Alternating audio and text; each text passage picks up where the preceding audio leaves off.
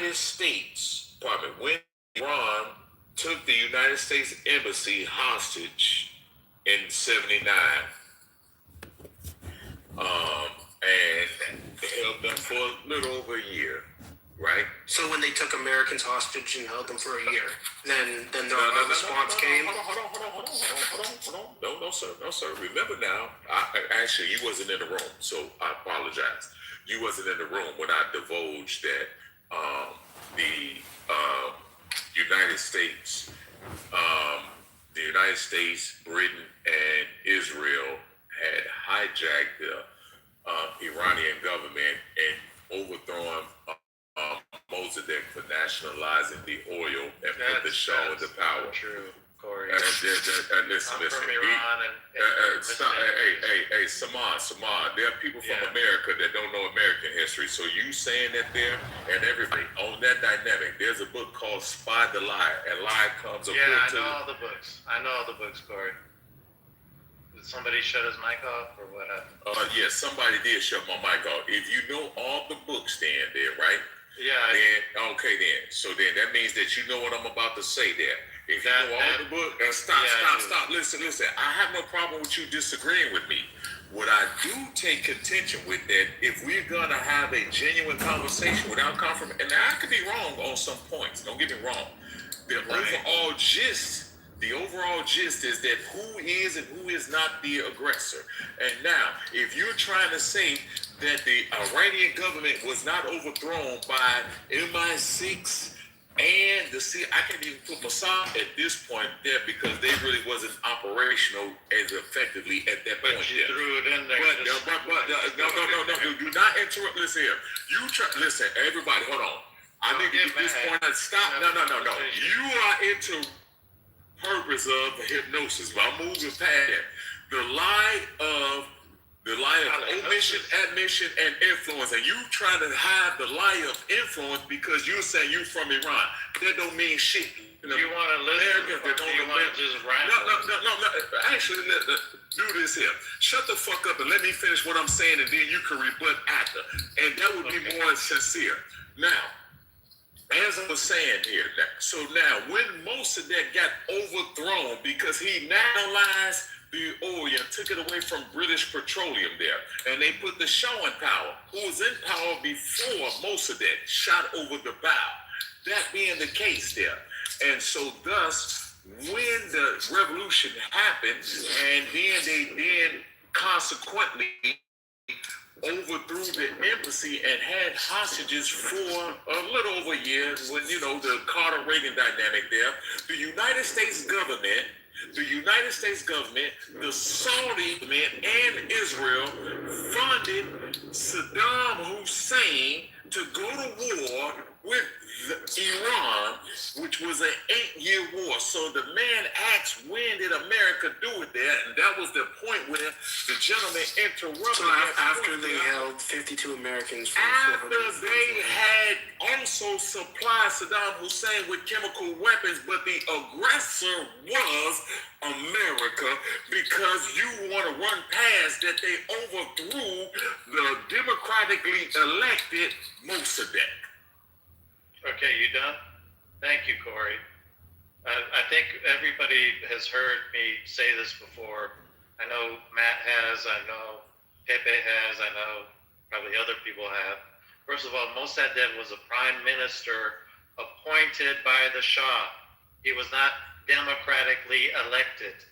He was appointed. Okay, that's it. So it wasn't an overthrow of anyone. And Mossadegh was an agent of the British. He wasn't against the British.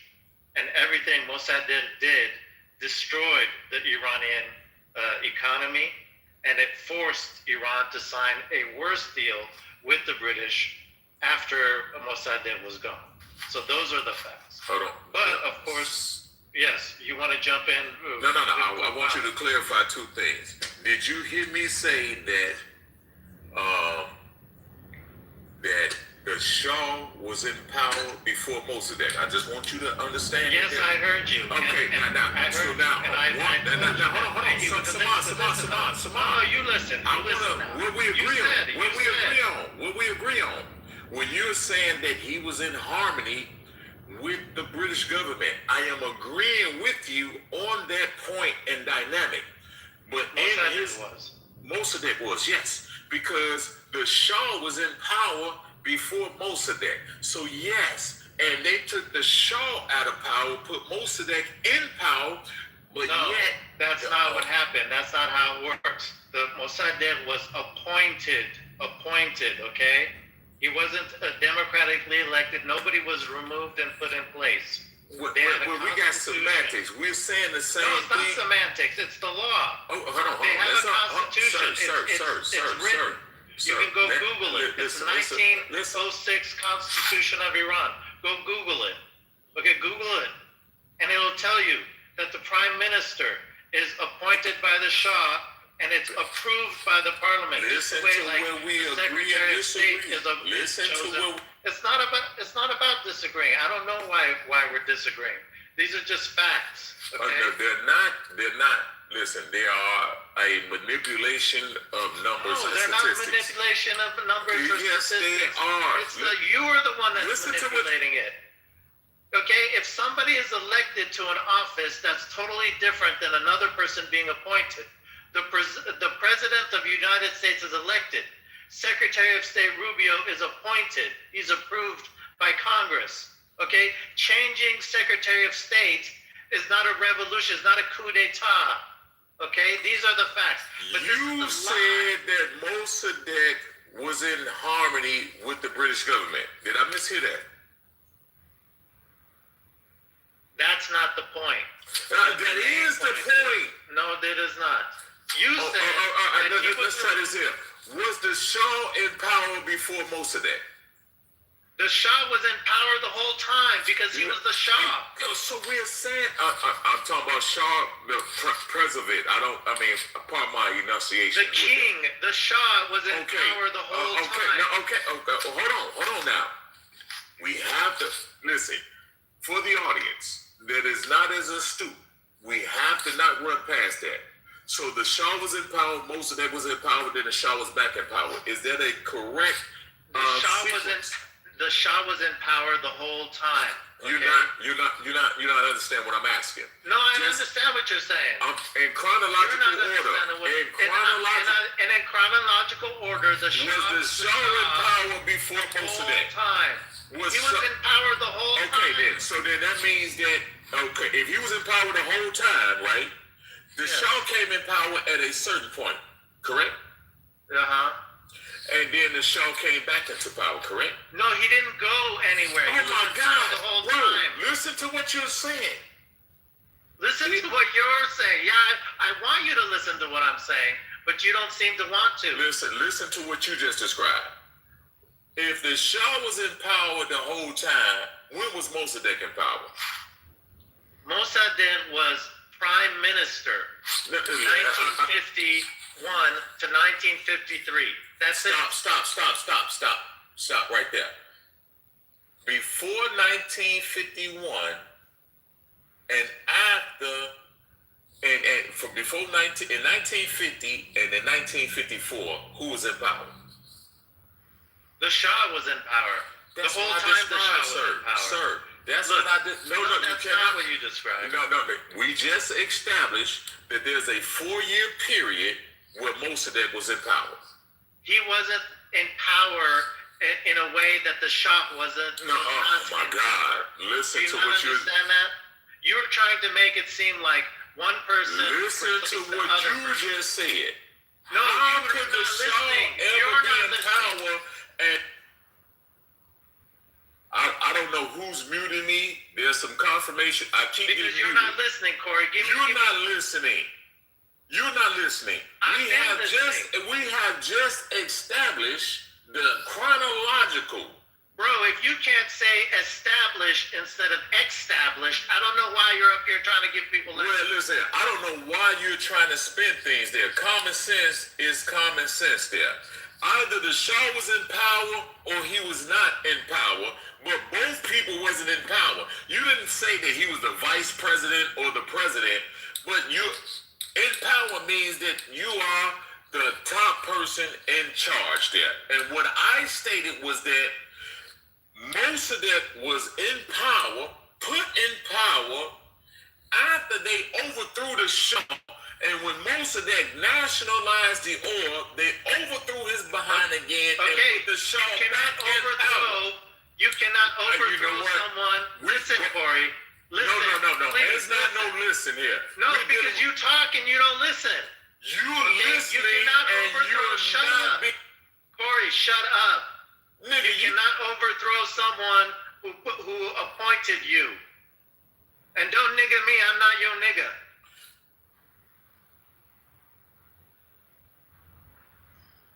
I see confirmation bias. Whatever mod is muting me, why y'all muting? Why y'all not letting the conversation free flowing? Because you don't let other people speak. No, that's not true. Listen. I just asked we just said, we agreed that from 51 to 53, Mossadegh was in power. He was appointed prime minister. The Shah, you're saying he was in power and the Shah wasn't in power. You just said he overthrew him. And what I'm telling you is, you cannot overthrow someone who appointed you. And actually, you're misrepresenting the words that I said. Because in that dynamic there, we agreed that Mossadegh, also a puppet, was in harmony with the British government. Remember, I didn't even bring Mossad in. I said they didn't even have the strength at that time. I literally said that it was the British, and the CIA. Oh my God. That's literally what I said there. You're contradicting No. You're contradicting yourself. And I said when Mossadegh nationalized British Petroleum, BP oil, they changed the name from British Petroleum because of the stigma of openly acknowledging about the name that the citizens of Iran did. They are openly acknowledging that the national did Mossadegh nationalize the oil? Did Mossadegh nationalize the Iranian oil and took it off of the British Petroleum and said that now you're lying. Everybody research it. Yeah, research it. Mossadegh nationalized the oil, and that's when the same people that put him in power and took the Shah out of power put the Shah back into power. That is a lie, Corey. The parliament. Listen, the man is steady. Corey, be quiet, let me speak. Okay, the parliament nationalized oil. Mossadegh was a member of parliament. And they nationalized oil. In fact, Mossadegh was against the nationalization of oil initially. He wanted the continuation of the previous agreement. Okay, by his own words in his first speech, when the 14th Congress was put together, Mossadegh was against the nationalization of oil. But the movement didn't come from Mossadegh. He jumped onto the movement at the end. Okay? So Mossadegh, you won't let go, Corey. Even if they mute your mic, you won't give up. Muted me. Don't mean nothing, right? Jesus.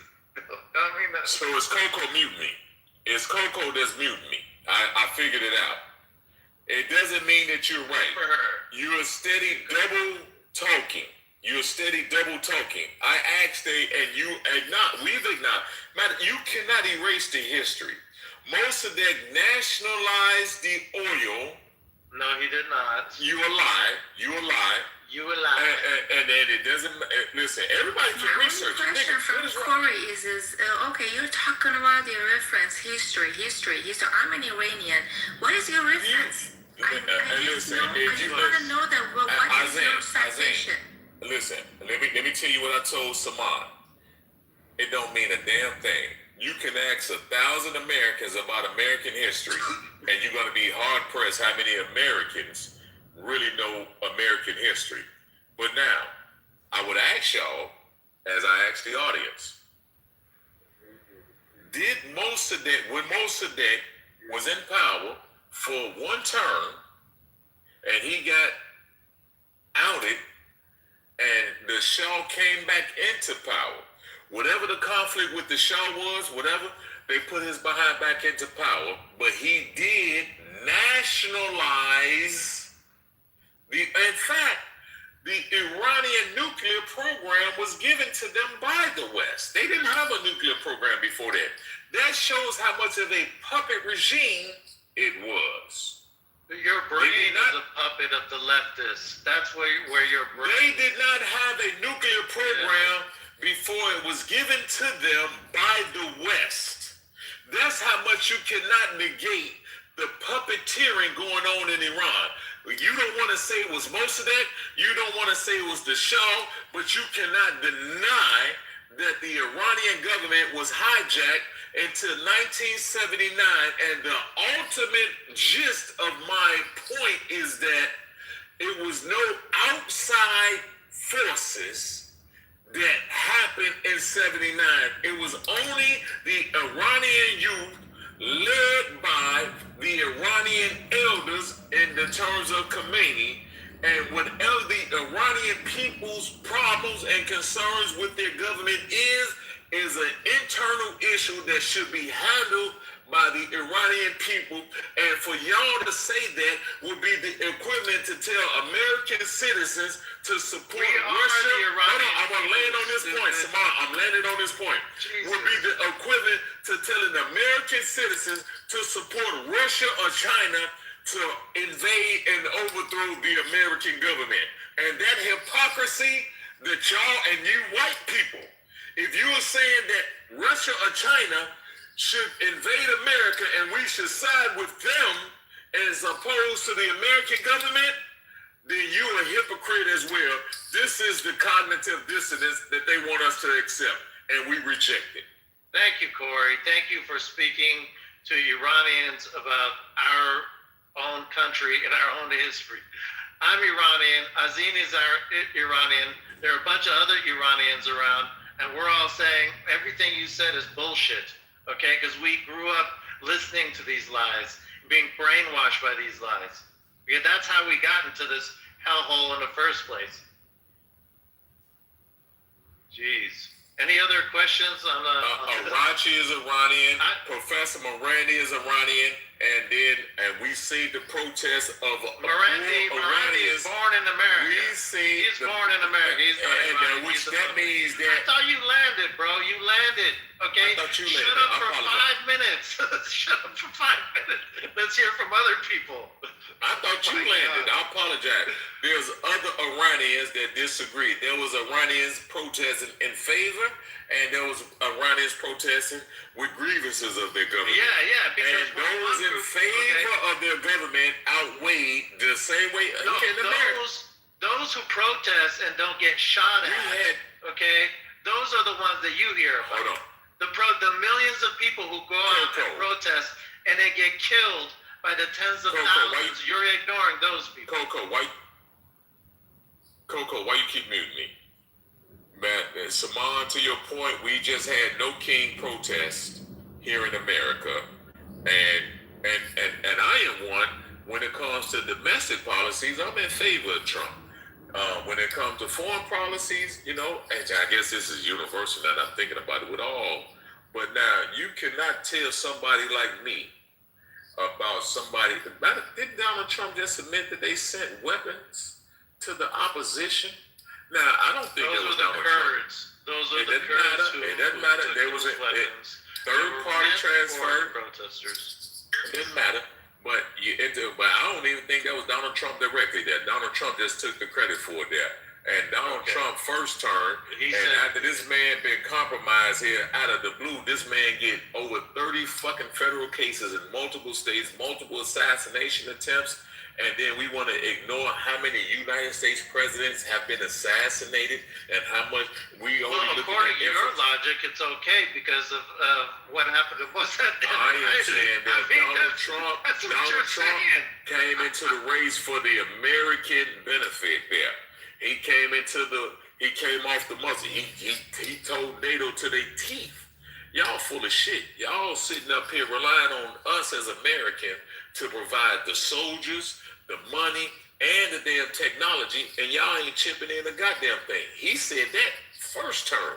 So No, he didn't say that. He said that the Iranian people were brave and they were protesting. I said NATO. I didn't even say Iran. I said he told NATO Oh that. yeah, He told NATO that they are full of shit.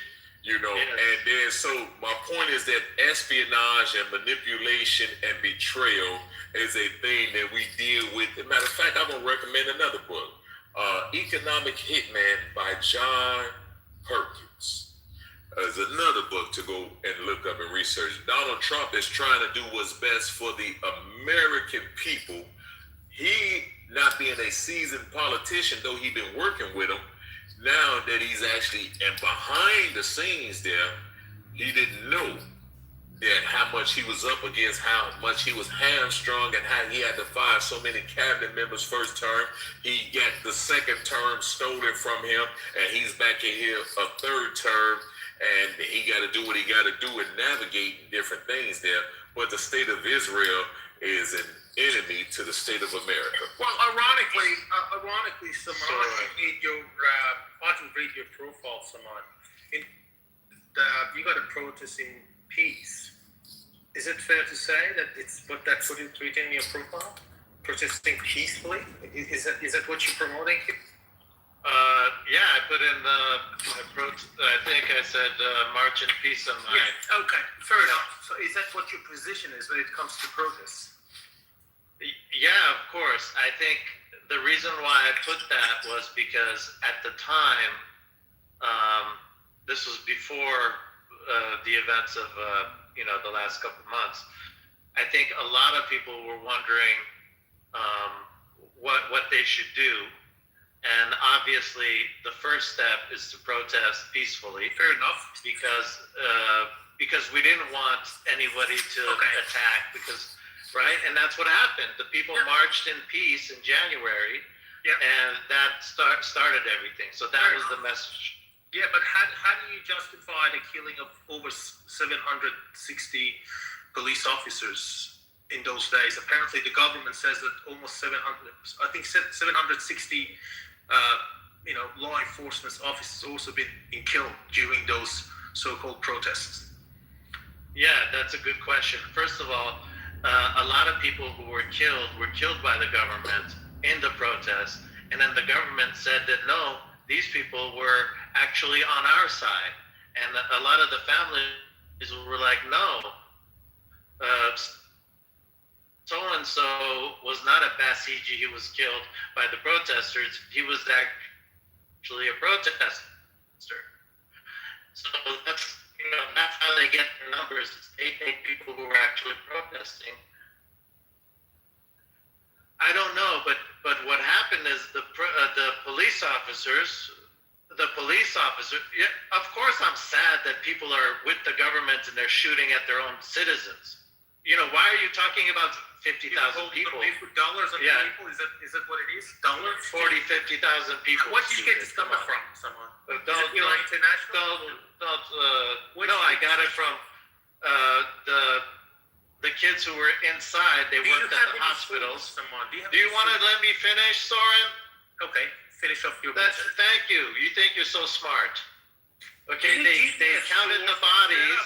They counted the bodies in the hospital. Do you know what the source means, Saman? Do you understand what? Well, maybe, stupid ass. If the country was free, we could have. Maybe if the internet was not cut off, you stupid ass. Maybe if the internet was not cut off, we could have sources. Do you have any understanding? Do you have sources? Is your source the Islamic Republic? Of 3,000. Yeah, you do. Well, if they were honest about their sources, then why don't they turn on the fucking internet? Why don't they turn on the internet? Listen, do you have any? Why don't they turn on the internet, Soren? Why don't they turn on the internet, Soren? Are you Why don't talking they turn about on the internet, Israel, Soren? Reply. where you can get So 5 years in why jail? they turn off the internet? Are y'all talking about? source of? Are y'all I talking said about Israel? international. Okay, what is your reference? No. Sorry. You said that international brainwash. Okay. That number, where it come from? All of the information that Corey talked about. Which information? Okay, what is your reference? just to go on. Give me a source. Like Amnesty International, Human Rights Watch. Okay, so you not also allowed. give me the source. 700 you talked about. You Okay, just which said, source told you just claimed 45,000 people were killed in those 2 days. Give me a damn source. Donald Trump don't is have it. my source. You don't Donald have it. Trump is my Do you know source. why you don't have it? You Because tell that's the me Israeli what is your propaganda source when I bullshit. was living in Iran, when I was observing everything. Israel Tell will me give you about the source. 5 years in Listen, the people are jail living if there. you send out any information about the war that's going on. They- So when y'all talking about the internet, who are y'all referring to? Israel will Obsessed give with you. Israel. You guys Israel are will give you obsessed with five. I'm Israel. not. Listen, I'm giving facts. Nobody They mentioned have Israel. made a law. Nobody mentioned Israel. When you We're talking mention about 5 Iran, years in jail. and all of a sudden Israel comes into play. Yeah, that's completely different than like blanket shutting down the entire fucking internet in the entire country. Like, way different. Yeah, the source is that they counted bodies. Can you put the source? Like, Yeah, why don't you I put wanna your read source, that, please. Soren? Yeah, you, Soren, you put your Can you source. Why don't you provide put your the link, source? please? All right. Where's So, your source? like, I already have a headache, and Where's I've your only source, been here for 3 minutes. So, Thank we're gonna God, solve Vikings. this. So we have Amnesty International, we have Human Rights Watch. They posted the source. United Nations International Offices, a variety from Reuters, Can you PBS, please put BBC. a link on instead of? Dude, no. Here's Don't the have thing. any source, do you? Hey, Soren, you need to shut the fuck up because, quite frankly, we actually know who you are. You what you're you kind of have about. any source. I did it, It's a but yes or again, I just listed the sources. No, no. Can use that Cricket wireless that you have in your hand and go ahead and log into Safari or whatever it is that you have, Google or whatnot, and look this up because those sources came out. We're aware that protesters were killed in the street, they were abducted, they were jailed, they were tortured. We have that. This is part of the IRGC. It's been going on for 50 fucking years. It's not fucking new. It's not fucking rocket science. You don't need a plethora of other people to go ahead and do this. If your argument is the exact number may not be there, you're right. We don't have the exact numbers. We do know that it's a lot. We do know that it's several thousand. It may approach several, maybe 50,000, may approach 10,000. But we do know that it's several thousands of individuals. So it's not that fucking hard to believe. Considering that the IRGC, when Trump called his, at 8 o'clock, I'm going to start bombing the fuck out of Iran, the IRGC said, hey, you know what we're going to do? We're going to do hands across Iran, and we're going to shield all of our military assets with human shields. So, quite clearly, the IRGC really doesn't give a fuck about human life, protests, or the actual civilian population. So, probably pick a better track to, make your argument up. Fuck, I'm 3 Guinnesses in, and even I can pick you apart. It's really sad, dude. Come better. Yeah, the only thing I wanted to share with you guys about the news is, for me, the most important point is that the weapons that were intended to get to the protesters so they could continue their revolution, they were supposed to be sent using the Kurds, and the Kurds kept the weapons for themselves. And I think that's the most important thing that we should keep in mind, and that's why everything has been delayed, because obviously you don't send weapons because, you just care about, a short-term situation. You send weapons because you're trying to help people have a revolution and get, solve the problem forever. And so if that track didn't work, obviously they're going to try a different route, and they're going to try to get some other people to help them get those weapons to those protesters. And I think that takes time. And so the whole plan where Trump said, hey, we're going to do this military operation, and at the end, you guys can take your country back, I think this threw a monkey wrench into the plans. And so Trump came out, he kept saying, we're ahead of schedule, we've done everything we need to do, we're going to head out of there pretty soon. And I think that was a signal that, hey, we're ahead of schedule, but something else is missing. And later on, he mentioned the Kurds, and I think that's what was missing, is that they didn't have enough support for the people to do their revolution. So that's the one thing I wanted to share with you guys, because I think a lot of people are confused about why this sort of ceasefire thing, and I think everything would have been solved. The Strait of Hormuz would have been opened once the revolution got going. And I think Trump even pointed to that like a week ago. He said, when everybody's free, that everything will open naturally. And I think that's what was the plan. I don't think they ever intended to force the Strait of Hormuz open. I think that was their, secret sort of ace in the hole, was that once the revolution happened, that they wouldn't even have to force the Strait of Hormuz open. So, these things are difficult.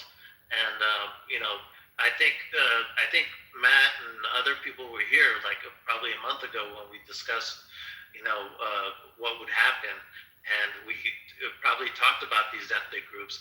And I think a bunch of us came up and said these groups were not to be trusted.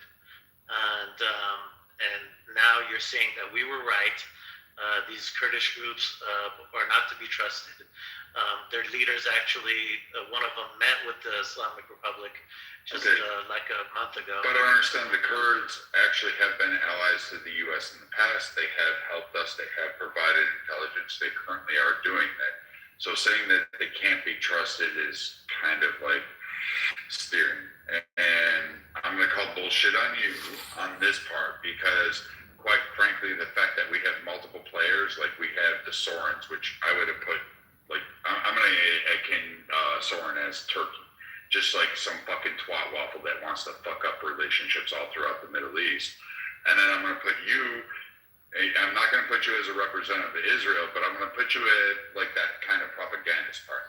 Like, you understand that the majority of the Middle East is like desperately asking for economic prosperity, and they are trying to end literally the massive amounts of bloodshed that has been going on for 50 years. They're trying to end terrorist attacks. They're trying to do this all across the board. The Abraham Accords were a great step. They have cemented ties with Israel. Everybody is working together in the vast majority of the Middle East basin. The only issue that stands in the way, quite literally, is Turkey, Pakistan, Yemen, Syria, and of course, fucking Iran. Now, if Iran falls, now we have a kind of different vibe. I think that Viking. Now I want to ask you. I'm talking to Viking here. Yeah. You talking to Viking? I want to. Let's not get off topic. Let me just talk to Viking a little bit. You both can wait for a second. Let me finish, and then you guys can do whatever it is you're going to do. But understand that, like, geopolitics in the Middle East is very vastly kind of like difficult. Even on that's an understatement. It's damn near impossible. So the measures that we actually have succeeded with right now are astronomical. This is a monumental achievement that we have the majority of Middle East countries unifying, rallying, and saying, hey, we want to work together. We want this kind of opportunities that the U.S. is providing, that Israel, that all of us, like Dubai, UAE, these guys are all like at the fucking front of the table. What doesn't need to happen is Israel to try to create, like, domestically Israeli politics. Nothing against any Jews, but sometimes Israel fucking steps on their own balls and squeals like a pig, because if you fuck this up, there is absolutely no reason, and there is somebody like me who actually stands and says, hey, Israel, you're our ally, we'll honor that, we'll commit to that. But if you fuck this up, I'm going to be pissed off about it. And I'm not going to stop these guys from saying, you know what, no more fucking Israel ties. This needs to come to peace. Iran needs to reach its full potential, and it does need to exist alongside Israel. And with Iran actually coming into the economic fold and allowing them to have prosperity, Yemen will join, Syria will go, and Turkey will have to sit there like the insolent child that it is and fucking pout, sticking its thumb up its own ass and trying to figure out what they need to do next, because either they're going to be part of NATO or they're going to be the twat waffles that they are, like saying, hey, we're NATO, we like America, but we're going to buy Russian defense systems. So, again, like what you guys are saying is true to a certain extent, but don't act like Israel is doing the omnipotent thing, because Israel has stepped on their own dick in the past. Well, And now, don't tell me I'm wrong. with the nuance, Hold on, Corey. Hold on. I'm Corey. finna all Hold on. move you. I want y'all to go Hold back on, and buddy. forth on it. Now you hold on. We heard you. Listen. No, I was in the middle of my statement and Viking jumped in. Corey, just listen, let me you finish. just got through speaking before him. No, I was in the middle of my talk. Hold Just up. let me It's not going to finish. take me 20 seconds. Now, the nuance, Viking, I want to ask you about when it comes to the sources there, in terms of acknowledgement, seeing that Trump just acknowledged, and I think Trump took credit for it. I Corey, don't you're think he gonna did go it off directly. topic. Let me I'm not finish my finna go off statement. topic. Cora, just I hold just- on, man. Just hold on. Let me finish my comment about the Kurds. You, Jesus. it isn't. Look, Viking, I agree with pretty much everything Hey, you listen. said, but with Who let is- me finish, Corey. Let me just finish, okay? But with respect to Iran, the Kurds were not able to be trusted, and that's out of Trump's own mouth. He said that the weapons were intended for the protesters, See, Trump. and that the Kurds kept them. Okay, so with respect to Iran, they are not to be trusted. And in all the other countries, I think they expected to have their own state, and they didn't get it, and now they're backstabbing the United States and Israel. So I'll land there, and we can move on. Viking, before you, I don't know what. How can we have a sincere conversation and stifle disagreement in the same breath? That means that your position is not strong. How can you have sincere conversation, keep mutiny? It's okay to disagree. Viking, particular different. Okay, now when you called out, you know what I'm saying, the red flag that you called out in your sourcing, is it true or is it not true that during the protest, now roughly 3,000 give or take, but in that 3,000, at least a third of that is police officers, firefighters, and ambulance, which then, in the same breath, credit was given by Mossad agents and CIA about fomenting the unrest. Even you will remember it, his name escaped me, where they devalued the Iranian currency to create the unrest. And one of the nuances that they leave out is that there were political and military personnel that was willing to defect.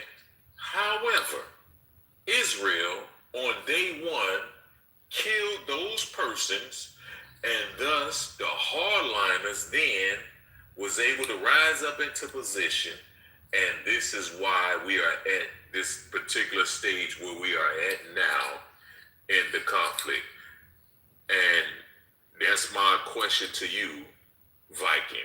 Is that a fair assessment and analysis, or is that a reach? Let me answer your question with respect to Wait, hold on. Like, he asked me a question, so just wait, hold on. So you have to look up, fuck over there, Ahmed Jumpy or whatever his fucking last name is. Then you have Rouhani, and then you have Rayab, who these guys were the leaders of Iran back at some point, and they had control over this. They printed off massive amounts of Iranian currency, which obviously devalued their own currency. They devalued their own. So their inflationary period rose up.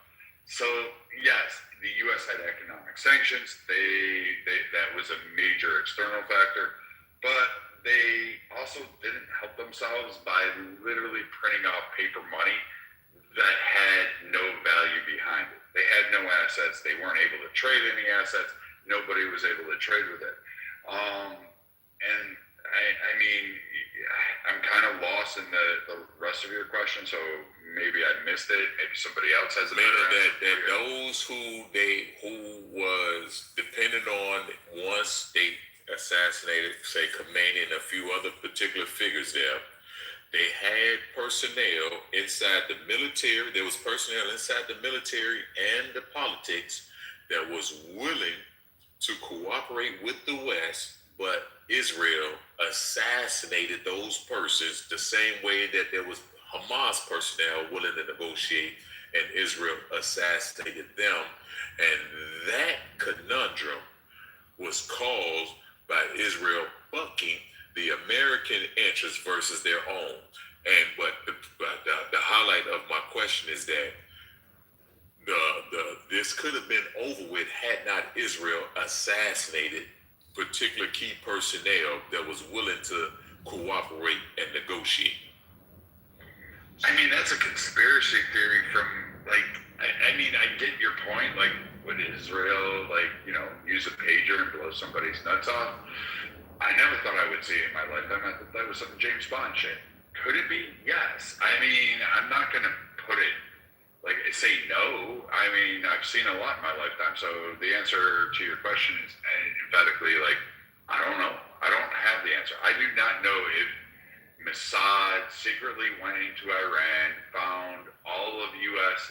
assets, and then decided to eliminate them so that they could. Remember, Trump recently said he didn't want to divulge the name of who he was negotiating with. They wanted to try to make it like he was playing crazy. You know, propaganda go both sides where Iran said he negotiating with himself. No, clearly Trump was negotiating with somebody where we had a tentative ceasefire. But when he said they might be assassinated, naturally we would think that he referred to the Iranians. No, that assassination could come from the IRGC. It could come from one of the. We would think that. And it could come from Israel. It could come from Israel. It could come from France. Who the fuck? But that's my main point, China. is that Israel is undermining America. That's what I'm really hitting So at. so you have confirmation of this. So it couldn't have been like China undermining us, because, you know, China interferes with our elections at the most. They spend the most money trying to lobbying us. They steal the most IP from us. They, like, invest the most in their. But China is also hurting from the Strait of Hormuz being closed because the economics is also the economic component. They can still get their oil. That's fine, but again, Israel has been undermining us left, right, and center. Like when Trump was negotiating with Hamas, so has and then China, so has the EU, so has the UN, basically. oh, But the U.S. determines. fair enough. So we can put those other people on the table, but we cannot take Israel off the table. Well, we can't. I just told you could put them on the table. I really don't care. I just put everybody on the table. Like, Israel is not. So 15 million people are really not having the power. Like, what is it? 7 subs, a couple nuclear missiles. 10 million people. Israel's population of 10 million. Oh, thank you for correcting me. So 10 million people. What is it? 7 subs. How big's their fleet? Like what? 25, 30 ships that are really combat efficient out there. But more than 100 nuclear missiles. Yeah, that's nothing. And when I look at it, you know, looking at the IDF, their ability to transit across and reach out and touch somebody, and they don't really have the massive capabilities to be that dominant player. Would I think like Russia? Yeah, Russia could be on the table. Well, ever since the USS Liberty, you know, Israel's loyalty is not trustworthy, and they have infiltrated our government. And we can never forget them intentionally knowing that there was a U.S. Navy ship when they attacked the USS Liberty, and now, by that dynamic, Israel is an enemy to America. So I'm going to say this to you. I want to give you a modern context, because people don't know necessarily about the USS Liberty. Well, I appreciate your animosity with it, and yes, as a former Squidman, I would be upset with it. I am still upset with it. I don't hold a grudge necessarily against Israel. I hold a grudge against the politics of the day and the people that were involved. Like your submarines? Yeah, but I'm going to say this.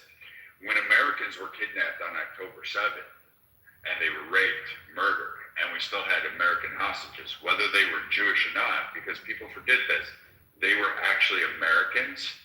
They had a blue and gold passport, but because they said, hey, I'm a Jew in America, I guess apparently they don't count anymore. But I look at all Americans. The minute you're touched by a hostile nation for a political or some other fucking gain, I really want to destroy you. I don't give a shit about your family. I don't care about kids. I don't care about schools, daycares, fucking laundromats. I don't care. I will literally want to like go after your nation until every one of those Americans is returned. And if you kill one, and you rape one, and then you fucking put her on video, now I'm going, I don't really give a shit about your grandmother, your Aunt Louise. I don't give a flying fuck because you touched an American. Period. End of story. So for me, Israel, not Joe Biden, got American hostages back. So yes, they did do the Liberty. Yes, it was shitty. Yes, it was fucking brutal. 168 sailors wounded, 21 dead. I have issues with that. However, they also brought home Americans, civilians who went to a fucking concert to get high, fuck their brains out, drink and listen to shitty fucking Taylor Swift songs. And they didn't deserve to be fucking shot at, raped in the street, or used as propaganda for the time frames that they were. And I don't really give a fuck. I'm just glad those Americans, those that were alive, were brought home. And I'm glad, you know, the IDF put a lot of those motherfuckers down into the ground. I don't really care. They don't matter to me because you touched an American. Yeah, I mean, we keep talking about American, but you forgot there are so many Americans with Palestinian descent who were murdered by fascist apartheid regime of Israel, which you seem to defend, but you don't care about those Americans because they're So what Palestinian man was killed? Oh, I can give you the names. Shirin Abu Give me. Bakr. Shirin Abu. Do you know Put it the in the name? chat. Shirin Abu Bakr? Put it in the chat. Well, okay.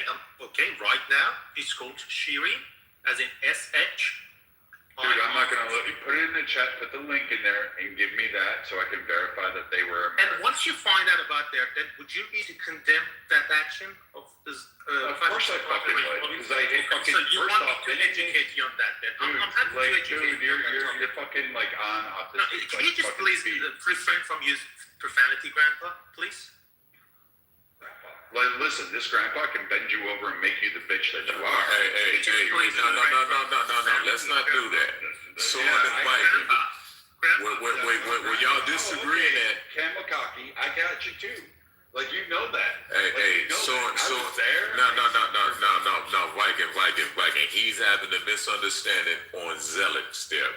Soren Viking is a zealot there. So when he thinking American, he only seeing the flag there. So now the different components of the different ethnicities inside of America, you have to move past that particular dynamic there because military folks are conditioned in that manner there, you know. And I'm saying this as a pro-black Muslim in America, and my little brother being in the second Desert Storm, I know what I'm looking at when I hear the particular mindset. So, you know, just try to find a medium on the wrong that the country do in the name of the citizens versus how Corey, the here's individual the thing. It's not a military mindset. It's an American mindset. Like, I don't care if you're black. I don't care if you're Muslim. I don't care what your sky daddy is. I'm not a Christian. I'm not fucking anything. I don't believe there's a God.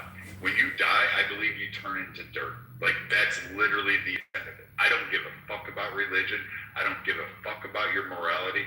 All I care is whether or not you're an American. Okay. And Shireen was American. Shireen was American. and the military drilled that into you to condition it. No, the military didn't drill it into me. My father did. But why Because did he you actually know said, about those Americans? dude, shut the fuck up, dude. Like, you can go back down. I can help you with that. I'm pretty sure I can. So do you know about the Americans with the So we can Do you No, Soren. Let's slow walk it, bro. I get your compassion, but just let's try to understand each other's vantage point. Corey, don't you think it's better for people like Viking to exist, that people they identify with all people in America as a collective, as a part of a nation? What that you heard what I said, that my little brother, you know what I'm saying, you know, when he was in the second Desert Storm, that's why when he told me two things, you know, 4 years ago, I found out that he got hit with an IED in Iraq and woke up in Germany. And so he went into the military. He went into the Marines in 05 and he did 10 years there. So I did, and he told me a second point. He told me a story about he shot what he thought was a pregnant woman, but this is at the time where ISIS was doing that nonsense there, where they was strapping bombs on people, children and women, and you had the human compassion, but hey, he had to go ahead and pull that damn trigger. I don't know, whatever they call Overwatch or whatever that, I don't know, that formation. And so the psychological effects, you know, and I trained and raised my little brother. And so that affect us as a collective. And then, so when he was maybe 3 years ago working at the post office, he told his coworkers, hey, we ain't gonna talk about that because we're not gonna agree. Coworker guys, we say, why? Because you're gonna say some shit, I'm gonna slap the shit out of you. And literally, before he quit, he slapped this and quit. So the trauma and the PTSD, though it doesn't get recognized domestically, militarily it does, it's still real either way. The trauma is real. We can't dismiss it. So it is a quagmire, but we got to figure out to get through it there. And the politicians fuck up. My issue is that the politicians, they lied to us about weapons of mass destruction. My little brother was there for that. That's why I'm not riding with this current shit here, because the same forces behind the scenes is pushing the same storyline, exploiting the patriotism. That's what I got to beef with. Well, I found a website that actually tracked the American citizens with Palestinian descent who were murdered by Israel. It's a very long list, Waikik, a very long list. And I'm sure. Who created the list? First, let's start there. But you didn't even look into Okay, it. no, Just I'm look asking into you, it first. dude. For I God's asked you a sake. simple question. Who created the Do list? you want me to digest the food for you? At least look it up. I understand that you might be a little bit old, but look it up. Okay, so this old man was over in your area sending all of you Somali butt pirates out out into the water and let you go see like Davy Jones firsthand. I taught you how the Pirates of the Caribbean really. Do you want to look it up? And you know what? And for this part here, it's amazing that you, Edward, hold on. It's amazing that you want to fight me on a stage, but you are not in Iran fighting. I kidded up. You don't even know how to pronounce it. Yeah, wait. Iran. It's called Iran. I don't give a shit. I'll call it donkey land. I don't give a fuck what it is. I don't give a shit. You can mistake me for somebody who cares. Iran. Because you know why? Sorry, are you an Egyptian? You don't have any You college guys degrees. won. That's the problem. No, Soren is won Persian. And then cried. And cry all the time, and then sit there and act like you're like making something happen, and it's really not. You're crying from like fucking Egypt, Germany, or Canada. So yes, I'm gonna call the country Iran because the women have bigger balls than the men do, apparently, because you can't even stand there or fight. How do you? I've heard the women on this app. They actually fucking back up what they're saying. You can't buy. But you know what? I can hear the fear in your voice. I can hear that fucking little like patronizing fucking that carries through. I can hear all this shit while you're talking from fucking Skynet or whatever it is you got going on. You are a boomer. I'm a boomer. I'm not a boomer, dude. I can go back and fight right now. I'll tell you what. I'll go back there. I'll put your grandpa down. I have no problem with it. I'll fucking blow up another school. I don't really care. It really doesn't matter to me. I'm not that nice guy. I am literally Edward, stop. I am American first. I believe in all Americans. I will support every American regardless of their race. I don't give a flying fuck about their color. I don't give a fuck about their religion. I don't give a fuck about what ethnicity they're from. All I care about is that they're Americans. And when you fucking camel cum dumpsters fucking want to sit there and kill them because you think somehow or another it makes a statement, and then you think I'm the bad guy for reprising on that, like 241 Marines, 613, and you don't actually acknowledge the mothers and the wives and the children who had to grow up without those people. Now all of a sudden, I'm I'm your worst nightmare because I'm the guy that will bury you. You can find the name of those innocent American citizens who were murdered and butchered by this Israeli regime since 2000. You know what? I know that Iran has killed a lot more than any Israeli as in the entire history since Israel's existed. You don't care about it. You know what? I do care. You know what? Yeah, and you know what? And the president pinned a medal to my fucking chest for fucking sinking your family You're a down. racist, redneck. Right, you're right. I'm racist. You know what? Hats off to America. Hats off. I am racist for Americans. Everybody else is second place to me. You only care about white Americans. No, I care about all Americans. Why don't you look into the website? Just look it up. They're all Palestinian descents. Happen to have a different name than yours. Great. So they live in Palestine, but you're saying they have an American relative, and now you're. That regime of Israel. You know what? I kind of hope Israel fucking mows you down. I'm good with it. I'm okay with it. I don't really give a fuck. I'm not ashamed. I'll sleep really well tonight. I promise you that. I'll sleep fucking magically tonight. And you know what? I know your fucking cousins will go to hell. I know your cousins will go to the grave. I know you guys will fucking sit there and still butt fuck each other in the dark because you're all afraid and you'll cuddle up. I know you'll go nut to butt. And I know you fucking guys are just full of shit. And no one gives a fuck about your fucking jihad, your fucking pedophile god, none of your fucking regime antics.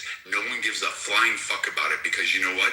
Stop acting like I'm racist when I actually will fucking protect black Americans. And when you come to my country, you sit there and treat black Americans as if they were fucking dogs.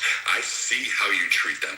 And then you get pissed off at them. You build gas stations in fucking black communities and then act as if they're the fucking criminals when you got a handout, you got welfare, you got business opportunities and all of that shit. And then you fucking will stand in front of them and claim, oh no, I'm not black. But when it suits your purpose, you'll jump on the shoulders of black Americans in a fucking heartbeat. So spare me your fucking racist bullshit because frankly, I would put a warhead on your forehead and I don't give a fuck. I would hit that red dot and blow it out the back of your fucking head. Corey, you want to talk about how the Muslims, the Arab Muslims, treat the Nation of Islam and Black Muslim? I think Viking just already spoke to that point there, so ain't no need of me to do no follow-up on that there. Shit, if you didn't understand it, then that means you don't know the history. Fuck that Arab slave trade. You want to come over here and talk about reparations that white Americans owe? Maybe, possibly. That's a discussion. But you know what? The fact that you guys sat there and tortured, neutered, fucking cut off balls, severed genitalia, fucking torture them, and fucking murder them in mass, and then you sit there and go, oh, well, we're people of color too. Let me jump on that back. And you expect black Americans to sit there and side with you? Fuck, if I was black American, I can guarantee you I'd be pissed off more than I am at you fucking guys. I'd fucking murder you all the way. I'd be going Trump. Don't fucking pause. Bomb the fuck out of them until they fucking capitulate and cry. And there's only women and old men fucking crying and weeping for their sons. Matter of fact, shit, I was trying to. So, last year, there were a group of, I guess you would say, volunteers or whatnot that went to Palestine, in the name of a humanitarian mission there. And, a few black Americans. And guess what? There was some black Americans led by a Palestinian woman. And there was a black Americans that pointed out that they was being treated racist. And the woman that led them had the nerve to say, why would you bring that up and these people in the middle of a genocide? How the fuck do you have the opportunity to be fucking racist in the middle of a time? Now, sympathy for suffering of humanity, that's one thing. But it's not reciprocated, a whole nother dynamic there. But those Palestinians, there was racist towards black, that's coming over there to bring their ass food and water. You want us to ignore that? You got us fucked up. This ain't that. As my favorite Clubhouse personality says, my. Pass off to Ambassador. I want my Hormuz Strait opened. Why is it not open? Kill your tough ass over there and open it then. I voted for a tough ass. No, I didn't vote for him. But Okay. So in other words, then you the damn Saudi, where then you ain't got no real balls of your own. You think your money gonna make you tough, and you gonna nigga, my money makes me tough. Okay, well, goddamn, we'll use your money to get over there and open. Yes, it does. Yes, it does. Yes, it does. My money makes me tough, motherfucker.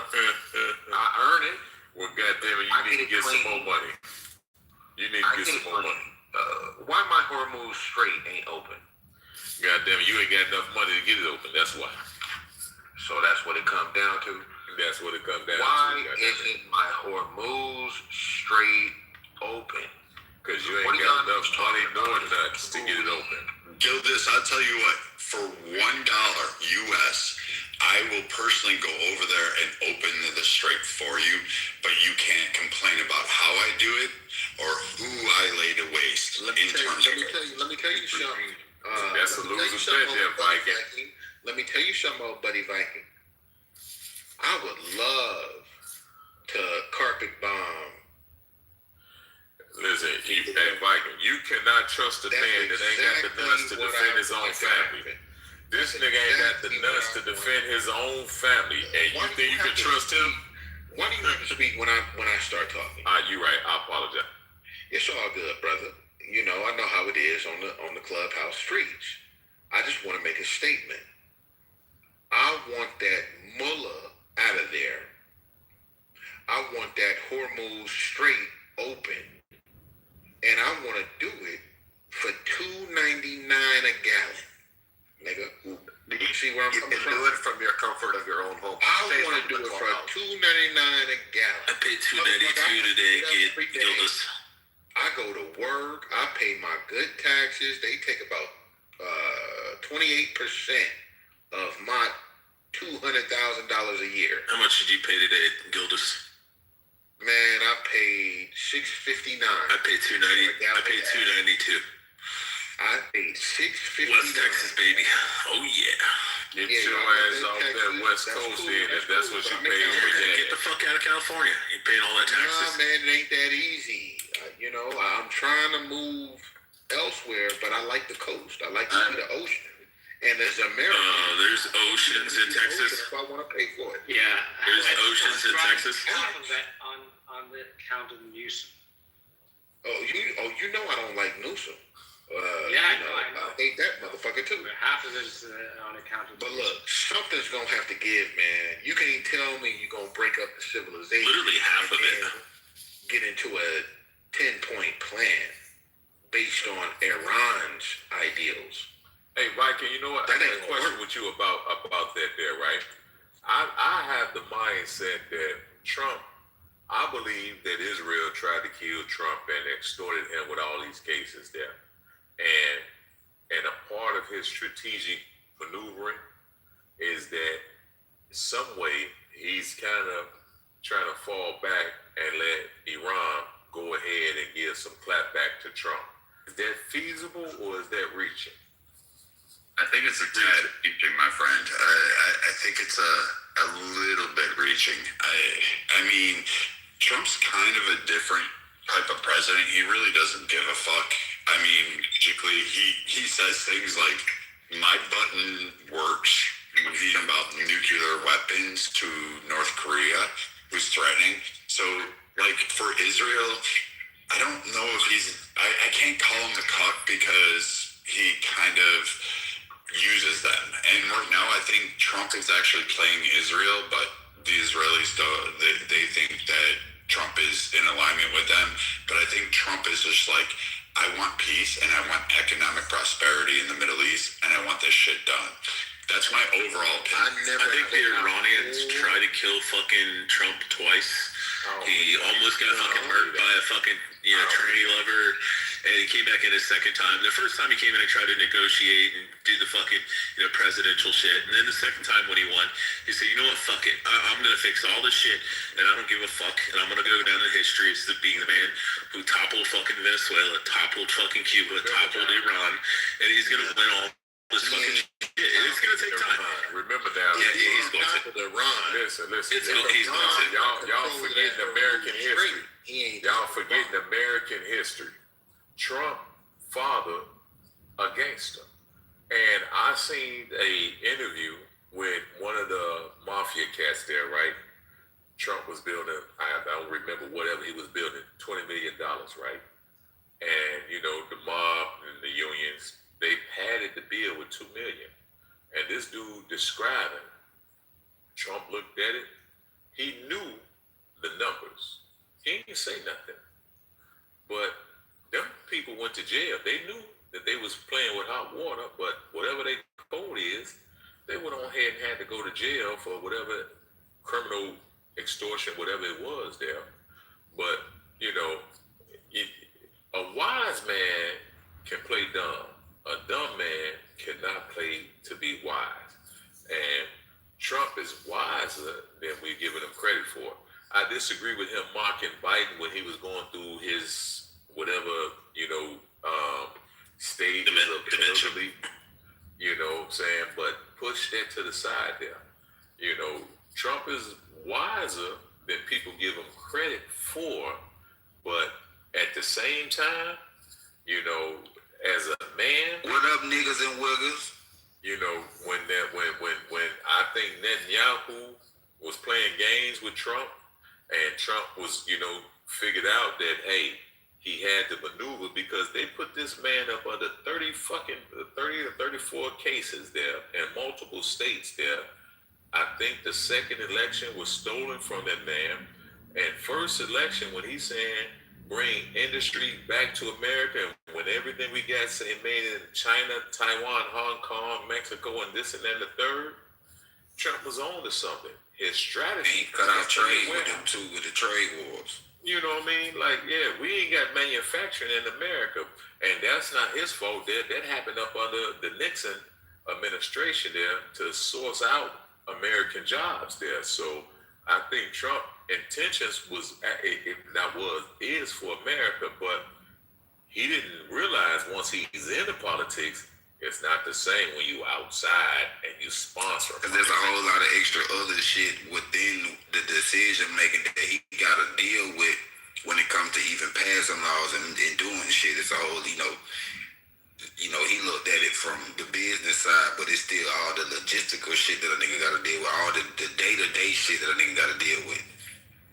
See what I'm saying? So, yeah. Because like I be telling people, people act like the world was just fucked up when Trump became the president. Niggas act like America was on the up and up 20 years ago, 30 years ago, everything is just his fault. I said, well, the Clinton administration, Bush administration, Obama administration, Biden administration, those last 5 administrations, from what I witnessed from from the perspective of the presidents, them niggas ain't did shit for nobody, not for black folk, not for white folk, not for nobody, because everybody went through the recession. That's smoke detectors, wow. Yeah, I ain't gonna change that. Big gonna start working. But look, everybody went through the recession, black and white people. Everybody lost their homes during that time. And who was responsible for COVID? They want us to focus on China. Israel. I blame Israel, Obama, and false flag is one of their specialties there. I blame Fauci, Obama, Bill Gates, and the World Health Organization. Be careful on the blaming Israel for COVID, because Israel did something really stupid. They signed an agreement with Pfizer to have them be the primary source for all of their vaccines for 10 years. And that is the first time that has ever occurred in history with a pharmaceutical company to be the sole provider for a nation. And Israel is actually feeling those effects. It was a stupid decision, but I don't honestly think that they could be blamed for COVID. Are you saying that Israel? Hold on. Let me ask you a question. Are you saying Pfizer? Hold on. Wait. Viking, are you saying that Israel forced the vaccines on their population also? Yeah, 100%. Yes, they signed a contract saying yes, forced vaccine mandates as well as one type of vaccine. So they, in essence, took the wrong path. They made a massive fuck up. Whoa. Okay, I got it. The information there. I gotta analyze that. 100%. I was just about to say, bro, that's some new shit that I ain't never heard. I gotta look into. So I'm Israeli, and I can tell you 100% of the population is vaccinated.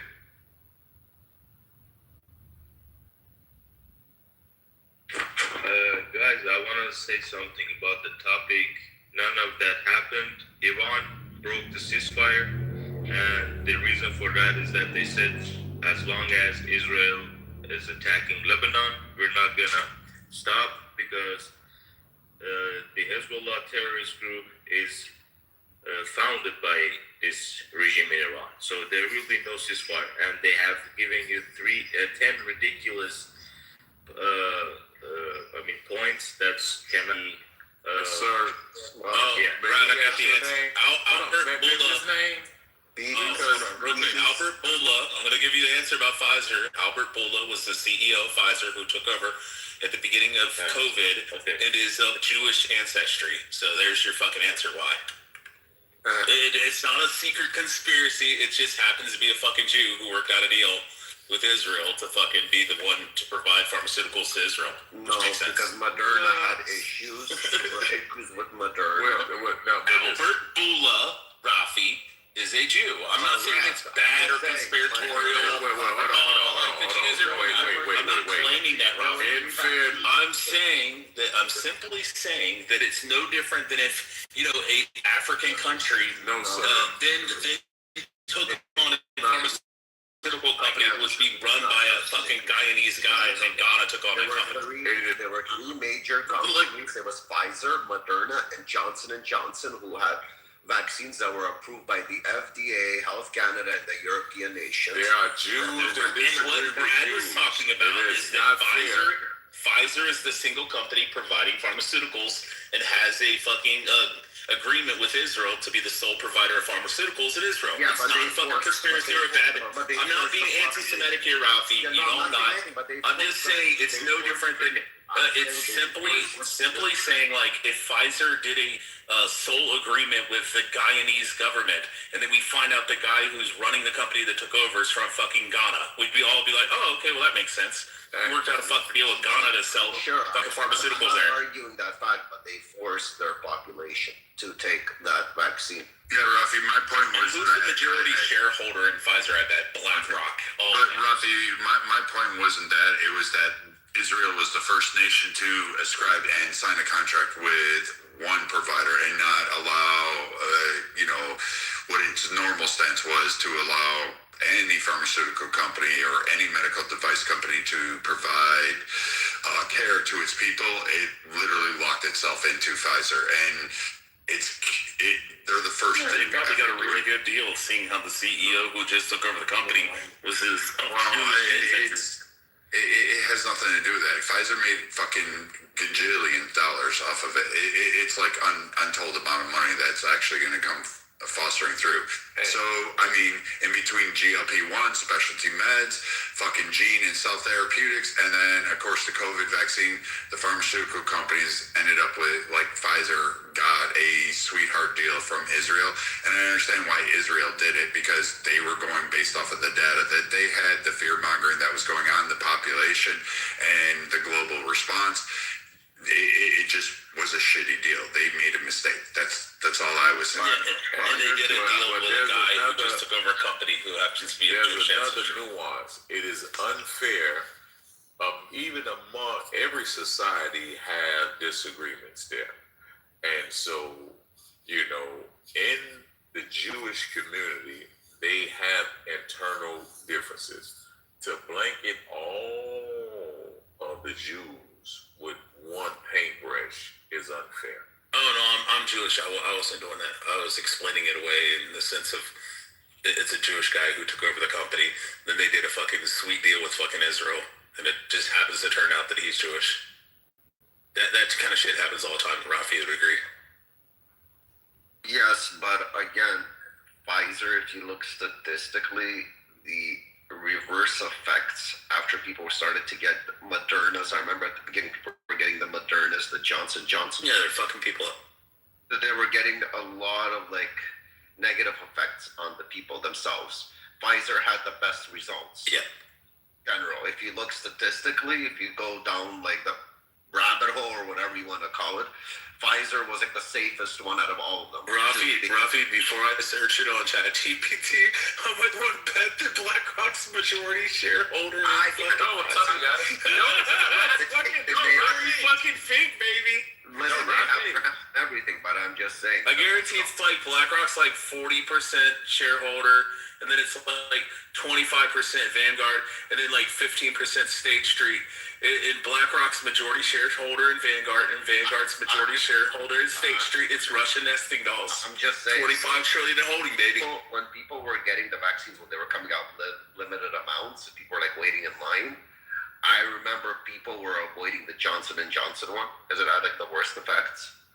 And not too many people were happy with Moderna. I remember Pfizer was like that number one. If we have to get ourselves injected, people were screaming that they want Pfizer. I remember people were always saying like Pfizer was the best one to get injected with out of all this shit that they were injecting. I'm not saying that Pfizer is good either, but Pfizer had the best results out of all that. Wait, so you got vaccinated? Me? Myself? Yeah, you fucking sheep. You got vaccinated? Did I say that I got vaccinated? So no, at the time when Israel made the deal, I'm not going to deep dive into it because I had my own problem with the stats back then, and we realized that there's errors with the stats.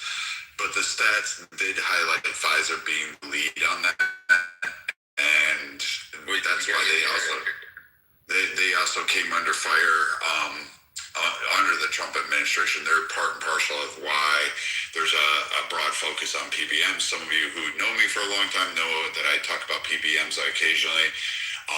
But that's why Pfizer is actually the one that's like creating that catalyst and their entities and connections with CVS. Right. Did you guys hear me or no? No, I was talking. Oh, dude, I was fucking laughing. Oh my god. Rafi, the top 3 shareholders of Pfizer, Vanguard Group holds 541 million shares. BlackRock is 358 million shares, and State Street Corporation with 300 million shares.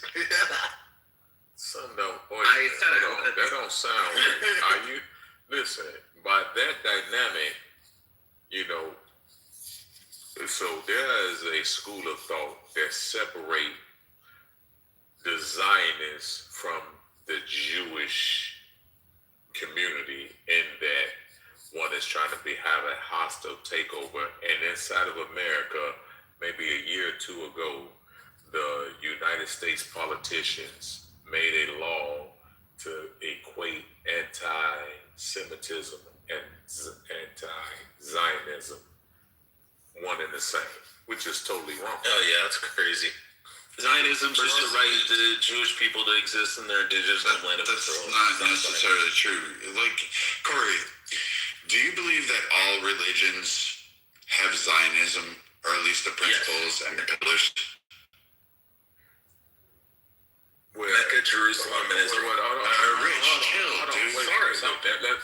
I'm asking Corey. Yeah, yes, sir.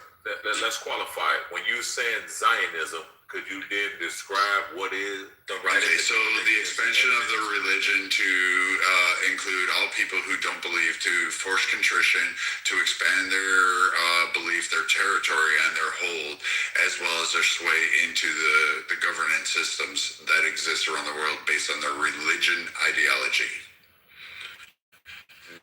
No. You don't believe that? On the component of force. Zionism, as I understand it, is a nationalist, a secular nationalist political movement. And so the religious, hold on, one other component. The religious aspect on all religions is that you cannot force belief, but you can only compel or cajole it, but not force it. Okay, that's the distinction. So I'm going to highlight a couple. So Islam does have Zionism in it.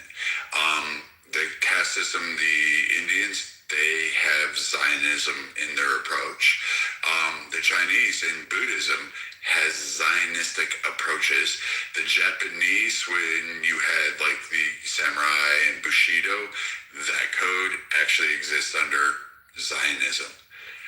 They all believed in expansion and adherence to them, and they did it under force, and they did it under power.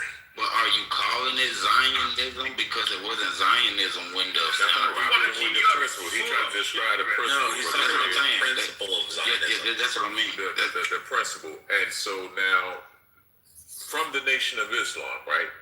I'm gonna address his particular. I mean, I would throw Christianity in there, right?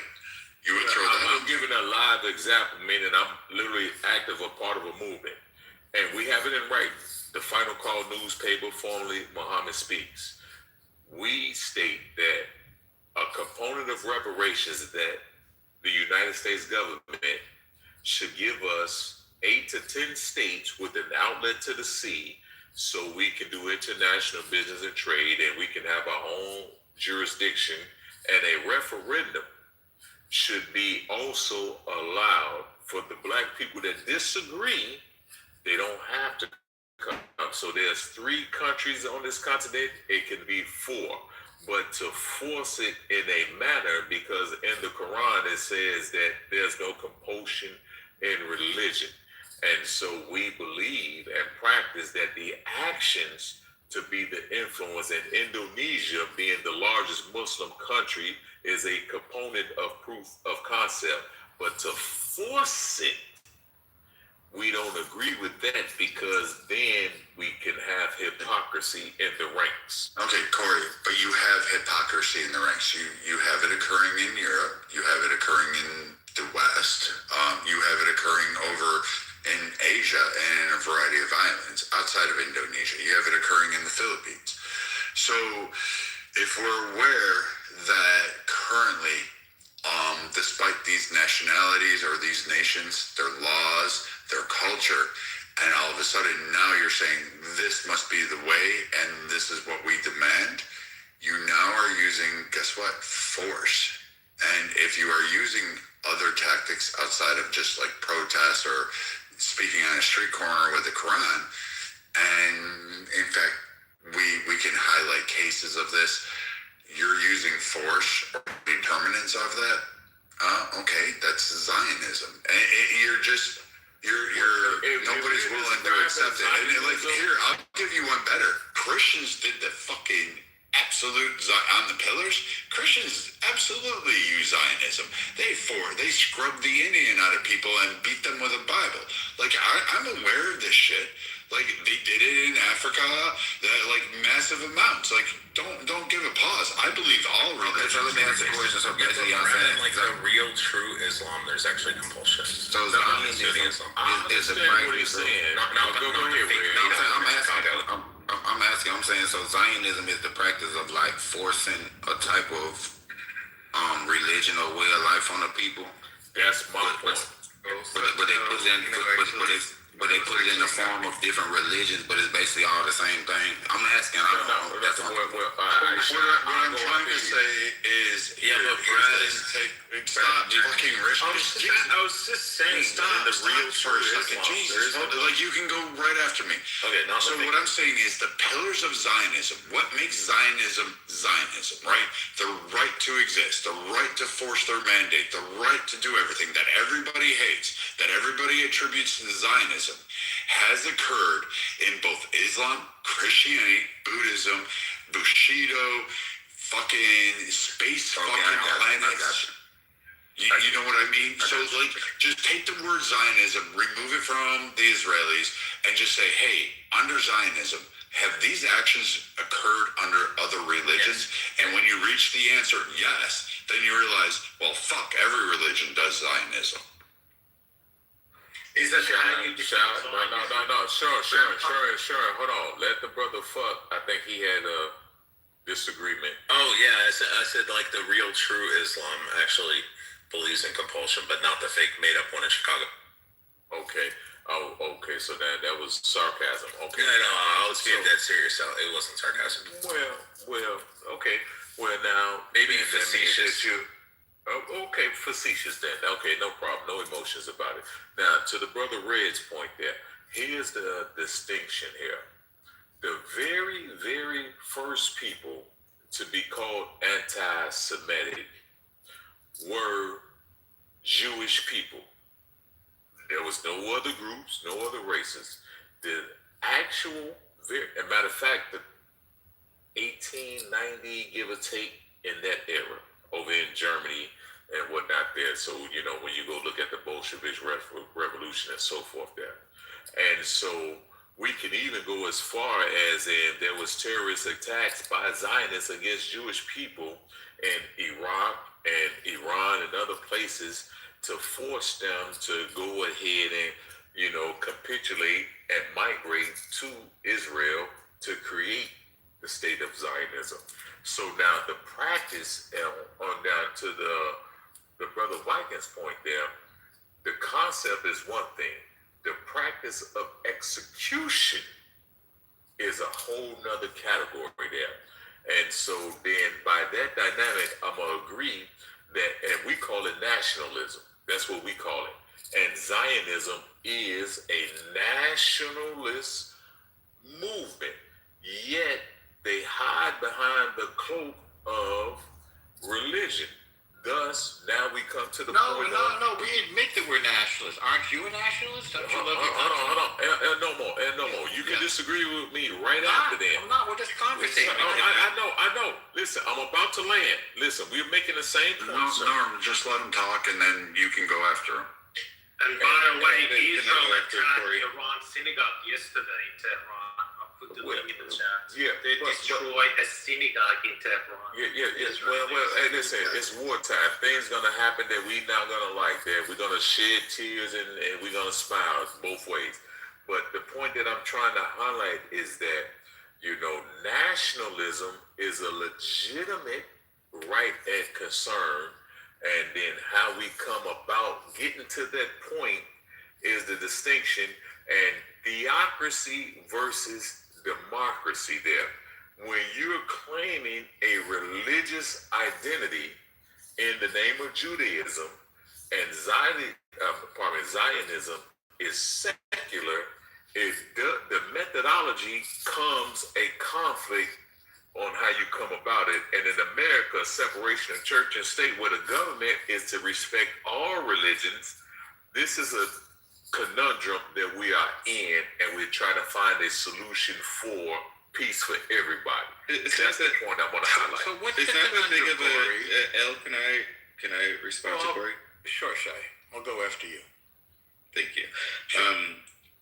So it's not that big of a conundrum, and as somebody who lives in Israel and lives amongst religious people and non-religious people, it's not really that honestly a big of a deal, right? As a matter of fact, you might like it a lot worse if it were a more of a religious movement than a secular movement, because the secular people are willing to say we are willing to deal within certain secular frameworks than some of the religious people, or depending on the zealousness of them. But you can see, Corey, if you look up the history of Saladin, who I'm sure you're familiar with, in the 1100s, great general. When he fought the Christians and into the Crusades, you see that according to what I looked up, 300 rabbis and 200 Jewish families moved to the land of Israel, right? Focusing mostly in Jerusalem because he allowed them to live in Jerusalem. And you see that they were using the laws of those Jews then, mostly from North Africa and Yemen and places like this, to purchase land.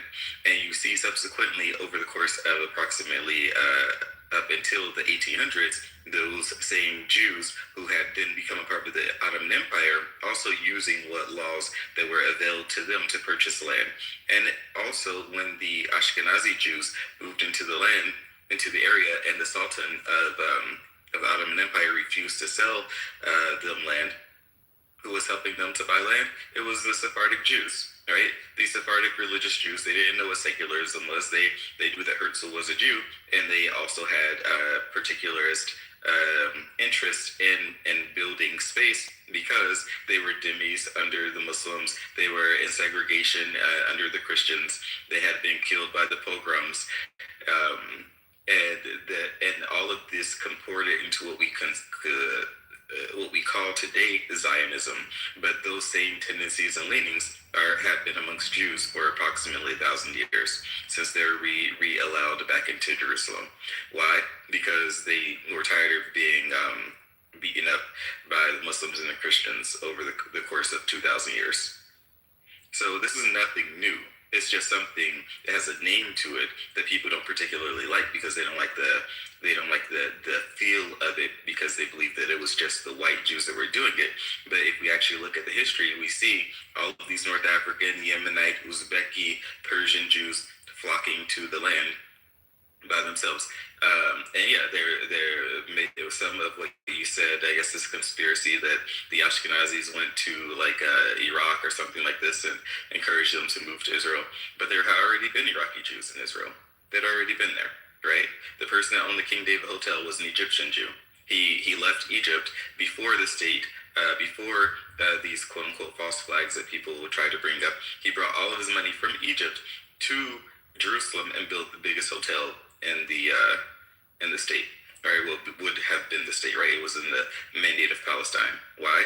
Because he was a Zionist. He was fully ingrained in the project. In the 1920s, as a matter of fact, I think it was 1920. Uzbeki Jews, you can look it up. Jews from Uzbekistan moved to Jerusalem, built what they call the Uzbeki Quarter, or the Bukharian Quarter. The Bukharian Quarter. Why? Because they were Zionists. They heard that Jews were moving back to Israel, and they packed up all their gold and all their diamonds, because that's what Uzbekis were in the trade for, and their spices. They moved to Jerusalem, bought up a bunch of land to build a neighborhood, and they built it. The same way with the Yemenis, who left Yemen. They left Yemen. Why? Because of the Orphans Decree, where in Yemen they would behead Jewish men after they had children and raise their children as Muslims, and then take their wives as their concubines. So that's why you had in the 1800s a large flock of Yemenite Jews already living there. So it's nothing new. They did it because of protection, because of nationalism, because they wanted to be with their other Jewish people. Elmo, what's your disagreement, sir? No disagreement, brother. So you love your country, don't you? Corey? I love my people, and we are a nation within a nation. I do root for America, but I do acknowledge that we are the children of slaves, and we are contending with fairness with the slave I'm with you. I'm with you. So if you're a nation within a nation, who's the president of the nation within the nation? Currently, Donald J. Trump. So he's the president of your nation within the nation? And Elmo, I'm finna throw you an alley-oop. I personally... Wait, so do you love your country? Hold on. I apologize. That's a basketball term. I accept your apology. That's a basketball term. He voted for Trump. That's what he's about to say. Listen. I asked you a yes or no. Corey, hang on. Corey, I asked you a yes or no. Do you love your country? Listen. No. Yes or no. Do you love your country? Go ahead. Less than 10 seconds. Yeah. Do not lead the witness. Okay. I'm going to answer your question. No, it's not leading. I asked a yes or a no. I asked you if you love... That's a leading question. Not at all. No, yes or no. It's black and white. You know about black and white. Either you love it or you don't. Now, I'm asking you to give me 10 seconds patience. Okay, I'm going to give you 10. Go, because apparently yes or no. Number one, the current commission report says that there are 2 Americans, one black, one white. One black, one white. That being said there, Donald J. Trump, I personally, and propagated amongst my people, I see him as an Abraham Lincoln Claiming my time. That was your 10 seconds. figure. I claim him as an Abraham Lincoln figure. I guess not you don't know if you love your stifle my country. expression. That's okay, Corey. Corey, You that's got okay. it. You got it. Just ask you a yes or no, so you don't know if you love your country or not. But I think most Americans love their country. So out of curiosity, do Jews also have a right to a country or not so much? Are we the only people that don't deserve a country, Corey? Does everybody deserve a country? Whoa. Now you see why I qualify. Jews No, Red, please, brother Red, How about the please. question? Because you have Hold a on, lot of brother Red, misinformation. please. Corey, Hey, you have a listen. lot of No, misinformation hold on. about Zionism. El You don't know Nomo, we what gotta Zionism qualify. is. Hold on, El Nomo. Corey, no, you hold on. I was talking. You already had your Norman, be intellectually honest and stop being intellectually dishonest. Stop being a bad, interlocutor. He's saying that it's a country within a country, but currently they don't have a president for their country within a country. So he supports the president of the country, and he also believes in his country within a country. We were having such a great conversation. So don't you? The gentlemen in the room were just so wonderful. I was just giving flowers to everybody. Yes, you're wonderful. That was doing such a wonderful. It was just wonderful. Thank you. I'm pretty sure that's not true. So all I'm asking is it's for us to continue to have that dialogue. Yeah, I was just asking Norman to be honest. Peaceful flow, if it's possible. Norman's being So insultful. I'm gonna. So if thank you. Please, Rich. I don't need extra though, right? But you're. Thank you. All right. Now El Normo's gone. I wanted El Normo to be able to get his time out and just get it out, and then we can have a response. Let's all condemn the Israelis for attacking a synagogue in Tehran 2 days ago. That was an anti-Semite attack by the Zionist regime against the synagogue. Your article already debunks your own bullshit. So No, it's not a bullshit. It literally cites in the article. And the Jews don't deserve their own country. Israel that says that as a I got you. How's the propaganda world going for you, Soren? Corey, I want to go back to what Norm was saying to you because Soren wants to highlight some fucking down, what do please? you have to say about that? How can So you Corey, I want. How much do you think Soren's been getting paid? Abby, can you hold up a second, please? Thank you. So, Corey, I understand we have our issues at home in the U.S. I know it. I recognize it. I see it. I know the history. I know a lot. And we have a lot to work through. It's only been 100 years. I get it. We're going to have to go through probably another 100 until we kind of find some quasi peace where, you know what, everybody's over this and we can kind of move forward. I get that. But I can tell you this. If somebody else came to your house and you said, Brad, I need your help, I need to defend it, I can promise you I would stand shoulder to shoulder and I would make their mothers cry with what I did to those men that came to affect you. This nation has its problems. Absolutely. There's corruption. We all struggle. We have first world problems. We have third world problems in some parts. I get it. But however, when it comes to other nations, I absolutely do not care. And you can call me a racist, you can call me a nationalist. I don't really care, but I care for all of my Americans. Absolutely. I do not give a shit about skin color. I don't give a shit about any of that. All I care about is, are you an American or otherwise? And if you're otherwise, if you're someone like a Soren who just wants to oh, you guys all need to die, I'm going to go and say, you know what? Corey deserves to live. I'm going to put my ass on the line and I'm going to go send Soren to go meet whatever sky daddy he believes in and however many goat virgins he wants to have, he's going to go visit that because I'll be damned if anybody is going to take one fucking hair from your head and fucking claim victory because that will never happen under my watch while I'm alive. And I expect the same way as you, and I know this is true because I when I came down visiting Texas in Hill Country and it flooded out and there was this massive flood and all these camps and all these people were missing and these children, you know what happened? There was black, there was white, there was Asian, there was a shit ton of Americans down there poking through mud, sifting through heat, getting bit by bugs, fucking racing to try to find and rescue people. And I know one thing about Americans, we will absolutely bond together if something happens to us outside of this.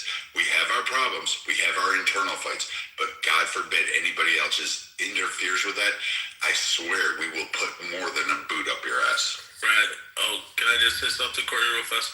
I agree with the sentiment in the sense that I'm a huge Zionist, and I know that a lot of the Jews are going to get mad at me about what I'm about to say, but if it came down between a war between the United States and Israel was in the wrong, and say they were like Hamas, I'm just saying, like, if that were to happen, I'd be rooting for the United States to carpet bomb fucking Tel Aviv.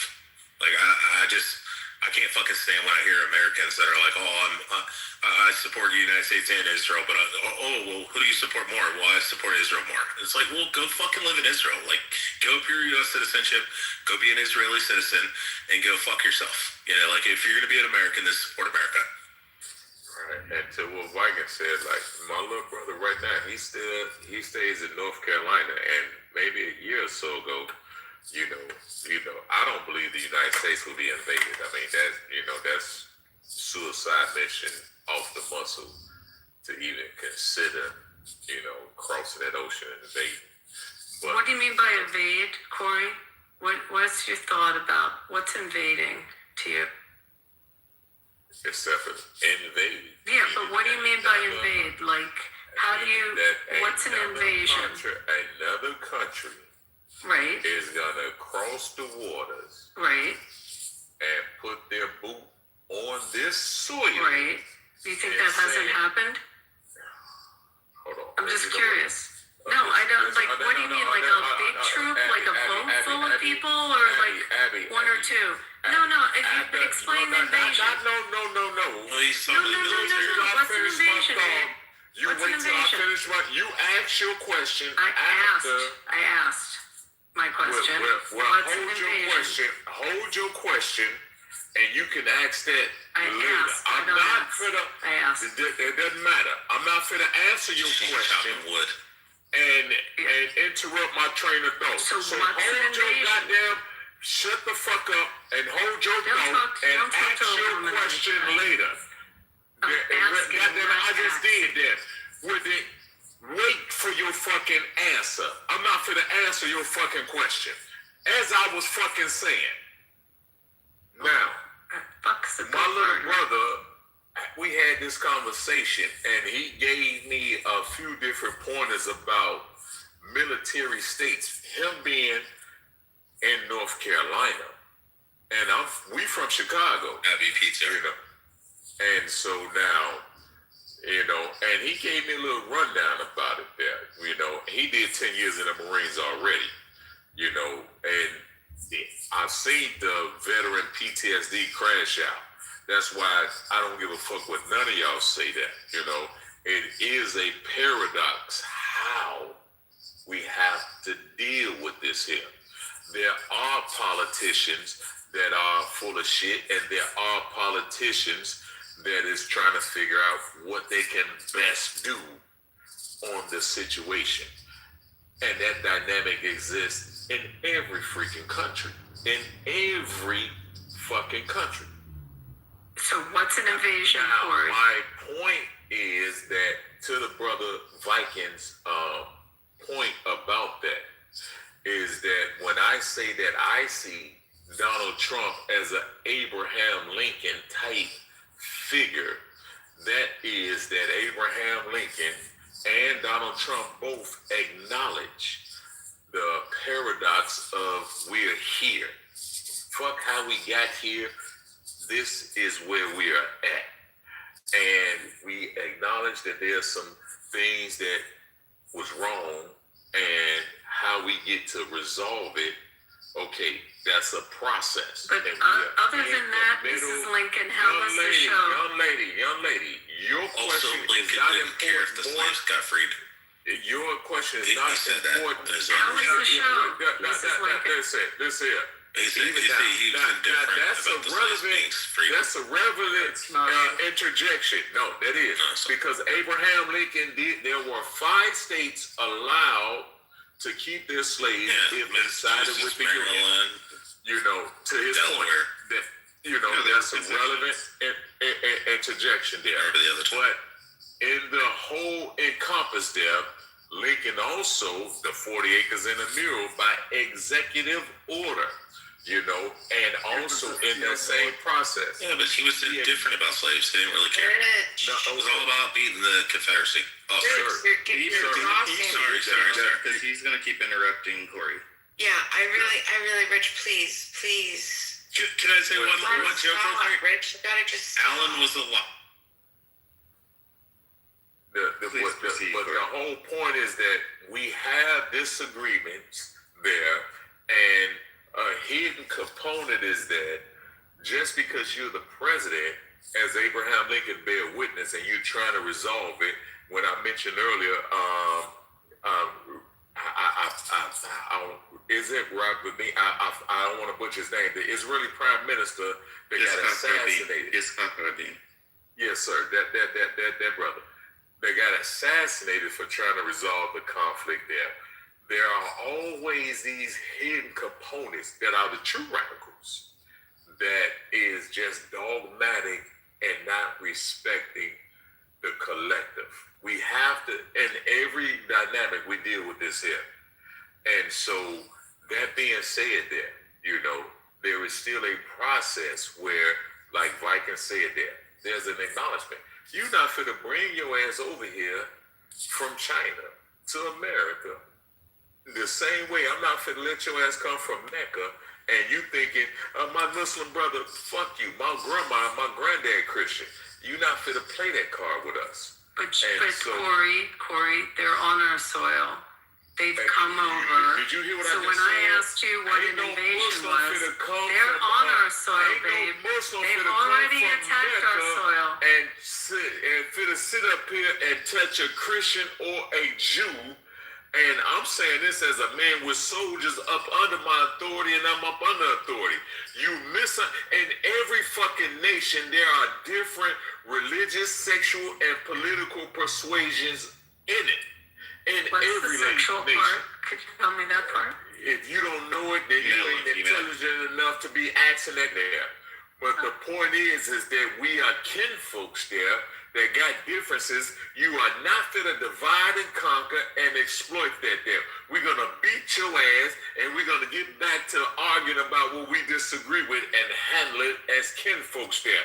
And if you don't understand that, fuck you, your mama, your daddy, and your kids. We're going to kill all you motherfuckers that is threatening our fucking rights. I think Abby's pointing out the fact that there are sleeper cells in America, and they are there for radical destabilization purposes, using propaganda, right? Propagandizing they've also attacked our soil. We have been already attacked by foreigners. And Alan, you can take this if you want. This invasion. That's why I asked, can you define invasion? Because invasion has occurred, and well, here's the thing, Corey. We just had. I'm just getting one little example. Sorry. No, it's okay, Alan. You can take it right from me. Little example. You just had somebody in Michigan who now the FBI, after they opened up the investigation, the guy that decided to drive his car into a synagogue, it doesn't. It's just not someone that just happens to have relatives in Hezbollah. He was radicalized by Hezbollah. So you have people that just happened. You have 2 dudes that got radicalized in Pennsylvania that went up to try to blow up Gracie Mansion with bombs. I mean, we could cite example after example. We've been invaded. They're on our soil. We had the director of the FBI under the last administration testify in Congress that they're here and they're woken up and they're only getting worse. So to say no foreign country would come and invade, Iran has already tried to invade on our soil. They've tried to assassinate our president, tried to assassinate members of the cabinet, secretaries in the cabinet. They've tried to attack Americans on American soil. That's a foreign nation coming in and invading. So to say no one would have the balls to come here, they've already come here. They've already tried. Alan, go. Yeah, well, yeah, I mean, Corey, if you want to fight, that's okay. I would just advise you, don't be surprised if people fight back, because the current narrative around reparations and with other groups seems to be, well, all these bad things happen to us, so we get to do bad things to you, and you don't have the right to fight back, and you have to take it. And I don't think people are going to take it. I just a hunch. And the other thing I would say is, as far as reparations in this country, you know, I was cleaning out all my phone, and I was, you know, looking up, and I had all these memes, and one of them was how that the Arab slave trade was 50 times larger than the slave trade here in the United States. So if you're really looking for financial compensation, I might suggest go to Saudi Arabia and go to the Middle East and go to them and try to get money from them, because they've got deeper pockets than the people here in the United States. And just on the last note, you know, it's interesting, because another thing I just saw as I'm cleaning out all these pictures was, and this has happened often, that the argument is made, well, Jewish people got reparations, and so, you know, as African Americans, we should get reparations for slavery. Well, I think that's a fair argument. But Jewish people after World War II, the total payments they received, I forget the number, it's either between $200 and $300 billion. And in the United States, I went through the calculations, African Americans have received $11 trillion of financial support, what one might deem as reparations, in one form or another since the 1960s. So I kind of think, you know, if you're using that argument, I think reparations have been paid. I think we're done. Alan, did the Armenians get reparations from Turkey? Listen carefully. I think we're done. Well, sir, listen, I'm not going to argue the reparations of my people on this stage. And I would only say that you are definitely mistaken on that latter point that you made. That being out the way, recently, and I believe it was Houston, there was a man from Senegal, and of course, you know, this is the different dynamics where the nuance you kind of misunderstand there. Where there was a man that went and shot up a bar and grill from Senegal, black man from Senegal. And of course, my people, we have a delineation movement. And so, what did we call ourselves? Number one, African American. You know, if you call me that, I won't hold it to you. I'm not an African American, just off the muscle. Where did your people? Stop. Listen. No, where did stop. That's not. They didn't come from this. Sir. I did not. I did not make that statement to give you license. Yeah. Sir, I didn't make that statement to give you license. I just made that statement to give you understanding. Yeah. I am born, sir. Do not presume you know more than what you believe you know, or that you understand my thinking or our thinking as a people. I gave that statement to give you understanding. I am born in the 70s. The term African American come in 80. Stop. Don't do that. Because if you Jewish and I try to tell your ass that you're not the real children of Israel, you would get offended. So let's not go down that route, and let's keep it cordial and diplomatic. I don't give a damn, but you get the gist. Now, my point is that the term African American, I am from a people that is enslaved, oppressed, and up under a tyrannical system there. And so if you don't know the history, then I get that. But don't act like you know the history or that you get to speak and I'm white and I say so. Now, I'm not African American. Because when I was born, that's not on my birth certificate, that's not on my mother's birth certificate, not on my father's, my grandfather's, nor my grandmother's birth certificate. If you can't understand it by that dynamic, you are disingenuous and you don't have intellectual integrity. Moving forward, I didn't interrupt you. That being said, this synagogue man that shot up a fucking bar and grill of fucking civilians, even if it wasn't civilians and had a fucking property of Allah sweater on him, and then somehow he's supposed to represent what? Islam or black people or black people that are Muslims. Neither is the case there. Now, when you talk about somebody muting me. We also got footage of military-age Asian men crossing the border. Somebody muted me there, but that damn dude that did that bullshit there, hell no. That don't no, we ain't, that's not our way. And then, if it's a bar and grill, this is where the racism goes through. You mean to tell us that we don't have our own kinfolk that is at bar and grills with white people, and this damn idiot go shoot up a fucking, which means that if it's Viking of my family or me a Viking there, you know what I'm saying? You still fucking with it. If you're not comprehending that there, meaning that, damn it, in Nashville, we had a knucklehead and a black American at a Waffle House. This on the damn, what's it called? Active shooter, that's the term. So don't sit up here and purport to speak on behalf of a dynamic with the nuances. Speak for your side and your position. What's there. the dynamic with the nuisance? When it comes to America, Have you been to a Waffle House, Alan? And Chai wants to respond too, so could you been to a Waffle House? Yeah, let Shy speak. I just wanted to. I just wanted to speak to what Corey was saying. Corey, I think that eventually Black Americans are going to have to decide between their loyalties between being American and supporting the ideas of brown people around the rest of the world. And I'll put it this way.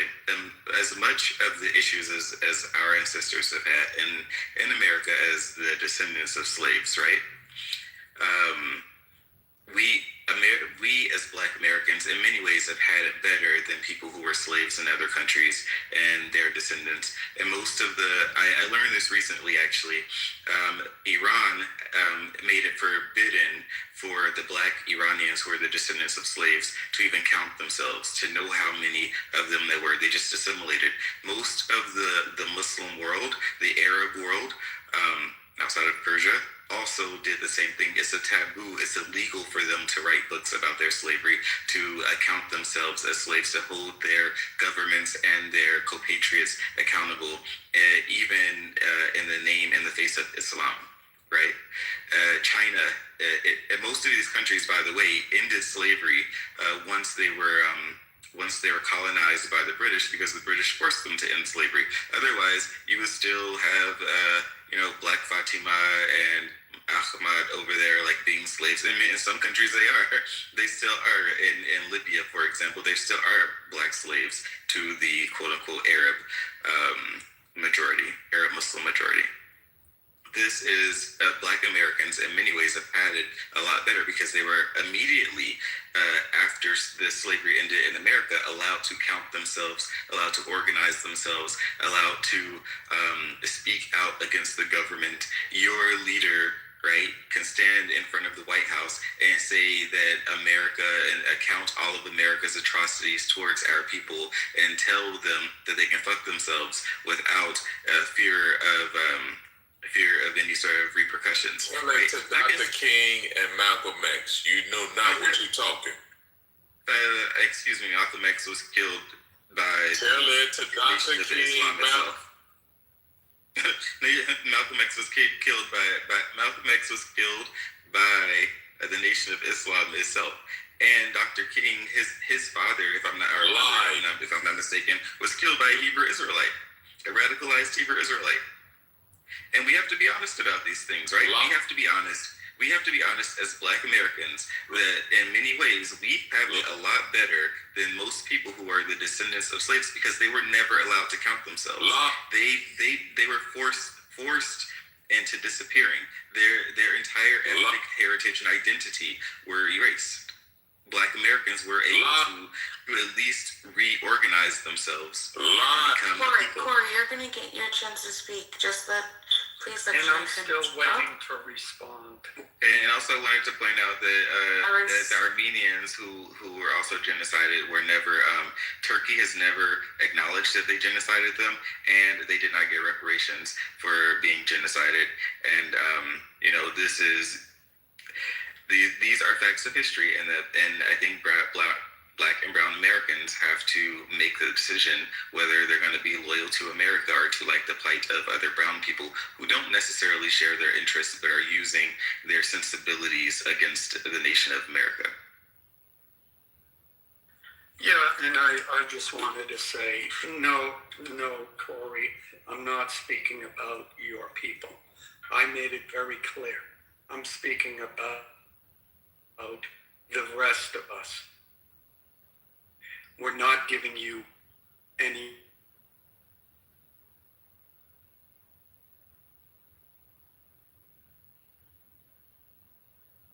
the other message was if and I know you don't, I've spoken to you enough on these stages to know you're not advocating violence.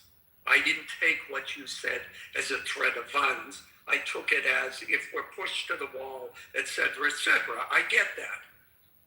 All I was saying, again, not speaking from your perspective, from my perspective, it's don't be surprised if people fight back. And I say that because there is a sense of, which I personally find detestable, this sense of victimhood that, well, people were mean to us, so you have to let us be mean to you. When the earlier discussion, all of that, yes, Jewish people have a right to defend themselves. Everybody has a right to defend themselves. Black people have a right to defend themselves. Everybody does. But to claim, well, you can't fight back because we're right and you're wrong, everybody in every war on every side has said that throughout human history. We're right, you're wrong, and we want to fight you and kill you in war. So that kind of defense just does not, as a justification for anything, doesn't hold water. That's my only point. Now, what you want to accomplish politically, well, that's another subject. I won't get into that now. But that was my only point. Okay, few misunderstandings. Some of them sincere, some of them not. I'm going to deal with Shy first. The simple fact that the disrespect to try to tell us how to interpret our pain and injustice, to say that there's other people that allegedly had it worse, even if that was true. That is to suggest, in my people's culture terms, nigga, accept this shit. With devil cracker, we don't accept that shit. And whether you respect it or not, that's what the fuck you up against. Whether you accept it or not, that's what the fuck you up against. We not accepting it. Moving forward. Now, Donald Trump is presently saying the 14th Amendment, when I said that we see him as an Abraham Lincoln figure, He's challenging the 14th Amendment, where outsiders are benefiting affirmative action, DEI, and the 14th benefited Black Americans. Here's the overcast of Black Americans. We are up under the category of actual, not the $5 Indians, not the $5 Indians. Native Americans, freedmen, American Indians, African Americans. These are the different, there's no other group of people. We also was called Negro, colored. And when we tell you, and I'm telling your ass, you don't speak for us. I am speaking on behalf of our people. So fuck your opinion, because my words have an army behind it. Whether we win or not, casualties is guaranteed on both sides. No, there's no reason to be rude, Corey. Corey, Let's keep it nice. what on the 14th Amendment specifically are you referencing? Could you be specific and cite what part of the 14th Amendment and recite it? Tell me. We'll deal with that at another point. No, not now. Well, you cited the reference of the 14th Amendment. You do not get priority. Your white privilege, I get it. No, You're used to that. I have green privilege tonight.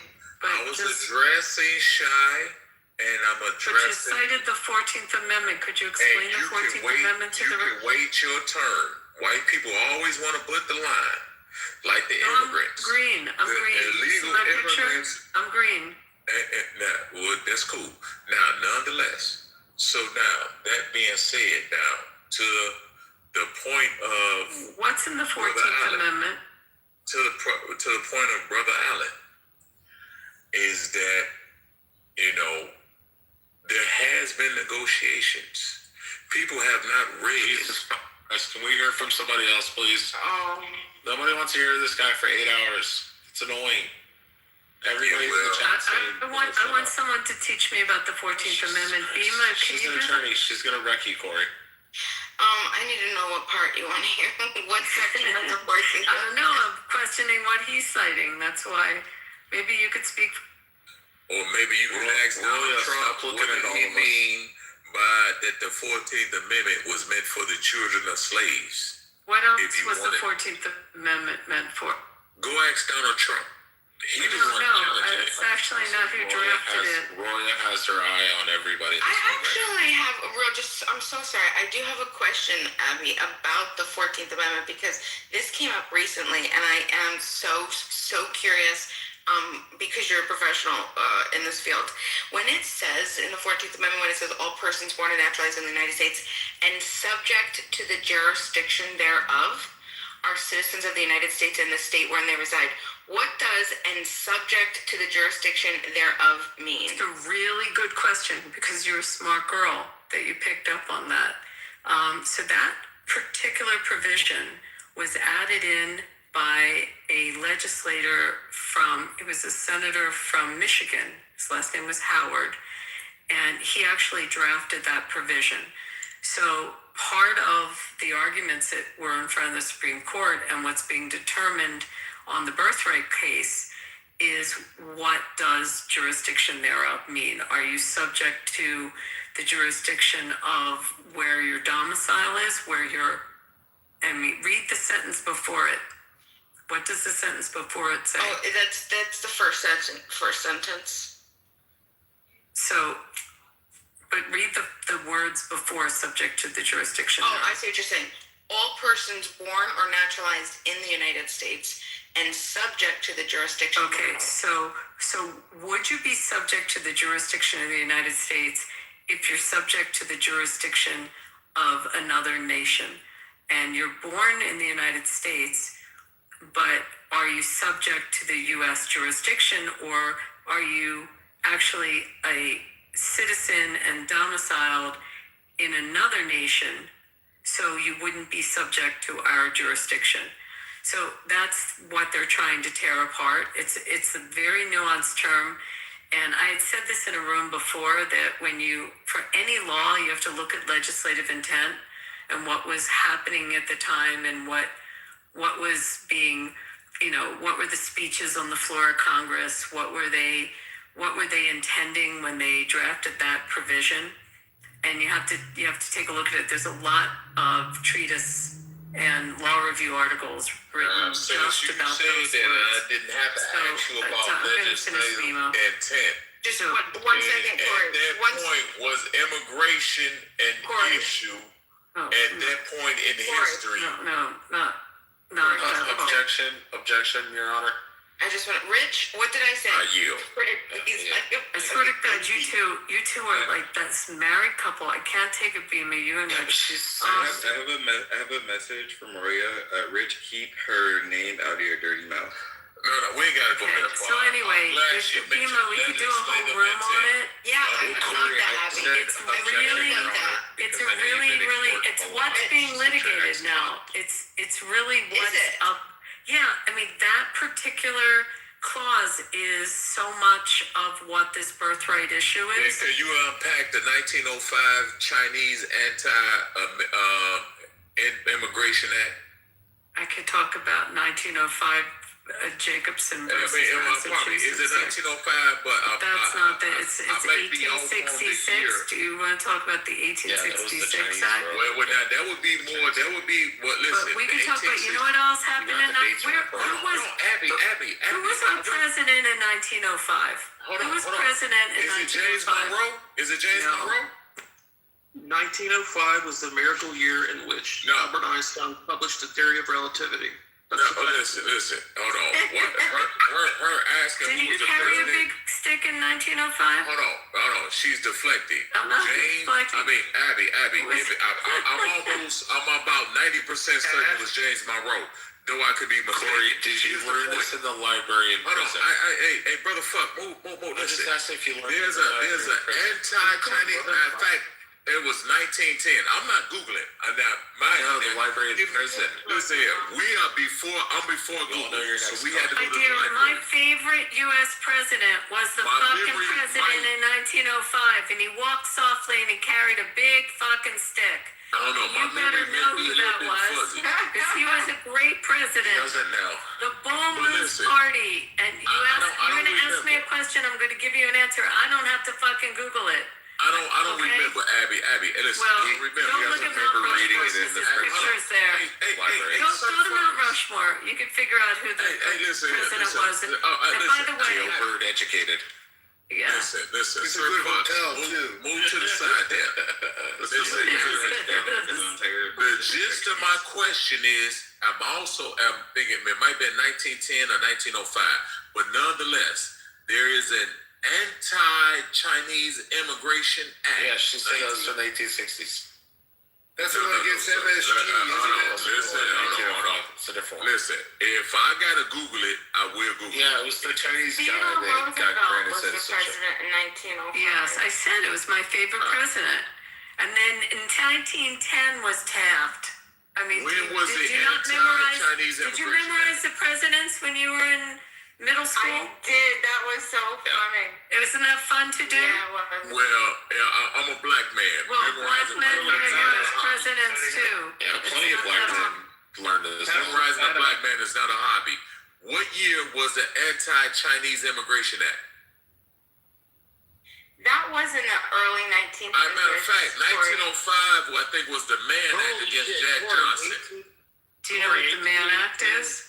Have you violated the Mann Act? You're deflecting, Abby. Have you violated the Mann Act? I asked you a question. Well, number one, hold on. You might be guilty of violating the Mann Act. Abby, he doesn't like attorneys because you don't. Mike, what are you saying, Mike? Ellen? For Corey, anti-Chinese things, 1882 under Monroe. It's the 1800s, not 1900s. Yeah, he doesn't like attorneys. He went to prison. Chester Arthur. Anti-Chinese Immigration Act is 1882 under Chester Arthur on May 6, 1882. That's what he's referring to. Okay, well, but the root of it is, all of it is after the 14th Amendment, and I do not date, sleep, or even entertain white women, so I would never be guilty of the Mann Act. The Mann Act is any kind of girl. You just got to take the girl across state lines. What's the matter with white women? Well, that's science, obviously. Everyone knows. And the motivation of that, or the legislative intent, was that of Jack Johnson beating white men ass and marrying white women. And that's why they made that. And then what's this blues player that was also, but that's another conversation there. But the point being is that the Immigration Act came after the 14th Amendment. The Mann Act has a lot to do with prostitution. The Anti-Immigration Act came after the 14th Amendment, which then gave it credence that the 14th Amendment was sexual not. acts. I'm so confused. What are we talking about? Abby, I would like Mann Act is sexual acts. Corey, expertise. Hold on, Maximus. Hold on. On your shoulder. Maximus. You know who got convicted of the Mann Act? Did P. Diddy go down for the Mann Act? Do Did not P. deflect. Diddy go down for the Mann Act? Someone can correct me on that. Do not deflect.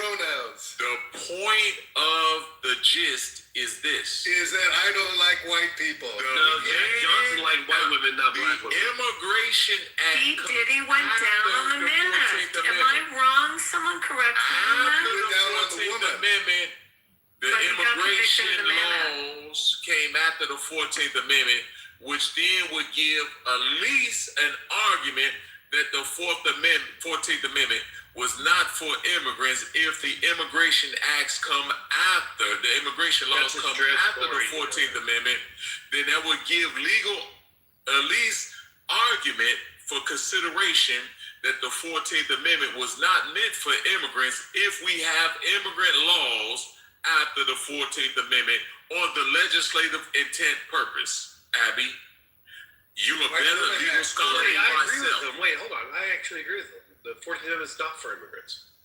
14th Amendment is to bring the due process and equal protection into the states. That's the legislative intent behind the 14th Amendment. It brings the rights of the equal protection and it applies it to the states. That's the 14th Amendment. So then the immigrants that have been using it as a, what they call it, anchor babies. Yeah, that's the term. Where the Chinese, they got for hospitals. The Chinese got hospitals over here where they birth their women come over here pregnant from China. They birth them, take their behind back to China. Just remember Saipan. And then all of a sudden they're U.S. citizens and they have no loyalty to the country. They go to hospitals in the And that's what Donald Trump is challenging, where we have these non-American influenced persons among us that are citizens illegitimately. It sounds like Corey and Abby actually agree.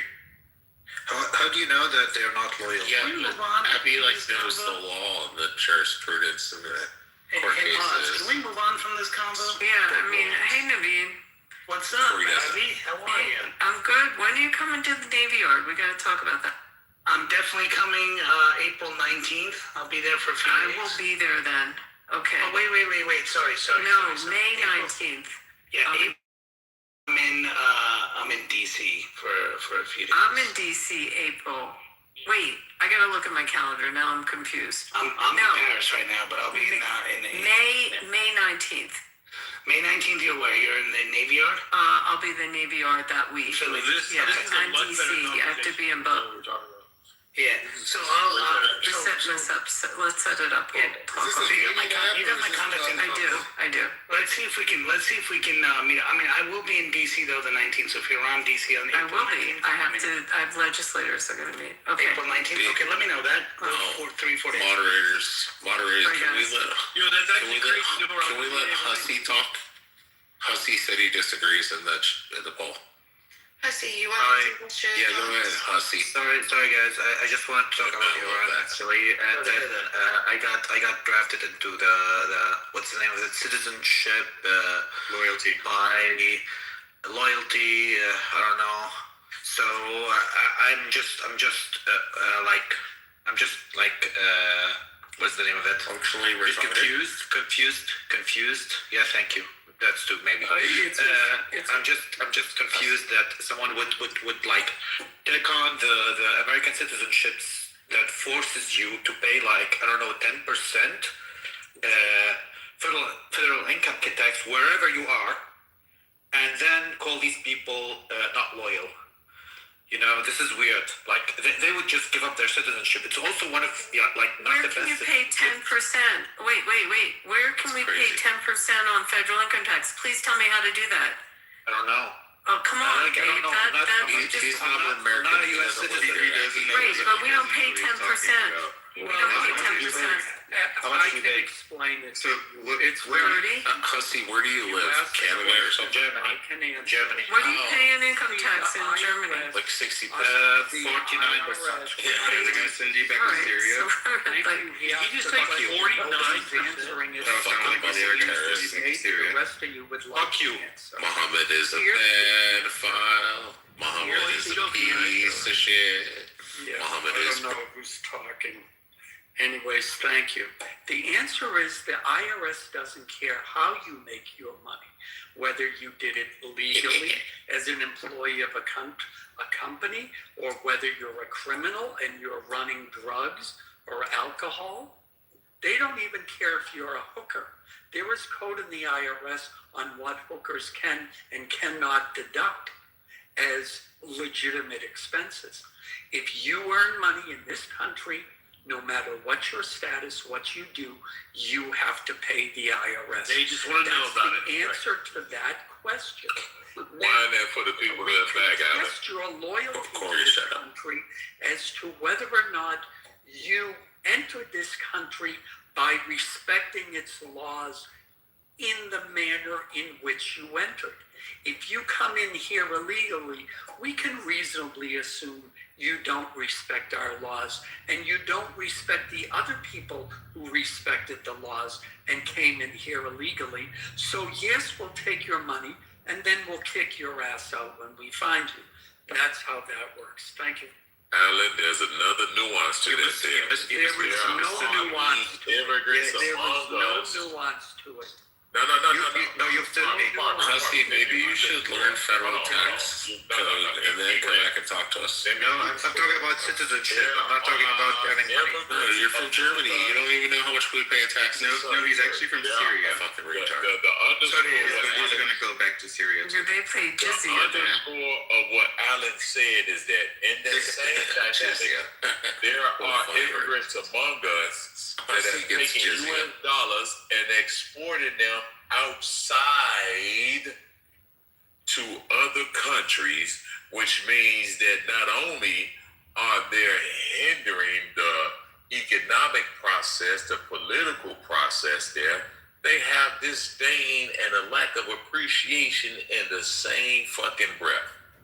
And we supposed to tolerate that. So Corey, this is exactly what I was talking about earlier. When I was saying that we are going to have to like deal with this thing between loyalties, we can deal with our issues with like the history of America separately than create loyalties with people who also don't have our national and personal interests at heart. And you just highlighted exactly what the intent of my statement was. It wasn't just like black people have to sit and take it, the history of whatever America is or has done, but we have to reconcile with that thing. We have to because our loyalty is to our nation, right? First and foremost, and as well as our people and the history within that.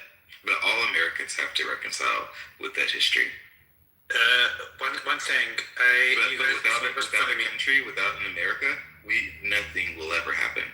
No, I'm sorry, but you misunderstood me, guys. I'm talking about the citizenship of USA. You need to pay taxes even if you are outside the US. Yeah, but you get when you're outside, when you're a citizen outside the U.S., you get a deduction against the other taxes that you're paying. It depends on There's the a country. formula.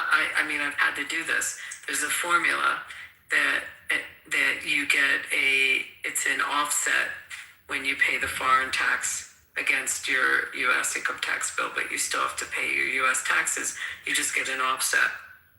That's only if you make over a certain amount of money. Yeah. If you don't make a certain amount of money, then you report your taxes. Yeah, I mean you report them, but you get an offset. I mean, No, this is a federal law. I don't think I heard your assessment on why Donald Trump challenge to the 14th Amendment is his challenge. What is your assessment on why Donald Trump is challenging the interpretation of the 14th Amendment?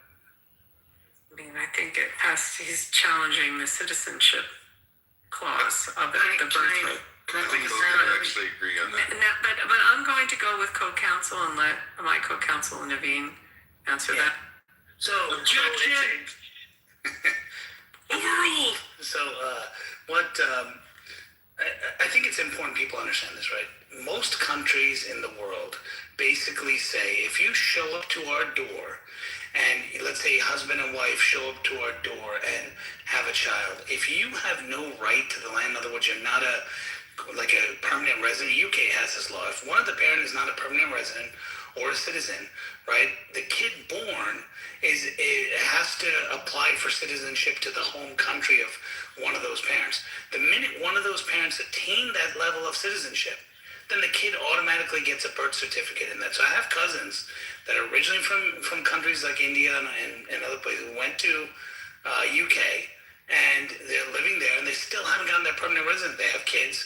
The kids are Indian citizens, and one of them is going to be getting their permanent residency later this year. And they're like, oh, as soon as that happens, the government basically, you apply, the government guarantees your kid will get a birth certificate. So there's a record of birth, but a record of birth of a foreign child. And that's it. And so the point is that you're putting into our system more people and more people to take care of that may not even pay back. In fact, a lot of the people may have the intent to go back to their country, right? And say, hey, I'm just going to wait. And I know many people who have went back to their country. Right.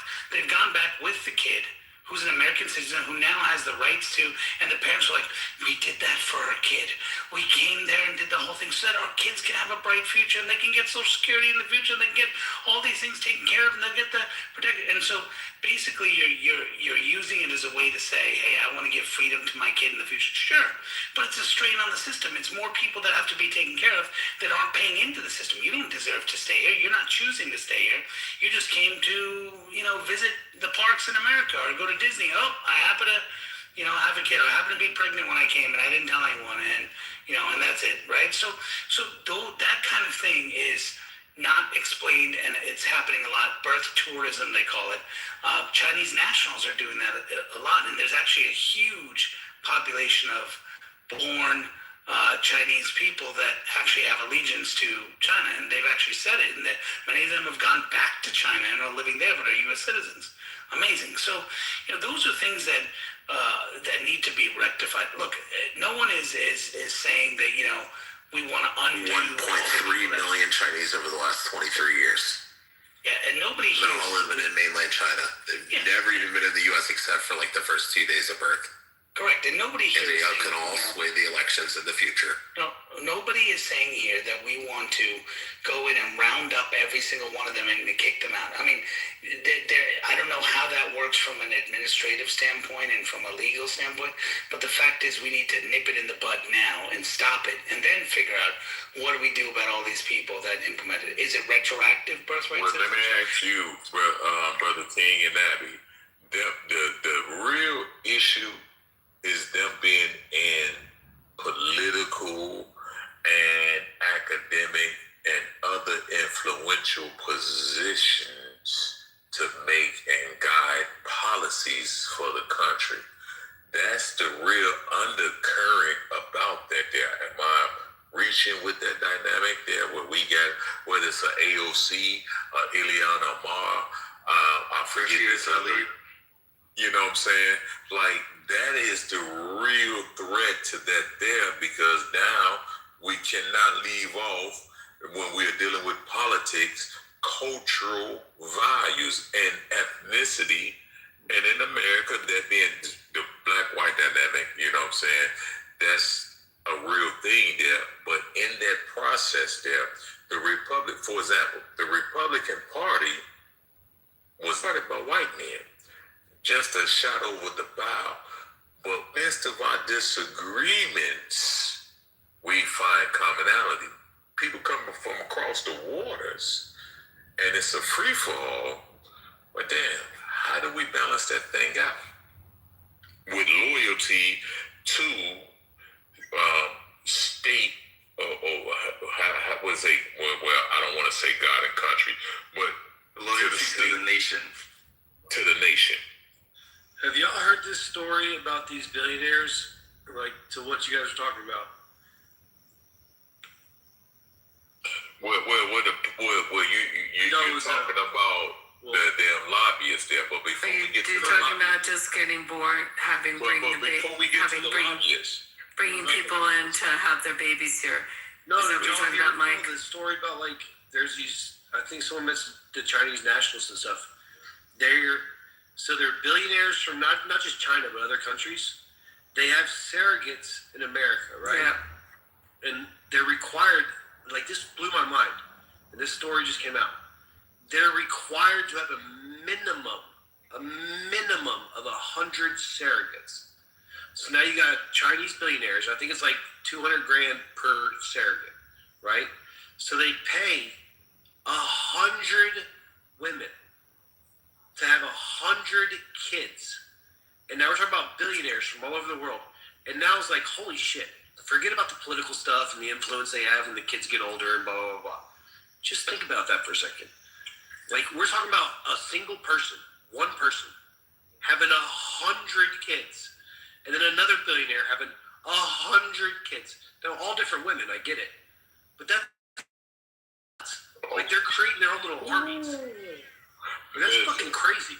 Abby and King Nali, on that same principle, when we deal with the disagreements and the disdain as a child of slavery, I'm asking y'all, when it comes to reparations and the different other disagreements there, that has to be put into consideration.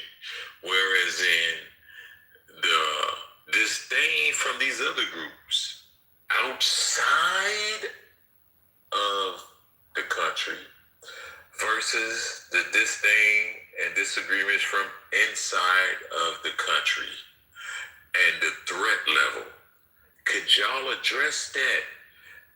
Because the immigrants are getting financial, political, and numerous of law enforcement protections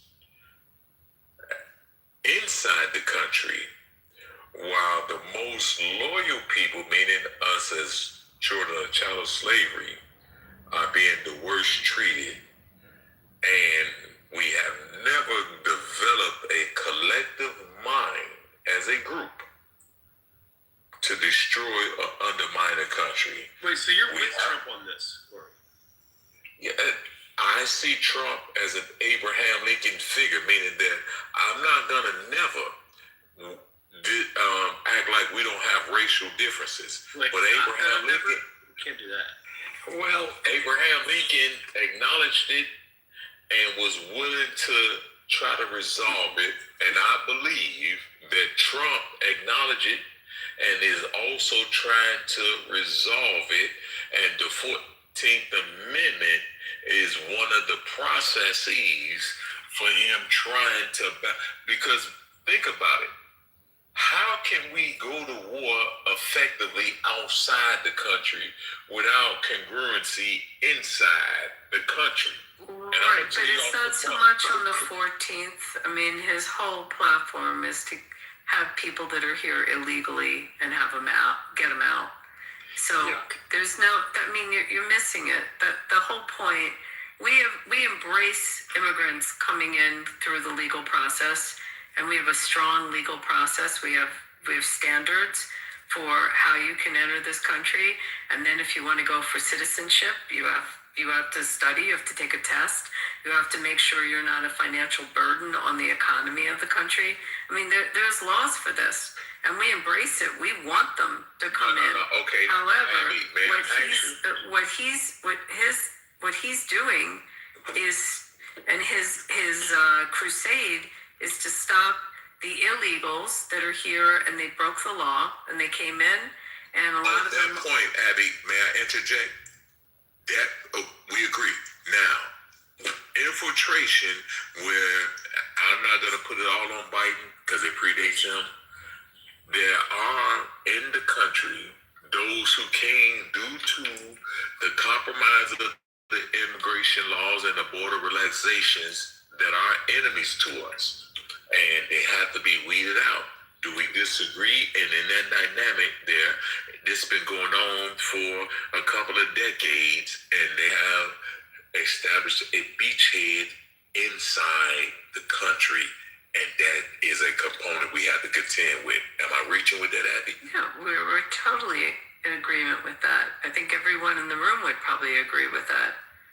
I don't think you're going to get pushback on it. Welcome to the Republican Party, Corey. Yeah, welcome to the, I think you're in a Republican space. I think people need to understand that, kind of going along with what Abby's saying is, people have tried to cheat our country for a long time. They have been coming into this country saying, I'm just going to cross. I've spoken to so many people who've come here illegally who said their dream was to come to the greatest democracy in the world and to be able to have my kid born in America and have my kid being able to live the American dream and be free and do all this stuff. And I'm like, and while emotionally that feels great, there's a process that has to be followed, right? And you think about it, those people are able to cut lines. Those people are able to, in some cases, not pay tax. Sometimes people do. I know there's always going to be someone who comes, oh, you do pay tax. Okay. Well, yeah, they may have a tax ID, but, all these things happen, right? And they come to this country with that goal. Why not fix your own country? I'm just saying, my country, the fact that somebody is coming from Latin America and claiming refuge in America is just disgusting. What a joke. What a joke. Corey, I'm not done yet. Just 1 second. Sorry, buddy. Think about it, right? Look at South America, right? Is there really, other than maybe Venezuela, is it really someone that, is destroying you and you're escaping from somebody who's assassinating their own people like what Iran is doing and stuff? I've never heard that, yet they able to get refuge here because they're running from a gang.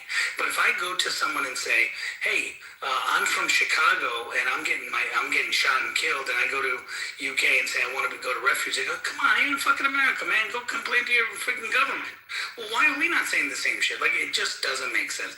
Make it make sense, Abby. Make it make sense. I'm going to put in the chat, I'm going to give you something, Corey, some homework, okay? And you don't have to tell me how you do on it, but just give you food.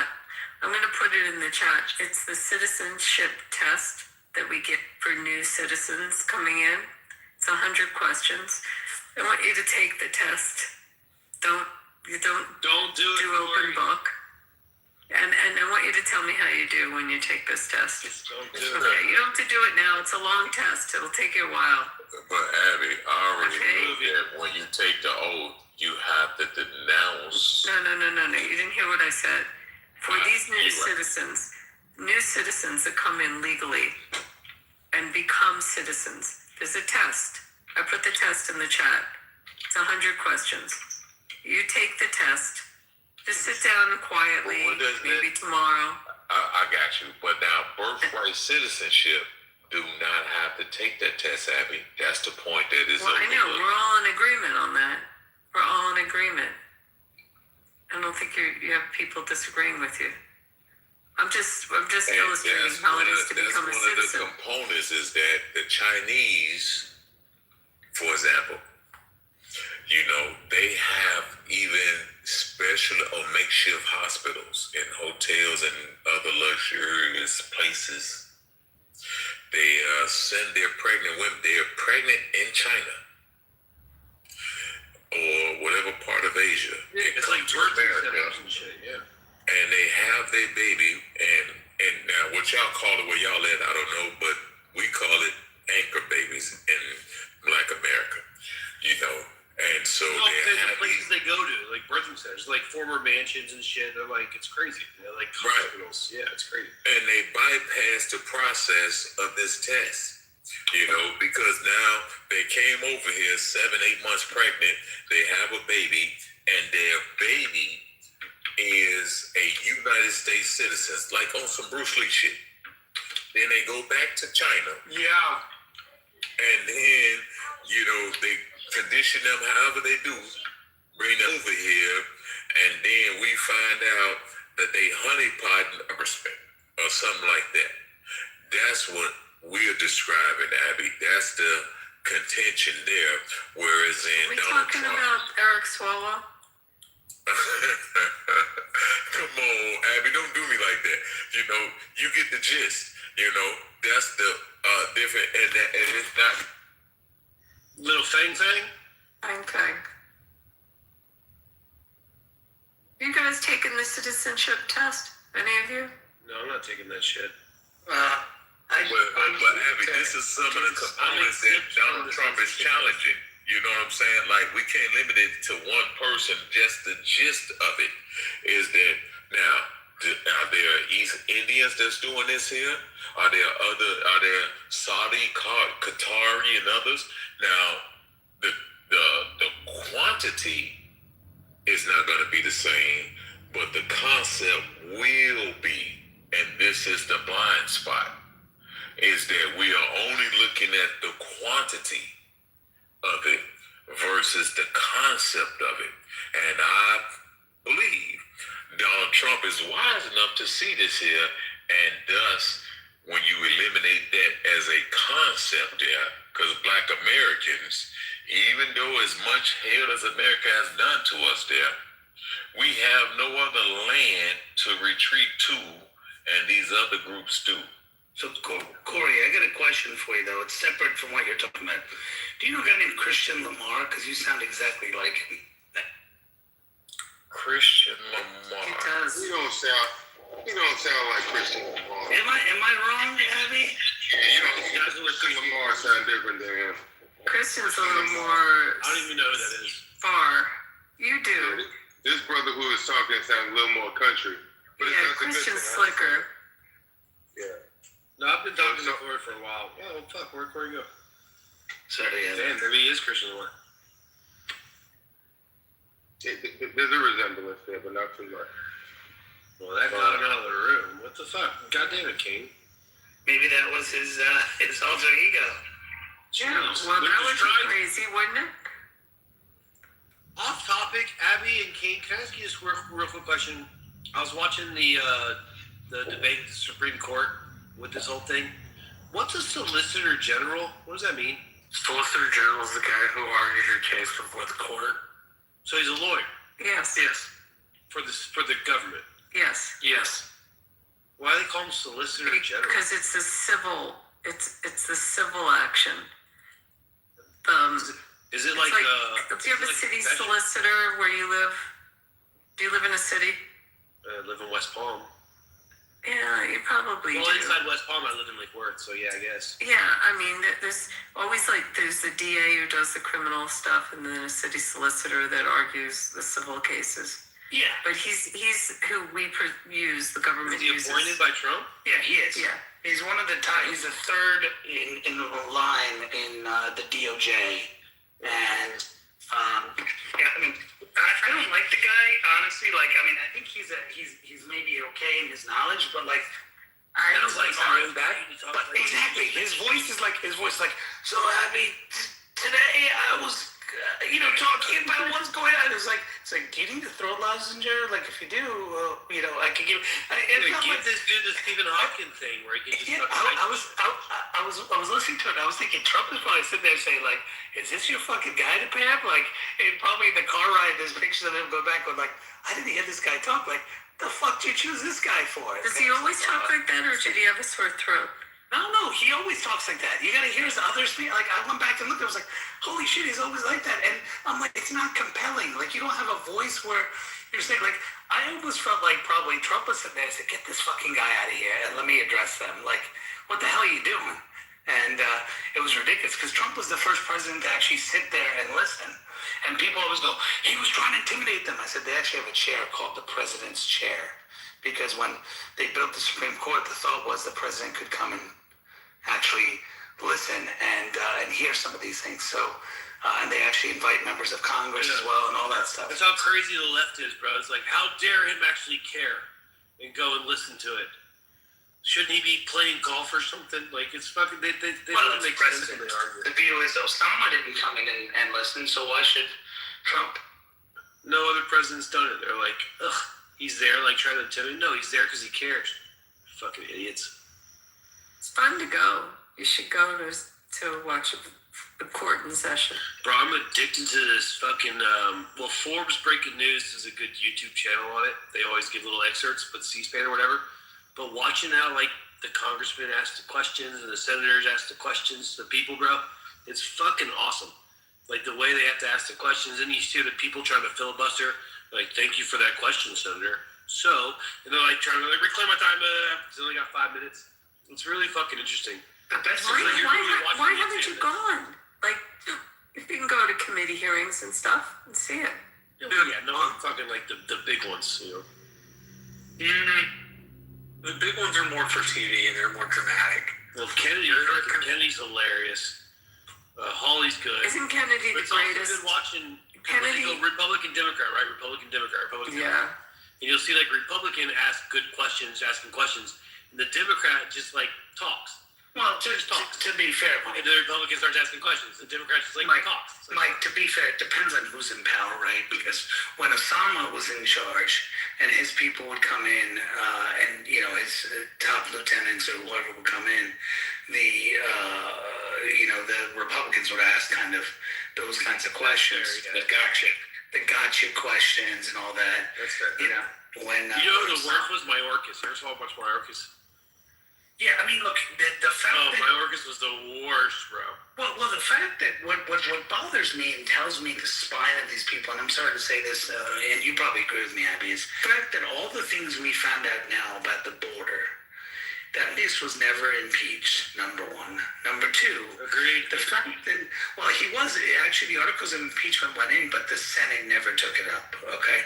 Number one. Number two, the fact that Mayorkas and we were gaslit for 2-3 years that the president cannot do this. He doesn't have the authority to do it.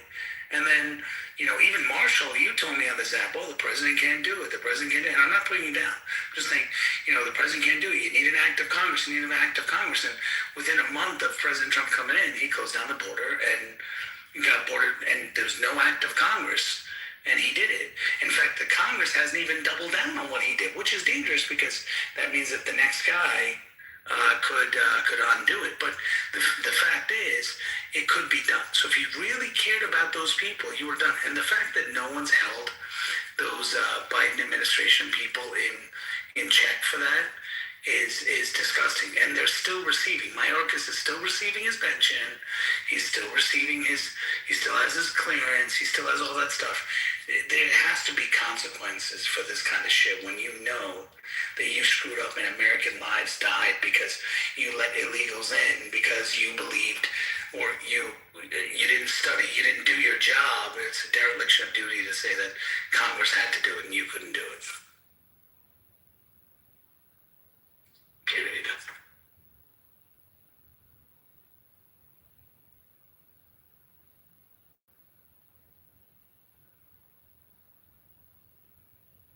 If you ever go, like, go ahead, Abby. If you go, like, pick the hearings that would be stuff you'd be interested in, but the judiciary ones are always really good. That's what we were talking about in the chat, Kennedy.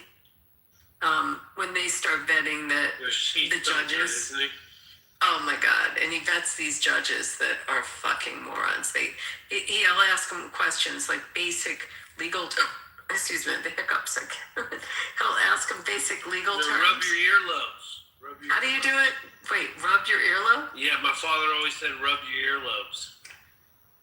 I don't know if it's true or not, but... I need a spoonful of sugar is what it is. He'll ask them basic stuff, and they're about to sit as a federal judge, and they don't know. They don't know. I mean, one didn't know what collateral estoppel was. It was just crazy stuff, but he's so funny. And Abby, he always better get up. It's like, I know you're a smart guy.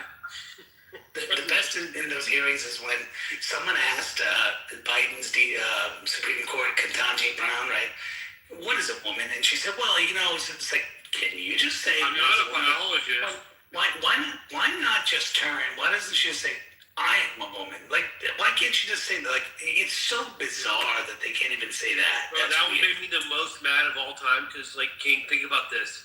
She was all proud that she was going to be the first black woman to the Supreme Court, but she can't even tell you what a fucking woman is. Hello? You're supposed to be the first black woman, you fucking idiot. I'm not a biologist. I don't know. I can't answer that. I was hoping that, look, we live in a different world and justices have a certain amount of decorum, but I was hoping that one day before she went in or before she got approved by the Senate, you'd have Clarence Thomas come out with a wig on and say, I just want to say that today I feel like a woman and therefore I'm the first Supreme Court justice that's a woman and black woman, and watch everyone freak out. You're not. Well, I thought you said we can be whoever we want to be. Like, that would have been the best troll ever. Yeah, it was dumb as fuck. And she could have thrown it right back. I think it was Blackburn. Blackburn's the one who asked her that. And it was like, all that Ketanji had to do was be like, yeah, adult human female. Now what? And now Blackburn would have looked like a fucking idiot for asking some dumbass question to a judge. But instead, what did Ketanji do? She's like, oh, I'm not a biologist. I don't know. You can't really... She should have just been like, yeah, adult human female. Now what? And then Blackburn would look like a fucking moron. But the libs, they can't do that. Because they're beholden to an ideology. And it's like, and when you're beholden to an ideology, you're fucked. That's the problem. It's the only problem with the left. I'm telling you. The only problem? Well, agreed, but you know what I mean. They can't get out of their own way.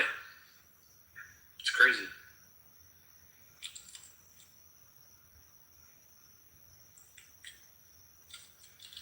They've lost the plot, bro. The left has lost the plot. Have you all seen these videos of like Chuck Schumer and Hillary Clinton and all of them coming out from like the mid '90s and all that? Well, the best one. They'd be Republicans. Well, Mike, the best one is 2015, more recent, where Chuck Schumer talks about why he's not supporting the Osama nuclear deal with Iran, and he talks about why he's not doing it, how it's going to mobilize him, and then someone put the video next to it in 2018 where he says the Osama deal worked. It worked, and President Trump is taking us out of it, blah, blah, blah, right? And then you look at him as the only vote to support Trump's actions that, supported like the Abraham Accords and things like that. And then you're watching him now saying, like, we should do it. And it's interesting because, and maybe Abby knows the answer to this, but what happened to all those donors that used to influence Chuck Schumer? Like, because Schumer, I would think with what's happening in Iran, would be doubling down. I wonder if behind the scenes he's calling Trump, like, do it. But then, like, publicly he's like, telling his donors, I can't do it for the party. Really bizarre. I mean, last time I saw him speak, he spoke in front of an APAC crowd. That wasn't this year, it was last year. And it was the coldest reception I've ever seen anyone get. And they're all, like, prepped in advance. You have to be respectful. I think, like, I remember seeing, like, Samantha Power speak, people that were not in great favor. And they were more polite, but they were really not polite to Schumer. So, I mean, his base is changing. Is it? I mean, here's the thing. He's still getting a lot of APAC money because... Well, he will. He will. When you say, look, it's not APAC writing the check. It's the people in the room that they're just bundling it. So, and he's the highest elected Jewish member. I'm just... Yeah, so there are donors. There are donors that will continue to give him money, but there are a lot of donors that stopped. So I don't know. I mean, the crazy thing is he's going to run again. Like that's the part that's just mind-boggling. What is AIPAC's view on what's happening in Iran? Like, have they officially put out any statement? I don't know. I mean, I haven't read anything. You know, my It's all done by APAC. It's all done. I'm like, well, I no, but they're not. They're first of all, but people don't understand, and I'm not active with them. You know, I'm active with a totally different organization, but they bundle American citizens' checks to members of Congress and Senate.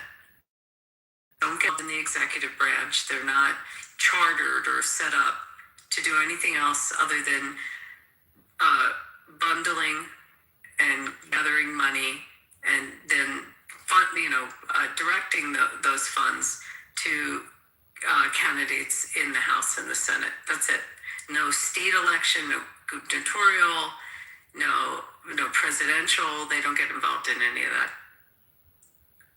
So, I mean, it's about the relationship, the American-Israel relationship. That's what they do. So they don't actually do some of the other issues, stuff that I get involved with security in the U.S., such they don't get involved in any of that. They don't. It's not their thing. Abby, did you read the New York Times article about what happened in the Situation Room with Trump and all that? Did you read that article? I think I did. Wait. This is the one. Yeah. This is the one you didn't. You watched it. This is the one where No, there was one I just read in the New York Times describing. It was just what happened. And how basically Netanyahu and Mossad presented some info, and then Rubio said, in essence, it's bullshit. The thing they're giving him. It's almost like, well, if it was bullshit, why did Trump go ahead and do it? So, it's interesting because everyone in the room said, like, I wouldn't do it, but none of them were willing to say, don't do it, sir. They were just like, hey, as typical, this is bullshit, or it's extreme, or it's exaggerated and stuff, which is interesting. I just thought that was interesting reading. I would err on the side of Rubio on a lot of these decisions. But Rubio was saying that Israel was bullshit. They were giving bullshit intel. I mean, intel is interesting through all of this because the intel out of Iran is mostly Israeli assets on the ground there. I mean, I think most of what they were getting all these years. Can I tell you guys what I'm worried about with Rubio and Vance? Yeah, you think that they have an issue with each other? Well, no, I'm worried that in 3 years or two years, whatever, and they're gonna both run for president. And there's got to be a primary, obviously. And like similar to how DeSantis ran for, which I think it killed DeSantis' career. He should have never tried to run against Trump because it forced DeSantis to talk bad about Trump, and it forced Trump to talk bad about DeSantis, right? Because that's what you have to do. Right, he called him sanctimonious and blah, blah, blah. I'm worried that Vance and Rubio are going to get on that primary debate stage, and they're going to obviously be forced to talk bad about each other, and we're going to lose one of them, right? Like, I don't see Rubio making Vance his vice president, and now Vance is going to be vice president for 12 years? Because if Rubio wins 8 consecutive years, or 2 consecutive terms, 8 years, Vance is now vice president for 12 years. I don't see that happening. And I don't see Rubio being Vance's vice president. It's highly unlikely that we get a plethora of Republican presidents. I'm just worried that they're going to have to talk shit about each other. Well, they probably will. They have to. They won't. Right? They won't. They have to. They're going to have this already worked out. Already they've discussed it, and you can actually read it. Like, they'll have it worked out what's going to happen. And it may be just one term. Like, what I've heard is that, they just do like a flip-flop one term, because the beauty now is these guys are young, and the precedent set by Trump is that you can always come back, right? I'm Team Rubio. Let things change and then come. What are you, King? I'm Team Rubio. Vance. Oh, Ari, I'm Team Rubio. Rubio. Although there's another guy I really like, I want him to be activated, is Glenn Youngkin. Just really like him. I'm hoping he ends up with something. I'm just worried we're going to lose one of them, and the other one, the other one fade to obscurity, right? Like, if Rubio gets the nomination, Vance kind of fades into obscurity. If Vance gets the nomination, Rubio kind of what's he do, right? Like No, you want me to flip you out, Mike? Want to really get flipped out? Think about this one. The Senate and the House turns in the midterms. They impeach Trump and Rubio, and Trump and Vance. They impeach them because there's Democratic control. And the next in line to run the country would be the Speaker of the House, which would mean it would probably Hakeem Jeffries would end up as your president. Just let that sink in. Oh, I don't think the Senate would convict. It takes at least 2/3. Takes 2/3. I mean, I agree. I don't think we'd get 2/3. But think about that scenario, Marshall. That could happen. It's devious. Well, that was the only issue when Pelosi was there. It was like, fuck, dude. Pelosi's like third in line. Jesus Christ, this is crazy.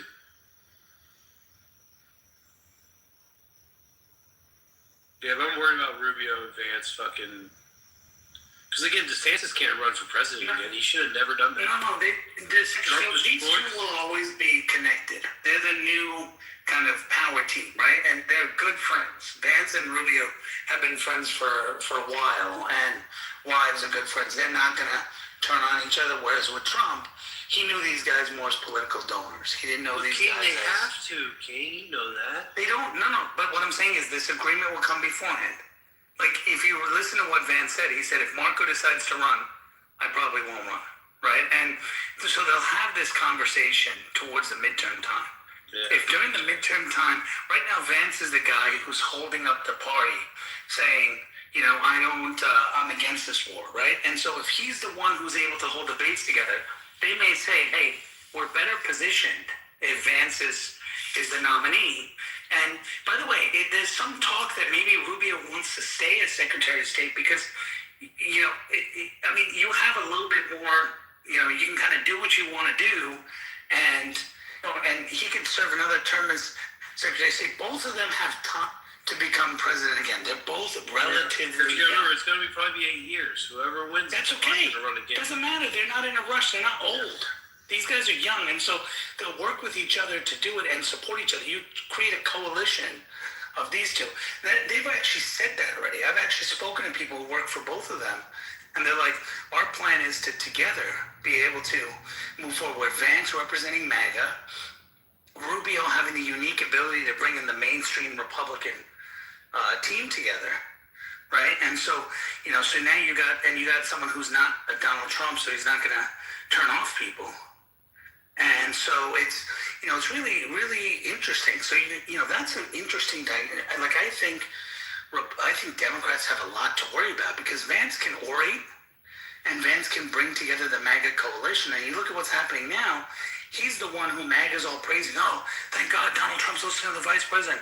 Thank God we have a vice president. All the people who are against what's going on in the world. Oh, J.D. Vance, the only sane one in the organization.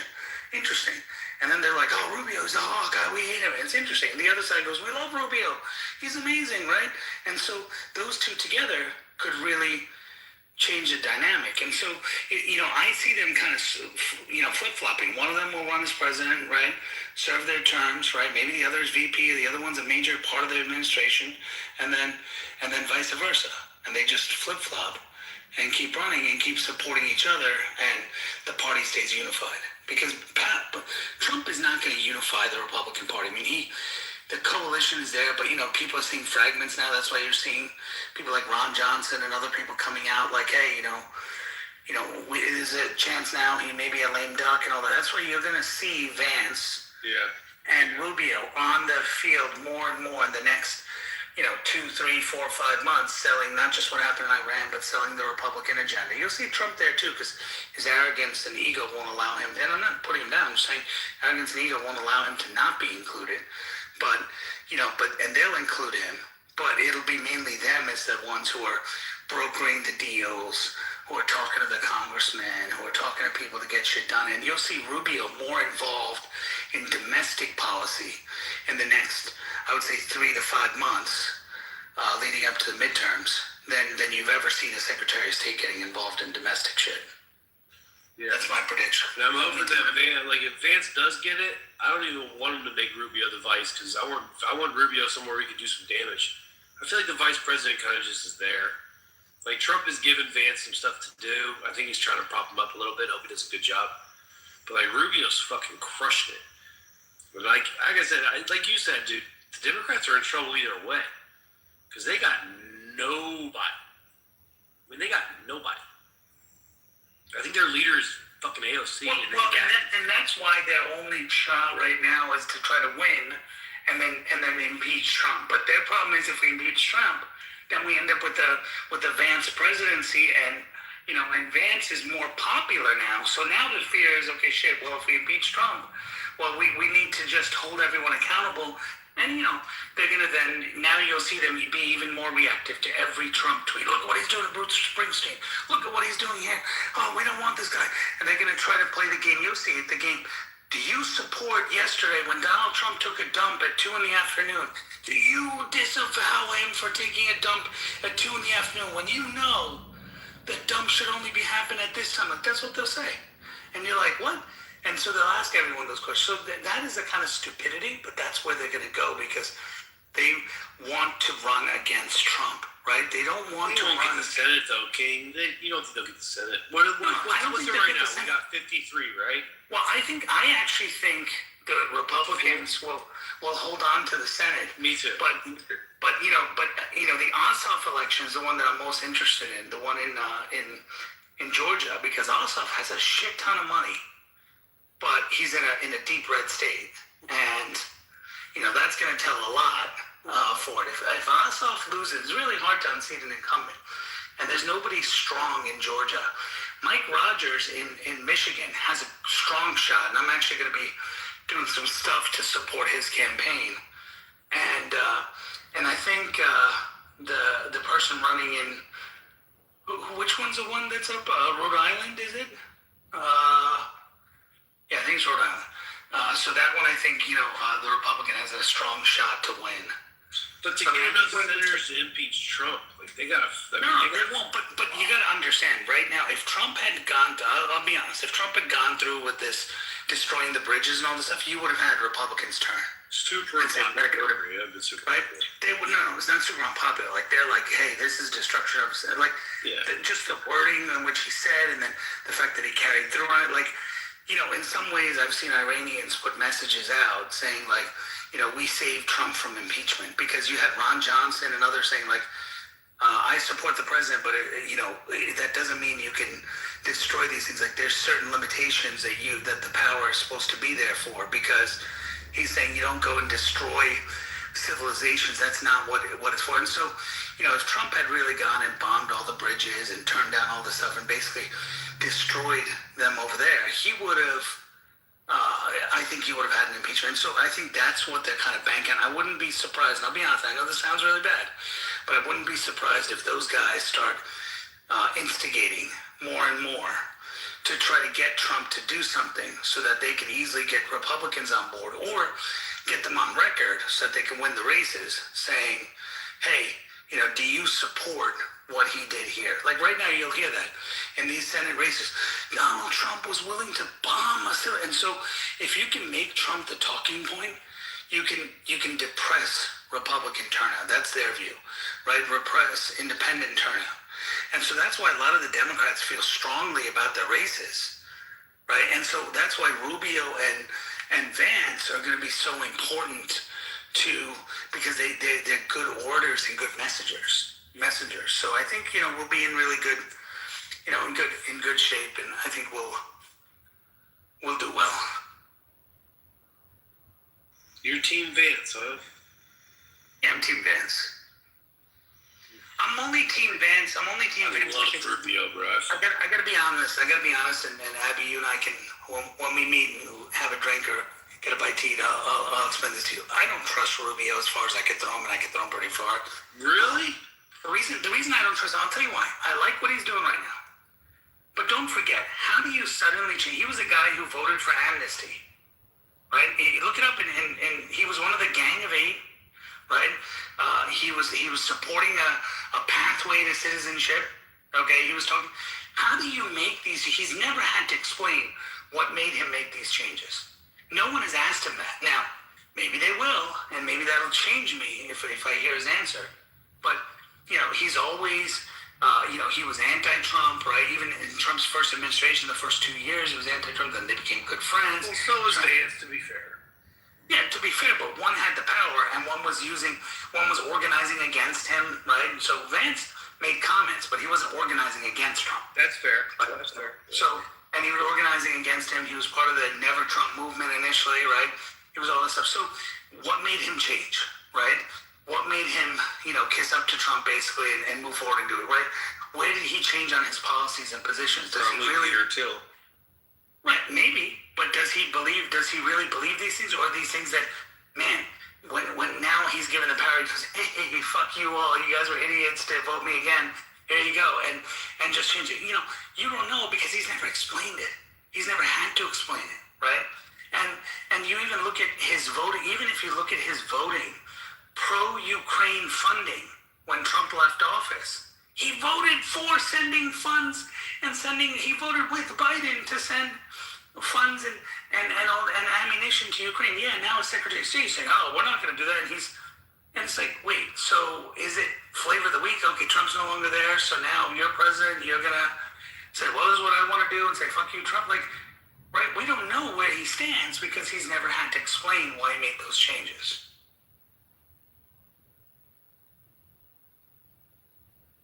In fact, he's on the record saying, agreeing with Kamala Harris in the sense that, Congress has to pass a law. Then Trump gave some big problem because there was that bill that came into the Senate that was going to give more funding to DHS and allow them to enforce the border and all that stuff that they cited during the thing. And he came back saying the only way to do this is through Congress, but this bill doesn't do that, right? Well, he could have immediately said, hey, the president can do this today. He could use this power. He could do. I mean, you're a seasoned person, right? You've been there a lot longer than Trump in terms of, constitutionality, your education, all that stuff. He could have said that, but he didn't. But then when he got into office, he goes, we always knew this could only be done through an executive order. You could easily do it. Like, so it's just like, okay, well, are you just saying what you need to for political expediency, or did something actually change you? And if something changed you, what was that? Fair question. All right, who invited this guy? Abby, did you invite him? We're Team Rubio King. Fuck off. I am team whatever politician prepares us for the inevitable zombie apocalypse. And no one is addressing that. Until they do, I'm withholding my vote.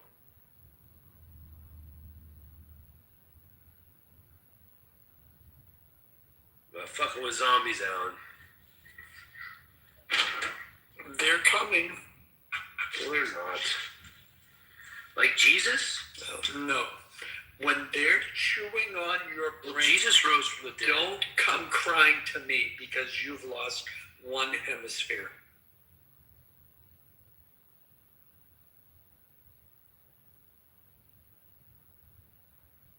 Alan for president. Alan, if you were president, who would be your vice president? Vance or Rubio?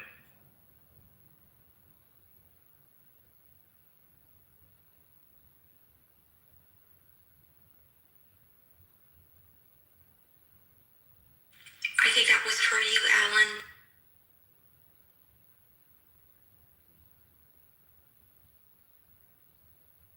Thank you, Bima. KK, who would you pick? Yeah, what you said. Well, let Mike go ahead and ask your question to Alan again. I think he was using the restroom. Alan, if you were president, who would you pick for your vice president? Rubio? Oh, my mic was off. Vance? I said there, I like them in the positions they're in now. I think Rubio's doing a great job. I think he's handling it well. And I think Vance is doing a good job. I can't see either of them switching. Would you? No, so you'd pick Vance as your vice, and you keep Rubio where he was. Yeah. KK, who you take as your vice? I wasn't sure until the article that I don't know who brought it. I think Mike, you brought it up. The article, New York Times article, talking about when Netanyahu was in there, and then they were in the war room, and they were getting the intel brief, and Vance was opposed, and Rubio said this, and Hexed said this, and Kane said this. I wasn't sure until then, but when it came out, basically that Vance was opposed to it, I think for the long term and for the party, it would be best that he would run, because he's going to be able to stand up there and say, like, well, I was against it at that time because of the risk and whatever, and that to make others feel like he's going to be a little less war-hawked, So he was kind of in that capacity. Also, I think keeping Rubio where he's at or expand his actual role. I forgot what roles he has now, but what he's doing right now as far as the State Department within continental United States has been tremendous in regards to kicking out some of the people that are on here, like on expired visas or green cards, and seeking asylum or false asylum filings and whatnot. I think he might be better served in that capacity.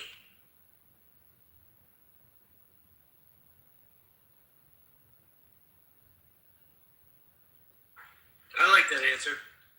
If you think about it, if you read the article, I didn't read it, I was just listening to people that were talking about it, and that's what they were claiming and stating, what was each positioning.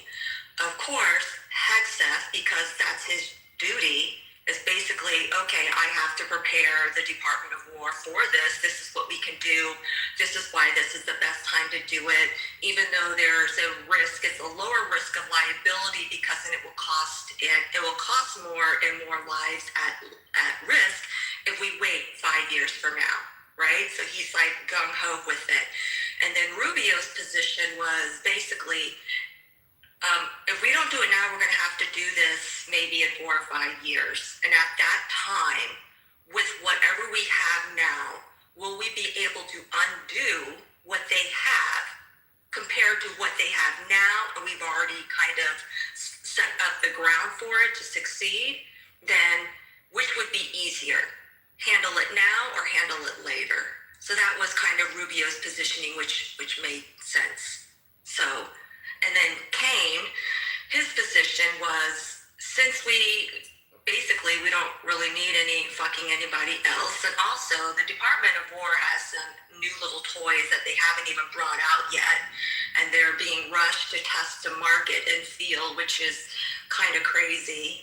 Some of the stuff they have is pretty rad, really addressing even the drone stuff. But anywho, Kane's position was, we're here now. We have the upper hand, so to speak. We've already laid down the work. We've already leveraged that, the fuck around part. So they've already realized what we can and cannot do. So that can definitely be a huge leverage point. So knowing that the people that were very hawkish, and then Vance was a little bit more like, well, let's get the bigger picture of this. How is this going to change us? And the global side of it, right? So I think having that a little bit more centered mindset when it comes to any type of conflicts for the future would be more appealing to potential voters, independents, or moderates. That's why I was thinking.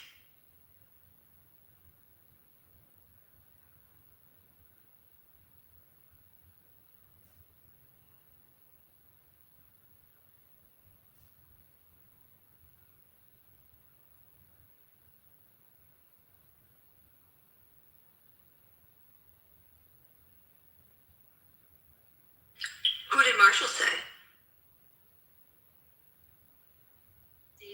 I'd say Rubio, but that's just because I think he's going to pair.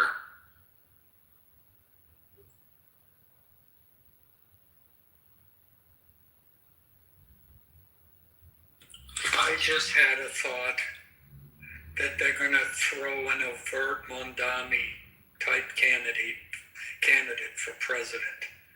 That's what the Democrats will do. It'll be, I'm going to give you all free shit. God, I hope they do that. It makes it easier for us. Yeah, but how do you fight against that? Oh, I'm not going to give you free shit. You're going to work, and you'll have the self-satisfaction of knowing you did it on your own. Well, the outcomes from the time in office for Mondani will have showed, and so we can kind of basically feed off of that back as well. He's already failing. Spanberg is already, she's in the big decline. Her numbers are way down, the lowest of anyone. Sorry, I can't. Yeah, see, that may be true, but if the Republicans, think of it in terms of the emotional impact that each candidate has. I mean, in California, there's a Mondami copycat. I don't know how he's doing. I've only seen a few ads from him. Who is it? I don't remember. Is it Campos Najar? Say that again? Campos Najar? Maybe. I'd have to see it. His ad. Are you talking about that big head Dina John Cole? Yeah, he was walking as he was talking, the way Mondami did in his set. Oh, you're talking about Mondami, okay. The point is, I've said this before, I'll say it again.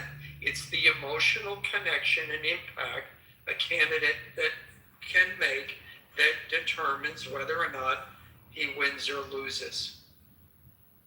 That's why Trump lost. Won in 16. That's why he lost in 20. That's why he won in 24. Well, security was the number one issue on both sides of the aisle for 24. Well, I'm sure. Well, yes. And who made the more appealing emotional argument? You know, the country's worried about security, and the Democrats are saying, no, they're fine. And Trump is saying, no, we got to deal with these immigrants. That connected emotionally to how people were feeling. Anyways, yeah, I mean, I don't have an answer to this question because we don't know what's going to happen with all of this. You know, in the next 2 years. But I think that that's going to be key. I mean, I agree with what you've said, KK, and what others have said too. I mean, there's a lot of jockeying that's going to go on. I don't think Democrats have anybody viable right now. Someone might come out of the woodwork. Slotkin said she'd consider it. Who? Slotkin? Alyssa Slotkin. Oh, God. Do I even know what she looks like? Anyways. She was the, medium short hair. She served in the military in some capacity. I don't recall which one. But she was one of the ones that was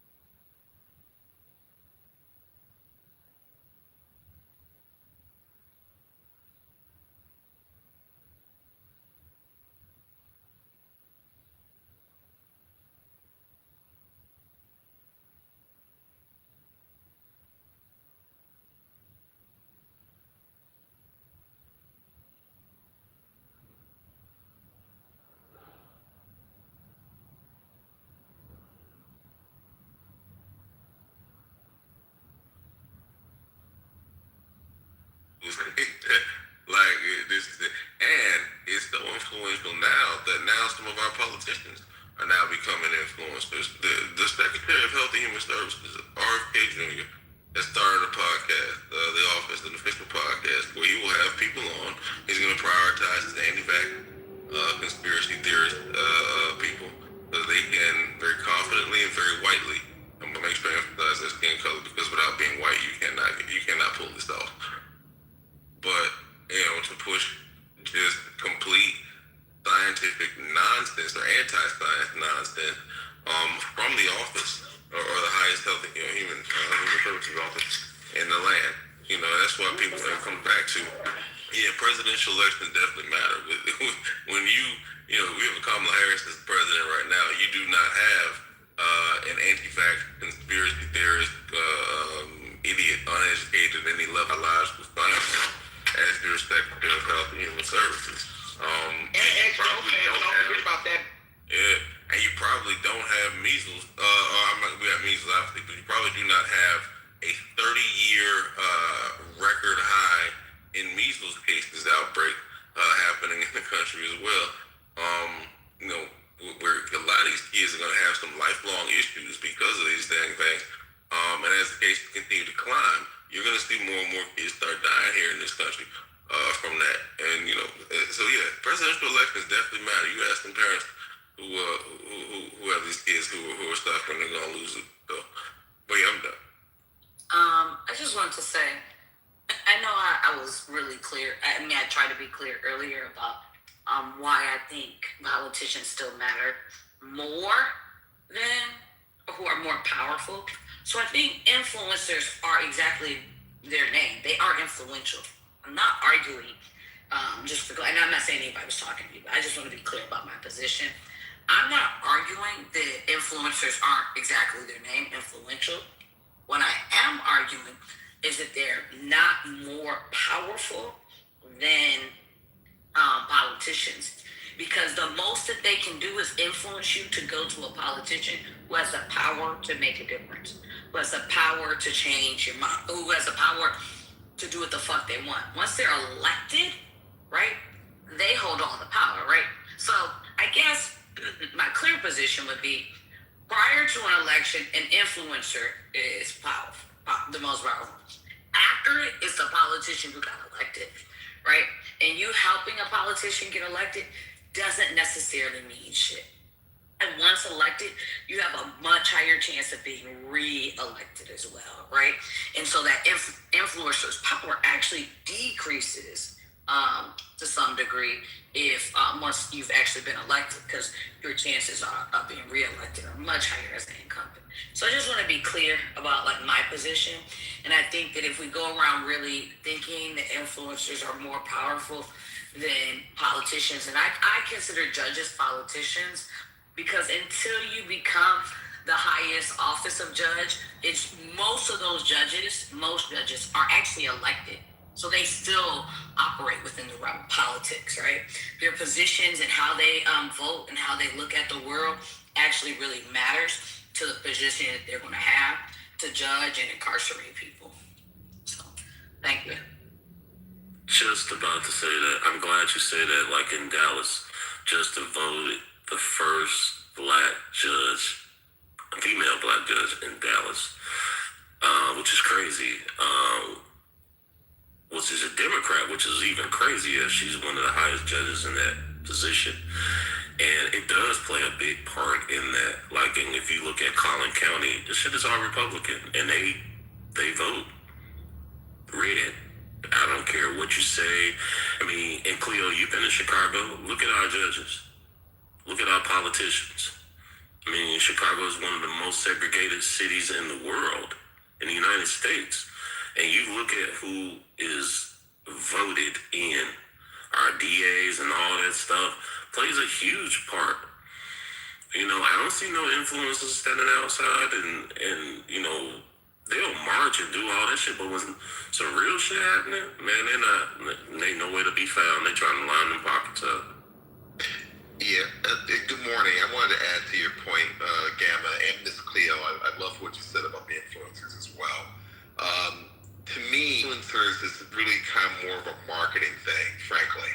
And part of the challenge is that the nature of media that we have now, and I'm not just talking about like, CNN or anything like that, but just think about just, the fact that someone can just pop up a YouTube channel and start talking about issues.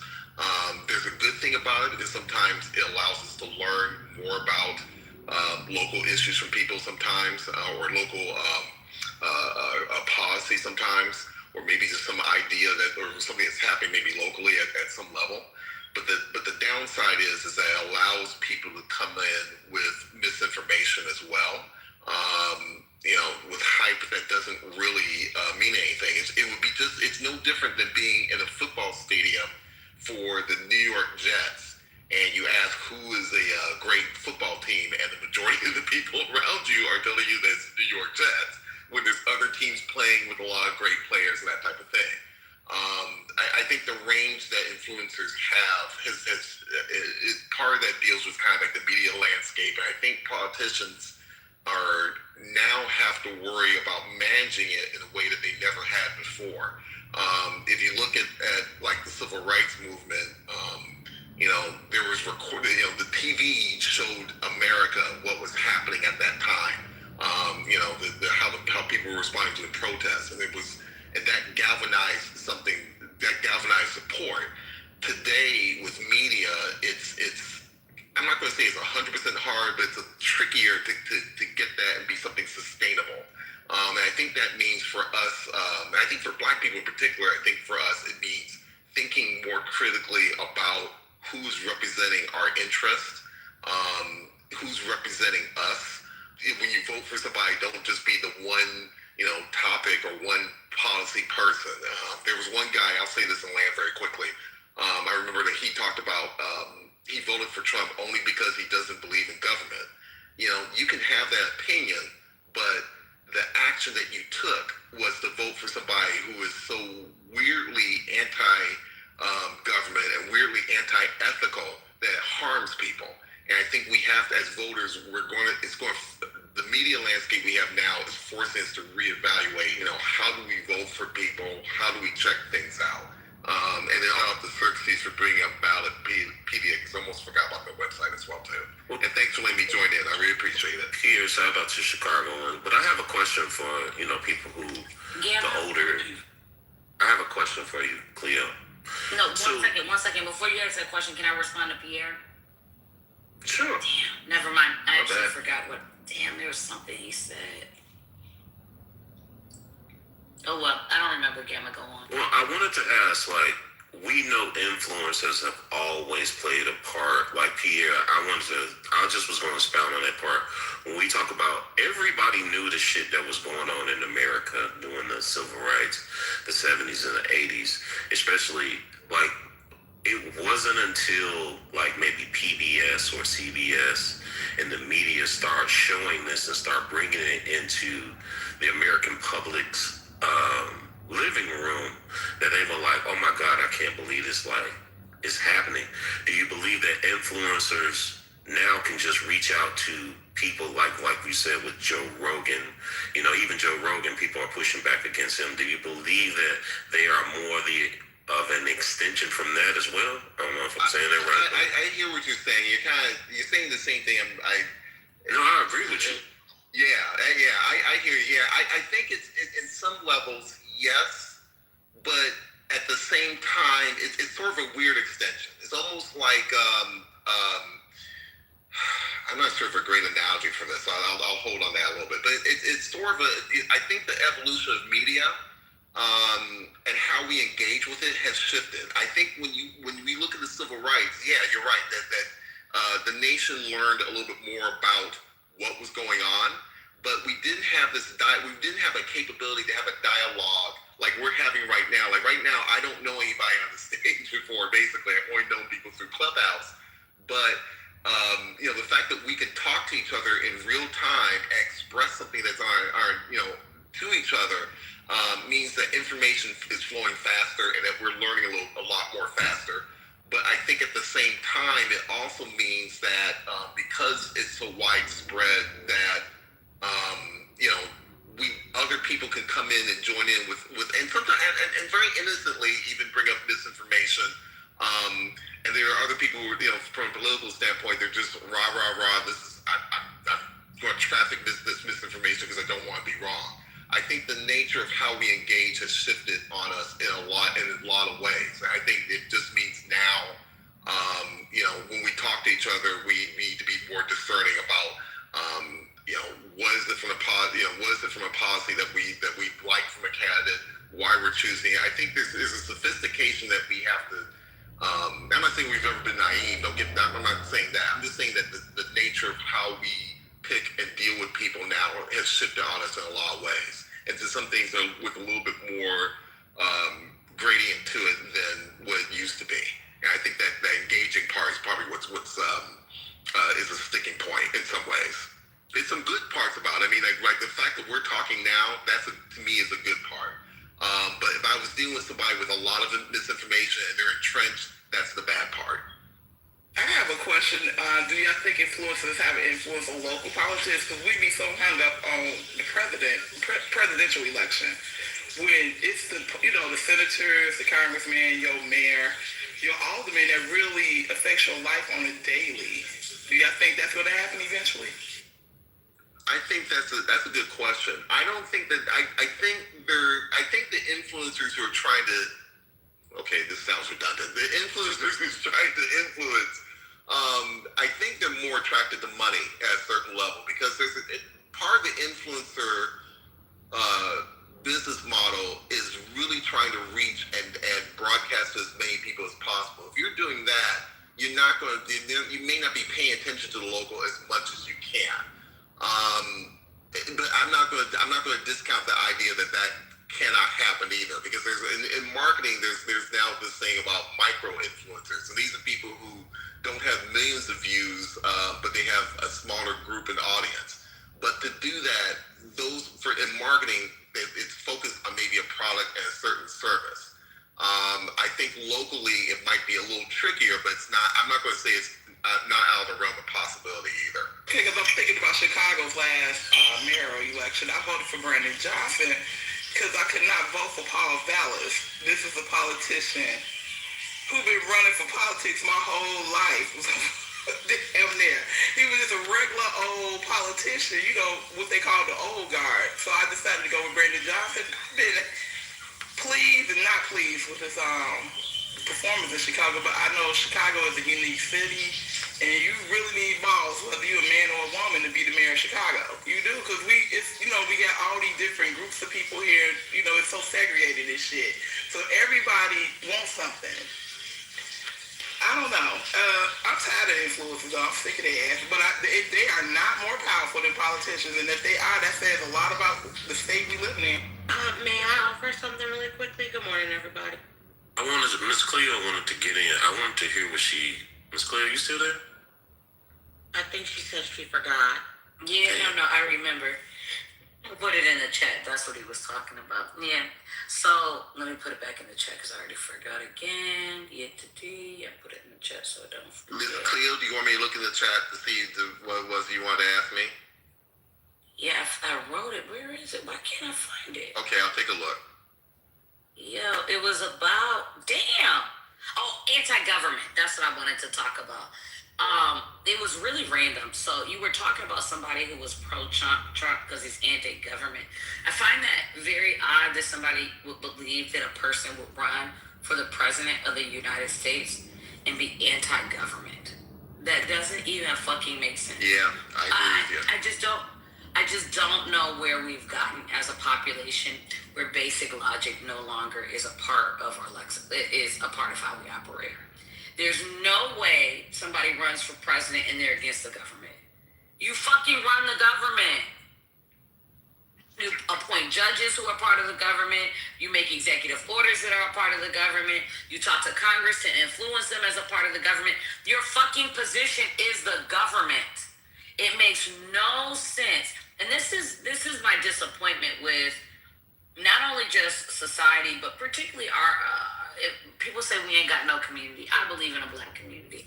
In the black community is we are so easily swayed, right? So easy to like make believe a certain thing that we hear shit and don't even sit and take a second to go, huh, does that fucking add up? Does 1 + 1 sound close to 2? Because somebody who absolutely doesn't believe in government, why the fuck would they be running for president? It blows my mind completely. And this happens thing after thing after thing. People will say Democrats aren't for black people. And then you look at the track record and you put Republicans against Democrats and you look at policies that have supported black community, things that we know overwhelmingly help black folks. And you put that against Democrats and Republicans. And you tell me that that's even close, also completely fucking ridiculous. And this is where I think influencers and how people consume media now is super, super dangerous. People consume media that has not been vetted. They don't vet themselves. They accept things that just sound good. Like, that kind of sounds like it's a good thing. Yeah, I'm tired of A. If somebody says anything that's close to A, I'm not even talking about super close, even kind of close. Now I'm going to be supportive of that. Okay, I'm getting off my soapbox. I'm sorry for inviting No, you. keep going. No, yeah, Miss Cleo, keep going, bro. Keep going, girl. Because that's the thought I had. Like, exactly. Like, how you anti-government, but you voting for the president? Yeah. You look like a fucking fool. But it's a lot of fools in America. They have dumbed down the education system. People don't know basic civics. I was in a room and this dude talked about Kamala did a horrible job as vice president. Do you know the function of the vice president? They don't have any power. They there for really one reason, in case something happens to the president. But that just shows you how we have sunk as a people when you don't know basic. And their position is I think is worse than right, yeah, that too. But it just shows you how dumb people are, Miss Cleo. They are dumb as fuck. And you know they run amok on Clubhouse. Yeah, this is. I just want to say, yeah, and I agree with you, Miss Cleo. It was a weird statement. I think people are trying too hard to have a shortcut in thinking about who they vote. Like, okay, it's almost like vibe voting in a lot of ways. And that's not going to get through much of anything. I think the idea of if you can't name off like certain initiatives that make sense, then it's a weird logic to kind of say, yeah, I agree with the entire. The person had a weird logic to it, like, okay, I just don't want the government to act on black people. I'm like, yeah, but you're still voting for somebody who will, and there were clear signs that there was detriment to it.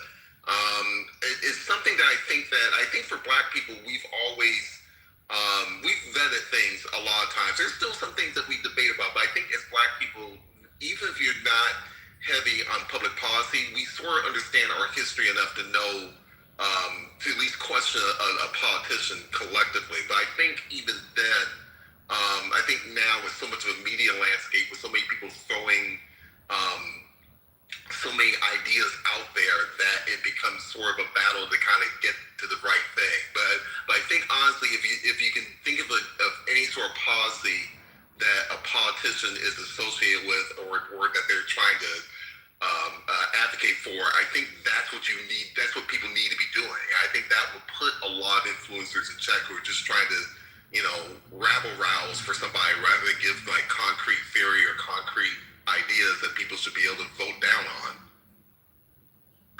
I'd like to offer a couple things. This is like such a good conversation. So yes, influencers have more power than politicians today, and it's super duper unfortunate.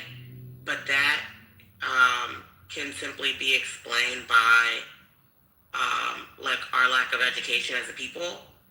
And so the reason why the Republican Party is able to do what they do is because they break things down in such a simple way, very black and white, while obviously leaving out the gray area that affects so many, not only black people, but also poor people in general, right? So the idea that, let's just say, hey, if you want all of the things in the world, if you want to be successful, all you have to do is work hard. But we all know that that's not true because there's so many different barriers that are put in place that affect Black people, poor people, etc., that you can work your ass off and still not make it, right? But it's super duper unfortunate that influencers do have more power than politicians. Now, when we talk about like the outcome of that, or not even the outcome, but like what that looks like in practice, we have so many different examples of this. Somebody named Joe Rogan up here. You have people also, here's what's also interesting, right? Many people that are considered quote unquote conspiracy theorists, right? Or were at least, and we're talking about 2000. Can I pause you for a second? Because I don't think I'm following you. Can you kind of go back for a moment with me? Are you okay with that? I am sorry. Go ahead. You said for sure influencers are more powerful than politicians. Can you help me understand that? Because I don't agree at all. Sure. When it pertains, I'll be more than happy. I'm talking about when it pertains to convincing a mass of people to sway a certain type of way. Okay, so you're calling influence power itself? Unfortunately, yes. So, I mean, me personally, right, I believe that there are influencers and then there are people of influence, which to me are two different things. But when we're talking about how gullible the American people are, when we're talking about how not well-read or educated the American people are, very, very much so. And I even think that this could be broken down generationally.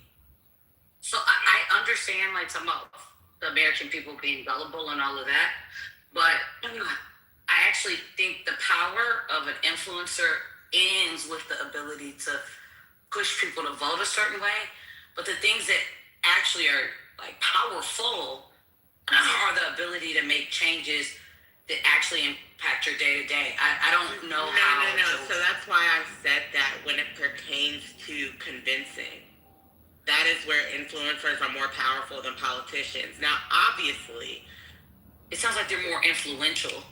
That's what, like, I think the words for me are. When we say more, right, but if you can sway people to vote a certain type of way, that is very, very, very powerful. It's also very, very detrimental. And I think that way too many people undermine how powerful. That's why it's super duper important if you are a person on the internet who has a big following, you have to be extremely responsible with what it is that you say and do, because you have people blindly following you. So are politicians more powerful in reference to when they have these seats and they're in certain positions? They are the people who make the world go the way that it is, quote unquote, essentially? Of course. But when it pertains to leading up to that, ain't nobody. The only time people are putting on the news now to watch the debate is so that they can provide the commentary on the internet and they can sway people's opinions. People can start to do their groupthink thing. People can blah, blah, blah. I'm telling you right now, with the combination of the internet and our lack of education as an American people, it's not hard to see how an influencer, when it pertains to swaying people's opinion, can be more popular, or can be more not impactful, but can be more powerful, quote unquote, in that sense than a politician. And I just would like to land here really quickly, MJ, and I'm gonna throw it to you. I think that age demographic plays a huge part in this. So if you're somebody who still watches the news, this isn't me trying to be funny, this isn't me trying to be shady, this isn't me trying to like be rude or anything like that. I don't know if you would understand the capacity of the internet in the way that I'm discussing it, and how most people don't even turn on the television anymore past a certain age group, they don't even have cable. They're going straight to TikTok. Yeah. I mean, straight to the internet. Yeah. So Joe Rogan is more powerful. No, you wait. So Joe Rogan is more powerful than Hot Wheels. Is that what you're telling me? Yeah. Hold on. I just want to make sure I'm getting that. Hold on a second. I have to say, Let me get this question answered and then MJ. I think it's unfortunate that but a quick there's an intention to clearly miss No, I'm just asking. what it is that I'm saying regarding power and influencing. I'm specifically speaking about the ability to sway people's opinion. That is extremely powerful. Those politicians don't get in that seat unless the people are on the internet doing what the people on the internet are doing. And then you collapse that with the fact that, like I was saying about people who were in the 2000s, early 2000s, people who were called conspiracy theories. A lot of us are now at the age where people were quote unquote crazy. To fast forward, they were 110% right. And so we're going to continue to see this. That is why the Democrats have got to find a way to talk to people in a way that they can understand and explain to them how it will affect them. That's why they have to talk to white women and Latinos and say, hey, you and your family will be gone. Thank you. You will not have access as a white woman to this. People, the Democratic Party has to start breaking shit down in a way that people on the internet do, because that is our way of communication now. Utilizing these big words, trying to have a dick swinging contest around who is more intelligent will not get the job done when quite literally our life is on the line. You have to meet people where they're at, and that is first going to start with communication in the way that people consume information, which is the internet, influencers, except gone are the days where 30 seconds celebrities. I got you, because I've been interrupted several times and it makes me lose my train of thought as well. Gone are the days where celebrities are rappers, etc. The celebrities are everyday people. They're influencers, and everybody knows that. The Cardi B's of the world are fighting for campaigns, for money, with quite literally influencers on the internet. 10 seconds. And that is a fact. So I'm just trying to explain the scope of things and how I'm looking at it when it pertains to specifically power and what I'm talking about when I say power. The ability to sway the people's opinion. That is a very, very powerful tool. Thank you. And politicians do not have trust, and unfortunately, the influencers on the internet do. Thank you, MJ. Y'all gonna have to get a little bit more concise. Let me get in line. I want to say my piece. Let me get in line after You shut up, sir. Thank you. Go, MJ. Very unfair. Follow the last man. Because I'm white. But anyways, whenever everyone else... Yo, excuse me. Be quiet. Go, MJ. Yeah, y'all got to get a little bit more concise. Absolutely. Like, both sides of this discussion. I'll just say this. I actually agree with Makeup. I think that influencers are taking up space in media. Media drives not only politics, but it also drives culture. And they are increasingly becoming the voice of both. And we need to understand the gravity by which they wield, goddamn, for lack of a better word, influence on politics, influence on culture, influence on preferences, influence on capital and how it moves. Yeah, it's undeniable. And if y'all want to say that these politicians these politicians can't make influencers. Influencers can, they can break politicians. This is all true. So we have to move forward understanding 100%. The gravity. That we have to understanding how these systems function, where the power, quote unquote, power lies within the. Let me say 10 seconds. Half of the reason why Kamala Harris unfortunately didn't win outside of misogyny and racism, That's 10 seconds. it's because of the internet. It's because of the influencers on the internet talking about Hamza, all it's of your this turn. shit. That is why. Thank you. Hamza, it's your turn. Although I don't actually want to hear you talk. 1 second. Actually, it's not your turn. It's my turn. I just want to make sure the stage understands the difference between influence and power. And I'll posit a question that you all can get to if you want. What influencer has dictated anything? Thank you. But how can you say that? It's Hamza's turn. Okay, but wait, I'm It's trying Hamza's own. Why can power and Hamza. hold on, I have a question. Why can power and gamma jump I know in you at have a time? question. I Hamza, would it's on also you. like to have discourse. Big. Let's not be disrespectful. I'm not, but It's you not guys your were being turn. disrespectful to me the whole time, and I'm saying that No, they were able no. to. Big. Nobody Big. I It's waited not what happened. Big. What 25 happened? minutes in Big. the room. Big. Why can I not have discourse? I've been in here for an hour and a half and I haven't said a single word. It's Well, okay. you weren't Yeah, on the stage. Big. What happened, which I actually think is actually my fault, so I'll take responsibility, is I actually allowed you to answer a question which I thought you were going to have a succinct answer to. You did not. No, I was Right, in and the that's queue actually- because Gamma and Pierre, you No, and no, Elegant, so- and I'm so saying you disrespectful. ended- We're having discourse. No, you ended, and then I inserted a question. You and I had a back and forth. No, you finished. interrupted to ask a question. You said, is that Excuse okay? me? And I said, yes. Yo, Big, I'm actually not gonna. You're a weirdo. Like, I don't understand why I'm not able to have discourse, but everybody else is. Yo, Big, I'm not talking to you Yes, because I sideways. disagree with I'm you. not. Because you don't care that you understand disagree how with me. powerful I don't even. influencers are. No, none of that matters. I don't even. See, I didn't do it. So here's the thing. I don't even fucking like Hamza, right, at all. And I would mix things for people.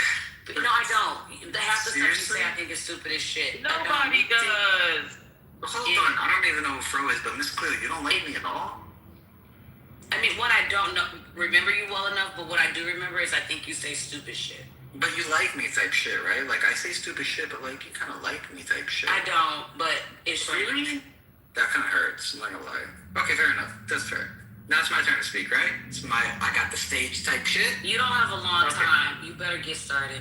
Okay, let me get started then. Let me get started. MJ saying dumb shit, right? That's how I'm gonna start. He thinks Trump, and I don't know who the fuck Kamala Harris runs shit. Bro, that's not who runs shit in America, right?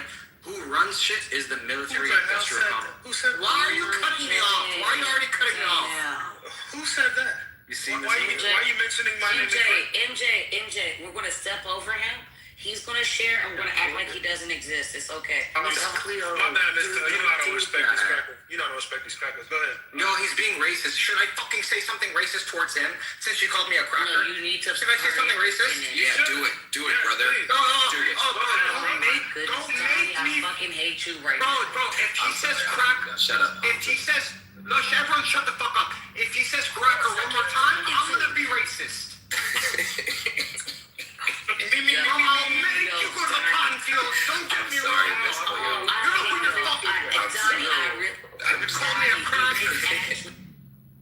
My bad, Miss Cleo. I'm trying to. The cracker is cracking. MJ, shut the fuck up. Don't ever in your life call me a racist comment unless you're and he laughed. Hamza. I'm sorry, Hamza. You're screaming. At least Big, when she argued with me, she wasn't screaming. I really don't need to be screamed at in my ear. Y'all It's picked the really white not. man over me to drag me because Oh, you disagree hell with me no. for that. I won't start. Okay, check this out. Big. Give me my time. Give me my time. We will get you your time. You're going to have to chill for a second. Big, this is how things work here, right? So these people with the beans, they're going to moderate the conversation. Right, but if I got this clip as an influencer, if I got this little clip in this moment, then we're going to get there. I'm standing on mine. I bet you $1 you won't. Girl, don't pump fake. If you gonna get it clipped, I will Do take it. your account like on in 1 I'm hour. actually sick of it. Ain't no pump fake Cleo in has there. been been trying to get order in the room. Nobody knows that. Y'all cut me off for this white man to talk about Kamala Harris and cotton picks. Yeah. I'll talk about whatever I want. I want a bitch. I'll talk about whatever I want. Who the fuck do you think you are? Get the fuck out of here. Who the fuck is next? I am next. Order is trying to be maintained in the room. I don't know where the fuck all this shit is coming from. It's 7:25. He called me a cracker. Miss Cleo has consistently attempted to get order so we can move through the people who want to speak. Nobody's choosing anybody over anyone else. There are just more people who want to speak big, and you have been speaking since I got in the fucking room. So what I'm saying is all those threats to clip some shit, girl, just do it. Stop threatening us. That's called pump faking. All right. So Hamza, I believe you're next. You won't have as long. We're going to start cutting this shit short. Okay? Be concise. Be direct. Get your point the fuck out. And then Ambassador is next. Okay. Enough of the goofy shit. Fair enough. Influence you fuckers the fuck out of here. Based. Fair enough. Let me be very concise. I think personally MJ's the biggest dumb fuck that I've ever met in my life. He believes Trump and Kamala Harris has some kind of power because he's a dumb normie, right? He's a dumb sheep that he is, who really runs. Look how he laughs at my own jokes. What a fag. What a fucking fag. The guy who's insulting him, he laughs. He gives props to his jokes. But anyways, who really runs the country are influential people that are not in the media, like the military. And don't fucking cut me off, fag. The people who really run the world are the military-industrial complex, and people like BlackRock. I don't know if you know what that is, but investment. 1 second, my girl. It's an investment company, right? They buy property. 1 second. I don't know why you keep interrupting me. Let me finish my point. You don't know why? I'll show you why. Look, so what y'all don't understand about... No, what y'all don't understand about this shit, this is not a democracy in this motherfucker, right? This is a conversation curated by us with these stupid damn green beans. That's what it is. I don't know why people, if y'all want to talk about some shit, there's a very easy way. Go to the hallway, and there used to be, it says host room. It's big and blue. It has a plus sign. Fucking host your room and go talk about this shit. If you don't like how we are moderating the conversation we fucking want to have.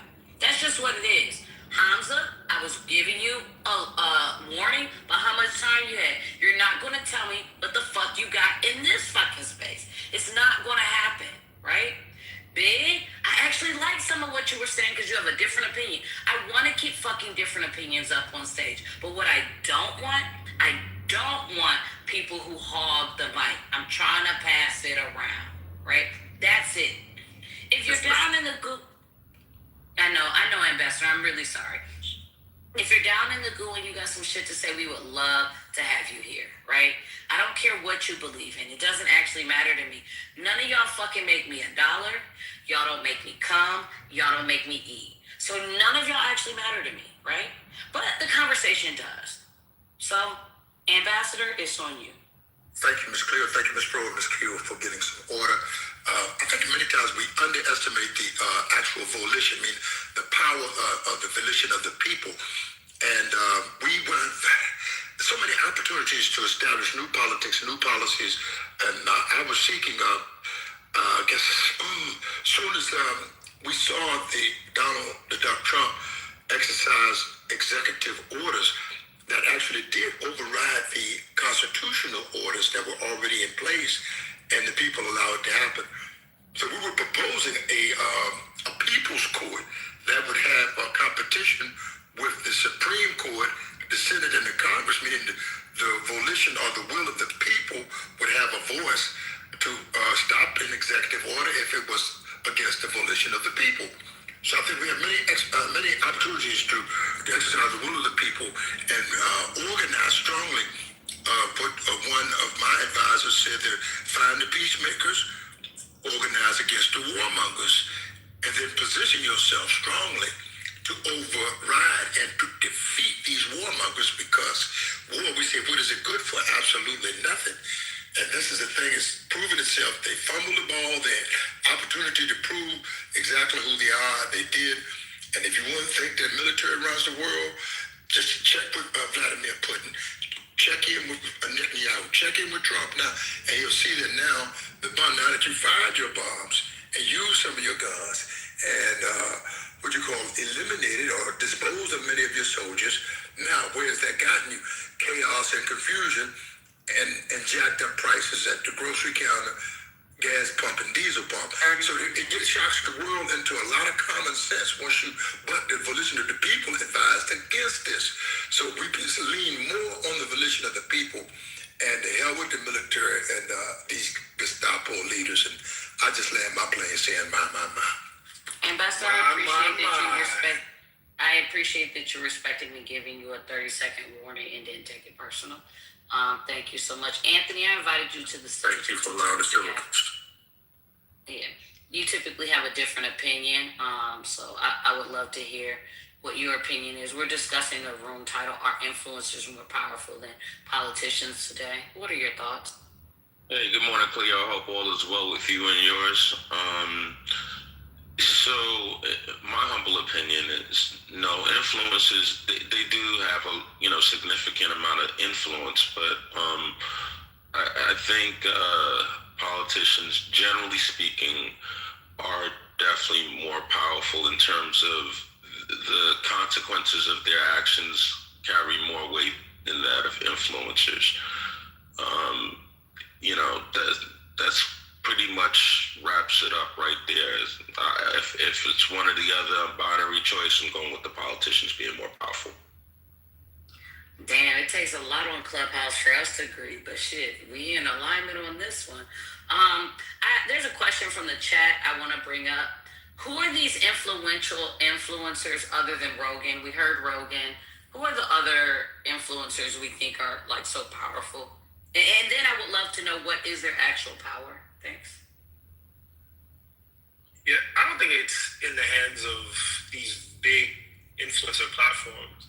I think it's just how many of them there are. Like, it's a whole lot of fucking people. People with, 20 followers, right? But when you look at them in aggregate, it's quite a bit of people, and everyone's watching. And the influence is increasing. Like, they're taking shine away from mainstream media. They're taking shine away from, like, big cable television, network television. People are increasingly tuning in to the influences of their choice. So I don't think you can look at one influencer and say, oh, this influencer is more influential than this individual politician and do that thing. But again, looking at them in aggregate, they move. They move culture. Again, they move markets. They move what consumers choose. They move industry, and they move politics. I think it's undeniable. Can anybody answer the question I asked? What is the name of an influencer who, other than Rogan, who has some large amount of power, and what is this power that they actually have?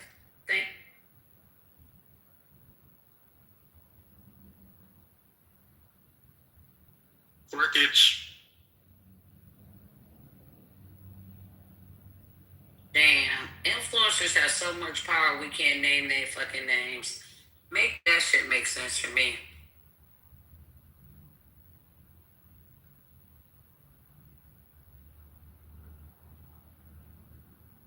Damn, Siri even said it. I don't have an answer for that. Okay, anybody? I guess now we just chit-chatting because clearly nobody can support the claim that influencers have influence without and name people who do and the power that they have. Hello? Hello. I'm going to let Hamza back up. Hey, can you hear me? My bad, I'm halfway working. I put it in the chat earlier, but wasn't Elon Musk be considered an influencer? That's a good question. Oh, Farmer, you'll go next. Do people think that Elon Musk would be considered an influencer? Absolutely. Is he not on social media giving his opinion? And people found his opinion and reposted and take those ideas and then launch them into this entire political sphere. Damn, said that all fucked up, but you know what I mean. Like, of course he does. Of course he's influenced. Of course he's influenced. Finally, you say something of fucking substance. Dumb fuck. What's wrong with this cracker, bro? No, because you're racist. That's why. I have a problem with your racism, bro. Don't be racist towards me because my skin fucking color, you hamar. You donkey that you are. Don't be racist. All right, let's get back to Elon Musk. Y'all can argue in the back channel. Yeah. Y'all can argue. Yeah, I'll DM his. Trust me, I'll DM his mother. No worries. I got you. I mean, I don't care who you DM, his mother, his cousin, his dick. We're gonna move on. Oh shit! Yeah, I appreciate that. So, MJ, like, I guess we're setting the bar really low for who would qualify as an influencer. Based on what you said about Elon, pretty much anybody could be an influencer that is on various social media platforms, and if that's the way you think, that's cool. We can have a discussion about it, not have a discussion about it, no big deal either way. I'm just thinking in terms of like their actions and the consequences of their actions. Who has more power? Ultimately, I'm going to side with politicians. That's where I'm at with it. Yikes. That still doesn't answer my question that was posed, though. Yikes. Yeah, so if I can respond to Anthony. Well, hold on, MJ, because I would like my question to be answered. You gave your opinion. Anthony, the question posed is Elon Musk an influencer? Okay. Yeah, I think Elon Musk is an influencer. Yes, I think that's a fair statement. Didn't that contradict what you just said just now? I thought you said that if I wanted to say, specifically said, MJ, if you said what you want, if you can say what you want, if you think Elon Musk is an influencer, then... Did you hear me say that I don't think he's an influencer in my submission? Exactly. He's being subjective. I didn't say it could be or not be. Hold on. It seems as though you were thinking at the same time. Voices on top of each other, and maybe it's like one at a time. Sure. It seems as though you were leaning in that direction. If Elon Musk is an influencer, which I think he absolutely is, because before Elon Musk jumped on Twitter or these social media platforms, he was just somebody who was behind an electric powered car company, right? I mean, he had his past in PayPal Mafia, all these things, right? But people didn't know how he felt about politics. But his opinions on politics, right, fostered a following and definitely got to touch a lot of different people's ears. I think that's influential. Aside from everything else that he's doing. So, again, man, when we're talking about influencers, I think all of this counts. MJ, you didn't give a qualifier. When you stated, why Elon Musk was an influencer, you used very broad terms. And okay, I gave a qualifier. Okay. Wow. All right, I said things that MJ. You're right. Cleo literally just redirected y'all from rubbing y'all throats on each other's. If you could please allow him to talk. Yeah, exactly. I'm gonna address it just like that every time you do it. So be quiet. All the guys got quiet. That was weird. Anthony's turn to talk, Hamza. Get your throat off Anthony's throat. Wow. Y'all seem to not shut up when it's so here's the thing.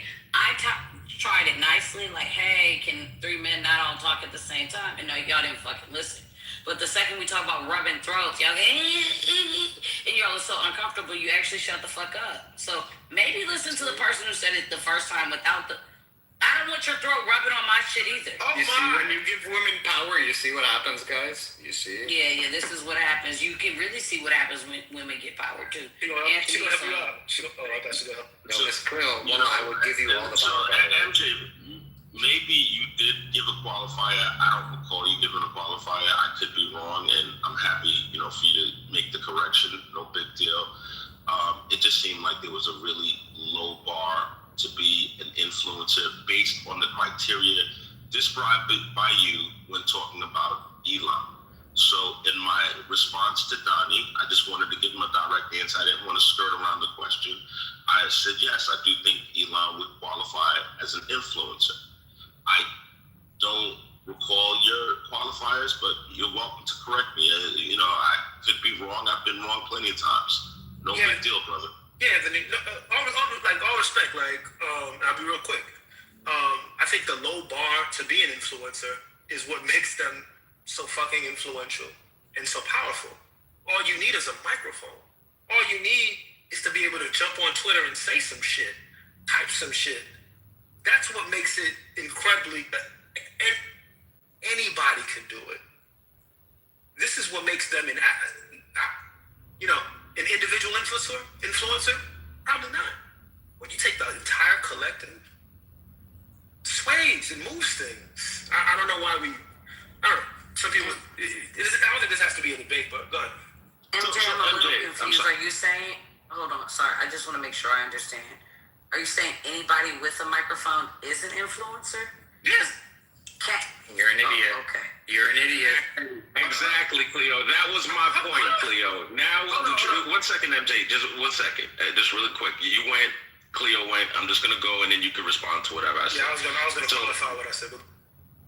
All right, cool. So that's MJ. I get it, right? So even if we were gonna go with your idea, right?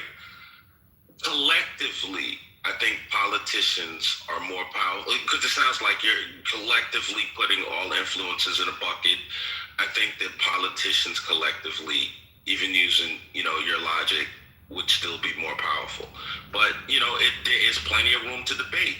There's plenty of room to debate that. It doesn't make me right automatically and you wrong, if that's what you're saying.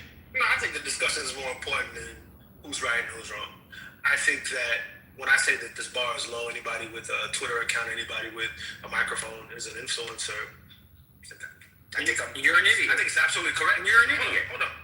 Can this dude stop? So someone with one follower is an influencer? Somebody put a Oh my God! He's boring. He's boring. MJ, be quiet real quick. Where's your room located? Where's my room? Up against MJ's. Please be quiet. Thank you. Go ahead. I wouldn't let him get that close. I wouldn't let him get that. Please, if you're bored, go play with your dick. Go start a room. But I don't fucking know to. Shut the fuck up. It's just over, actually. Yeah, there you go. Smells so much better up here. Yeah, I mean, if that's not the qualifier for an influencer, what is? What is it? What aside from having a microphone, aside from having a Twitter account, what else does it take in order to be considered an influencer? Does it have to be a significant following? Yes. Is there a number that would qualify an influencer versus a non-influencer? I can't say that there's a definitive 10K. Hold on. And that's not. Hold on. Yeah. Appreciate you, because this is the point Hamza was trying to make erratically. But anybody can have a Twitter with a microphone and have no followers. I can go and create an account right now and have 0 followers. So whom am I influencing? You have to put a receipt in on the backside of that. But if you can't draw a line to say this is the amount of followers you have to be considered an influencer, and this amount of followers makes you not an influencer, then there is no parameter. There is no distinction. They're all the same thing. Unless you can create, say this bar. If you don't meet this bar, then you would not be considered an influencer. I think there are influencers. I think the guy with 200 followers, right, is influencing 200 people because they're all seeing his tweets, right? Yeah, but and you can call him a double influencer. MJ, literally someone with 0 followers by your criteria also would be an influencer. And that's incorrect. Well, does a tree, if a tree falls in the forest, influencing when there are no people following you makes 0 sense. Well, I would agree with you. My receipt on the last four comments. Fuck. Is my microphone broken? Yeah, It's gotta be. She's not done speaking. I mute when I'm done most of the time. Okay. So I don't think this claim that just because you have access and you have created an account, you are an influencer. That's ridiculous. I think there are lots of things that we could say. There's not a definitive line that if you cross this number or that number, that it is the thing, right? Am I a farmer just because I planted tomatoes? No, right? I don't think we live in a world where, if you planted 10,000, if you planted 100 tomatoes, now you're a farmer. But if you only planted 99, you're not a farmer. That's not really how things work. So when it pertains to Wait, I'm not finished, Big. Thank you. So, MJ, that doesn't work. There has to be something else that signifies influencer that's not just a numerical answer. Well, what is it? You're the one that's saying that there's a difference. MJ is not on you. It's on Big. There are literally numbers, okay? So there's something called, and this is why I'm saying this conversation is funny, because some people don't even understand. There's something called a nano influencer, a micro influencer, and a macro influencer. There's literally tiers and numbers that signify what that is. So if you're somebody on the internet who has under 10,000 followers, you're considered a nano influencer. Obviously, outside of the followers, the engagement needs to be present, and obviously it has to be organic. It can't be, all of this is non-bot involved. No fake followers and engagement involved. When you have 10K, and I think it's between 10 and 20, or a little bit higher than that, you're considered a micro influencer. And then anything above that is considered a macro influencer. But there's literally numbers. And by the way, most companies and organizations are no longer into macro influencers because it's unorganic.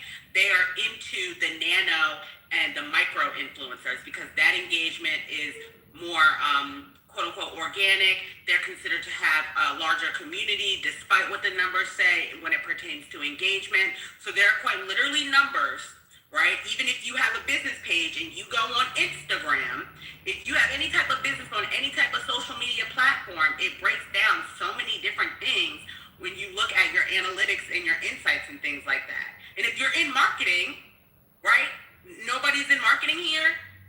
These are things that people look at. You're in sales. But yes, there's literally tiers to influencing. And as somebody who, I've gotten paid by Clubhouse before. I get paid from Instagram. I have companies, and I'm considered a nano influencer. I have companies who send me PR packages for free. Good Molecules, Lancome, as a makeup artist. I'm a makeup artist. I'm telling you that there are literally tiers. Even when it pertains to my following, I'm going to go on mute.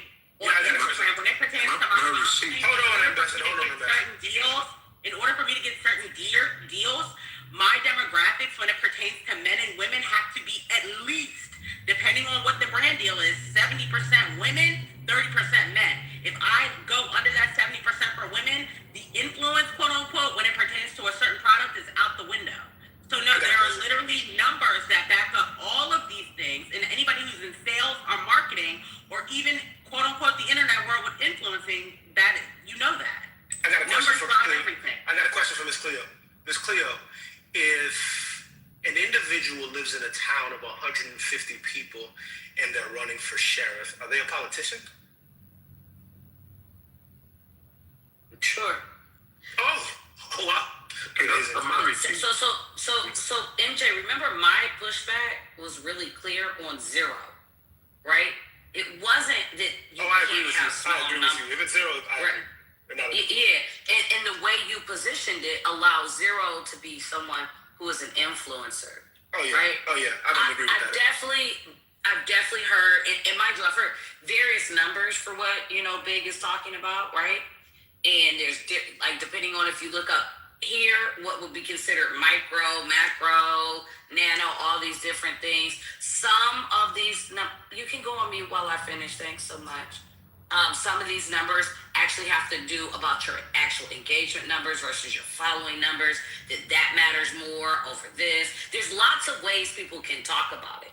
My general point to MJ that I was pushing back on is that it's not just a clear cut, because if you went to any of those agencies and you talked about the number that was under, let's say you were talking about 10,000 versus 999, that difference in those two actually is negligible. And any of these agencies would share that with you, right?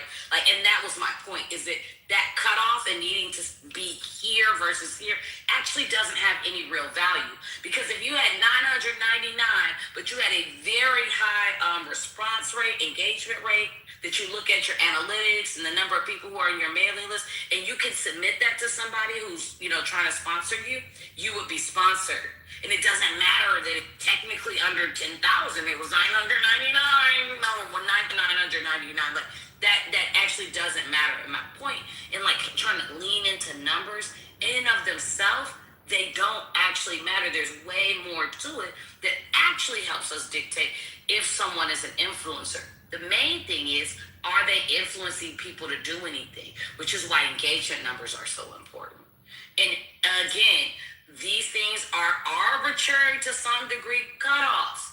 Nobody's looking at them black and white, this or that. That's not how we look at it. Nobody's sitting up here counting how many followers Joe Rogan has. And mind you, your followers change based off of your platform. So this is a way more complex thing, and I think that we need to own it as such. But what I will say is I really want somebody to answer my question is, what power do any of these fucking people have? I want to micro, or anything? I want to attempt to answer that only based on this definition, Ms. Cleo.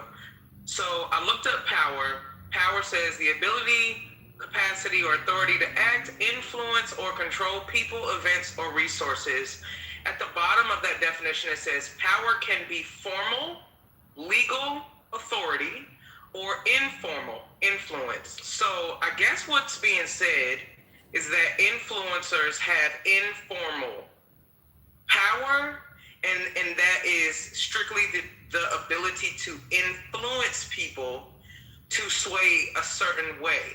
I feel like the power that's being asked about on stage is the legal authority power. And so I think that's why we've got people saying they do have power and people saying that they don't have power. If I'm understanding the conversation about politics, then we would have to come to the understanding that they don't have any legal authority to do or change things officially. The only thing they could do is influence people through numbers to try to encourage the people who do have legal authority to be swayed.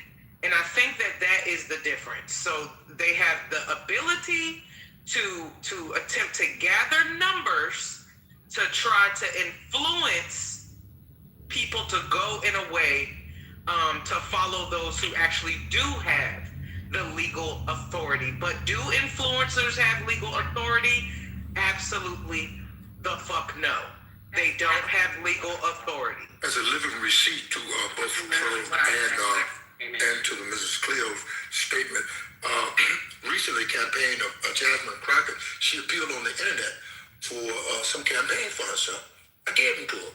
And then I got to the inside track and said my words to her. I said, you're running up, basically submitting that campaigns, and it may be successful, maybe not. But my advice to you is to get your campaign literature and get your workers straight and go in a region where the voters are and go door to door. The only campaign you have is actually door to door, and the proof and evidence, Jasmine Crockett did it. And she came back for some more money. She put her stuff on autopilot and took some more money from my micro account, etc. But nevertheless, I know that there's no internet campaign that I know of that will actually get you into office unless you develop something sophisticated right now that improving you can get your robots to go door to door. I don't see the folks you get in these situations is the one you actually ask for. And you and your workers can go right out to Mr. and Mrs. Jones that votes in that particular precinct and say, Mr. and Mrs. Jones, I'd like to have your vote. Teenagers, college students, workers, union, I would like to have your vote. And there's a great chance that you'll get it if you ask for it. But if you never ask for the vote and continue to go to the internet, I think there's in a lose-lose in most instances that I have experienced personally.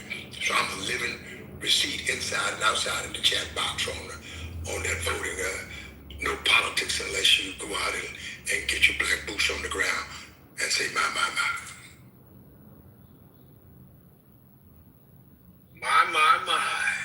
Yo.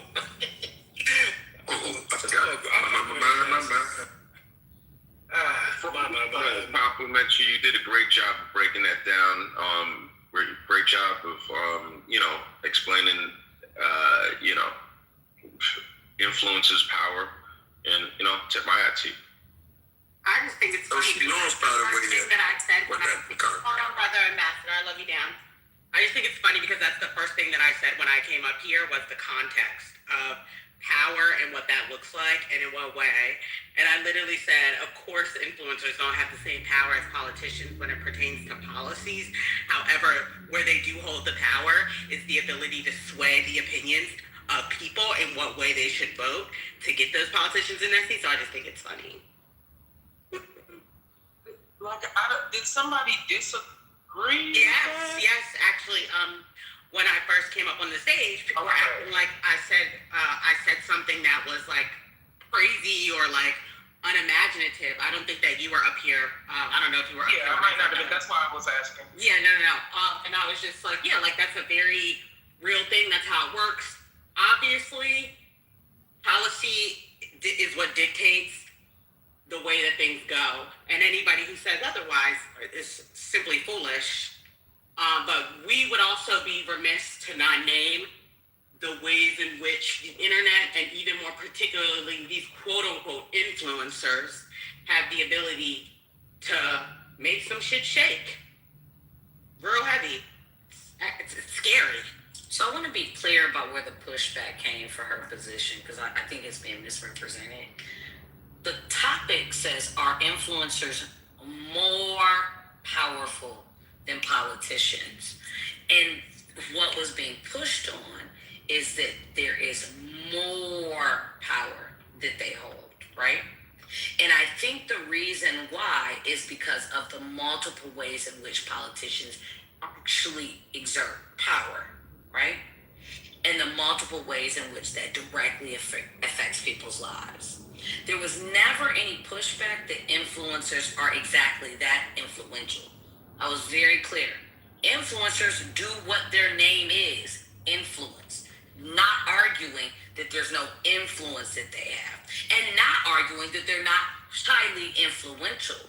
But I think if there's a comparison of where more power rests, their power begins and ends with their influence, right?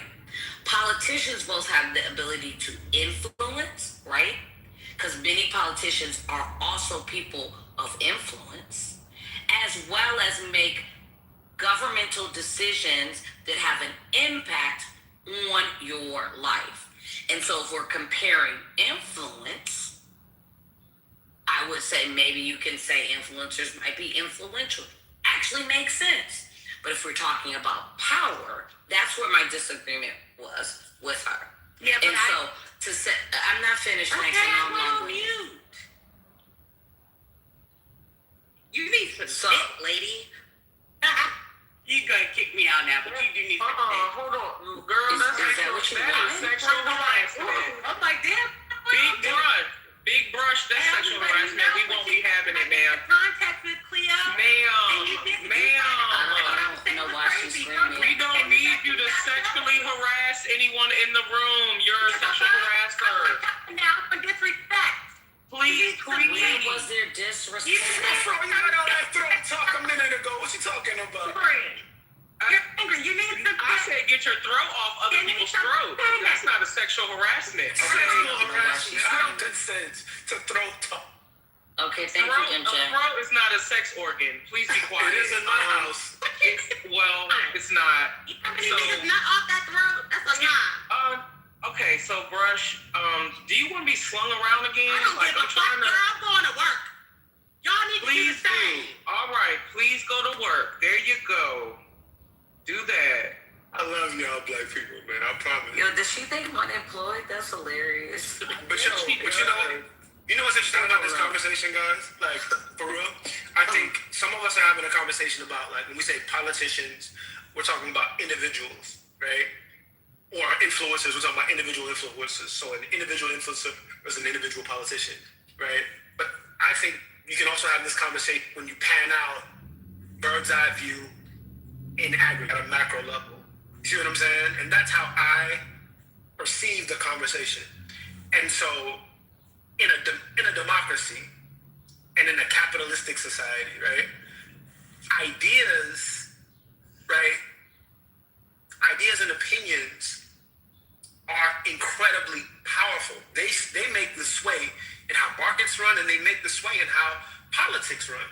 And so if influencers are the progenitors of these ideas and these opinions, it would make sense in aggregate that a significant portion of the power lies in their hands, because they're the ones with all the ideas and opinions moving around in this fucking metasphere that we're dealing with. It's all platforms, you know. So a lot of these influence are paid by politicians and people who work with politicians. We gotta stop giving these motherfuckers power that they don't have. Like, they could talk and do all this shit, but they are controlled. Like, politicians go and do, all you gotta do is look at Texas. All you gotta do is look at Texas. As much as Joe Rogan, you can say Joe Rogan is this and Joe Rogan is that, his ass got left just like the rest of us when Ted Cruz fucking found out about the storm. He didn't say shit. He didn't come at Ted Cruz because he knew Ted Cruz base and he knew Ted Cruz fucking power would fucking dismantle everything that he's built. These politicians sit and control shit that influencers can't even fucking touch. They sit in rooms and make life and death decisions for us. People giving them too much power. We up here arguing in the morning about a goddamn influencer. Man, we gotta stop this shit, man. And people up here talk about how much Joe Rogan can do what for you in your life right now. Tell me what Joe Rogan can do right now. Besides talk some shit. He ain't gonna change the way healthcare, he ain't gonna do none of that shit. He's careful about what he says. These politicians can go out there and say what the fuck they want to do, pardon and do whatever the fuck. They can run roughshod, kill and destroy. Name one politician who can do that and get away with it. I'll wait. I think you meant influencer, but I was picking up what you was putting. Yeah, I mean, I think y'all just come up here just to wake up in the morning and argue. These influencers, they are controlled. They were waiting for Jasmine Crockett to be elected. The FBI had this warrant just waiting at the desk. Like, man, we gotta stop this shit, man. I think some of y'all not really having real conversations. Y'all just coming up here to get y'all rocks off and go to, I guess, like she said, go to work. Like nobody else in here working. The FBI was waiting on Jasmine Crockett. They knew all about my man from Jasmine, her security detail. They already knew about this. They knew who that dude was. They was just waiting.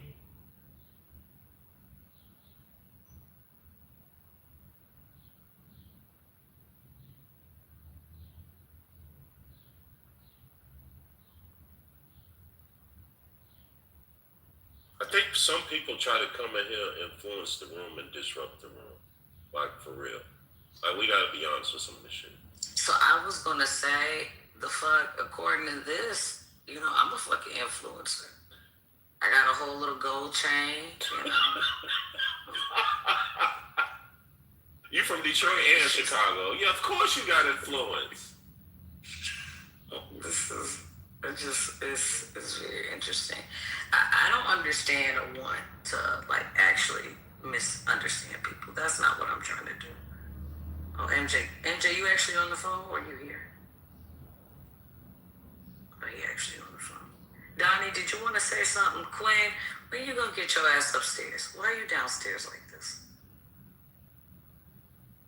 I mean, Donnie, you fell asleep. no, I'm here. I just think, again, to the question that I asked about Elon, it goes kind of to MJ's point. When we're looking at the power dynamics of influencers versus politicians, obviously we do understand that politicians have, you know, the capability for long-standing law and all of these great things within legislation. But again, to the complete aggregate and the totality of influencers, yes, Elon is only one. I'd have to go and do a little bit more research to see, you know, who else would be considered a quote unquote influencer that has the technological influence, that has the business influence. When you talk about law, he was not voted to bullshit around with Doge. And that's something that, you know, his influence and his power yielded in his relationships, obviously, and that comes with influence, right?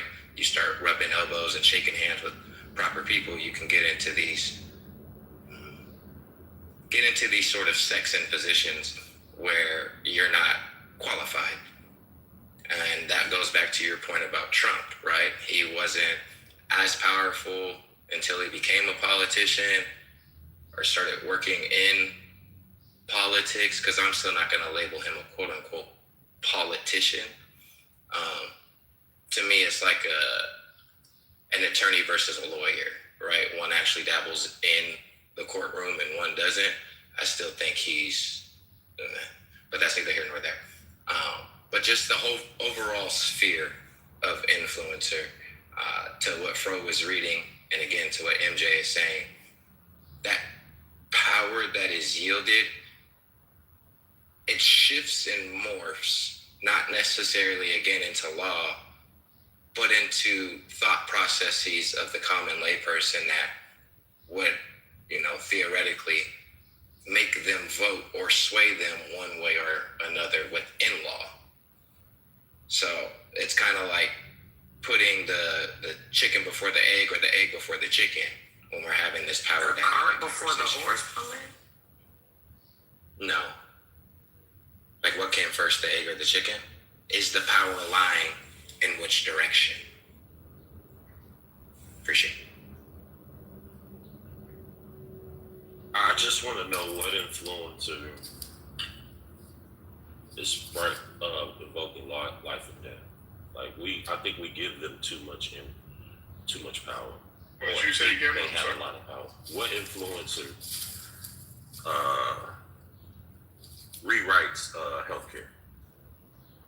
I don't think there would be, but like I'm still sticking to the point that Trump is essentially an influencer who won the presidency, and like the position being that like if the modern version of what we would consider an influencer can reach the presidency, then like what's outside of the realms of an influencer? Okay. And that's why I'm gauging my entire position off of, like, if you can, like, sure, politicians overall have more power, but if influencers have the ability to become politicians without the requisite, like, background, but, like, it's a lot harder for a politician to become an influencer because, like, of their image. I don't know, man. Like, granted, you can't, like, necessarily make choices, but, like, to get to the point where you can make choices is way more possible.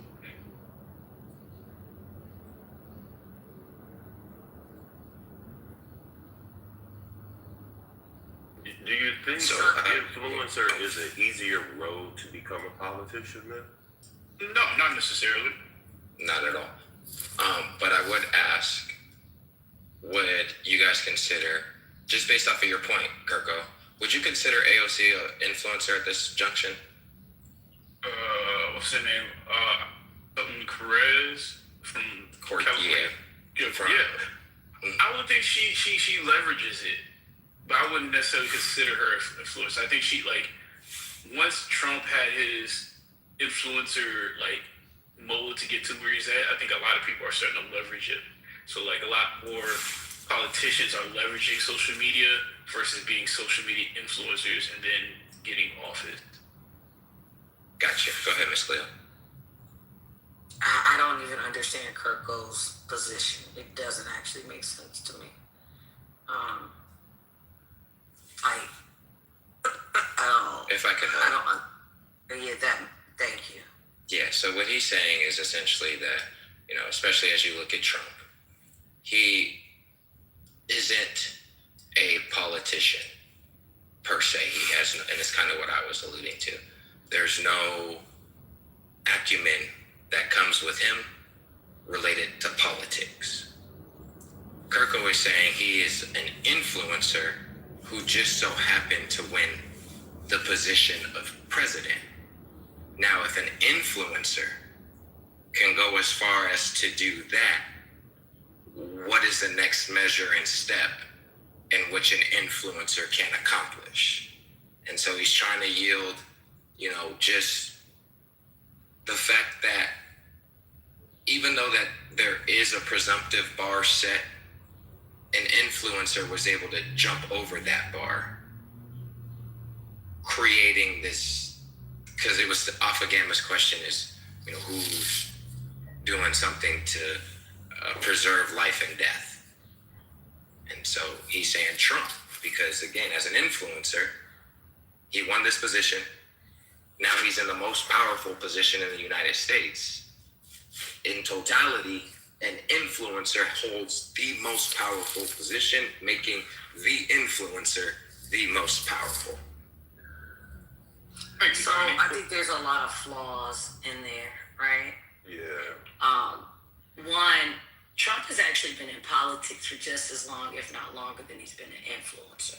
So that's the first thing. And I think to not note that is really off, right? So it makes the premise, you know, very weak for me. One. Two, I think this idea that Trump's not a politician because y'all don't like how he politics, I also think is really, really flawed. I definitely think he's a politician. He has a base that he panders to in a very specific way. You know, he has policy on things. He pushes that policy and that agenda. Non-traditional politician, but the nigga's a politician. And so I think that this idea that he's not a politician is actually problematic, right? It's because he packaged it differently. All of a sudden, he's not a politician. Yes, the fuck he is. It's just as crazy as when some homeboy was in here earlier talking about his friend was talking about he voted for Trump because Trump is against government. How is a man running for president against government? That doesn't even make sense. These things just don't go together to me, like the very basic premise of it. And I don't think most influencers are becoming politicians. You have one person who you might deem was an influencer, right? That became, you know, a high, you know, political office. But I would say overwhelmingly, that's not the case, you know. Ronald Reagan also, I guess, would have been an influencer at the time, maybe.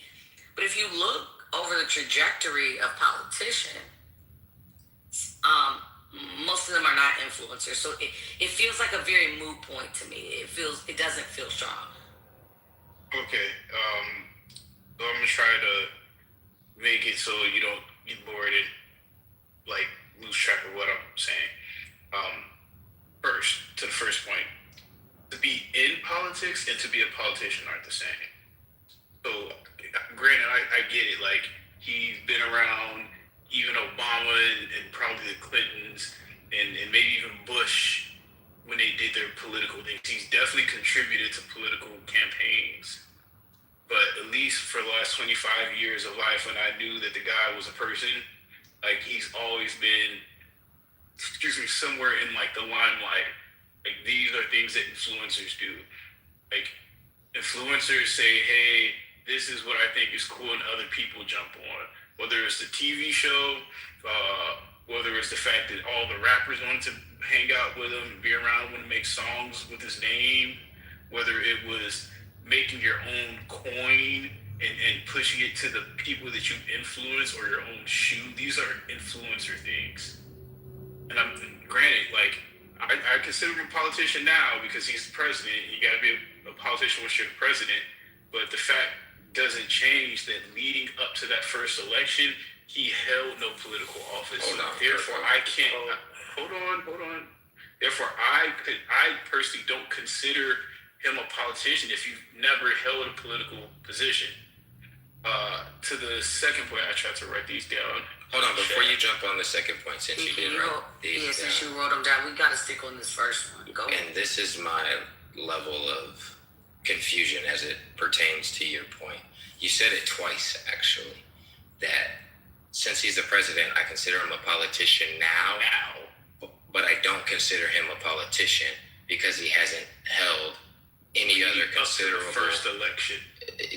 Because he hasn't held any other considerable duties or jobs that would be aligned with being a politician. And then you said that being in politics doesn't necessarily make you a politician. Yes. Like, I'm correct in both of those statements? Let me try to smooth this out. Leading up to the first election, he held no office positions. Correct. Up until that point, not a politician. He wins presidency, he by default becomes a politician. So here's the thing. Politics does not make you a politician. And this is where I disagree. Hold on. Okay, go ahead. And I got you now. This is where I disagree fundamentally and actually agree with Miss Cleo wholeheartedly. If you look at Trump's track record and his talks about Iran in and of itself, before he was president, he had an opinion. He just happened to get into the presidency and actually go forth with his opinion and put it into action and practice. No, he didn't hold an office, but what he held, to your point, is influence. And not all politicians start. He's very unconventional, right? And so his unconventional nature doesn't diminish his thought processes prior to. And I would implore, and I'm actually going to do it, I'll come right back to you, with a track list of things he has said pertaining to politics that are now actually being enacted in his stint as president. So to try to separate, politician versus, the office, and everybody has an opinion on politics. That doesn't make everybody a politician. What makes him one prior to being president is the fact that he had an audience in which he could sway, and that audience followed him and actually got a name when he became president. So I can't really go based off of this, he didn't hold an official position that would make him a politician. No, he was doing the work even before he got the highest official position he could get. So he's run multiple times, and this is where when people say he's not a politician, it's completely bullshit, right? You put together political campaigns, multiple political campaigns, and then you're not a politician. Then what the fuck are you? It just doesn't add up. He's put together multiple campaigns. He's ran for office multiple times, even won a primary more than 25 years ago, right? So this whole thing where everybody's just looking at him in 2025, he's been active in the political space for years, right? Mind you, there are lots of people, who I would still, Arnie Duncan, right, spent years doing stuff, not even running campaigns. He's still a politician. When he got appointed to Secretary of Education, he definitely was a politician. He definitely did things, being CEO or whatever he was of Chicago Public School. He was a CEO of Chicago Public School. Yeah, I thought it was CEO. Yeah, I couldn't remember what each place has a slightly different title. But this very narrow way. There's so many ways. If you start looking at people who hold, high offices, there's so many routes and tracks into, these offices that they hold. And they're not all via election. And they're still politicians, right? There's a way in which many ambassadors are considered politicians. So I feel like there's a way in which people forget how politics actually work. And it's not just this one narrow track. Trump has been having political positions, been flip-flopping, moving around parties, reform, Democrat, Republican, until some shit actually stuck. Like, I can't get with this. He wasn't a politician until 2016. Okay, which in hindsight is fair because I did Google it like when he first ran for president, and I see like he mentioned running in like 1998. So I guess that would be the moment where I would say he became a politician. That's me personally, because outside of that, I'm not too privy, or actually I'm ignorant of like political stances other than the fact that he backed other candidates. I mean, his position on the 5 young men in New York. Yeah, come on, man. I'm saying, like, wait, why are you hollering?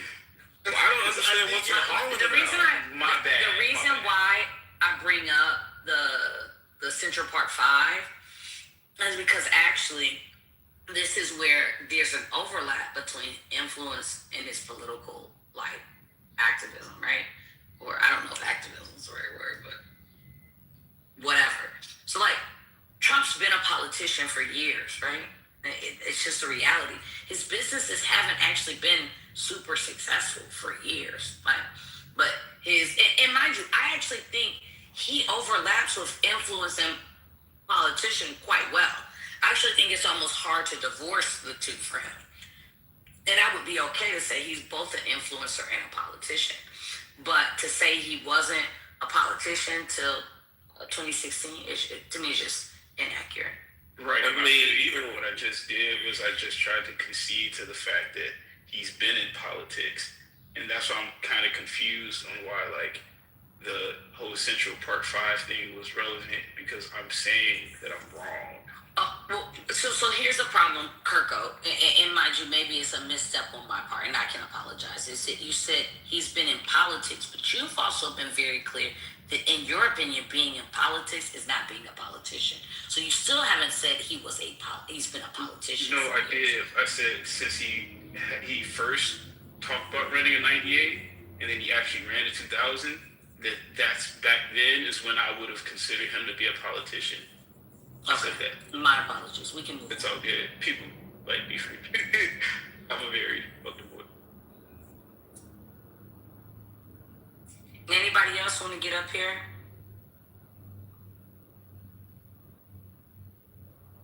Yes, I'd just like to say that I think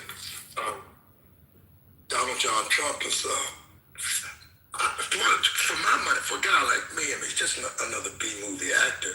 But his history stemming from Fred Trump, you have to spell that correctly. I think DRUMPDPH. You'll find it if you're looking for it. Donald Trump and Fred Trump, they were bootleggers. See, much like the Kennedys, they were bootleggers. See, that's why you see it's in the blood and in the family, because of their bootlegging and criminal activity long before office. I mean, the family is known as a crime family to those that are familiar with those situations northeast of New York City. But I think, the proof and evidence that he's made so much chaos because of mismanagement, lack of social political skills, lack of management skills, lack of ability to manage people well. And so all that have teamed up with him, noticeably, have either burned out or he's flipped on them. They have flipped on him. They have flipped on each other. Not just Omarosa, but again, him and Elon Musk went through a flipping contest. And see, once you flip-flop in Washington, D.C., I'm just been monitoring presidents for a while. It's a fact that you're done in D.C. When you flip-flop. Like John Francis Kennedy was what you would call a libertarian kind of guy. He went in office, no monosodium glutamate, don't take the shot, and so he relaxes his position to the point that he take the flu shot now and then.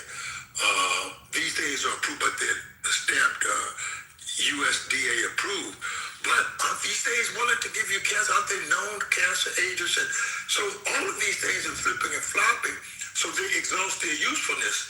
Just I alluded to the fact earlier, ask Vladimir Putin if you could find him on that body. He said, well, I'm just go ahead and to Ukraine here and just take a few hostages, knock down a few buildings, and bomb a few aircraft, and I have the land. Then I can go up the rest of the European nations over here, from Copenhagen and all in Czechoslovakia, all here roll up the French, up to Spain, Italy, and to the UK. That they said that was he couldn't get through to Ukraine. He's got more bombs, more ability to put men than he was underfeeding the men. Soldiers not ready for combat. Got a lot of his artillery taken out, and he's still trying to figure out how he can dominate Ukraine. And that was long before Netanyahu went on his campaign. So all the three major warmongers are proving that guns and bombs are not the superpower. So there's a conglomerate and there's a preponderance of evidence that bombs and guns are not the keys to the power.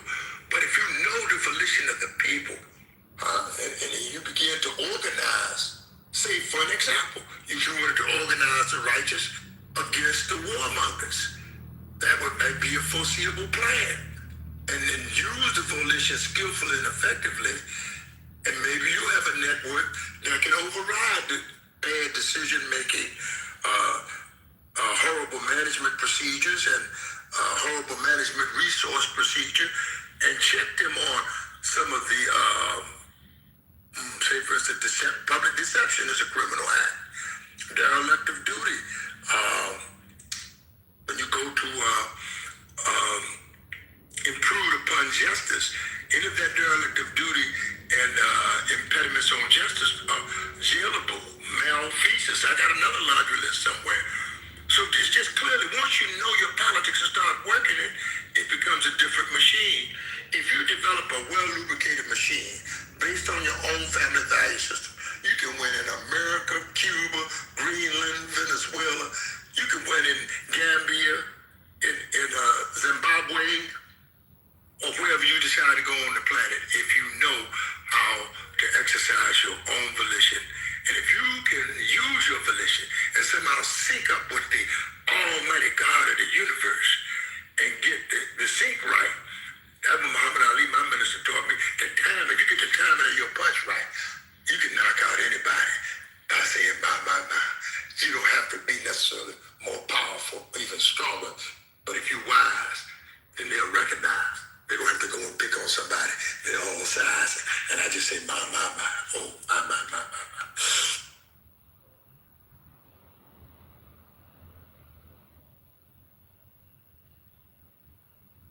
Welcome to Research Purposes Only. That's the house at the top. If you have a big ticket, consider trading it in. I'll drop our Discord if you want to join our Discord. We're talking about are influencers more powerful than politicians? The mic is open. Was that a sneeze? Me, I coughed. Sorry. Oh, okay. I should agree.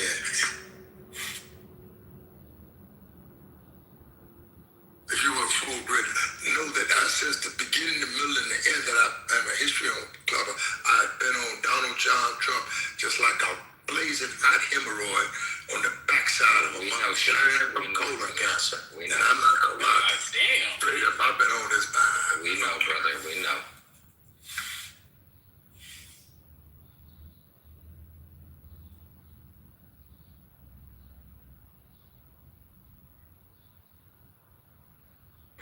Ambassador is okay. I've hated that motherfucker my whole life.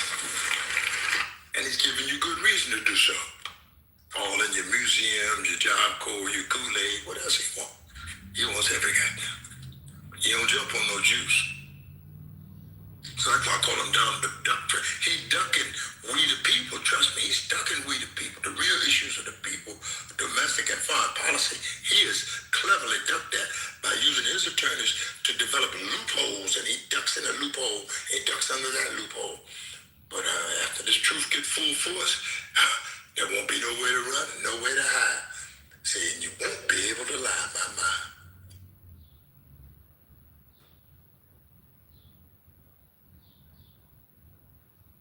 Has this topic run its course? Are we done talking about it?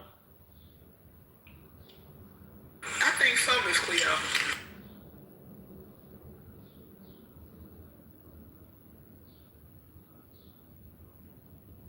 Fro, are you here?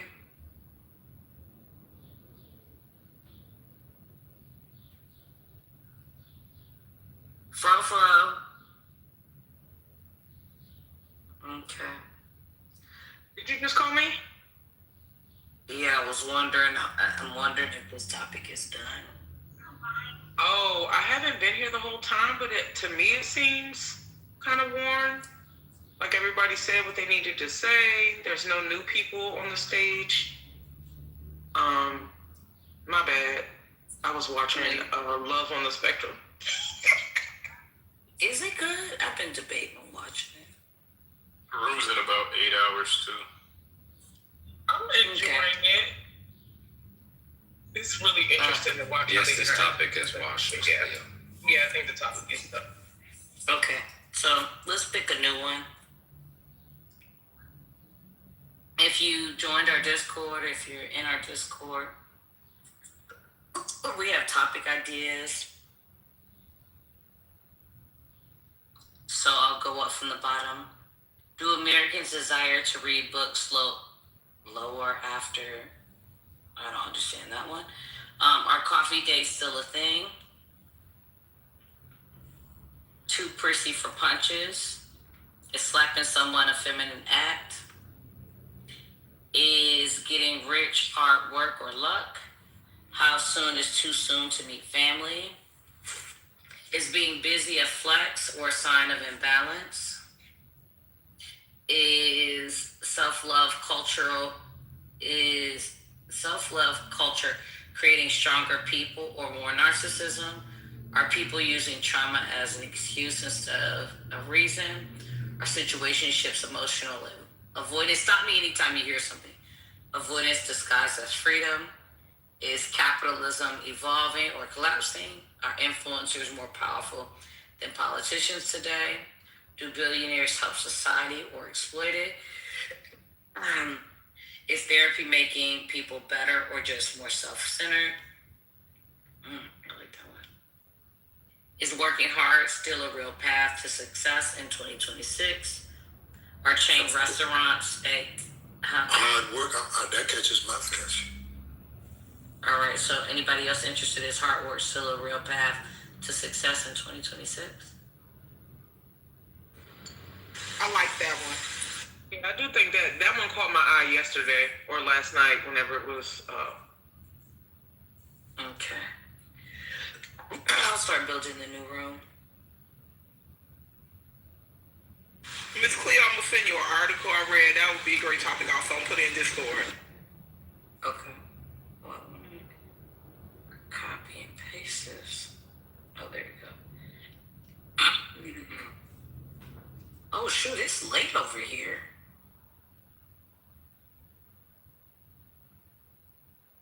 $9:33. Yo, not you doing my time. Okay. I've known since you left. Oh, okay. Well, everybody else be fucking up my time, so. Also, it looks like the ceasefire got fucked up because Iran decided to bomb the shit out of something. I'm sorry, it got fucked up. It sounds like it wasn't followed. But anyways, I'm about to start the new room. Y'all come over when you're ready.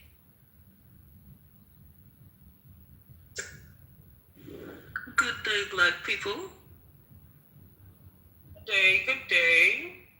All right, everyone. Miss Cleo has left, which means the new room is starting. You can click research purposes only at the very top between the picture and the little arrow. Go ahead and click that, and then you'll see the other room listed there. You can transition to that room. If you're not a member of the house, I'm not sure if it shows up that way for you. But that's how we'll migrate. And I'll be shutting this one down in just a minute. Put the link in the chat for her. Oh, thank you, Kirko. We've got concierge service. Kirko has put the link in the chat, so you all can just click it.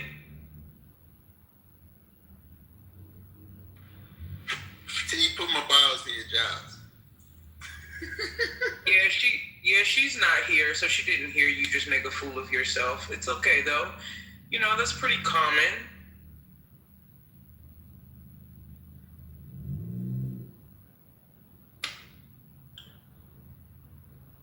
That brother thought he was the first person to find out that balls and jowls sound similar.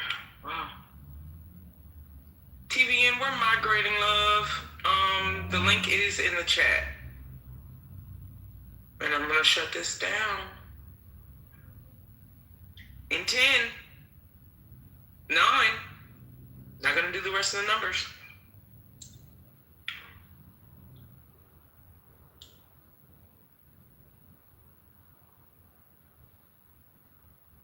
Catch the link.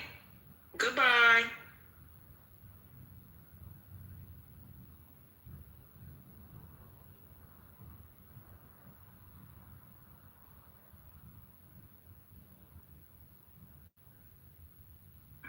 People use it for fucking energy. So obviously they're gonna still have access to the rich uranium. So I don't know what the fuck we've negotiated other than a bad deal. And we're gonna have to now. Alright, let me go ahead and keep playing. I just wanted y'all to know what Iran is saying is in the plan, since you're not releasing what's actually in the plan. Here's some of what Levitt told my colleague Gabe Gutierrez. Mainstream media is saying that Iran has now closed off the Strait of Hormuz today in response to Israeli attacks on Lebanon. What's the White House response to that? The president was made aware of those reports before I came to the podium. That is completely unacceptable. And again, this is a case of what they're saying publicly is different privately. We have seen an uptick of traffic in the Strait today, and I will reiterate the president's expectation and demand that the Strait of Hormuz is reopened immediately, quickly, and safely. That is his expectation, and it has been relayed to him privately that is what's taking place, and these reports publicly are false. Additionally, it doesn't appear that the ceasefire has actually resulted in the cessation of firing.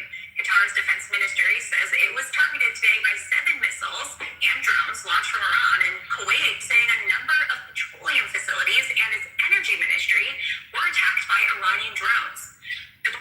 And I'm gonna be honest with y'all, I'm putting it on pause again. Israel's still attacking. Y'all think a ceasefire is, if there's actual paperwork on a ceasefire, we haven't been able to read it.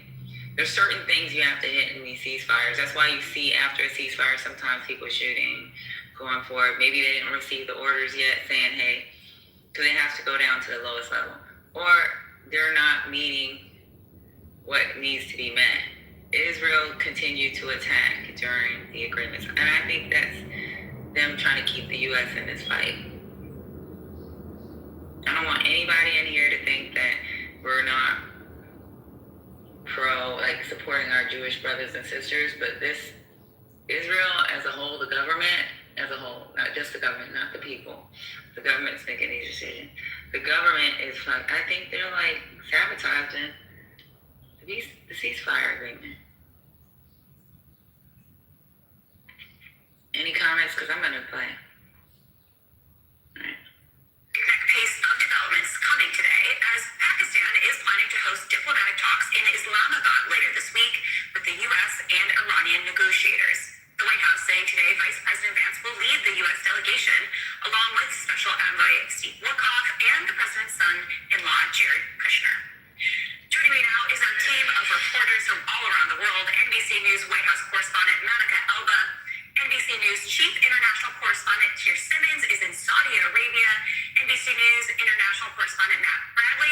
Aviv.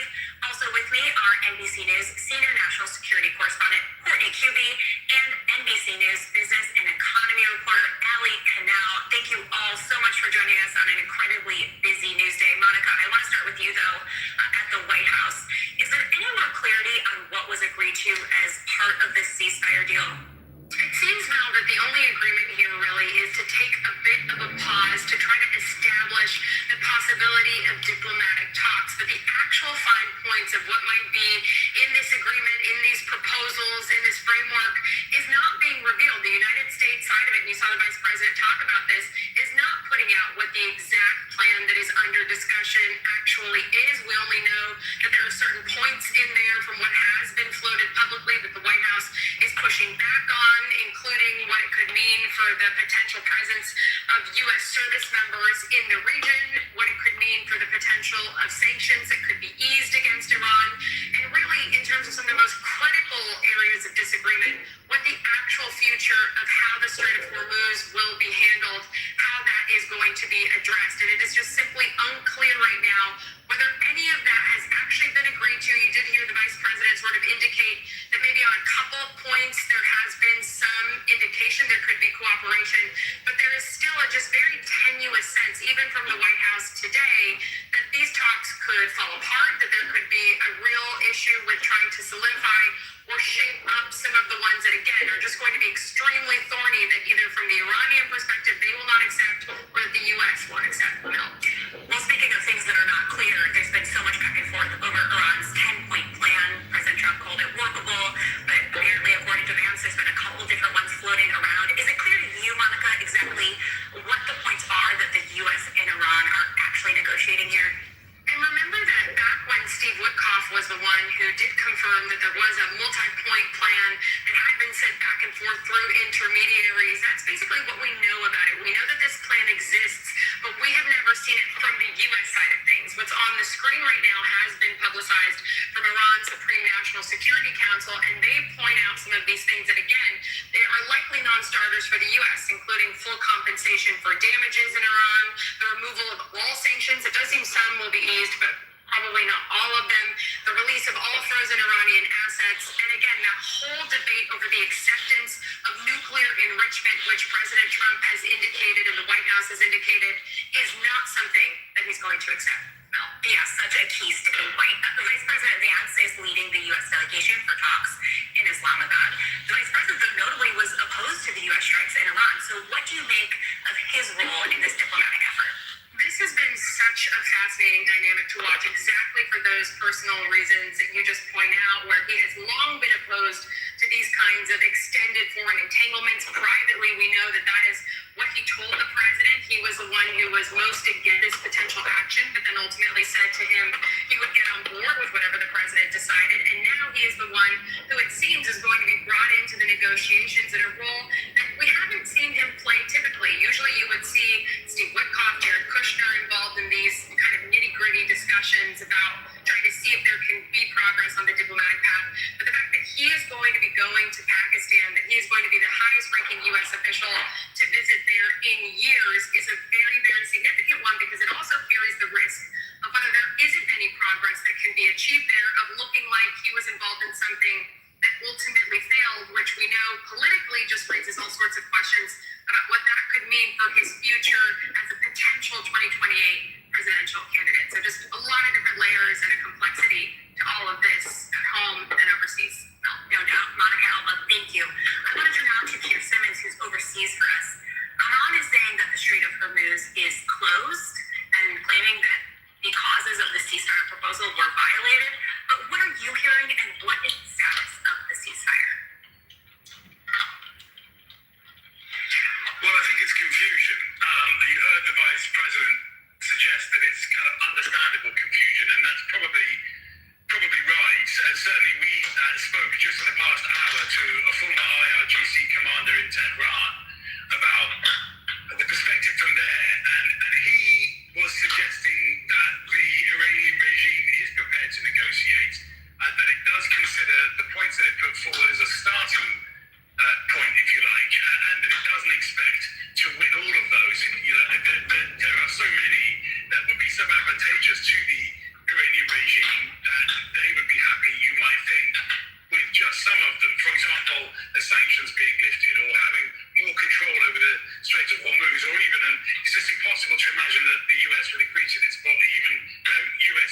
personnel, the U.S. military, being removed from the Arab world, where I'm now in Saudi Arabia. But on the other hand, he did say that these attacks in Lebanon, which I think you'll talk to Matt a bit more about in a moment, that they are really a red line for Iran, and that perhaps even the talks won't take place, that they would call them off if that continues. So, I mean, it is a delicate tightrope walk right now, I think, on both sides, not least because in Iran there will be different factions with different views about how far the Iranians should compromise. And then, of course, just to finish that, there are the US allies and partners in this region. I'm in Saudi Arabia, in a part of Saudi Arabia where they have been bombarded. Bahrain is just across the water there in the Gulf.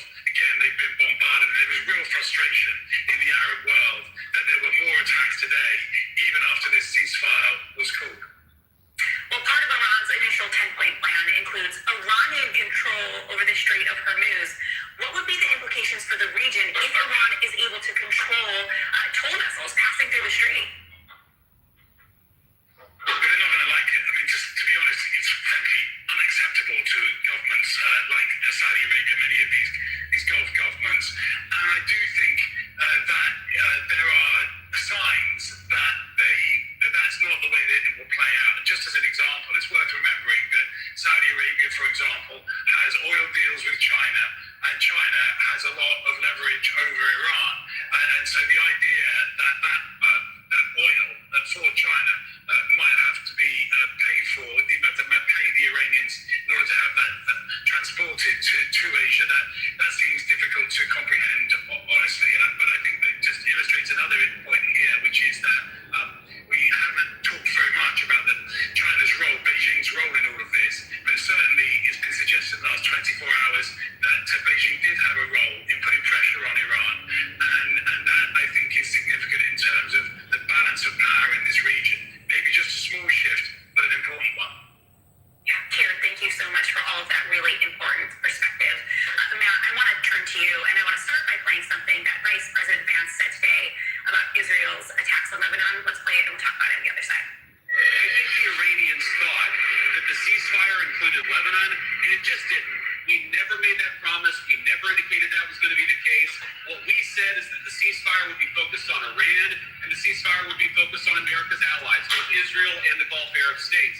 Now, that said, the Israelis, as I understand it, again, I'm supposed to get a fuller report when I get on the plane, have actually offered to be, frankly, to check themselves a little bit in Lebanon because they want to make sure that our negotiation is successful. Matt, what is the mood like in Tel Aviv right now, and what more do we know about Israel's involvement in this ceasefire deal coming together? Well, I would say the Tel Aviv mood is really great right now. We're starting to see everybody really going back onto the streets. I'm not going to lie to you. The streets have more or less been filled with people for the past month. I mean, this was a major disaster for Israelis, but there were people going about their business, and increasingly so in the last couple of weeks. But now we're hearing from the Israeli government that more and more security restrictions are going to start to lift. More and more planes are going to start going in and out of Tel Aviv's Ben Gurion airport. So things here really are starting to get back to normal, and there is quite a bit of optimism around what we're seeing here. Now, as far as this negotiations are concerned, as far as the diplomacy is concerned, the Israeli government is clearly very worried about the progress of this ceasefire. And the issue of Lebanon, as we've been discussing this whole time, is a very vexing one, and one that really does threaten to undermine everything that's been done so far in terms of securing some sort of region-wide peace. Now, the Israelis have said for weeks that they are determined to destroy Hezbollah once and for all. Hezbollah, of course, its main benefactor is Iran. Hezbollah is Iran's cat's paw against Israel, and as such, they are tethered together ideologically, politically, diplomatically. It's the Israelis who have been trying to say we are trying to decouple Lebanon and Hezbollah from Iran so that we can negotiate and make something like peace with Iran, while at the same time continuing our offensive against Hezbollah. That is about to cause major problems, and already has, for the progress and the future of this negotiated truce. Matt, thank you so much. We appreciate all of your reporting and analysis. I want to turn to Courtney, who's here on set with me. Courtney, Secretary of Hegseth declared victory today. So does the Pentagon view this war as over? It sure sounded like it today. And I mean,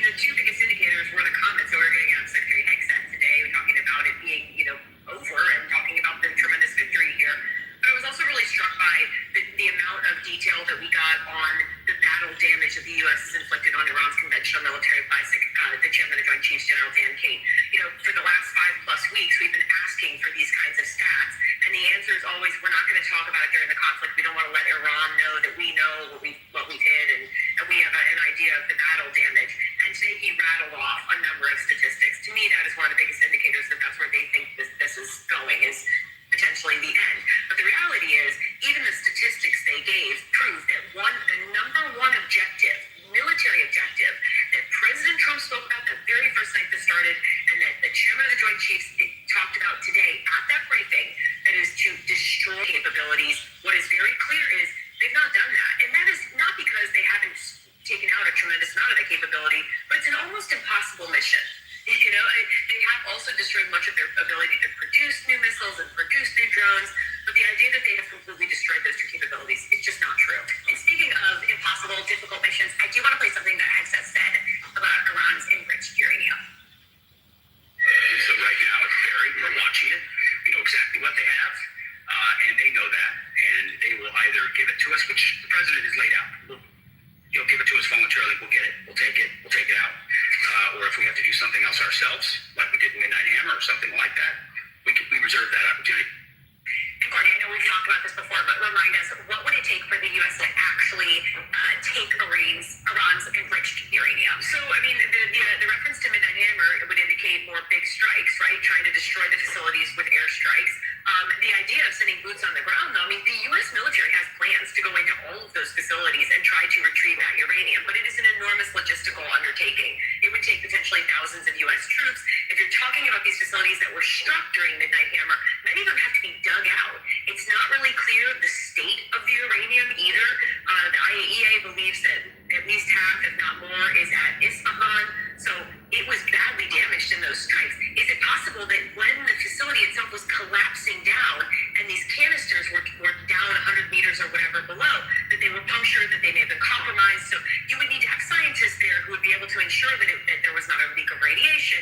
You would need to have people who would ensure that they're getting the right uranium and not the 20% enriched. And then getting out, over 400 kilograms of uranium, even in these canisters, which are about the size of a scuba tank, so very accessible to carry, but there's a lot of them. That's also a huge undertaking. And by the way, you're doing all of this while you're under fire potentially by the Iranians, unless this is some kind of a coordinated thing. It does harken back to something that the U.S. military did in Kazakhstan. It must have been 30 years ago now, in the 1990s. But in that case, it was with coordination of the government there, and it still took a month to do. I think the other big question that everyone has right now is, what happens if at the end of these 2 weeks there is no meaningful progress on these negotiations? Does that mean more military action? Yeah, and then I'll even add to that, what happens if the ceasefire is not holding? And if some of these earliest terms aren't holding? And the reality is, the Secretary of Defense and the Chairman of the Joint Chiefs were very straightforward about how they are not moving any of the military at this point who have been sent into the region, tens of thousands of troops. They are still there. They're not going anywhere. I could see a possibility where they are all staying there for the next couple of weeks, maybe hopefully getting a little bit of rest because it's been a busy few weeks, but waiting to see what happens here. And then maintaining that possibility and that option to restart offensive operations. Courtney, thank you so much. I know you've been so busy, but we appreciate all the reporting and analysis. I want to turn to Allie because the business side of this has just been such an important storyline. So let's turn to the markets. How are the markets reacting to the ceasefire, and are they being overly optimistic given how fragile this deal seems to be? Well, you take a look on your screen there. What a relief rally on Wall Street. The Dow surging over 1,300 points, the S&P 500 and NASDAQ both up nearly 3%. A big driver there, oil prices, which plunged today, the largest single-day drop since 2020. Now, are markets getting ahead of themselves? Maybe, but I think investors are just reacting to the fact that this is the first positive piece of news that we've received around this war since it began 6 weeks ago. It was really important that the president focused on the Strait of Hormuz, that critical global choke point. You know that is really the focus here when we look ahead to the future of these negotiations. So that ultimately is what investors are reacting to, and we'll see if these levels can hold. But you mentioned oil prices plunged today, but why is that when it's still not entirely clear whether the Strait of Hormuz is actually open? Yeah, it's interesting here. Markets seem to be pricing out that worst case scenario. So there was see a sustained shutdown of the Strait of Hormuz, which would trigger this global supply shock. We've already seen hints of that already. And if that escalated, you're talking about a real hit to global growth. Now, this ceasefire signals that may be avoided, or at least partially ease it, and that's enough to send oil prices lower.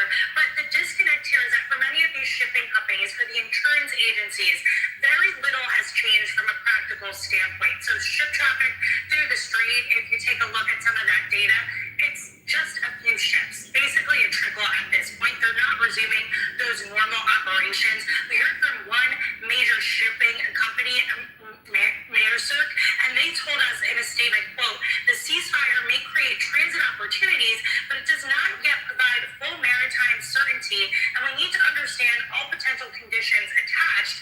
At this point, we take a cautious approach, and we are not making any changes to specific services. So markets are really moving on expectations. We don't have that reality matching just quite yet.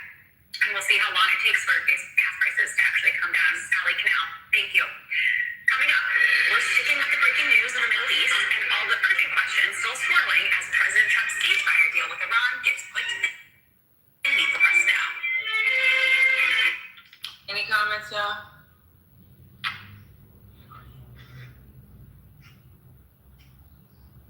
All right. So I guess we'll keep playing.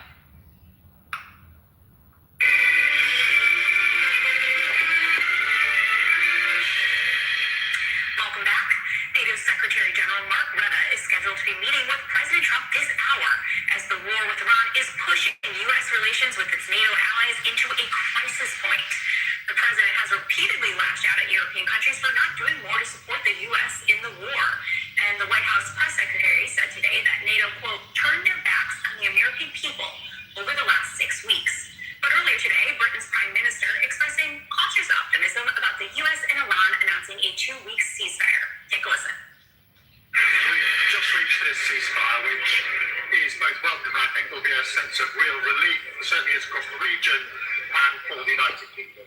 But there's work to do. It's very important we get the Strait of Hormuz open. There's a lot of work to do there. Joining me now is NBC News Chief Foreign Affairs and Chief Washington Correspondent Andrea Mitchell, and Ken Pollack, Vice President for Policy at the Middle East Institute and a former CIA military analyst. Thank you so much for joining us. But Andrea, I do want to start with you. Just give us a reality check in this moment, because the Iranians are throwing cold water on the idea that a ceasefire has actually held, saying it's been violated. So do you think that this is a ceasefire that can actually hold? This ceasefire is not going to hold. It's going to hold probably for a few days till they all go to Islamabad and have those meetings that will now be led by the vice president. It's interesting to me that if they're talking about the nuclear stockpile, that they are again meeting without having a nuclear expert with them. They don't have Farsi translators. They don't have teams as they did have when we were all covering the negotiations with the Iranians for years. In Vienna, in Switzerland, and other areas, just those extensive, negotiations that led to the agreement, the nuclear agreement. It was a flawed agreement going in because it did not have missiles included, but it did cover for 15 years limiting the enrichment. And this does not specifically, limit enrichment. The stockpile is supposed to be verified by satellite imagery. Well, it's buried, supposedly obliterated, under these mountains by the actions in last June. So how are they going to verify what's happening underground without having UN inspectors there, and they've not been there since June? I'm not sure how that's possible. That is going to be such a key question going forward. Ken, what do we know about who's in control in Iran right now, and can a peace deal realistically be negotiated with them? Sure. So I think this just adds to the kind of skepticism that you just heard from Andrea, which is that it's not entirely clear who's in charge. And it does seem to be very much the case that the Revolutionary Guard is in charge enough to be controlling Iran's military forces. Who negotiated this deal? Under what circumstances? How much they were actually speaking for a unified Iranian government is entirely unknown. We've heard reports that Mustafa Khamenei, the new supreme leader, is comatose or otherwise incapacitated. We just don't know about any of this. And again, to pick up on the points that Andrea just made, going into this,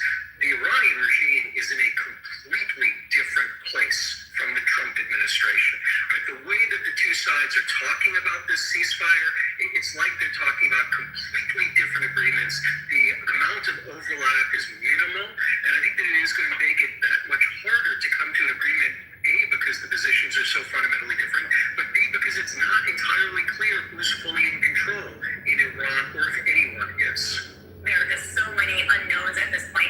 Again, the White House press secretary did say today that Iran can no longer distribute weapons to its proxies in the region, and that Iran will not be able to acquire any more nuclear weapons. But is that how you see it? And have those threats from Iran actually been eliminated? Well, first of all, how I see it, I think, is irrelevant. I think that all that matters is how the Iranians see it. I think it's very clear the Iranians don't see it that way at all. I don't think they would ever agree to that. I think that if they agreed to it, you could never enforce it, which gets to a number of different problems that we're going to have with this. And again, at the end of the day, the Iranians believe that they have won a great victory. Now, I know the Trump administration believes it has won a great victory, and sometimes it's the case that the best peace deals are when both sides can claim a great victory. The problem that we've got right now is that both sides are so far apart in what they believe they've gotten the other side to do, right? And going into this, we know that the Iranians felt like they had the upper hand, like President Trump was desperate, like the pain that they were taking was less than the pain that they were inflicting on the United States, and particularly on President Trump. That doesn't make for a great agreement. Andrew, I want to ask about Trump's threat to destroy Iran's civilization. The White House press secretary said today that this was the real threat and that the Pentagon was prepared to follow through with that 8 p.m. deadline. What do you make of the White House press secretary's comments today? She can say that, but I don't think that the president was ever going to carry that out. Yet, I think it was another flaw in their strategy, because I'm not sure that that's what was persuasive with the Iranians. It certainly has a lot of fallout with diplomats around the world, not only among our allies, but also our adversaries. It just seemed, according to people I spoke to, unpresidential. The profanity that he used on Easter Sunday was shocking to a lot of people. It seemed desperate, and it didn't seem to show that he had a real command of the situation, that he was so eager to find a way out of it. And it's just the kind of threat to say that you're going to eliminate a civilization. Even the threat of that is a violation of Article 51 of the Geneva Conventions. You don't have to do it. Obviously, far worse if you do it. And you could argue that there are dual-use issues with railroads and other facilities that are civilian facilities, but it's still so far beyond the realm of the way people negotiate. And it just seemed to me that it was exposing the weakness of the American position, and the fact that the Iranians had so much leverage of the Strait of Hormuz. The Strait of Hormuz was open. It was international waters before the war.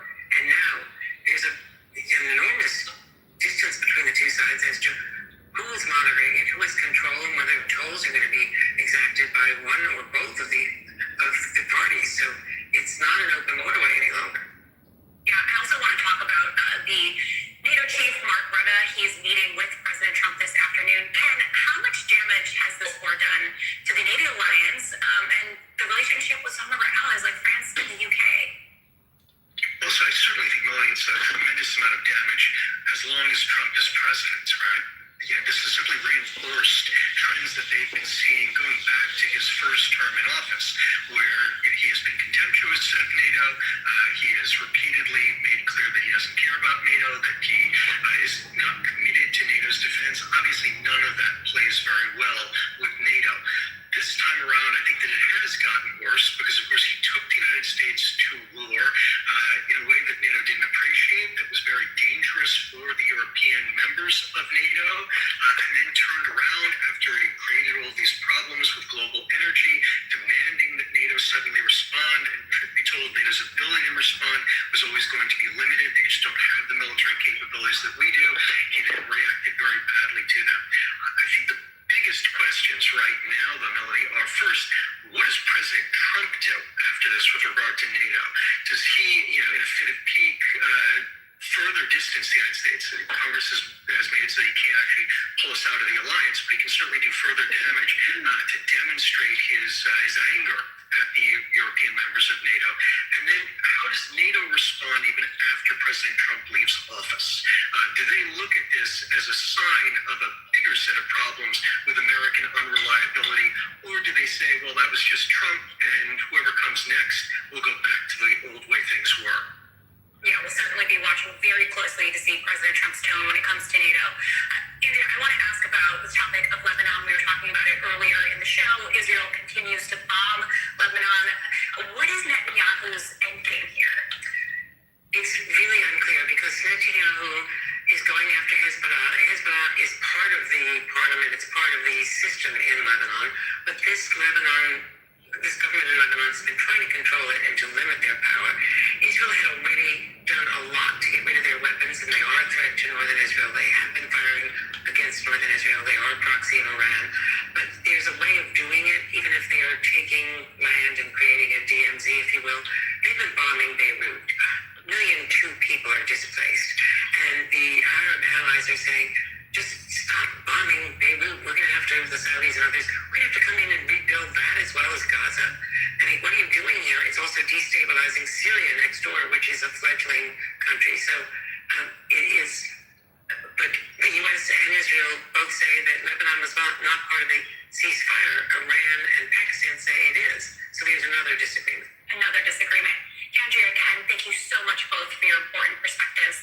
Up next, Democrats, they're going to be tightening the margins in a big way, even as Republicans hold on to Georgia's deep red congressional district. Steve Kornacki is standing by at the big board to break it all down. You're welcome. Any comments, y'all? Can you turn the volume up at all? It's a little low. Is it low to everybody else as well? A little low. Not really. No, it's fine. Okay. Maybe it's your headphones, see, Coolsy. You know, you can use them truck driver headphones and shit. Yeah, my volume's all the way down and I can hear it. It's pretty loud. Yeah, same. Alright. I'm gonna go ahead and play.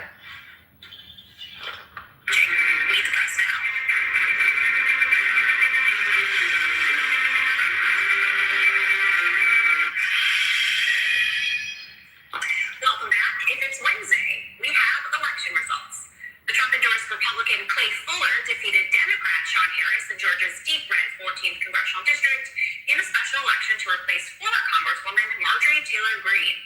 Fuller's victory gives Republicans a little more padding on their House majority, which is very narrow, but the results are also a potential warning sign for the GOP.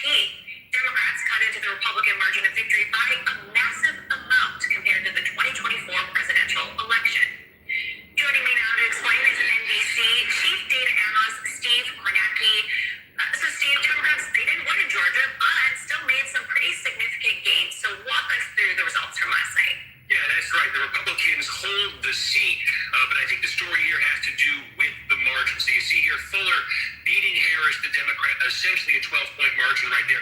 This is what this same district, Georgia's 14th, looked like in the 2024 presidential election. Donald Trump won this by 37 points. That's also what it looked like. It was 38 points in 2020. So in presidential races here, this has been almost 40 points for the Republicans last night. Only 12, so that's a massive shift away from the Republicans toward the Democrats, even though Fuller does win the seat. Notably, within the district, there were a couple places that it was extra pronounced. Whitfield County, I think, comes to mind. This county is a Republican county, but it has one of the highest concentrations of Hispanics of any county in Georgia. And look at the shift here. Trump won here by 44 points. He's done pretty well with Hispanic voters in Whitfield County, down to just a 15-point margin in this county for the Republican there. So you see a pretty big shift there within the district. There were a couple other places like that. So massive shift away from Republicans. And I think the thing is, it is not a one-off. Take a look at this. These are all of the special congressional elections since Donald Trump came back to the White House at the start of 2025. And the pattern is clear in all of them. Look, you go back to the first one. This is a year ago, April 2025, Florida's 1st district. Trump had won it by 37 points in the 2024 presidential election. The Republican in that special election won by 15. That was a shift away from the Republicans of 22 points. Look, another shift that same day in a different Florida district. Here's a blue district. Last September, Kamala Harris had won by 34 points in the special congressional election. The Democrat won it by more Democratic, right? Another blue district got bluer in the special election. We saw a Tennessee special election for Congress, right? A district Trump had won by 22. The Republican won it, but the margin came all the way down to 9.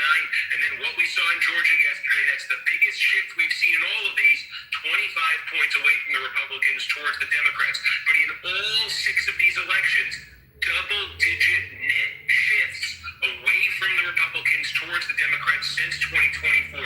Certainly a big factor in this is we're seeing a Democratic base that's more energized than the Republican base in a special election. That can make a big difference. But the fear here for Republicans and the hope for Democrats is this isn't just turnout. This isn't just differential turnout. There's some voters in these districts, too, who are changing their minds. Steve, thank you so much for breaking all of that down. After the break, though, seeing red. Inside the growing mad revolt over President Trump's foreign entanglements and his threat to end the Iranian civilization. Keep it here on Meet the Press Now. Any comments on the special election? Nope. Alrighty. Blue wave is coming, according to Luan. Someone in China that's not voting. Maybe this will get him to come back. I don't know. He ain't coming back. He might have to. You gonna come back, Luan? They're gonna force him back. Alrighty, I'm gonna play.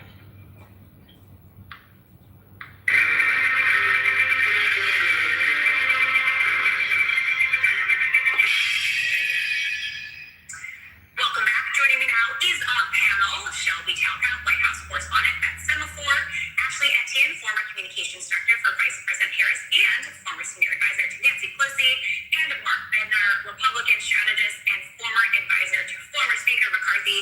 Thank you guys so much for joining me on busy news like today. There's just so much going on, so many unanswered questions. But Shelby, I want to start with you because there are still a lot of questions about the ceasefire. We've also heard conflicting things from the administration. Vance is saying this is a fragile truce, President Trump declaring victory. What do you make of that split coming from the administration? I think the reality is when you're looking at all of these kind of mixed messages or kind of different variations of what's going on, it shows that it is a fragile ceasefire and there is a lot of questions unanswered. I think when I talk to administration officials and really the core kind of MAGA supporters, their huge focus is on this enriched uranium and Iran not obtaining a nuclear weapon, because remember, that was the president's sort of goal for, ever since he got into office here. And so if he can't achieve that, even the most, staunch Trump supporters are telling me that's not going to be a win. And you heard Caroline Leavitt earlier today emphasize that that is a focus for this administration. The question is that something that Iran is going to agree to in writing? And are we going to see the outcome from that? Well, speaking of the confusion over what Iran is going to agree to, Mark, there's been this 10-point plan. Vance said there's multiple versions of it floating around, but it's not actually what's being negotiated. But do you think the United States should come out and say what is being negotiated, or else risk this void that Iran is apparently eager to fill? Well, that within the fog of war, you don't necessarily want to tip your hand of what you're interpreting, what you're bringing in. And multiple things can be true at the same time. On one hand, there could be a fragile truce that's going on right now, but also militarily that we're doing exceptionally well. So I think we're in a very much a distrust, but make damn sure you verify where we're going next. Because obviously, Pete Hegseth very happy today, saying that militarily we're exceeding and that we're doing very well. But this is going to be a day-by-day experience, and Republicans, we're rooting for the president on this, and we're going to have to see where this goes. But today was a very big news. The world is safer, America's safer, the street is safer because of today. Well, actually, I'm sure there's a huge sigh of relief among Democrats, but is there damage that is long-lasting here, especially in terms of gas prices and our relationship with some of our allies? I don't think anyone's is experiencing a sigh of relief. There's still, to your point and everyone's point today, there's too many unanswered questions to have confidence in anything at this point. I think, I was just recently on the phone with Mr. Jeffries' team, and I made, a couple pieces of advice, and it looks like they're moving forward on many of them. One, they're introducing a war powers resolution that's actually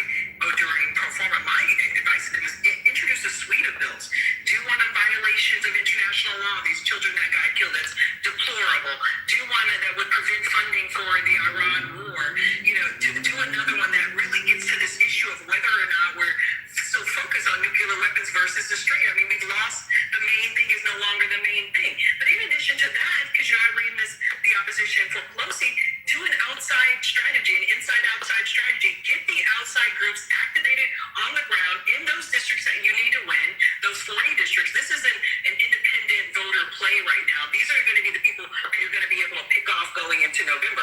Go into those districts right now and wear out the Republicans on this issue of whether or not they're going to sign the War Powers resolution, whether or not they want to admonish the president on his own words.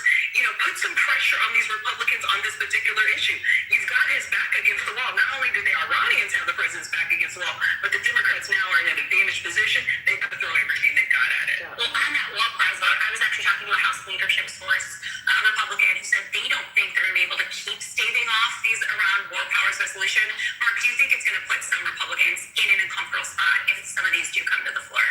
Well, it's going to be really important throughout all this, between these next 2 weeks and beyond, for President Trump to be clearly articulating where he wants to go with this. Because for better or for worse, they get criticized for it, but they should also get credit. The House and Senate conference Republicans, they are loyal followers of President Trump. If he leads them to water, they will drink. And so if he's able to demonstrate where the war is going, what's the strategy, they will follow. And so it's going to be very important for the administration as a whole, Secretary Rubio, Secretary Hegseth, and beyond, to be able to show these Republicans, hey, here's the North Star, here's how you need to think about this. And Shelby, there's still going to be some economic consequences. It might take a while for things like gas prices to come down.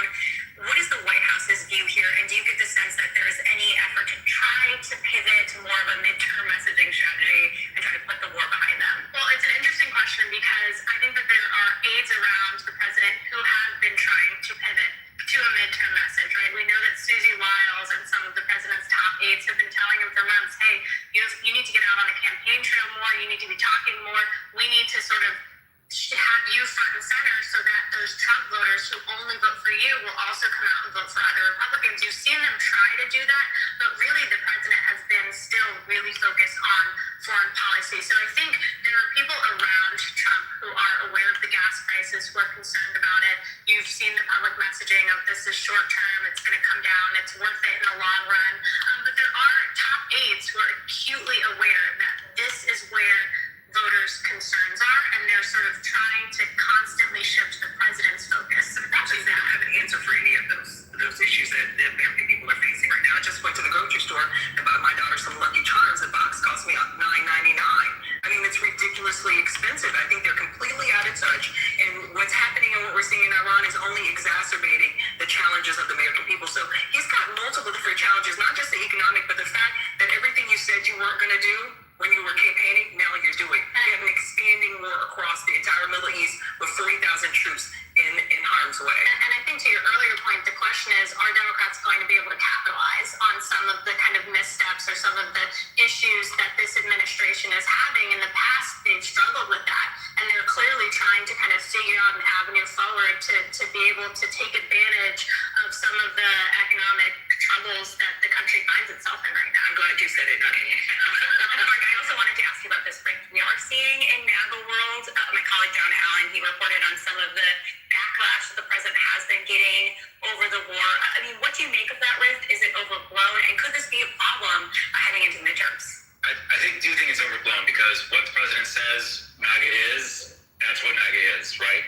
But that's why, to my earlier point, he needs to be out there expressing where he's going to go. And because his followers, his voters in swing states, swing districts, and also members of Congress, they need that guiding light in terms of where the energy markets are going to go. It's very important for the president to continue to lay out where, what is our Navy going to do in order to usher ships through the Strait of Hormuz. So the president's transparency, the president's activity, him being out on the campaign trail, that's going to be really important for the next several months going into the midterms. The problem, though, is what's complicating the president's position is that he's not aligned with Israel. Israel wants to continue this mission, and Trump is clearly trying to find an off-ramp, like desperately trying to find it. That's what's going to keep complicating this for the president right now. He can't go out and forcefully say where we're headed if he's not aligned with Israel. The sooner that we can get a victory here, or the president can outline what victory looks like and to capitalize and put a stamp of approval on it, the better it will be for Republicans. The longer this lingers on, the more complicated that becomes. Guys, thank you so much. That was such an insightful conversation. We'll be right back with more, and this is Meet the President. Any comments, y'all? None from me. Alrighty. I think we only have two minutes. Hey, Carlos. This is a complete shit show, man. They don't The know thing where that we're comes to going. mind, my bad, y'all. I was in the goo on 8-9. Janetta. Janet, why are you on A9? It keeps me safe. Like when I close the app out, I go in A9, and when I open the app up, I open it up in A9, and then I forget to take it off A9.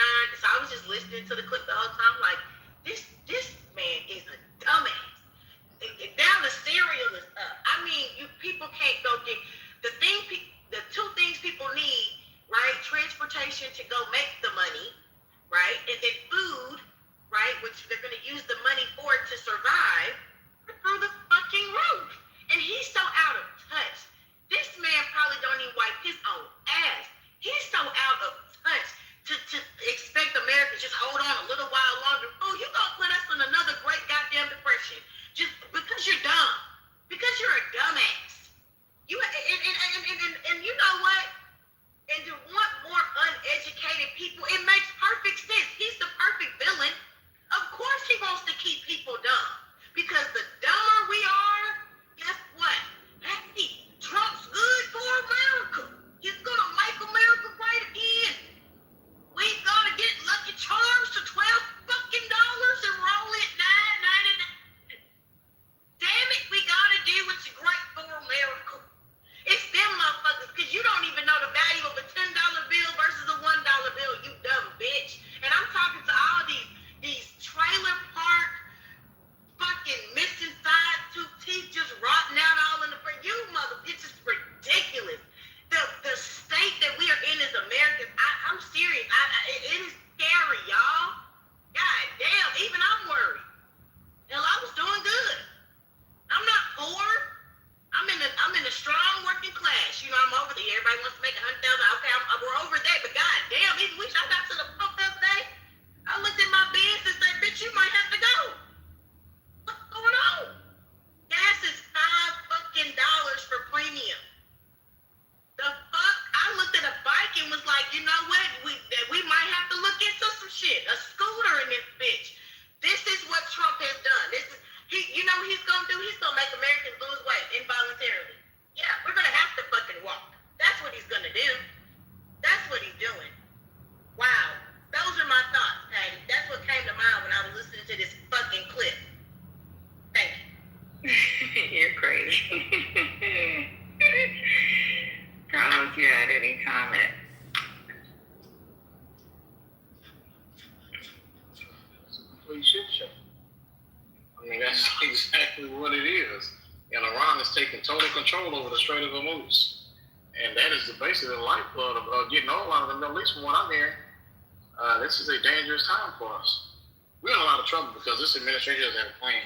And you got an idiot at the helm of the Department of War. And it would have been right for him to name the Department of Peace since he wanted the Peace Prize. But basically, by him naming the Department of War, he foretold exactly what it was going to become. So, I mean, just sitting back, get my popcorn, ready for the ride, because this is going to be a complete shit show. And it's going to be a complete exposing of the American system, because we have also been asleep at the wheel. I'm talking about, the people on the stage or in the room, but for the majority, the Americans have been asleep, and now we're going to have to wake up. Last thing I'll say is, Jen, just real quick, I just want to say, Carlos, I 1000% agree. Name change, because I said that early on people. Ain't a baby girl. He did that. I said, well, look, they're telling you right now, we're about to be in war. Who changes the name of defense? Defense means that you're on the defense to the Department of War. That means I'm on the offense. I'm ready to start war. That's just how I see it. You know what I'm saying? But go ahead, Miss Johnny. And you know what, First Lady? Funny enough, the original name wasn't it Department of War, and then they changed it because Mexicans and other nationalities to have a mindset that we're gonna go around and start fucking with people because we only need to combat when needed. That was the whole point of changing it to the department. I think he's trying to get us back to the 1800s or the 1700s. He's got to be. I mean, he's working hard. I did want to say this because I like to try to be solution oriented. We are in the pits of hell, but we can do something. I think this would be a good time for everybody to look at the businesses that made it through the Great Depression, right? And see what it was that they did. And the reason why I'm saying this is because we are going to have to start exploring other avenues because nothing is guaranteed. We don't know how this shit is going to affect major businesses, what cuts they'll make to survive. We've seen this before. And so I don't know if we got to start selling plates. I don't know if we got to start making, diaper cakes, or whatever the fuck. Figure it out. What is it that people will spend that will get, allow you to get the change from their pocket into yours and save your money? Because at this point, I personally don't know where the fuck we go from here, y'all. I really don't. I'm starting to look at like, damn, is Taiwan that bad? They say Japan has a low crime rate, and I don't want to have that mindset, but it's almost like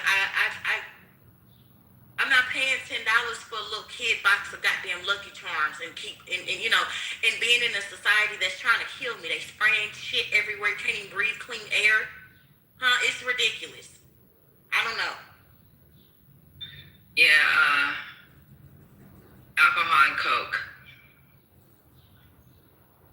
Cocaine. That sounds good. That's where we're gonna have to expand our businesses. Oh, hell no. Y'all trying to go to jail. Well, yesterday Coca-Cola made it through the depression.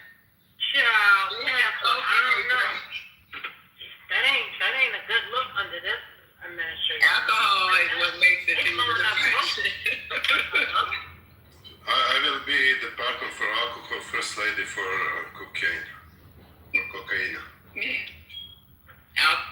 Alcohol and coke, yeah. Well, yesterday we did explore prostitution. So I'm just saying, that's true. Money, sex, and drugs, yeah.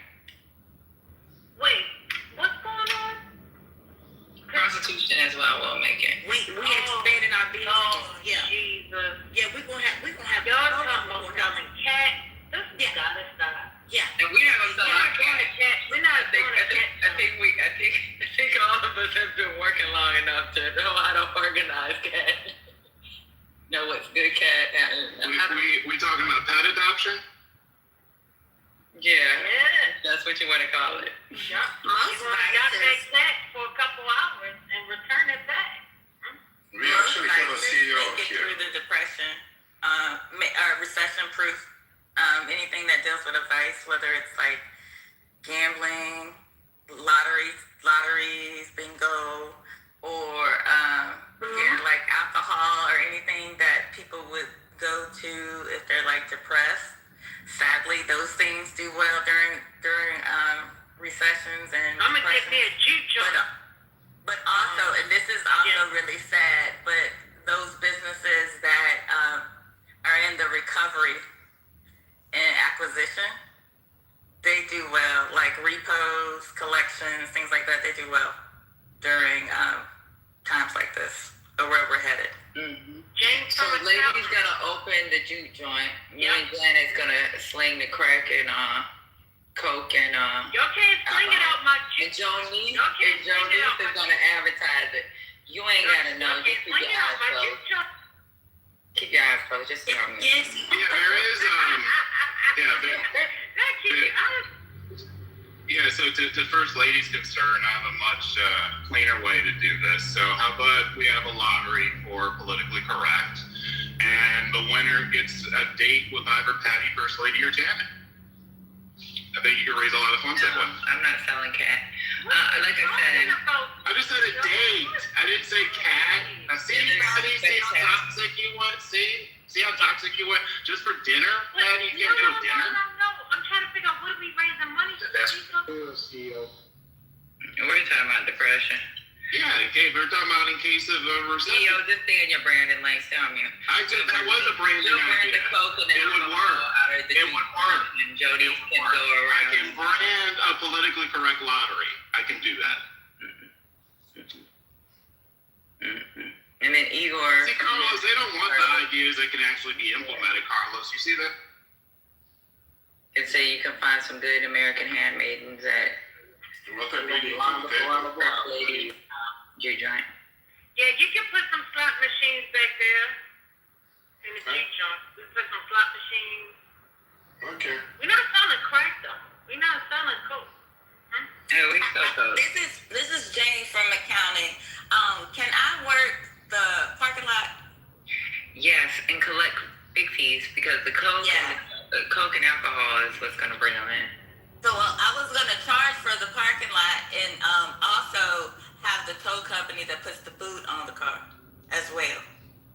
So, you kind of, if it don't pay to park near the building, we put the boot on the car and then they gotta slide us some cash to get the boot put off the car. Hey, Jane from accounting, can you schedule a 10:15 with me, you, and Ben to continue our plan from yesterday? It's looking like the whorehouse might get approved, and so we need to transfer this off the app. As you recall, you are the chief financial, your CFO. I'm the CPO, Chief Prostitution Officer here, managing the people. And then we have Ben as CEO. I just think that if anybody would like to get on e-board, now's the time. We only have a 48-hour window before we close this thing out. Patty and I are also playing Coke. So you're two separate entities. But if you guys would like to get on board, this is where we've come to. This is what we have to do. This is where we are. But now see, here's the thing, because wait, accountant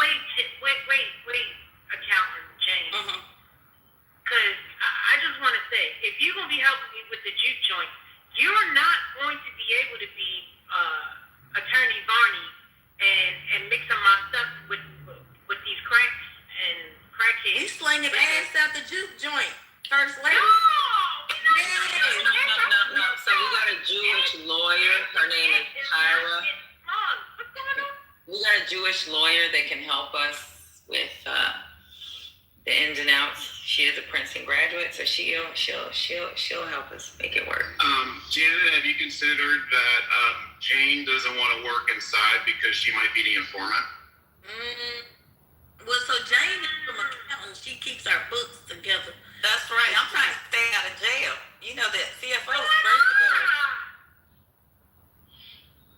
And she's worked with some shady characters, i.e. rappers. So she'll know how to work this shit.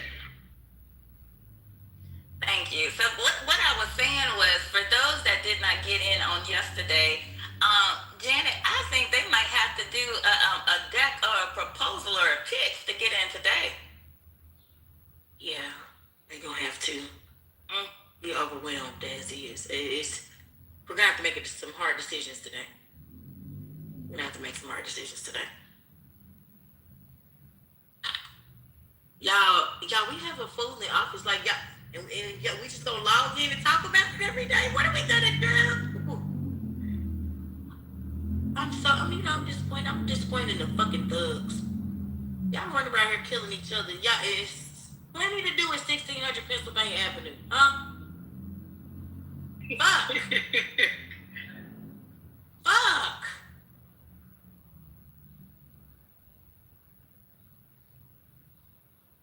And Igor is what makes us international. So, yeah, I bring you the Eastern European flair. So. Yeah. Y'all don't like. This last thing I'm saying before I get ready for this and make some lemonade. Y'all don't feel like we are in a pre-episode of the Hunger Games? Like, really do y'all? I'm so sitting here just nervous as the fuck. Feel like someone saying, "May the odds be forever in your favor," and or what's that? What the purge? I feel like this is the onset of the purge. This needs to be a movie like how, like we have like Purge 1, Purge 2. Like then we need a what they call it? Not a prelude. Prequel. A prequel. Thank you. A prequel of how it all got there, like the state of America, how it got so bad that we just needed 12 hours to just kill and rob from everybody. That's what we need. And then it's gonna star Donald J. Trump. See, like somebody, we need the playwriters on that. Thank you. I have the playwriters that did the one movie with where she had to be blindfolded, go across the river. Oh the yeah. bird would kept her away from the Sandra Bullock. Sandra Bullock. Yeah. We need that. What was that? Bird Box. Bird Box. Yeah, we need that Bird Box. Those Bird Box writers too, because the this juke joint that First Lady's talking about is going to be where you're able to hide, do your drugs, get some JJ, or even some ding-a-lang. Whatever it is you need. Be serviced. No, the juke joint is for everybody to get right when they're ready to get right. It's going to be a rehab. We can't have that there. The juke joint is the rehab spot. You're not going to be successful talking about this rehab when people are depressed.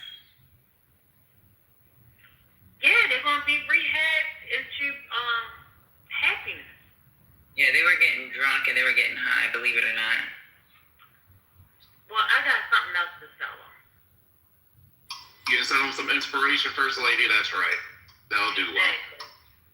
And they don't even got to pay for it. I'm going to give it away. She's giving it away. We trying to sell Don't it. give it away. We selling it. She trying to give shit away. This is what I'm talking The about. seminar is not free.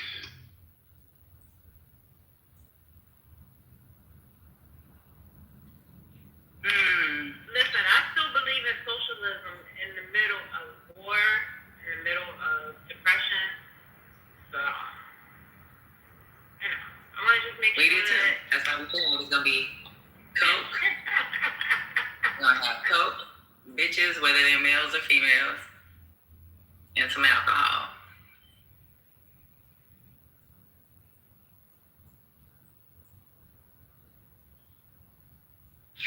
Okay, any other comments? Lord. But, yeah, so the Department of War versus the Department of Defense. We're no longer on the defense. Oh, we on the defense right now, though. What you mean? What you mean? We ain't trying to fight right now. We on the defense. Yeah. How can the antagonist turn into being on the defense side? How does that work? Very carefully. You know what though? Even what Iran proposed, everything that from what I've seen from the Iran wire is not any different than the JCPOA outside of the controlled Strait of Hormuz access and what was it? The lifting of all sanctions. And now we're gonna have to pay war reparations. So, yeah. Well, can't you avoid the war reparations if they get to bill for the Strait of Hormuz? So we could, but it doesn't say that's what they want. They actually, it says a financial mechanism must be created to compensate Iran for the damages of war. Oh, financial mechanism, Strait of Hormuz. Right, it could have been that, but that was number 5, and then they added Strait of Hormuz, where they can freaking charge. It pretty much says shipping through the Strait of Hormuz will be restricted and regulated under Iranian secure passage protocols. They want to charge. You know what kind of cracks me up about it though is that how do we actually seem to have the power to basically just be like, yeah, sure, y'all can bill for it, and it's not like a United Nations decision? Isn't that wild? Well, they did add the United Nations piece in there as well.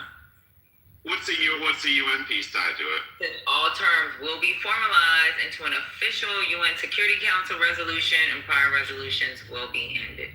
So they're pretty much saying United Nations. So we can. That was number 10. United Nations will recognize everything agreed upon. Why would the United Nations agree to that, though? It seems. Why would China and Russia agree to that? I don't think Russia would, but I think China might. I actually think China is a bigger problem there than Russia, because a lot of oil going from for China, around 20%. I'm saying from all Gulf states, right? So, see, I'm making a good point here. So wait. So why? Because China would have to pay? Yes, $2 million per ship, right? So you don't think that China would be like, bro, we was the one fucking supplying you with fucking intel? Yeah, but why would they pay? I mean, maybe they will make some deal. There's not going to be a discount program, Patty. Says who? Because it actually says, let me go back to. Oh, it says there's going to be a discount program. Friends and family get half off. No. Hold on, let me tell you what it says. I mean, shipping through the Strait of Hormuz will be restricted and regulated under their own security passage protocols. So if they're regulating what they charge based on, they can regulate their payments. Panama Canal does it for the United States. Why they can't? Yeah, that's true. They can say Chinese and Russian not paying or whatever. Well, then why would the Europeans on the Security Council agree to it then? Because they lost the war, you know.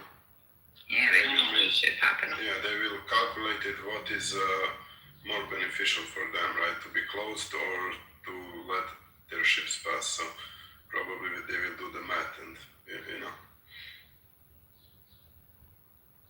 The only problem and that's why I say I think Russia might be an issue because they're still under sanctions for certain things. So and I think they're the only ones that'll probably have to push back.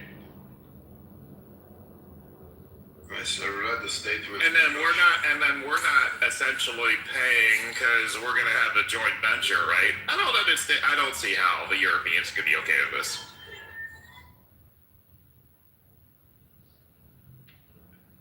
Yeah. I mean, look, if they can pull off the deal, you know, okay. It's too early. Even, Americans and the Iranians doesn't know what is actually they agree on. So I need to see and wait, I guess. Yep. Let me go ahead and play. Before you play, I just want to tell you, yesterday room was so good with that guy. Oh my God, it was. Yeah, it was really good. And Manfinity just insisted on when he come here, I'm a drag. Oh, what did Manfinity do? So, Jen, he basically, he's the Trump supporter, right? And so, given the excellent room we had and, motivated to, what we can do, we have the power, all the things, and just knowing that, Dick was not a fan of Trump. But Manfinity just really wants to stick to his guns about how, Trump is good for America and, he's on his own pathway with Christ and God is using Trump. And so Jen was like, look, we just had this great room, right? We're in the after party. Can you just not be an asswipe just for tonight? And he just refused. He insisted. I had to goo him. And then Jen was like, I'm just going to go. And it just kind of fucked the whole thing up. It was like we were in there just chilling. I'm talking about the after party, not the actual room. And that man is just there. Just has just loser tendencies. When I see him today, I'm going to remind him. Because at some point, there's this thing called social awareness. My God, today. My God, today. It is where you read the fucking room and you make a good choice not to insert stupidity that would fuck up the room. It is, at this point, should be common sense. But the name for it is called social awareness. You have self-awareness, awareness of self. You're mindful of your emotions, why you feel that way in that moment. How can you restore? That's self-awareness. How you can restore your emotions. Then you have social awareness, where you are mindful of where you are in the room and what your actions are that are contributing to the energy of the room. What the fuck he's lacking. Yeah, when I see him today, yeah, it was embarrassing. That's y'all. Yeah, I heard. Because Jen was like, I'm leaving. Where are you at? Are you in another room? I didn't know what happened. Yeah, single-handedly. It was Manfinity. By himself. It didn't take long because before I left off the ad, I checked my messages and had a message from him. He said, who kicked me? I said, well, I don't know. It wasn't even me. It was me, y'all. It was me. It was just because she had given her first warning shot that she was getting ready, like she was kind of ready to go. And you would have thought that he would have stopped, like, I don't want people to leave. We want people to contribute to this great conversation, especially her, because she brought us, his son, to the app so that we could have this great. No, and he kept going. So when he insisted on continuing the conversation, as Van says, he went to New York. He had a first class one-way ticket to New York, and he could sit his stupid ass in timeout since he cannot handle having a amicable, civilized conversation. He wanted to make it so political. He wanted Trump's balls on his forehead, and he wanted everybody to suck them with him. That's what he was giving last night. Yeah, Manfinity did that. Yeah, that's why I didn't want to bring him on. That's why we didn't want to bring him on stage with this particular. Yes, and to be honest with y'all, we have to control who comes up on stage now because of certain things that may have happened. Shit, we had last guy, woman came on stage and she said, I'm the long lost daughter of Kanye West. And she insisted on having the conversation, which the guest was nice. And he was like, oh, it's nice to meet you. Knowing good goddamn well this mug has been in fucking the industry so long that he's got to pretend that her conversation made sense. This shit was ridiculous. So now it's sad that we have to control the stage and control who comes up and make sure that we don't think you're crazy. Hope I'm okay, Bernie. Spread the audio quality a bit. Excuse me? I just came in and heard you say something on the stage. Hey, what's going on? Yeah, he said he wants to come on stage because it's better quality. Better audio quality. In the audience. No, we were talking about white special guests. Yeah, he missed that part. But yeah, thank you, Patty, because I don't, when Elder, that's the reason why I turned the hand raising off. When I saw his thing is, you scared? I was like, what? You letting us know you already with the class. You don't get on stage talking about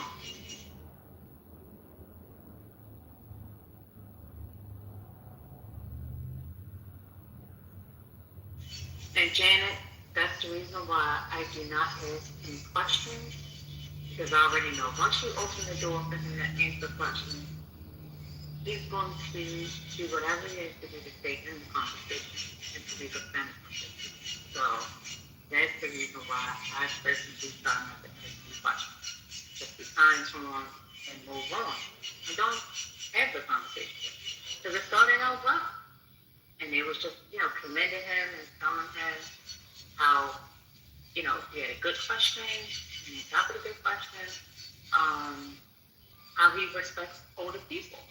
And then all of a sudden, it went to a different place. What's the thing? You got some loud, tell them they need to put some WD-40. Y'all don't hear that when I get my nails done, do y'all? Yeah, they found Y'all can hear the foul like that? It's Yeah. like they taking the college off.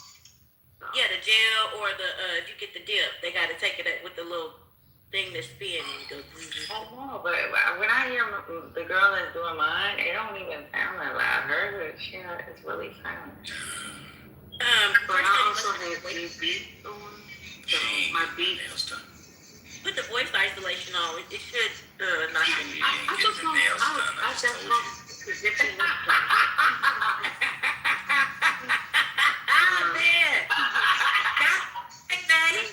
Listen. I will not say anything else moving forward. Well, I don't know how you're able to. Sound like you're getting the stain taken off them teeth.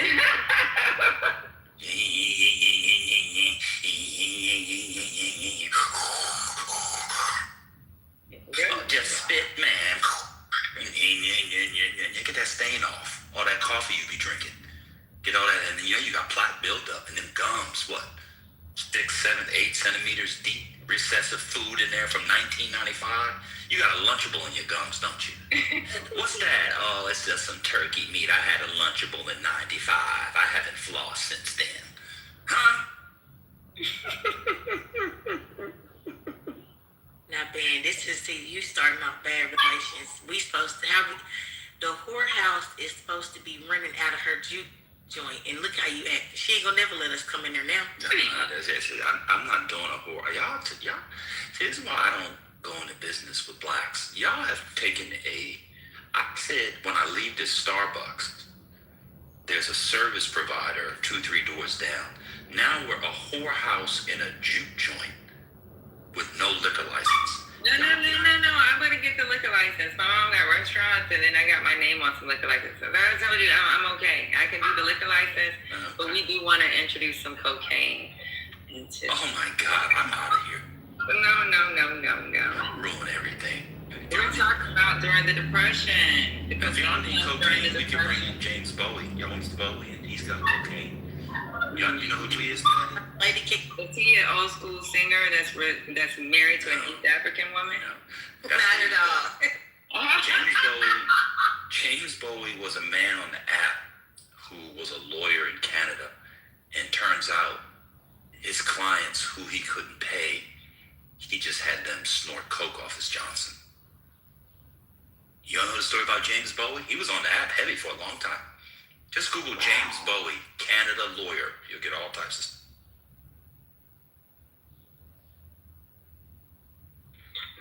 Wow.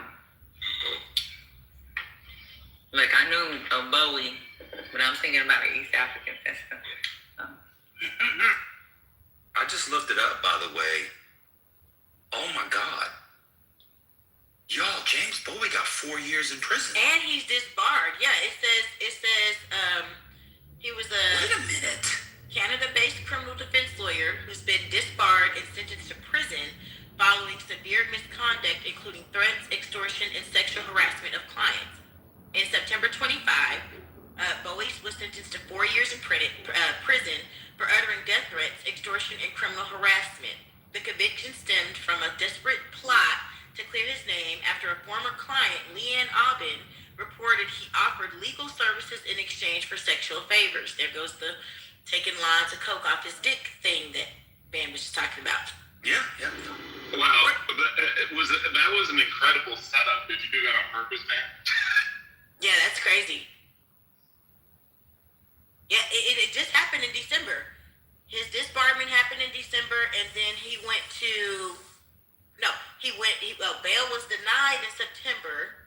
So while his case is pending, he was also disbarred. But then let me see, he went to jail. It says he's in prison now. Damn, I was gonna say he'd be a great guy.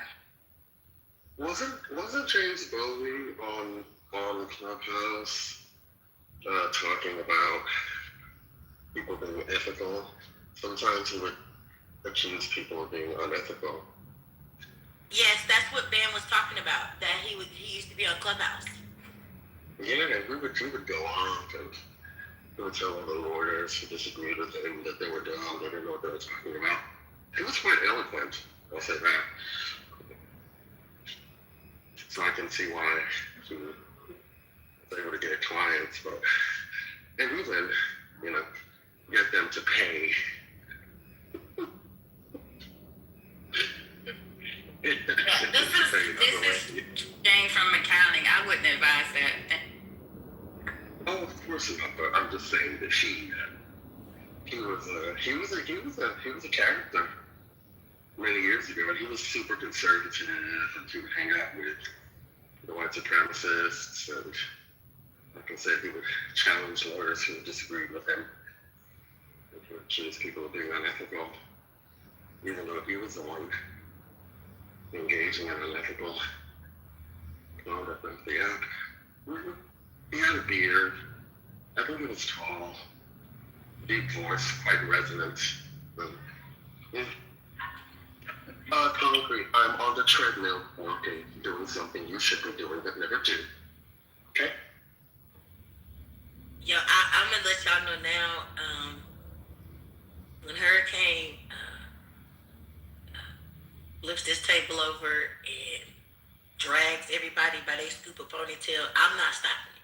I want to make sure when we had big man titties and oversized nipples on the app, I became a fan. And I know some of y'all were begging for the moms to do something. The moms were present. I don't want you to think we were asleep. We were on mute laughing. Well, not First Lady. First Lady was singing hymnals. She was inviting Christ in. The rest of us were not.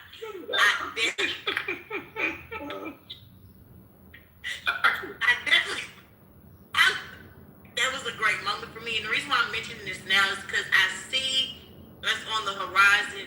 Concrete is up to bat. He wants to play. I'm not getting in the way. I'm going to listen wholeheartedly. Thank you.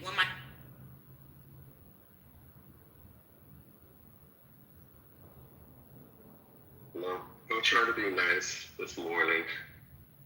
I spoke to my mother earlier. She prayed over me, she got the spirit, she got the oil, so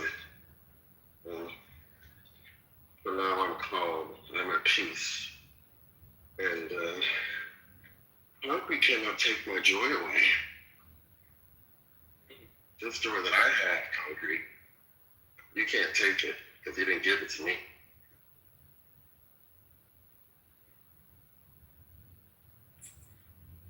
Trying to give me some of that joy, Concrete. What'd you say, Patty? Sorry? You trying to give him some of that joy because he's rejecting it. Patty, please don't do that. What's up, Shannon? How are you doing? I'm swell. I really am. I know y'all are in a content lull right now. What? You're in a content lull. Oh. So I know that you were trying to spark up some content. And I understand that. But please, not at my expense. Thank you. What, okay, so I haven't noticed and wondering. And so I'm noticing that you are antagonizing Hurricane. And I'm wondering, why do you feel like you wouldn't be warranted a response in return because you are being antagonistic, right? Do you know you have escalators, right? So you're escalating a situation, right? That doesn't have to be a situation. He was walking on a treadmill. And then you passively felt the need to express that because you typed it even though you're on stage. It would have taken you less energy to hit the unmic and been direct with that insult, right? But you did it passively and you did it in the chat. So that he directly addressed you on stage because that's where both of you are. And then you went back again in the chat.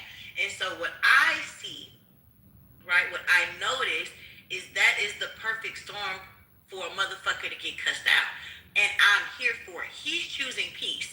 We love that for him. It's not I'm searching for content. You're going to make yourself content with your behavior. This is called accountability. Yes. Yes. Yeah, that was a bunch of gaslighting. Is that your number one way of navigating these type of situations? Just to gaslight? I gaslit you? You attempted. Let's go to the chat. No. Let's go to the chat. So wait, what is the chat gonna do? We're gonna read. backtracking to help you. I'm gonna show you. So Hurricane was talking, not to you. He didn't address you, and you went in the chat and you said, "Why is this nigga always out of breath?" Question mark, exclamation point, question mark, exclamation point, question mark. Okay, heightening, right, your insertion there. Then he addresses you, and then you said, "No, the demon going to church." I think he meant to say not the demon going to church because he mentioned his mother's spirituality. See what I'm saying? You wrote that. I didn't write that. You see? Now you're saying I'm gaslighting you. What white woman are you sleeping with? She's rubbing off on you. This is nuts.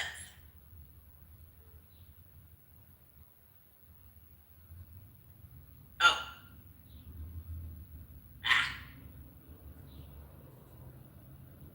Yikes. All right, so all that gaslighting and it got you nowhere. I would hope that you and the other professional gaslighters would choose a different mode of operation.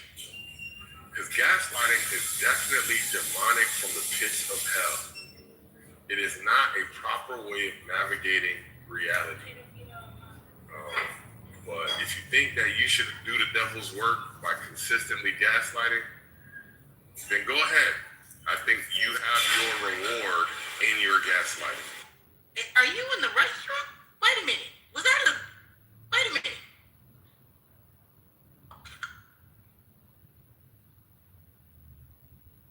Concrete. Are you talking to us without washing your hands first? Ma'am, I'm not in the bathroom. You are mishearing things, ma'am.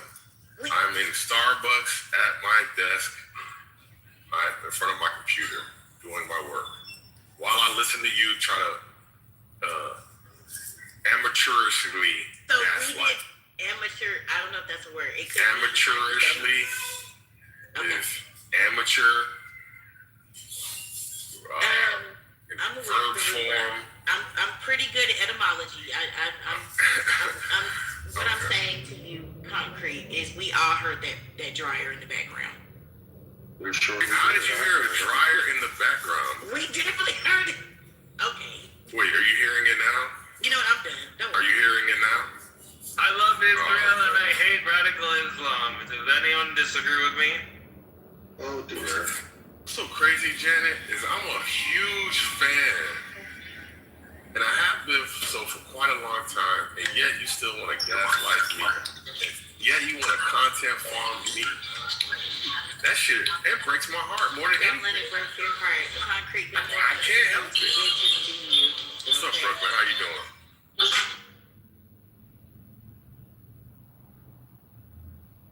I know who you learned the dark art from.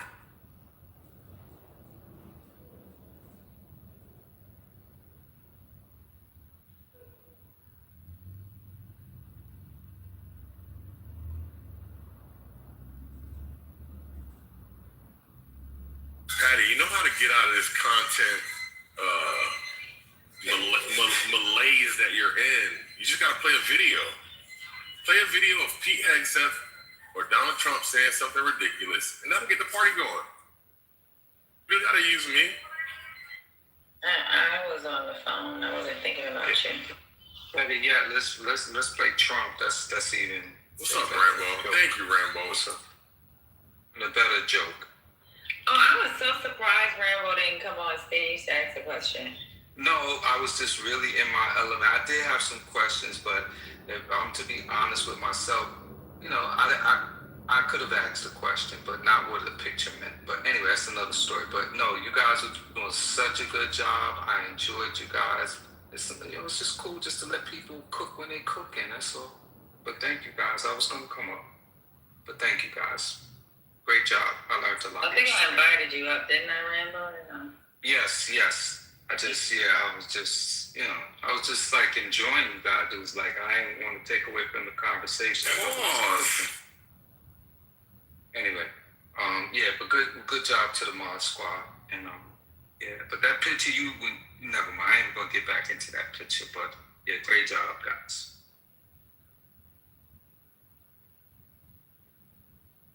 First Lady, what up? Janet, you had me crying yesterday, like literally crying out loud. Mom was like, what are you laughing at? I was on the floor, like, that was just crazy. Oh, she on the phone now. What up, Hurricane? What happened? What happened? I must have missed that. Nah. She was who was she talking to? I think was she talking to She was talking. Oh no, when she was talking about she doubted if somebody was getting all them girls. Like the way she said that, it was just so funny. It was just so freaking funny. I was like, damn. I was like, I couldn't even say anything. But that was a couple of points, that I heard. She just had me laughing a couple of times yesterday.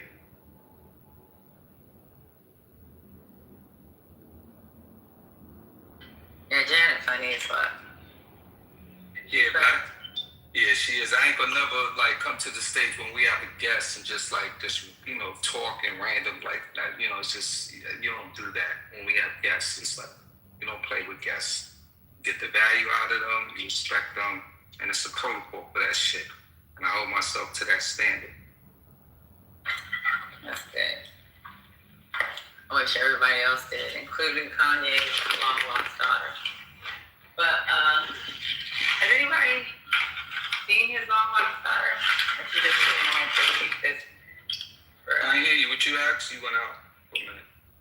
I said, I wish everybody would do that. Remember, I said, including Kanye's long lost daughter. Remember when she came into one room that we had a guest speaker? And she wanted to give thanks to the guy? Talking about, I'm Kanye West's long lost daughter. Yeah, she was. And she meant everything she said. She really believes this. If she was in my back channels talking about her adventures with her father. How old would she be? How old could she be if she's his daughter? 2019, something. Mm-hmm. That's funny. So, anyway, yeah, gotta keep me company today. I got a busy day today. My mother said something very disturbing yesterday, and I gotta process this shit. It's crazy. So, deal with that shit. But I'm gonna get. All right, y'all. Let me see what's left on this Meet the Press. We done talked about our plan if we go into depression. Yeah. I go to recession first. Dude,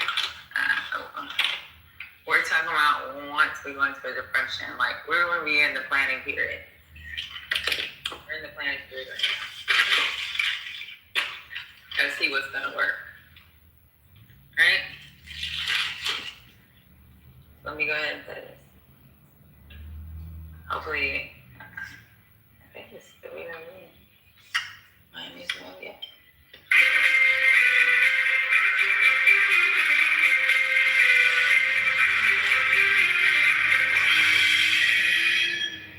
Welcome back. The Iraq war fallout continues, including a brewing revolt inside some corners of the MAGA movement in response to the president's handling of the war, including his threat yesterday to destroy the entire Iranian civilization.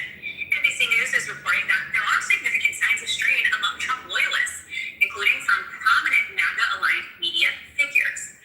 For more on this, I'm joined by NBC News senior national politics reporter John Allen, who's been tracking all of the MAGA pushback. John, thank you so much for joining us. Just call me the MAGA tracker. The MAGA tracker. I do want to ask, though, just give us an assessment here of how much damage the war in Iran has actually done to a stand-up within the MAGA base. I mean, there is a significant fight going on about the policy, about the ideology. Now, a lot of these people are still aligned with Trump, but some of those big media figures that you've known from the past as advocates for everything he's done have flipped on this. Tucker Carlson, for example. Marjorie Taylor Greene obviously has a beef with the president. He pushed her out of Congress, but also somebody who's been very loud about this. We've seen some folks who are big online influencers like Mike Cernovich coming out talking about the president being in the wrong place on this, at least for the policy with MAGA. And I think you're also seeing it, though, importantly in corners of Congress. We've seen Ron Johnson, senator from Wisconsin, talk about not wanting to destroy Iranian civilization. We've seen Curtis, the senator from Utah, also pushing back against this war. And the biggest tell, of course, is there aren't enough votes in Congress to authorize this war, to appropriate for this war, meaning spend money on it, or to stop this war. Right. And that indicates a split MAGA. The president had said he wanted $200 billion for the war, or at least that was what was reported. That's being scaled back right now, and the big reason is that there was not an appetite to do that in Congress. You mentioned Tucker Carlson. There was a fascinating New York Times piece from Jonathan Swan and Maggie Haberman about the pushback that Carlson was giving to Trump. I want to read part of the story. They wrote, Mr. Trump, who had known Mr. Carlson for years, tried to reassure him over the phone. I know you're worried about it, but it's going to be okay, the president said. Mr. Carlson asked how he knew. Because it always is, Mr. Trump replied. So, John, do you think there is a way for the president to turn this all around before the midterms? By the way, this is a wild conversation. It sounds like a parent talking to their child, like stroking their head at night and going, it's going to be all right, honey.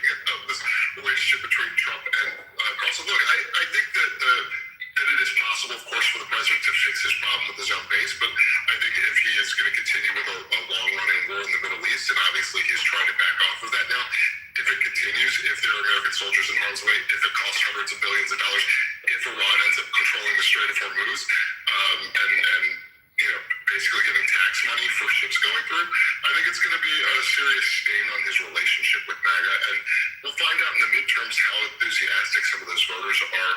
I've talked to voters in swing states who, feel like they got fooled and are not excited to go out and help Trump continue to have majorities in the House and Senate. Do you think it's a problem for Trump if there's not an enthusiasm among MAGA voters who, like the ones you talk to, don't feel like they're actually delivering on some of these promises? Yeah, absolutely. That's a huge problem from independents. Moving is also a problem, but lack of enthusiasm among the MAGA base could kill the majorities for Republicans, not only in the House, but also potentially in the Senate. We were talking about the House, but I think the Senate is seriously at risk for Republicans as well. In play, as they say. In play, as they say. John Allen, thank you so much for all of your brain. That was such a great story. I urge everyone to go check it out. We are back tomorrow, though, with Meet the Press Now. And there's more ahead on NBC News Now. That's it, y'all. Last 2 minutes. Any comments on Meet the Press? Anything that they talked about? Nope. Okay, so let me see what we got going on in the news as far as most recent from ABC, NBC, CBS, and Fox.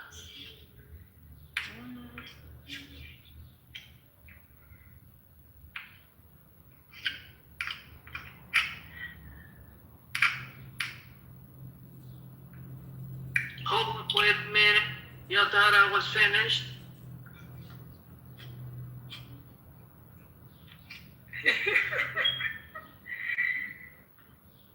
When I bought the Astamani, you thought he was winning? Flexing on these niggas, I'm like Popeye on the spinach.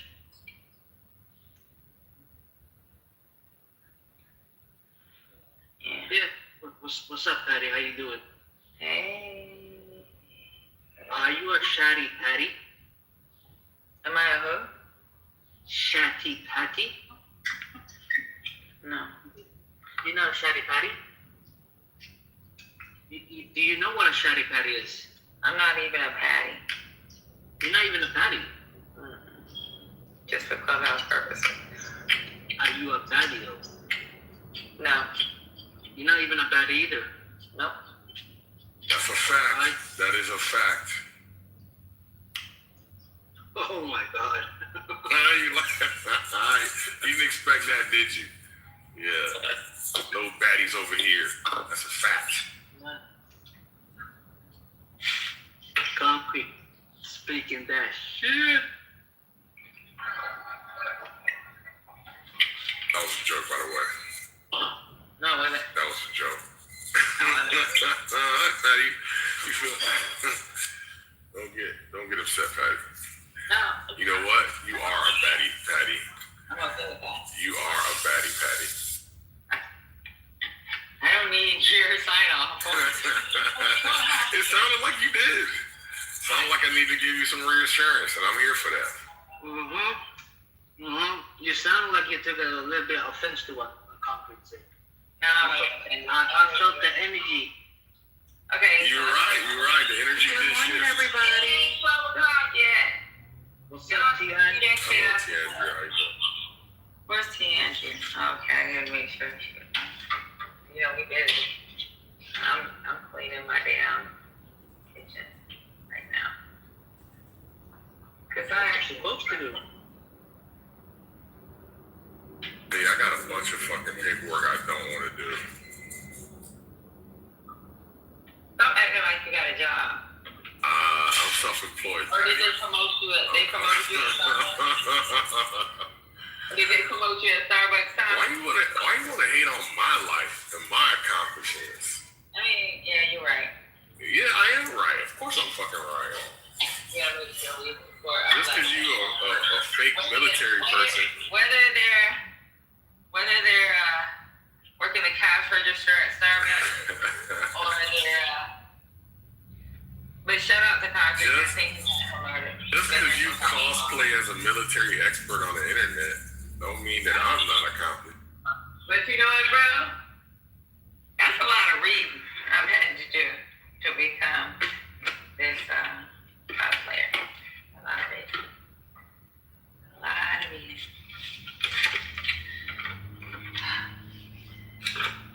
Where have you been lately, Patty? I feel like you've been missing. No, I've been here. I just do the morning and then I go take care of my life. I got a job. Wow. Where you been, Concrete? Good morning, everybody. You ain't been around. What's up, Devon? How you doing? Yeah, y'all niggas get on my nerves. I gotta go to less hostile environments. He actually got promoted at Starbucks. He now is a shift leader. That's a fact. Well, you He is no longer running the damn cash register. He's actually checking whether or not he needs to keep all 5 employees during this time sale. Go ahead, great job. You missed a great interview yesterday, Concrete. You should have. Were you here? Were you in the audience? No, oh, man. You gotta check in, brother. Concrete he's a manager at fucking Starbucks now. Stop. Let him do his job so he can maintain these promotions he's getting. Maybe one day he'll get a woman. Yeah, preferably not a black woman. If the universe. Hey, I believe that he is not trolling. Listen, I am done with y'all. I am divesting. Bro, it's been chill lately. I don't understand. Look, there's a line in the sand. And we know where. Chill who? There's a line in the sand, bro. I know what side you want. Hold on, Concrete. When shit hit the fan, I know what side you want. So that's all that matters. Not with them niggas. Not with them niggas. Not at all. No, sir. Not me. Wait, what are you talking about? Anyway, all right. You won't be wearing Y'all gotta stop having faith. That's a fact. That's a fact. You and Lady need to stop having faith in these clowns. Getting full. No, but Concrete will not have a red hat on. I know that. It depends.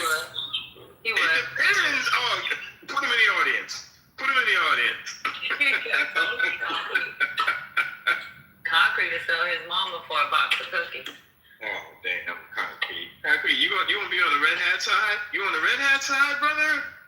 No way. Shit, I seen the wrong skin too. Ain't that right, Concrete? Shit. He had a call and now he lost. See, that's why they took your phone call. Because you on some bullshit. Okay. Let me see what's going on, y'all. So NBC is talking about Israel attacks. Devastating Beirut and threatening the U.S.-Iran ceasefire. I said this earlier in the interview. I feel like Israel is working against the U.S. to get what they want, to keep us in the fight. They don't have anybody else that's going to do this fight. Like the guys that Trump supposedly was going to do these damn negotiations with were killed by the Israelis. Like, what are they doing? It's like they sabotaging everything.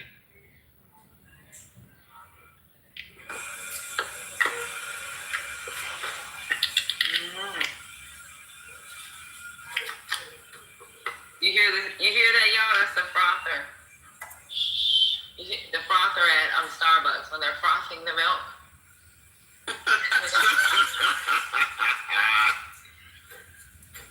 I know a frother when I hear one. Yeah, and I know jealousy when I hear one. You wish you could run your own Starbucks. You're right. Instead, you gotta play soldier. You're right. You're right. You're so right. You see, I didn't even try to combat your argument. Because you can't. Well, you're right. One day, I'll be able to froth your almond milk, or your 2% milk, or your oat milk. Oat milk. No, they don't do goat milk. Stop. Unicorn milk. They got that.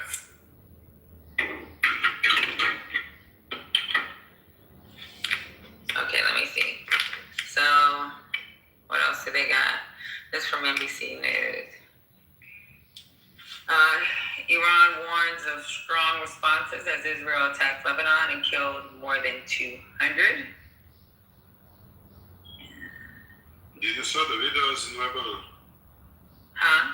Did you saw videos in Lebanon? No, I haven't. It's insane. Like Beirut, it's like, it's insane. You should Google that. I think CNN and other have. It's insane. You know what? I get it with the way Israel's moving, like I've been trying to defend that there's no expansionist thing going on, but bro, it's making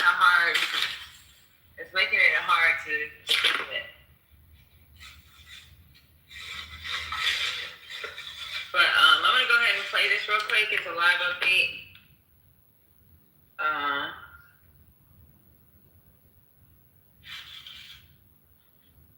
Talking about new strikes in the Middle East, threatening a fragile U.S.-Iran ceasefire. Tensions in the Middle East threatening a fragile ceasefire. As tensions play out across the region, the key sticking point is now Lebanon, which Israel has been repeatedly bombing, targeting the Iran-backed group Hezbollah. We just hear explosions, like 3, 4, 5 explosions. Yesterday, Israeli strikes killing at least 250 people, according to Lebanon's Ministry of Health, which says more than 1,500 have been killed since the latest fighting began. While Hezbollah has launched hundreds of rockets into Israel in support of Iran. Iran says the new Israeli strikes are a violation of the ceasefire.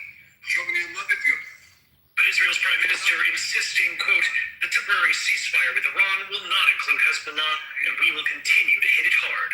The U.S. agreeing. I think this comes from a legitimate misunderstanding. I think the Iranians thought that the ceasefire included Lebanon, and it just didn't. Iran's foreign minister saying, quote, the U.S. must choose ceasefire or continued war via Israel. It cannot have both.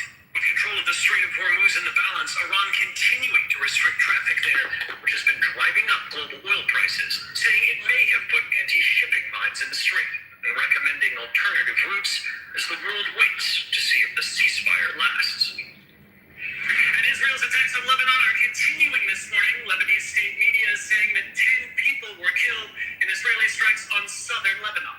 Greg. Matt Bradley starting us off there and telling me, Matt, thank you. Yeah. They're going hard in the motherfucking thing. When nothing become nothing, when you just lie, nobody know the truth anymore. What you say, Jay Fresh? America is good at lying. Everything is possible to understand what's going on around the world. Because media lie to you, you get lied to every time. Mm-hmm. Well, I don't know. I mean, I don't want to disrespect anybody. I do lie to my girls, of course, making sure they're happy.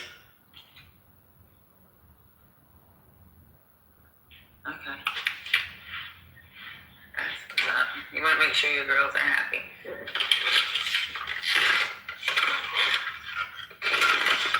But yeah, I'm sorry. I'm just gonna listen, be quiet, and it's good to listen to you guys sometime. I'm learning from a lot of people, and It's okay. Okay, sweetheart. You ain't never been problematic that I know of. But I'll barely be in the room after a certain time of the day. I'm about to leave in about 30 minutes. But, yeah. Okay, so let's go ahead and let's see what else is going on. So, just play a quick Lebanon threat issue that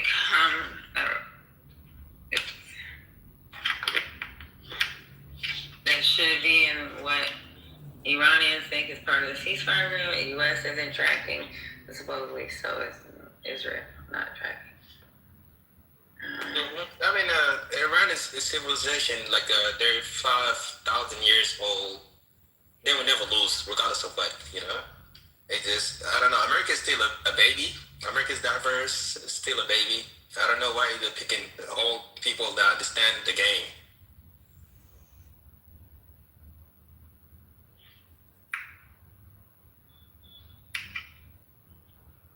Oh.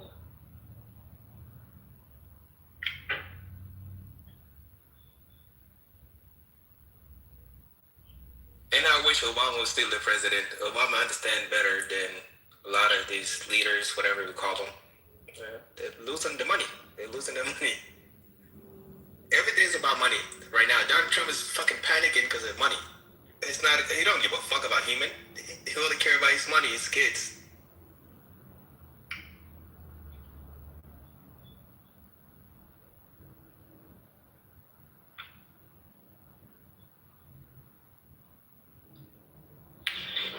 I just seen an interesting story. I don't know if it's interesting to y'all, but it is for me. So, this is crazy. Former Army employee charged with leaking classified info to a journalist. You know what she gave as information to a journalist?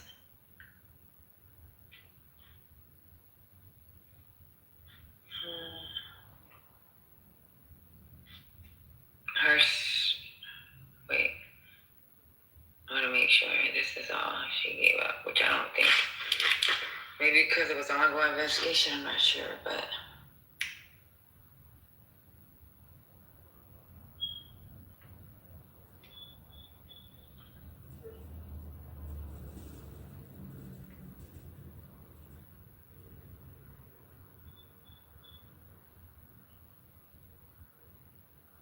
Okay, so they must have told her beforehand she can't talk about it because supposedly, okay, so the young lady that is being investigated about leaking classified information, Williams texted her mother, "I might get arrested for disclosing classified info." She then cited a statutory provision of the Espionage Act. And then she said, "I might actually get arrested and I don't even get a free copy of the book." They don't so care. The article that Williams is talking about is her giving an interview to a writer describing being sexually harassed and belittled by the men in her unit, including the commander.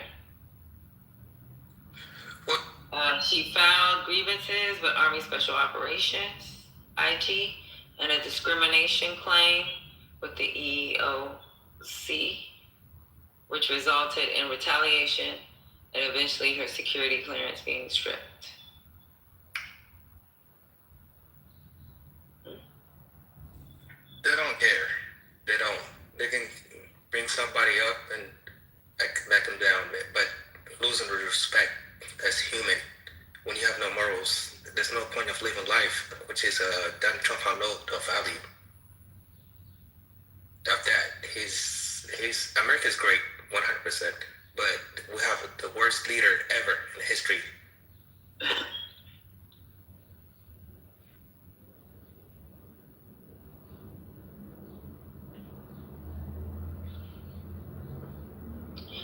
So the writer said, unlike many of my sources, she was adamant that she be quoted by name and made no attempts to conceal her identity because her actions were entirely above board, legitimate, and admirable. He added that Williams was indicted not to protect classified information, but to retaliate against women who only sought to improve workplace conditions for female soldiers and civilian employees of the military. Well, like his first term is said grounded by the yes, who talked like that? Obama was great. Obama looked out for the whole world. America runs the world. Intentional what she's saying. Trump is good. Like, are you paying attention?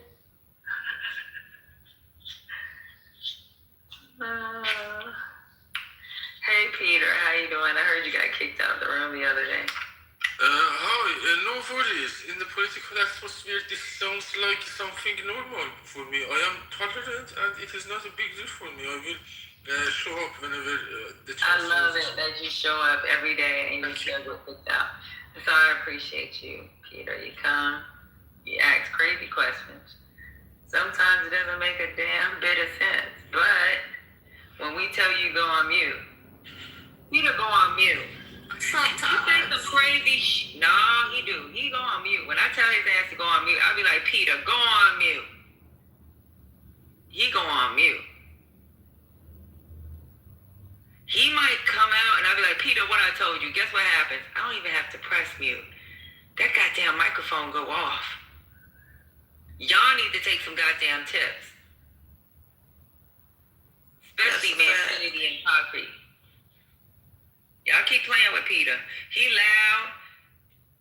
We don't know what the fuck he's saying half the time. For all I know, he's saying death to America. But his ass go on mute when I tell him to go on goddamn mute. Well, it's not that to America. It's just the world is tired. Like, please leave us alone. Like, why are we so bored? 47 years on Peter J. Fresh. My last name is Peter too. So yeah, but you not our Peter. This is well, the world is getting weak because America is controlling the loudest thing. But we have the dumbest. Anyway, I'm gonna talk too much. Let's be quiet. You said you're gonna be quiet about 8 times. Just listen. We just start now. We're gonna play some news clips. We're gonna listen to them. We're gonna comment. We're gonna stay on the topic. So today, Mark Root, he's a Sec General of NATO. What do you think? But Donald Trump don't give a fuck about him. He just a Spanish dude is just talking crazy. You said, bro. You said you was gonna stay quiet. Shut up, man. I'm gonna be quiet. It's my time. Okay, now we're gonna drop your ass. You got to go. CJ Fresh. You know, y'all stop kicking Peter out, because all you gotta do is tell him to stay. Can I join the conversation? This dude, yeah, do it from either you go in the goo, go ahead and drop yourself to the goo, or we're gonna kick you out and you do it in the chat. You're doing too much. Y'all stop kicking Peter out. My mind. Okay, you speak your mind in the chat. Stop kicking Peter out. When we tell him to be quiet, even when he does his outburst and forgets that we told him to be quiet, he goes back on mute. So stop kicking him out. Now, if he start acting like Jay Fresh, yeah, we're gonna have to kick him out and throw him in the goo. Okay, so Mark Rutte, he's supposed to be giving an address. He is the NATO Secretary General.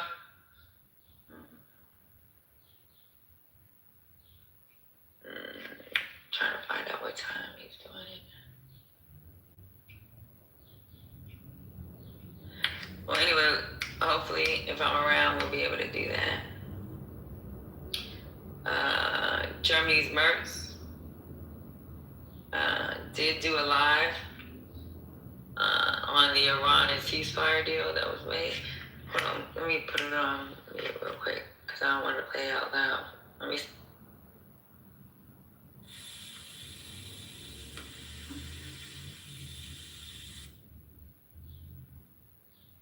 And we never got to the name of the book. So I was looking up what Patty was talking about the soldier from Fort Bragg.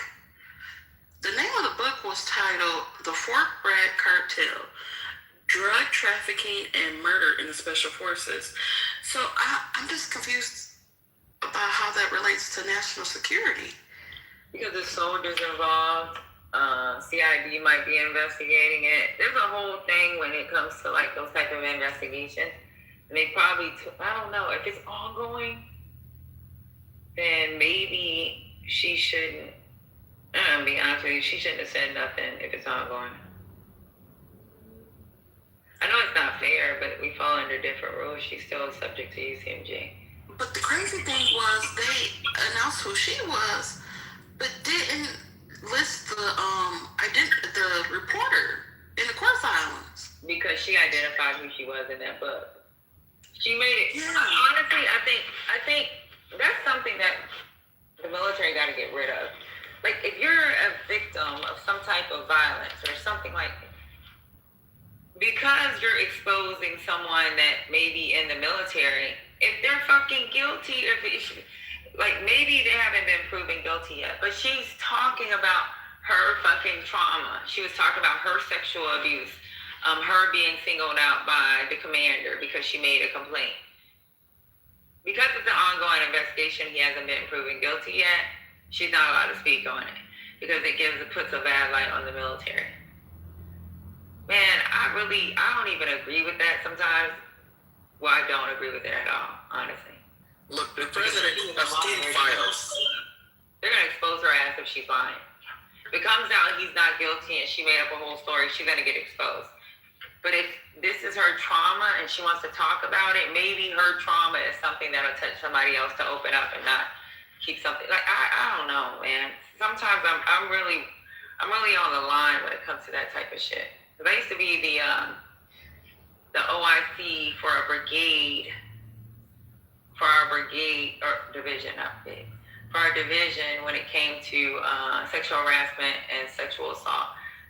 And to try to keep someone from speaking about their trauma to no one but the chaplain, medical professionals, not letting the press doing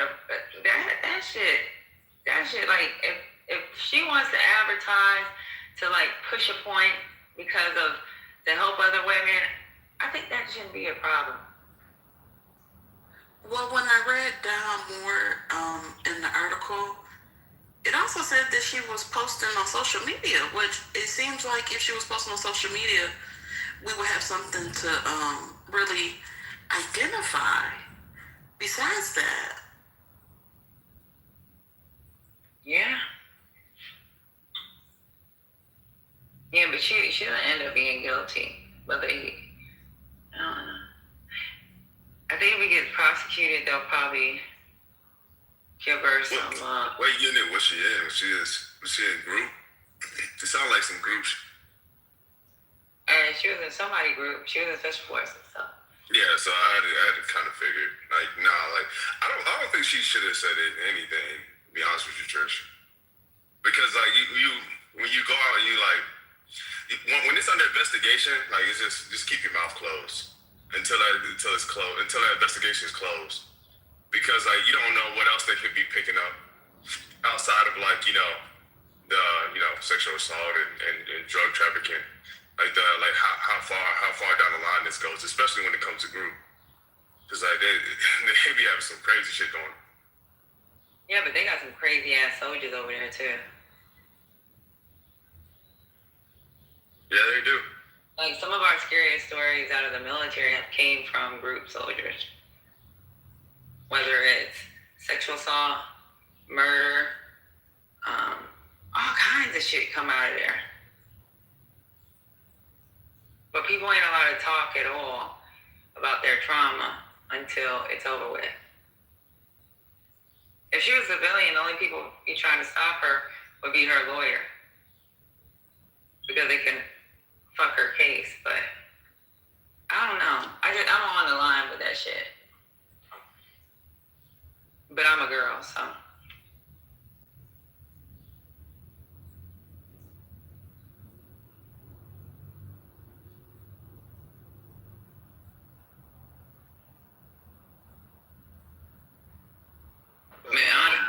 was me, I would never talk about it. I'd have to wait until it was over with and see what the government says I can speak on. But go ahead, Divine. Chris said maybe we can play it later. Marjorie Taylor Greene is on CNN right now going in. There's a video of Megyn Kelly losing her shit, telling President to just shut up. She's sick of it. So yeah, Megyn Kelly's a grifter. Yeah, I agree with that. But yeah, people are starting to not fear this man, I guess, and just, Marjorie Taylor Greene, well, she's always, not always, but lately been very vocal. To see her on CNN going in is like, oh shit. Yeah, I like watching her go in. I still don't fuck with her. To me, she's an actual nasty woman, so. Yeah. But let me see if I can find. You said she's going. It's live. She's on CNN right now. Alright. Who's that? Wolf Blitzer.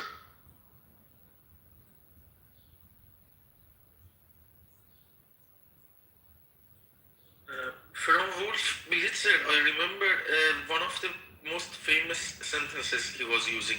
What about the issues that we were united about? He was saying over party discussions. What happened, Peter? I just remembered the message about one of his most famous sentences about what are the issues that we were united about addressing the whole United States. Who's famous? Wolf Blitzer. Oh, Wolf Blitzer. Oh, yeah. I don't know nothing about that, but yeah. Let me see. But thank you for your submission.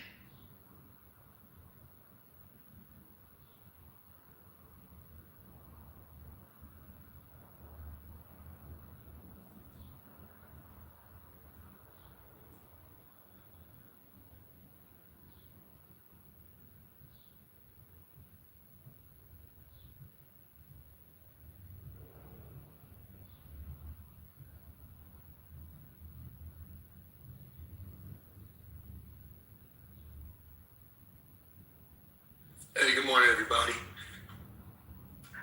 Hey, Divine, was that you talking about CNN and Megyn Kelly and Wolf Blitzer?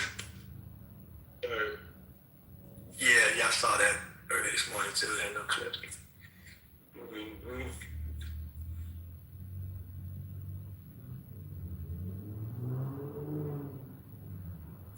I'm sure that was in response in my mind to everybody was waiting till 8 o'clock p.m. Was that yesterday or the day before yesterday? And then turned into being like, oh, okay, no, it's a ceasefire thing now. And it was going to be Stonehenge, return to Stone Ages, I'm sorry. That's impossible. Everybody knows. He was exaggerating and it was acceptable. For me, it is not a problem. Well, see, here's the thing. In hindsight, it's one way to talk about it. But prior to that, I think people realize he might really do that. He probably will do something crazy like that. And everybody's like, okay, this won't cause a reaction. But then the people were prepared for the reaction, and Israel did what it did. But the world was like, get ready. He probably is one that will do that. If not then, at whatever point, tomorrow or soon or something, you get to a certain point, you're like, oh well, just push all the buttons. What the hell? I'm on my way out anyway. However, it seems impossible, but if it's the point. You say it defeats the point? We need our country back. We need to put some order back. For this, Mullah needs to be out of politics. And for that, they can choose to give up if they want to not be like that. And Stone Ages was an example.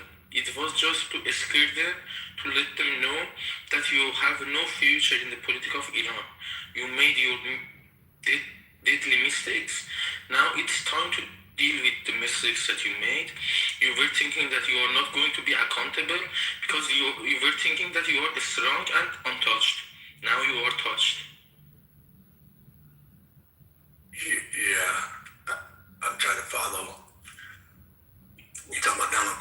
talking about, I'm trying to follow what you're saying. Donald Trump don't seem to have abide by no norms. Donald Trump, he's talking about Iran. Yes, about Mullah. Now that I know you're talking about Trump, I mean, I was saying that, his mindset, saying what he's not going to do after the fact, but nobody knows what he going to do. I think is the main point, that he causes this uncertainty. Back to what Megan was like, bro, somebody need to really check you, because you're causing problems by threats and all this and that, and you do it or you don't do it, and then the world is like certainty, some kind of way. The nature of the war is uncertainty. It is not possible to let everybody know what they want to move, how they want to move, because it's the nature of the war. They need to be surprised. So you arguing on behalf of making it make sense what Donald Trump is doing?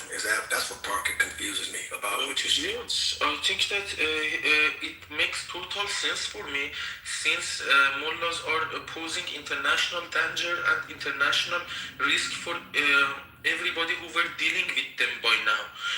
During the last 47 years, nobody who were in front of the deals with mullahs came out satisfied. This is not a point that can be deniable. The most people affected by this is the people of Iran, who were trusting them before the Islamic Revolution, but after they took the power, they tried to boycott it. They tried to show themselves as the parents of the country. Can you believe? They say that we are the parents, and like that, they want to, for example, the parents who kill their own children. Unbelievable. Okay, I gotta go to a meeting. Hey, y'all, please try not to kick out Peter. He's really easy to control on the stage. All you gotta tell him is go on mute, and he will go on mute. He's very good with going on mute, but he might try to interrupt, and then you tell him, go on mute, Peter. Didn't I tell you go on mute? He will go on mute. That's all you gotta do. Yeah, please. Because he was like, I like to listen. Even though we know he fucking interrupts and talks. But he is pretty good about shutting the fuck up when you tell him to shut up. So I gotta go to a meeting. I'll be back maybe an hour. So, bye. Bye. Just raise your voice with Peter on the second round, and he'll bow down. That's what I think I heard.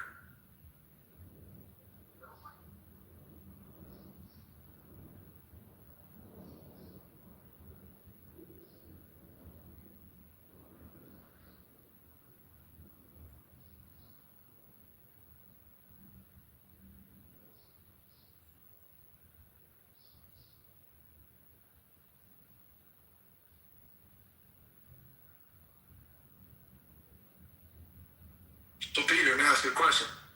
Do you think the Iranians are ultimately saying, thank you, Donald Trump? They're still in that spirit of, yes, double down. Please do more. Do more. Coming up in here.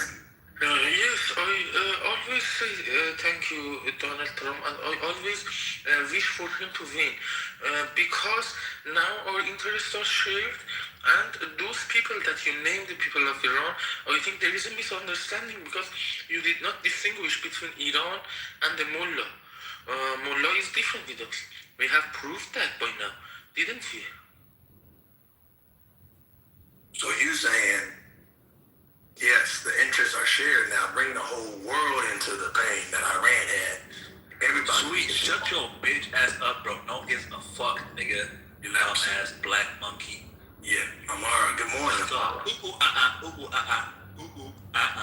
that Chris Brown in your in your profile? Get back in the cage, buddy. Get back in that cage.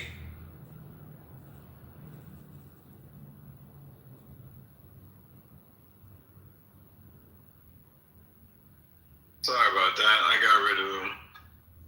Unhinged.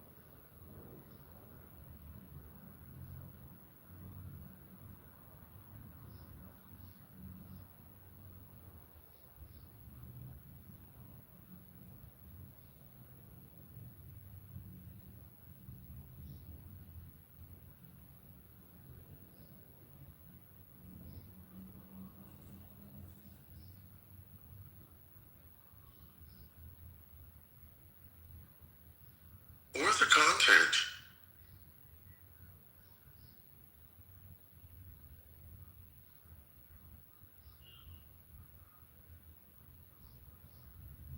Hello?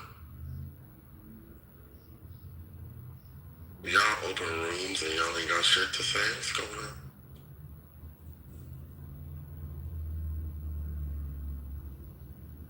Hey, yo, bro, somebody should have recorded that. Where's the content, man? That's some shit that people gotta play, like, over and over and over again, bro. Where is it? That shit was... I mean, MJ, I appreciate it, but it's not that great of a line. I don't know. It's the way you say it, bro. It would actually be good. You know, you'll appreciate this because unlike most of the Negroes in this room, you care about growing into an old man who still functions well. I just discovered that there is a type of magnesium you can take at night that helps you sleep better. It's called magnesium glycinate. Have you heard of it? Really? Yeah, they're about 10 I actually take magnesium. What kind do I take? Yeah.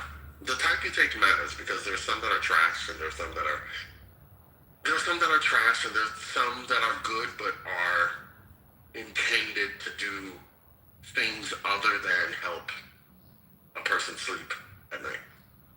So I take the type that you take before I matters. go to sleep. I take it before I go to sleep. Which one do you take? Oh man, I'll tell you in like 2 minutes. Okay, well, magnesium glycinate is the one, and I started taking it a few nights ago because I'm trying to get my sleep hygiene. I'm trying to improve it, and it's amazing. Mm-hmm.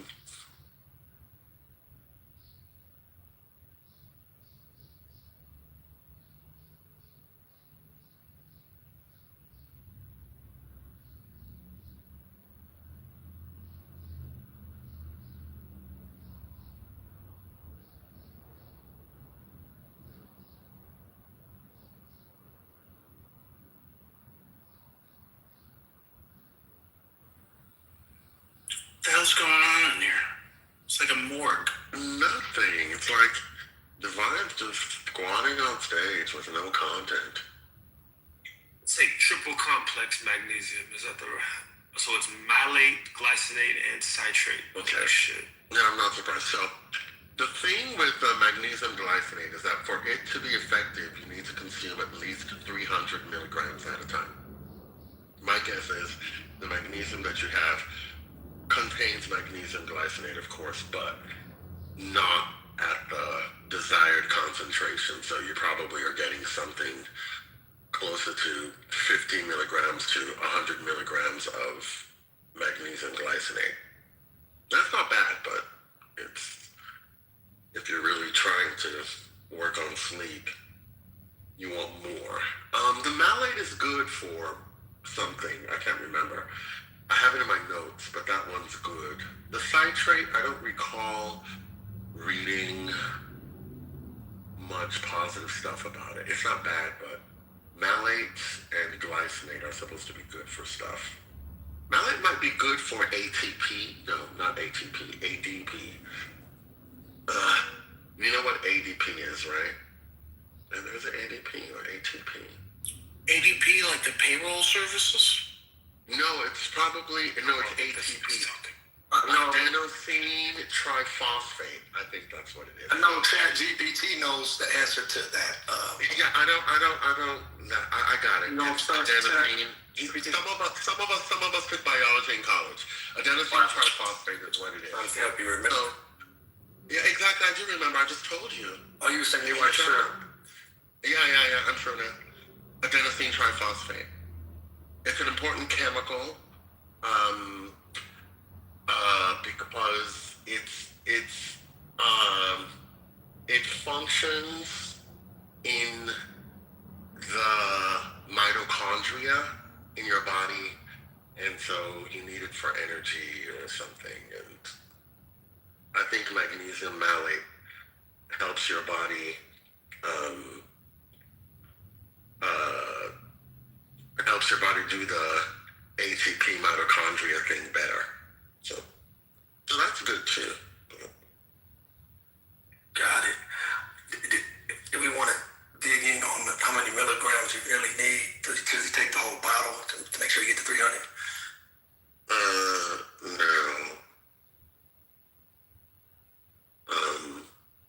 The bottle I have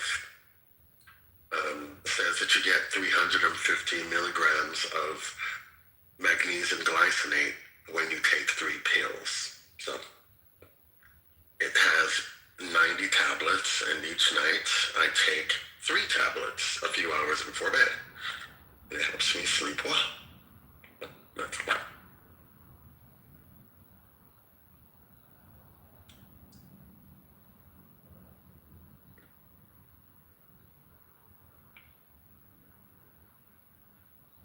Well, if y'all don't give us content, I'm going to keep on talking about healthy eating discoveries, because that's what please do. right now. No, please do. This is your moment. Let's go. Well, let me think what else. I've already talked about replacing grits with quinoa. People don't like that very much, but the blacks need to be educated. They need to understand that traditional stuff is not always the best stuff. Sometimes we have to innovate. Sometimes we have to pivot. What about bacon? What about bacon? Is that still approved or no? BACON? Yeah. That's the problem. Yeah. If you want to have bad skin and bad guts, then yes, eat as much bacon as you want. I'd like to follow up with that because you have said in the past that bacon is a spice, I believe. Correct. Yeah.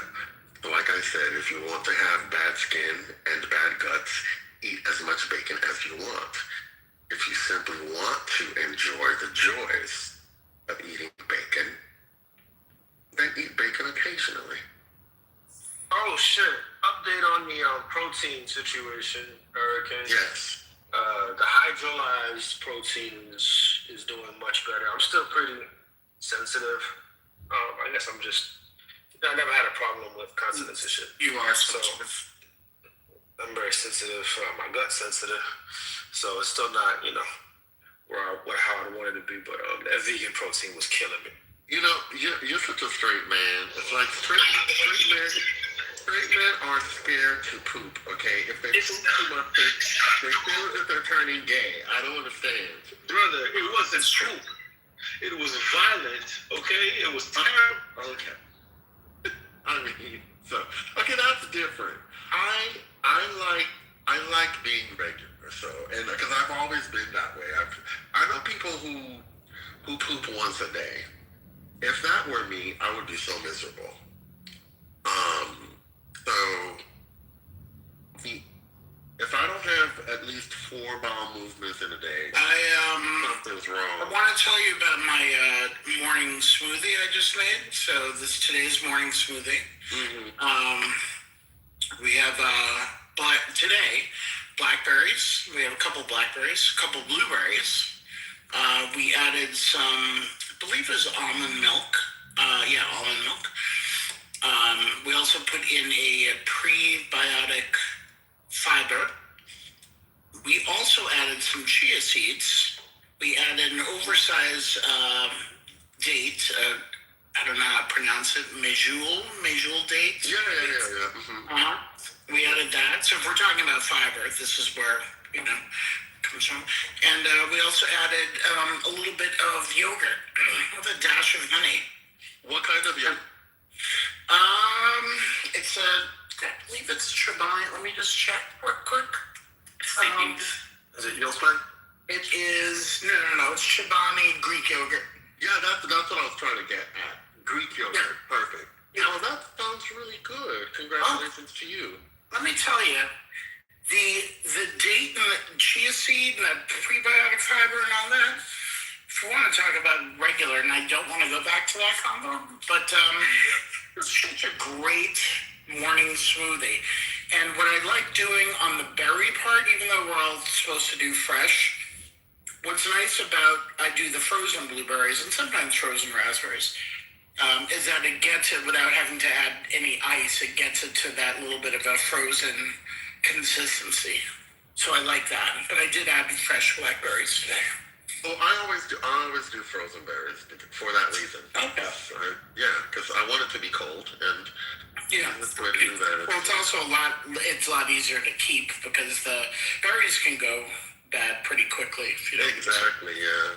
Yeah, but I have the fresh blackberries because I was doing some, morning Greek yogurt, some fresh blackberries, and a little drizzle of grape nuts cereal for the crunch. Believe it or not, to answer the question, let's see, Cyber's question. So, I don't know what the proportions for all of the ingredients in Spiritus's smoothie are, but when it comes to berries are really good for keeping calories low. For example, 1 cup of frozen raspberries, I believe, is around 70 calories. The same goes for 1 cup of wild blueberries, 70 calories.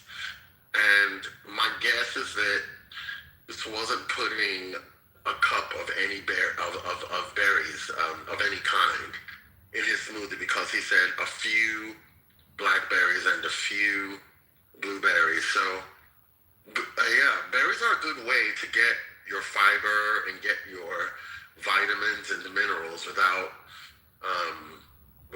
consuming a lot of calories. Yeah, I don't think it was a lot. It was maybe like 4, pretty decent sized blackberries, maybe about 6 blueberries. The unsweetened almond milk, that's like almost, 40 calories. 2 tablespoons of the Greek yogurt. I mean, how much is that? And then the fibers, the prebiotic fiber and the chia seeds and the date. I mean, it's not a lot of calories, but it's decent. Yeah, Spiritus, my wife follows your exact recipe every morning. So I'm one person who, I usually don't eat. My first meal of the day can be somewhere around 3 o'clock or something. I've always been like that. It's very weird.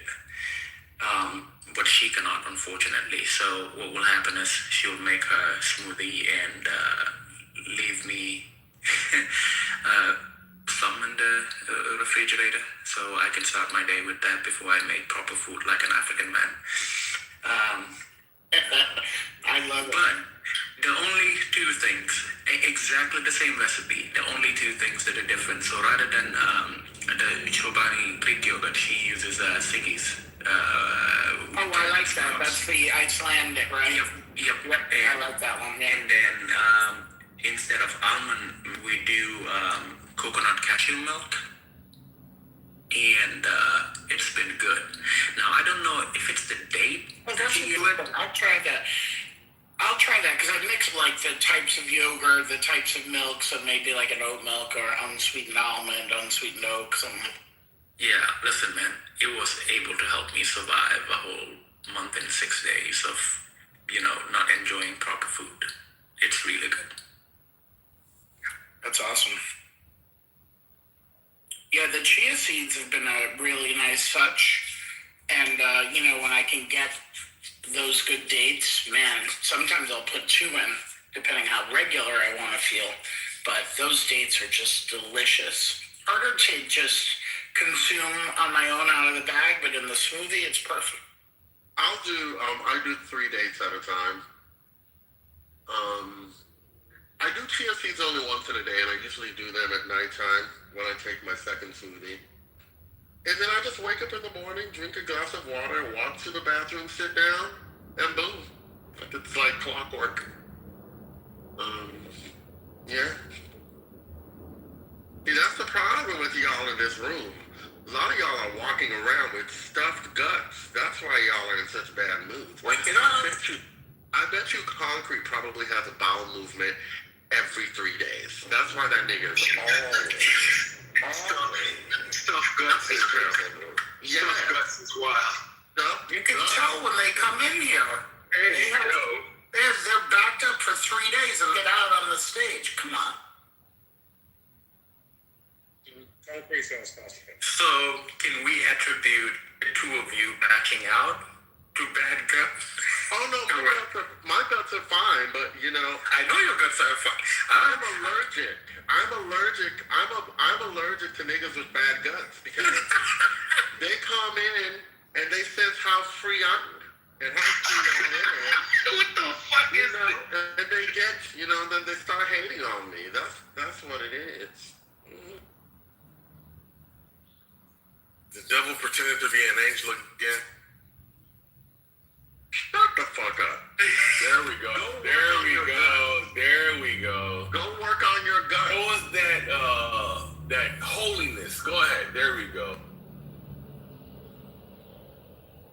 I didn't even see you. Not to be said for free in the gut and parasite handlings. Yeah, absolutely. So yeah. Oh, is prebiotics the same as probiotics? I think it was. Yeah, Spirit is meant to say probiotic. That's what he meant to say. Oh, my bad. Oh, Hey, Concrete, free your guts and your ass will follow, bro. Free your guts. MJ, I see the type of imaginations and entertainment that you delve in, and I don't want no parts of that, brother. And I think if I were to talk to your big homies, they would not notice about you, and they would not want any parts of that or you.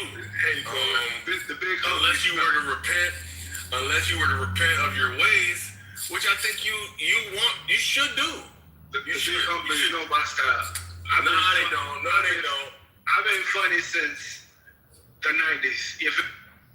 Yeah, you talking about you funny. That's not even ha-ha funny. That's oldest funny.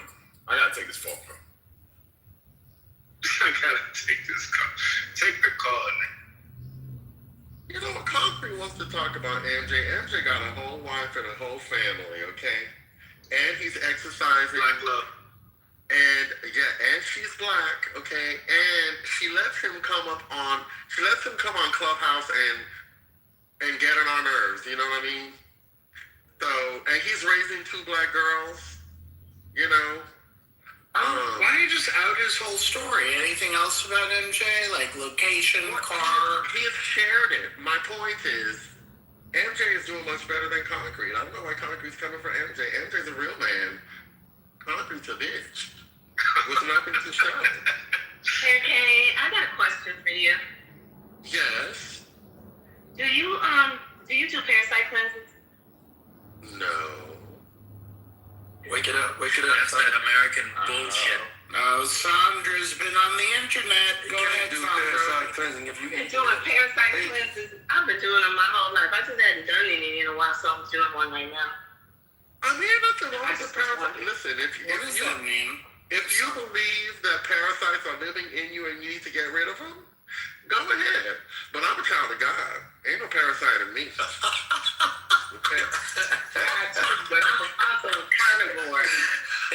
You got that Holy Ghost for the parasite. Okay. I pray over my food, but I'm a carnivore. I eat everything that's meat. Pray over that bacon. Oh, okay. So see now that makes sense. See, I do not, as a general rule, I do not eat beef. Okay, like I don't cook it. Most of the time, every now and then, I'll order steak.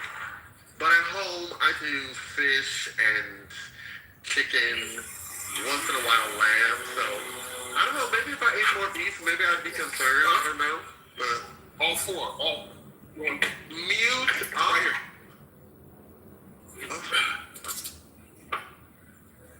What is he doing? Anyway, so Sandra, what's in your parasite cleanse? Tell me. Sorry, my bad. What's in your parasite cleanse, Sandra?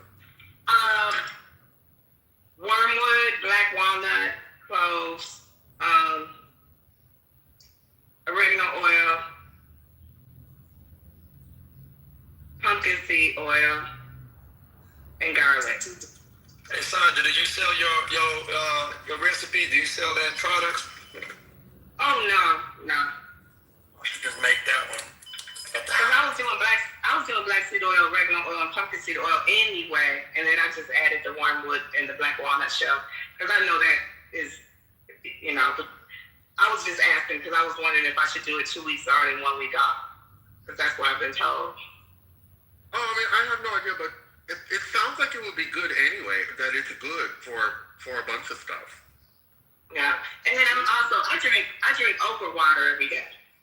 So, and that because I was like on the verge of being pre-diabetic, so I started drinking the okra water last year. So I reversed that. So it's just and that definitely makes you poop because it turns the mucilage from the okra. What kind of water is this? Okra. Okra. Oh, okra. Okay, okra. Okay. Hey, Sandra, are you from the South? No, I am not. Oh, okay. My family's from the South. Oh, it's in the DNA. I got it. That okra. Yeah, everybody won't get up next to that okra. Hey, go ahead. Yeah, I mean, I literally lowered my A1C like 3 points in 2 weeks. Go ahead. Bro. My blood work completely turned around. So I've been doing that since April of last year. So I just drink like 16 ounces every morning. And I grow my own okra, so that's cool too. Sandra, okra to hurricane is what pinto beans are to Mexicans, okay? I ate so much okra growing up because my mom made okra soup all the time in the 70s. You don't want to hear this. Yeah, because okra is from Africa, and okra soup is a staple in the part of Nigeria that I come from, and it was very easy for my mom to get it. So I got so sick of eating okra when I was in America that when we went to Nigeria, I refused to touch it. I was like, I'm sick of eating okra. So even now, when I see okra, I'm just like, ugh. I ate so much of it growing up, and I know Mexicans who refuse to eat beans. They're like, we're sick of beans. Hey, so the question is, were black folks stronger when we ate okra? I really want a good recipe for okra soup. I have yet to make it. I've looked it up several times, but I don't know what's a good recipe and what's not. I don't know. I never learned how to make okra soup for obvious reasons. My mom makes it, and Go home. Please ask your mom for me, please. I will. I mean, she likes to. I go to the African store just to buy, my okra and all of my garlic. Their garlic is so much better. I just love that store. So what do you think about the bananas? I forgot. I had a banana to my smoothie. I forgot about that. A whole banana, Scotty? Yeah, a whole banana. Yeah. I don't eat bananas. I know I'm gay. I'm supposed to, but I don't. That's homophobic. Well, they're high in sugar. They're high in sugar. So I was thinking about trying the little ones if I can find them again. Yeah, the good potassium, fiber. I don't like the smell of bananas. I find the smell repulsive. I think we go to the grocery store and buy bananas. Don't let them go wrong. I'm sorry, sweet. I'll buy bananas and take the peels off, and I'll throw the bananas in the trash because they're so high in sugar. Like, my dad was diabetic. That's one of the reasons why I'm so adamant about this. I'd be diabetic. And he could not even eat a small banana. He only could eat grapes at a time. That's how bad his diabetes was. So I don't want that in my life. Do you make your own compost? Do you get to make your own compost? I sure do. I even have a vermiculture compost. So How did I know that? I've been letting worms eat my garbage for the last 10 years. That banana is where the banana comes in. The banana peel is good for that. Yeah, I literally bring the worms in the wintertime in the basement. My son hates it, but yeah. Oh yeah, you got. I can't have worms in my house. Yeah, you got to. That sounds devilish. And worms ain't jumping. They're in a container. They're in like a triple layered container. Y'all, do you guys remember Birth? The top real country. Yeah, I remember him. He literally made his fortune selling worm poop. Exactly. Oh, that's big business. Oh my God, the marijuana growers will fight over that shit. When I was doing it, when I first started doing it, I was selling like 5 pounds of worm food for $50. Yeah, if you haven't learned about the worms and the value of worms and agriculture, then you're still a lot to learn yet as a human being on this planet. You got to learn the value of the good worms. Okay, sweet.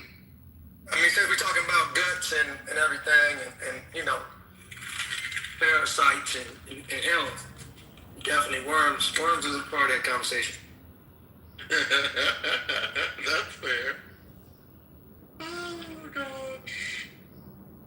And you want the complete education, right? You want the full, that's understood knowledge. That's out there. When you dig in, Will Allen and worms. There's a lot to get on YouTube about that.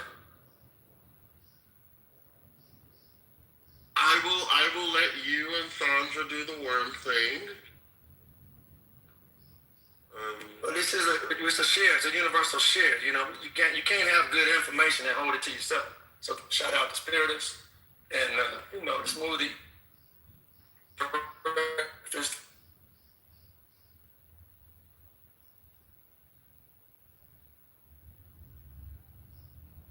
Just not a good spiritual look to have divine information and keep it to yourself. You gotta share it.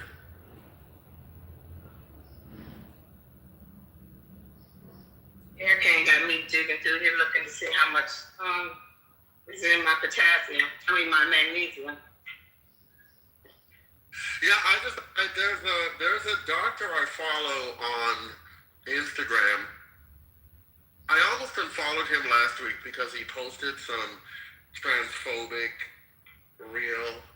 But then I was like, you know what, Hurricane, you're doing too much. This man provides a lot of helpful information about, and you're just going to have to pretend that you didn't watch the transphobic video so that you can get this content. So I was like, okay, I'm just going to pretend that I didn't watch this transphobic video, and I'm going to keep on getting this content. So he talked about the different kinds of magnesium, and he posted sources, and I read through them, and everything legit, and I homed in on magnesium glycinate for better sleep, and it's been good. Wait, so the magnesium? I take magnesium glycinate. Mine is 500 milligrams, by the way. I just pulled it down to look at it. Oh, that's good. Yeah. I knew it was over 300, but yeah, that's what I take. Mm-hmm. Magnesium. I take my potassium in the morning. I take my potassium in the morning because I don't know if y'all know, but I don't have feeling in one of my legs, and I have really bad neuropathy. So I take my potassium in the morning. I don't be playing around. I don't miss no vitamins. Right, I take my vitamins. Sandra, I just bought on one of those big websites that deliver overnight one of those like foot shiatsu massaging thingies. Oh wow! You know, and it wasn't that expensive. I think it was like $70 or $80. It's excellent. It's like getting a foot massage every day. So that's probably good for something like that, for like neuropathy. Vibration plate. I just bought a vibration. This is because I was like, this is more intense. This is more intense though. It's more intense. Really? It's really good. Yeah, it's excellent. I'll see if I can post a link to it. It's really good.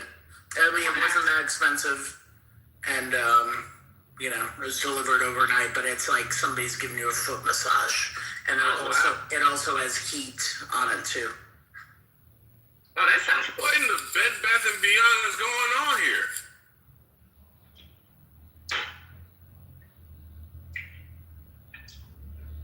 Well, I got really depressed after I retired, so I've been sitting on my ass for like the last 8 months.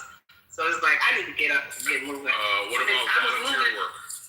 It's spring though, Sandra. Spring is here, so you can. And you know I'm getting ready to get back in the garden because in fact, the garden I had last year, I'm doubling the space. They're giving me two whole plots this year. So I'll be working my ass off. But I just got depressed after I retired. It's weird because I was used to being around thousands of people every day. Have you ever thought about being an amateur detective?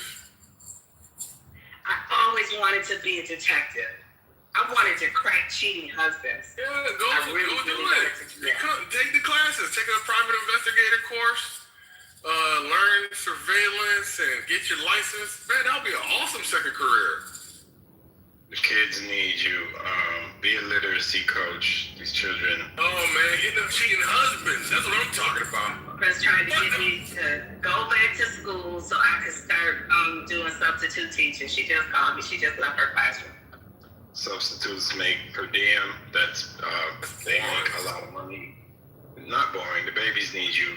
They need to see. I don't deal with them bad kids, honest to God. No, you could do. No, they're not all bad. All right, just Honey, she got her teeth knocked out. She literally had to get dentures. So when you go on Sub Central, and you start to meet other subs, they'll let you know which schools you should go to, and that's the. I know a lot of subs.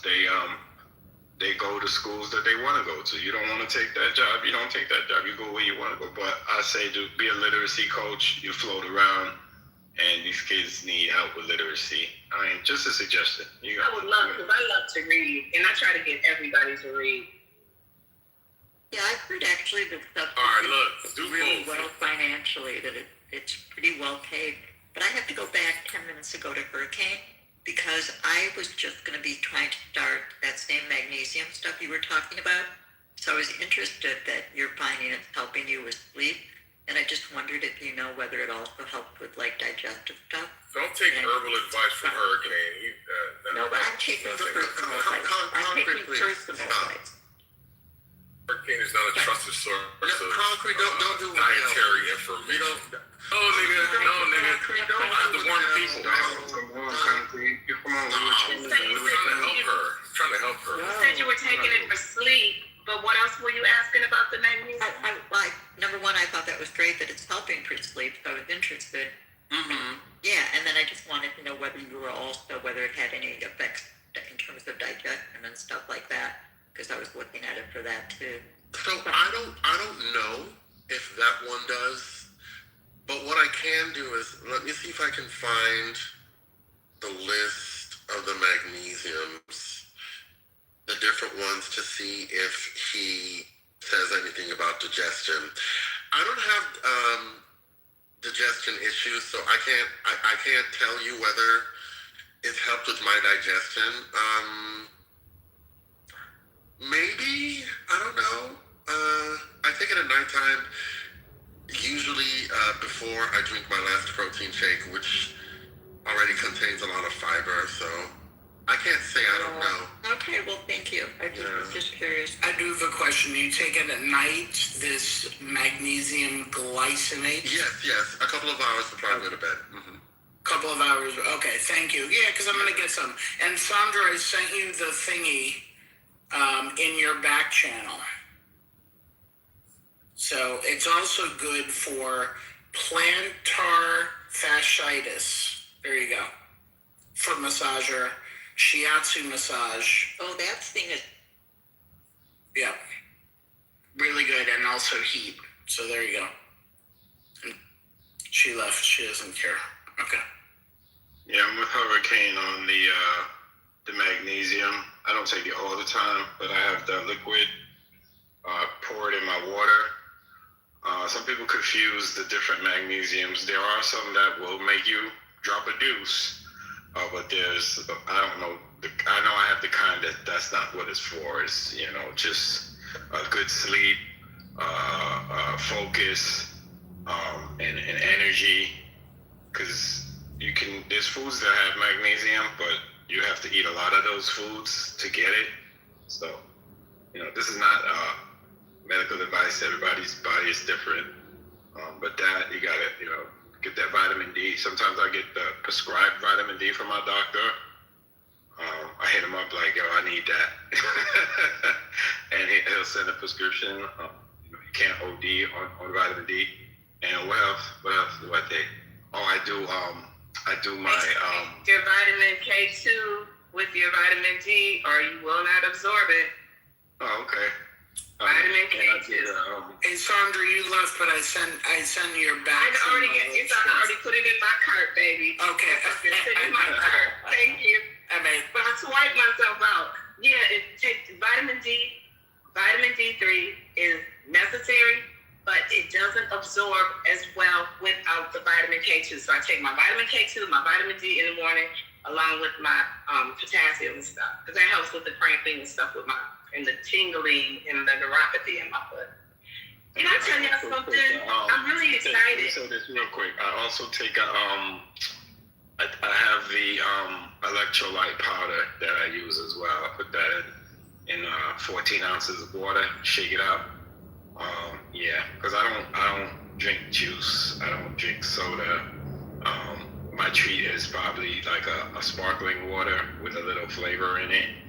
And thanks to you guys, it's about, I don't know, maybe 2 months now, I've been doing the coffee with nothing. My wife thinks I'm crazy, but I've been doing the coffee with nothing. Go me. Go ahead, son. Oh, she said you need to keep more fish hydrated. I can't do black coffee. Well, I haven't tried it in years, but the last time I tried it made me very ill. So yesterday I was invited to this dinner party with, I call them the Golden Girls. We all met through mutual friends and all different races and, different jobs. Well, 4 of us came from GM. Let me take that back. But it was also 5 others that came from different areas. But we all became friends. And they all are retired.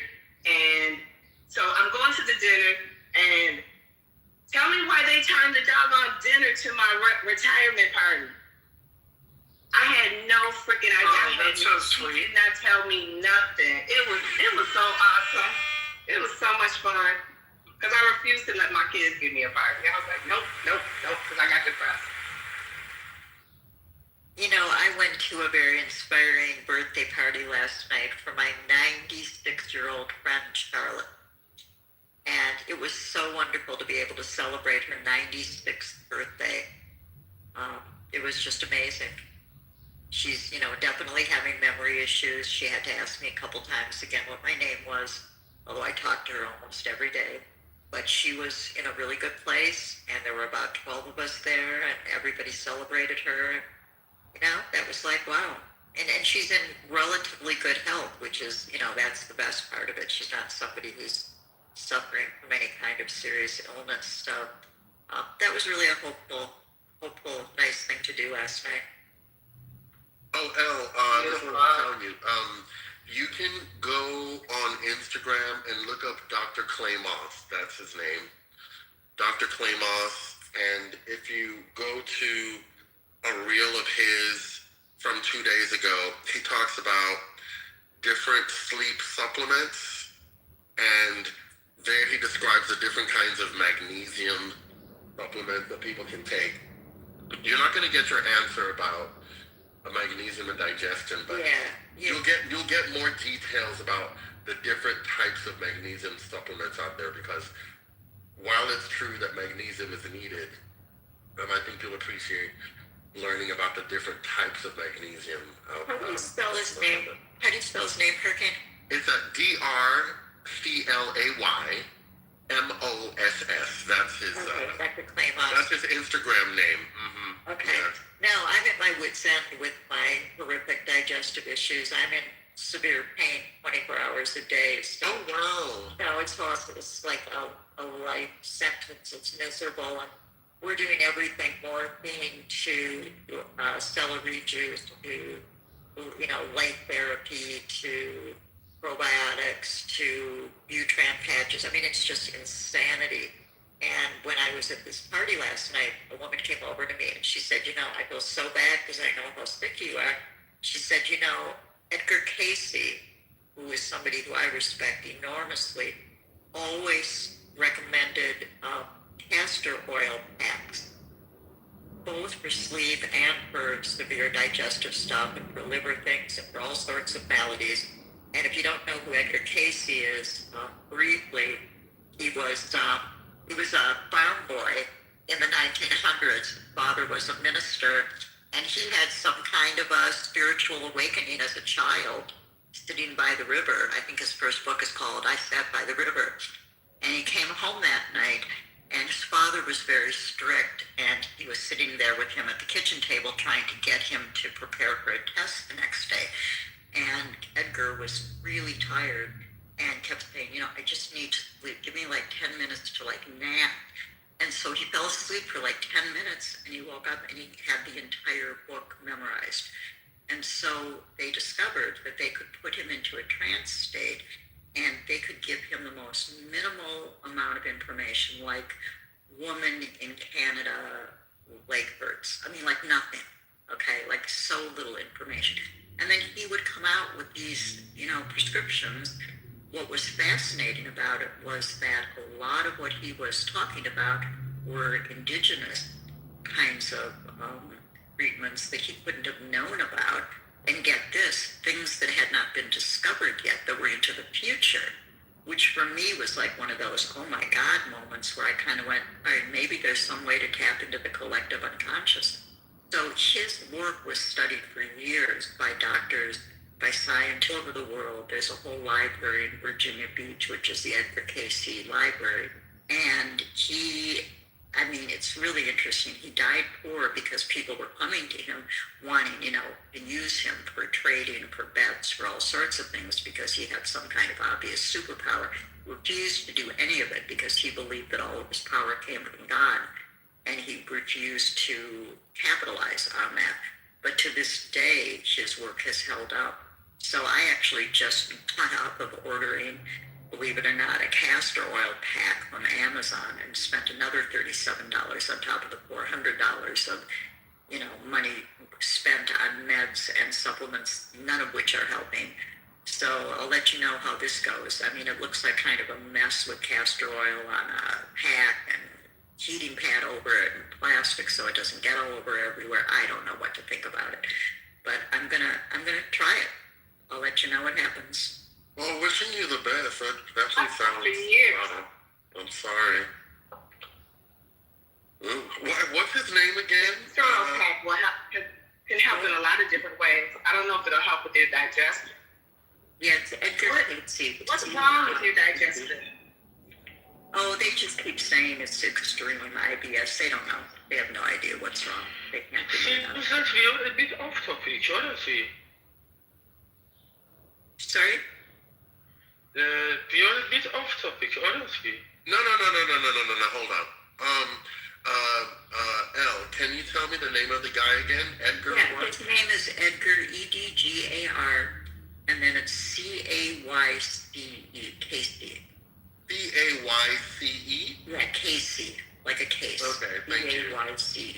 Brilliant, amazing human being who changed a lot of stuff. So he's really worth looking into. Hey everyone, Hurricane, I couldn't hear you. What kind of magnesium you said we should drink? Because I'm drinking magnesium citrate. That's not the one. It's magnesium glycinate. I'm putting it in the chat. Okay, thank you, brother. But glycinate is for sleeping. Magnesium glycinate. So the guy that I talked about, his name is Dr. Clay Moss. He's on Instagram, and he says for sleeping, magnesium glycinate is rated 10 out of 10, but magnesium citrate is, let me see how much he rates that. Oh, he doesn't even rate it. So, anyway. I have some okay. Hold on one second, so I'll tell you now I found it. Magnesium glycinate for sleep. Magnesium L-threonate best for brain health and cognition. Magnesium citrate is good for constipation and general repletion. He says it's functional but not optimal for most. Al, so I don't know if you've taken any magnesium, but I'm seeing here that magnesium citrate might be good for constipation and general repletion. Yeah, I take a really high level magnesium supplement from my functional doctor. Okay. It's supposed to be kind of the highest level of it, but the stuff you're taking, I know, is really, really good for sleep from everything that I've seen. So magnesium oxide doesn't really do it's not good for anything, and and the absorption rate is around 4%, so it's not good. It's trash according to him.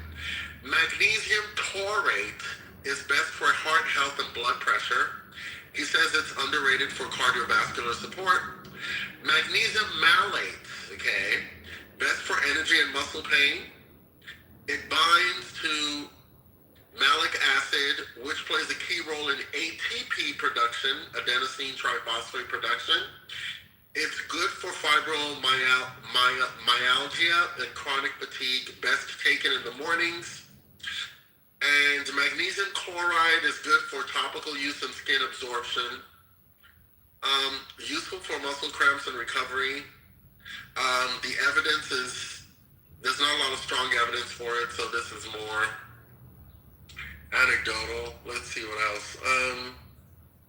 Yeah, there we go. That's it. You know, Let me share a little bit on the magnesium glycinate, if I can. Yeah, I was just going to say that my last word on this is that medicine is really changing, because I had an appointment with my pain doctor yesterday, and our conversation ended up being about microdosing shrooms. And she was like totally open to trying that too. So, you know, this is like an HMO doctor, and I was really pleased that she's always pushed weed. That's always been something she really believes in, is medicinal marijuana. But when I brought up microdosing, she was like, yeah, you know, if you can get a hold of some shrooms and try that, I say go for it. So that's great, I think, that we have doctors in, quote, Western medicine who are that open. Yeah, I'll share this on that note, Del. I was blessed to go to, probably about a month and a half ago in Vegas. A friend of mine invited me out. Sharp guy, a little bit older than me. I'm 57. He's probably 68. Looks like he's, 24. Sharp dude, my man Ben. But he invited me out, learning about these telomeres, learning about the science of the blood. Nowadays, most of us, I guess, when we get blood at the hospital, we don't know what the hell the reports say about it. They don't give us the full report. But like you said, El, now the time we're living in, shout out to AI, and all that can be scrubbed about your particular blood and about your cellular level. Pretty amazing if you know the right people. Used to be probably, they tell me $19,000 or so you'd have to pay if you knew the right labs to go to even get that as general public. But for probably more like $1,500 now, these guys, you can go in there and your DNA is well understood. So you can find out exactly where your cells are and what exactly you need on a cellular level. That really will fix a whole lot of things, because doctors tend to specialize in one particular area, but a comprehensive how it all relates together. Shout out again to AI. That's very accessible now if you know and are around the right people. So just for what it's worth, not a commercial, but hey, that cellular level understanding and getting into that telomere conversation and really understanding what's happening. Stem cells, and you got good stem cells in you, and you can freeze them and save them and have them for yourself later on. Welcome back, First Lady. Good to see you. Don't worry about what I was saying. Welcome back, First Lady. Oh, please. Yeah, you're doing the tramp thing. Stop. Thank you. Not doing the tramp thing, but we have a little decorum. Damn, in the middle, I get it. I know the First Lady got there. She's a mod. Man, your discussion very important. I get it. Hey, First Lady, what's happening? Good morning. That's good to see you. One sec. Hey, Igor. Yeah. So, I don't know if you can hear me, Igor, but the citrate that you're drinking, that's the stuff they give you before you get a what is it? Colonoscopy. Yes, that's what you drink before you get a colonoscopy. So don't drink too much of that. They give me to drink what the hell? I have neck problem, and they give me that for yeah, and I'm in my toilet most of the time, and I'm drinking like a double dose, No, drink a lot of water. You need to drink a lot of water when you use that. It will clean you out for the whole day. Hydrate you. Always hydration. This was my thing to be able to tolerate everything. Thank you, Sandra. Thank you, Hurricane. I will change this because I don't like this citrate. Wait, so what are you drinking? Magnesium citrate because I have a neck problem and pain. Oh, okay. Do you have a back problem too? Yeah. So they give me that to relax my. Do you have a? Okay, so your neck and your back. Okay, cool. I just didn't know if you had any other. Okay. Yeah. So, but Yeah, I will change that. it'll be better, and it won't make you poop all day, and it'll help you sleep. Okay. Thank you, Sandra. Thank you, Hurricane. What's up, Bob? What are you doing? You come to take the colonoscopy test, or you trying to clean yourself out? No, I don't. Zdrowy, Igor. Hello. Kako si? Dobro sam. I'm fine, thank you. Your Serbian is good, Lord. I'm impressed. Ja sam dobro.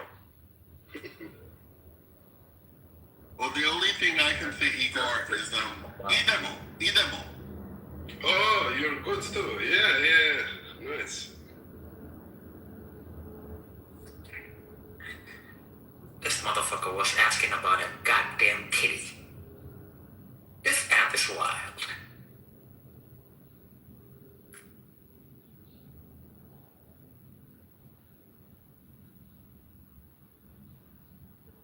So the point and the conclusion of this talk that the Serbian doctors give me something for colonoscopy and I have a neck problem. Great.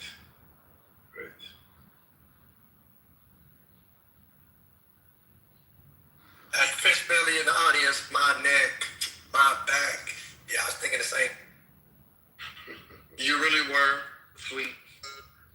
Bro, why would I lie to you, bro? Yeah. Is it liquid form or not? Say what? Is it in liquid form? Is that what they're giving you? The medicine is in liquid form? No, it's like a magnesium tablets. So, Oh, okay. And it's spelled C-Y or C-I? C-I, citrate. Citrate, yeah. Or citrate, yeah. Okay, just making sure that the difference. So, okay, yeah, you're right. It's rhombus. Yeah. Come on, dude. Like, look, I look into a lot of interactions between things because I got know, my but own it's health like issues. between you and Sleep, it's like the submissions are never short. Like y'all just want to all the thoughts in your head, you want to put them out there, and they don't. Just like your hurricane ass, put all your thoughts out there, and we all absolutely yes. No, there are many things I think that I never utter. Likewise, but sometimes we don't recognize that. But again, people share, just like you share as a human being, especially in American. Others do the same thing, believe it or not. That's all, bro. I give brief descriptions, 2 to 3 sentences. You give synopsis. Oh, please, Robert. Give reports. There's nothing about you that's brief. Well, I'm learning. So pick up your dirty underwear, nigga. That's what you need to do first before you come for me. Pick it up. Here we go. I can't tell y'all nothing. I can't be sincere and honest about nothing with y'all. Oh, if you don't know, now you know. Mm-hmm. That's okay. I have no shame. Anyways. We know you don't. Oh.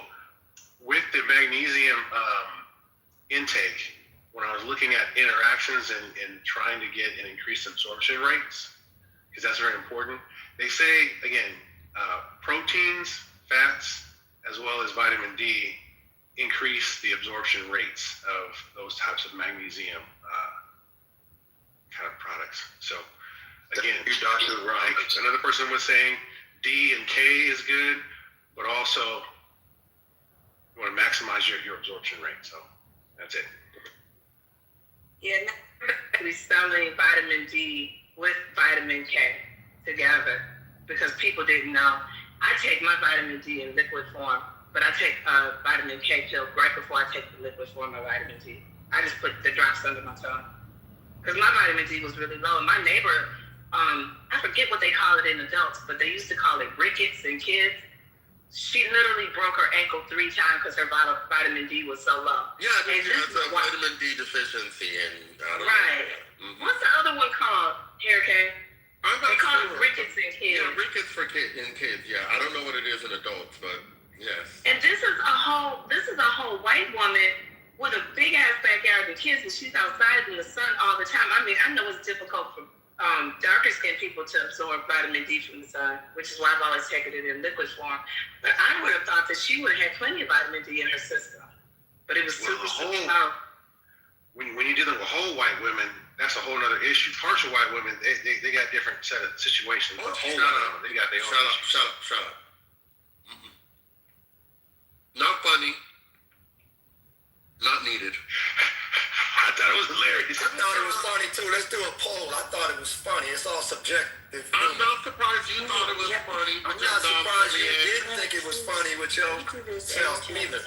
It's like you are a professional killer. We just want to vibe. Like sometimes, like I just sit in here on this MacBook. I'm just trying to, I'm really just trying to help get to lunch. And then it's like I feel like I gotta babysit you, and we never know what you're gonna say. It's gonna take you all day to say it. Can you just? We need to do a room on just social fucking awareness, bro. Like it's not that. Just talk, or don't talk. Or just relax. Is that fair? Is that a fair thing? Do we think what action steps do we need to take so that we can do that? Right? I think Hurricane was alluding to maybe or leading to the fact that maybe we could be concise. What does concise look like? Get your thoughts out in 30 seconds or less. Right? Let's start there. That's number 1. Are you talking to me? Sweet. But this could also apply to you as well. This could also apply to you on this. Jen, are you saying I've taught you less than 30 seconds at all today? One nigga at a time, please. That's okay. all I ask. Well, I'll let the niggas go first then. They have not opened house. On average, I use less than 20 words when I stop. Yeah, I just the gang up thing is amazing, but it's a good clubhouse thing, brother. Okay. Well, thank you. The second thing we're going to do is practice social awareness and try not to be the contrarian in the room. Well, it's okay, but when the vibe is going, it's like just totally anti anybody that has a different view, just going along just to try to get along. People log on to hear you all. I don't rarely come in here. I don't know why people log on, but I do know that. While we may not know the exact intent, I'm pretty sure that the people in this room don't come in to hear you argue. Well, that's your opinion. To you, it's your fact. Nobody comes in here to hear you talk. Nobody. Well, bro, hey, I don't worry about who's here to hear me talk or breathe or anything like that, bro. As an American citizen, especially on a talking app, you gotta understand that the Hurricane wanted to single me out, and you want to co-sign on him. I wasn't thinking about dude. I was talking about magnesium. I know you hear my voice. We have a good conversation, health tips, not medical advice. Come on, you know how we do. Sometimes we talk about news, sometimes we talk about things that we do. Can we get back to that? We're having a good. I agree. It's having a good time. I agree. Let me get back to that. Let me share this. Back to the news. I mean, I'm really interested in where we are today with the war. I was just looking into it to see what's happening. We are not in any way out of danger here. And I was just kind of looking at the New York Times update on it, and just the real quick headlines are that at least 1,665 civilians, including 444 children, have been killed in Iran as of Monday. More than 1,500 people in Lebanon, so that's going on. The International Monetary Fund will be downgrading its global growth outlook because of the war in Iran. That's happening. big issue, which is that Pakistan is scheduled to host Iranian U.S. officials for talks in Islamabad on Saturday. So that's going to be led by J.D. Vance and include, of course, Steve Witkoff and Jared Kushner, big surprise.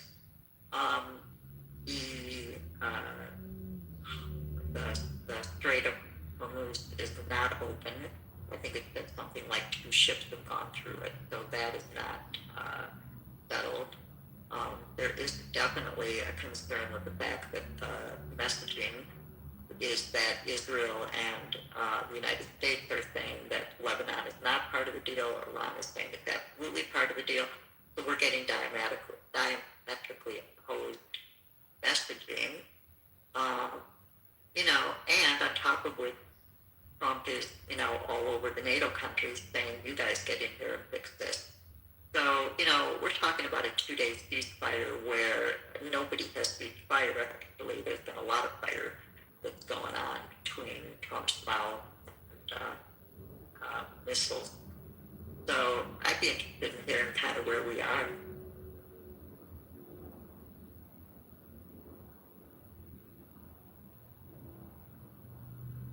And with that long pause, I'll break the silence. Al, let me ask you a question. You think Trump is making America great or a detriment? Is that a serious question for me? Well, yeah. I mean, I'm on here almost every single day carrying on about... I'm not, so I don't know. That's why I'm asking. Yeah, of course, I'll take it at face value. No, I think he's destroying the world. I think it's horrible. So no, I do not support anything of what he's doing. It's an illegal war. It is creating death and destruction and all sorts of horrific ramifications down the road, from food prices to farmers to shipping to losing losing our currency. It's so bad. I mean, they're just chopping up the Middle East, and those Gulf countries are now getting more and more involved, which is understandable because they're getting shot at. It wasn't their war. This was our war. We started this war. I'm sorry. And yeah, we started it with BB's pressure, but in the end, we still have to take responsibility for it. So no, I'm completely opposed to it. Do you think as Americans there's anything that we can do, 350 million, or we just have to just kind of let this play out like it's going? What do you think? I think the two things that we have to do are, I think we do have to take to the streets in mass. The worse this gets, I think we're going to see more people on the streets. I hope so. Whoever is, relatively safe to be out there. I'm not even sure what that word means anymore. But between there's a May Day, King's Day, there's a Labor Day economic boycott, but we need millions of people. I mean, look, I'm 72 years old. I lived through Vietnam War. I lived through all of that, and we need people just storming into Washington, D.C. So I think that's it. And then the other piece we've got to absolutely insist that our Congress come back, that they pass the War Act resolution or don't pass it, and that they do their job. Those are the only two things I can come up with. I mean, if I was king, I would, pull out the 25th, but I'm told it's not pragmatic. It won't work. But going into the midterms, I think we're getting closer to the possibility of those kinds of things working. And I'm still for the idea of impeachment, just to go on the record as Democrats.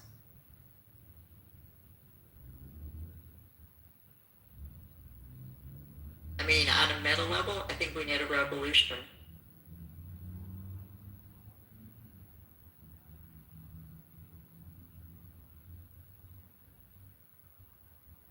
I think it's happening from a financial perspective.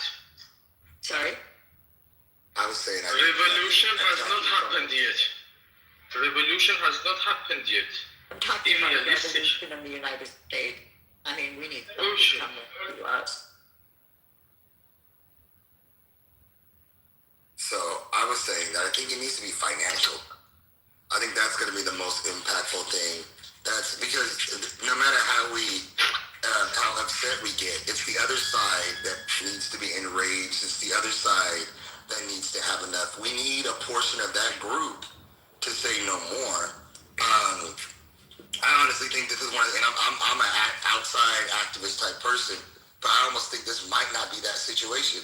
I really think it needs to be financial. We need to pick out certain companies. We need to attack them because they have the ear to the Republicans. They have the ear to this machine and say no more. And we need to find a way to really attack those movers, decision makers. Maybe it's the pharmaceutical company. I don't know, but it needs to be something major. It needs to be a concerted effort. But I really think financial is one way to do it without us losing lives, without them being able to spin it into, this is why we're doing it, because it's chaos. I think that might be a strong piece. I agree with you 100%. I mean, there's no question about that. It has to be everything everywhere at once because it's affecting everything right now. And I don't think we can sit by and wait to see what's going to develop there. So, no, I mean, the economic blackout is a really strong strategy because, you know, they need it. I mean, corporations can't run if we're not buying from Amazon and buying from Target and buying from here and buying from there. You know, this is this is what they call late-stage capitalism. We're watching systems just fall apart. Our social safety nets are gone. I think, you know, we're in a constitutional crisis for sure.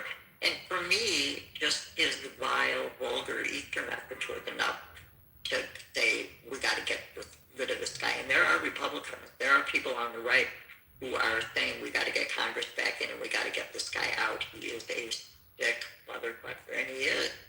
And when I say sick, I mean, I think he actually is sick.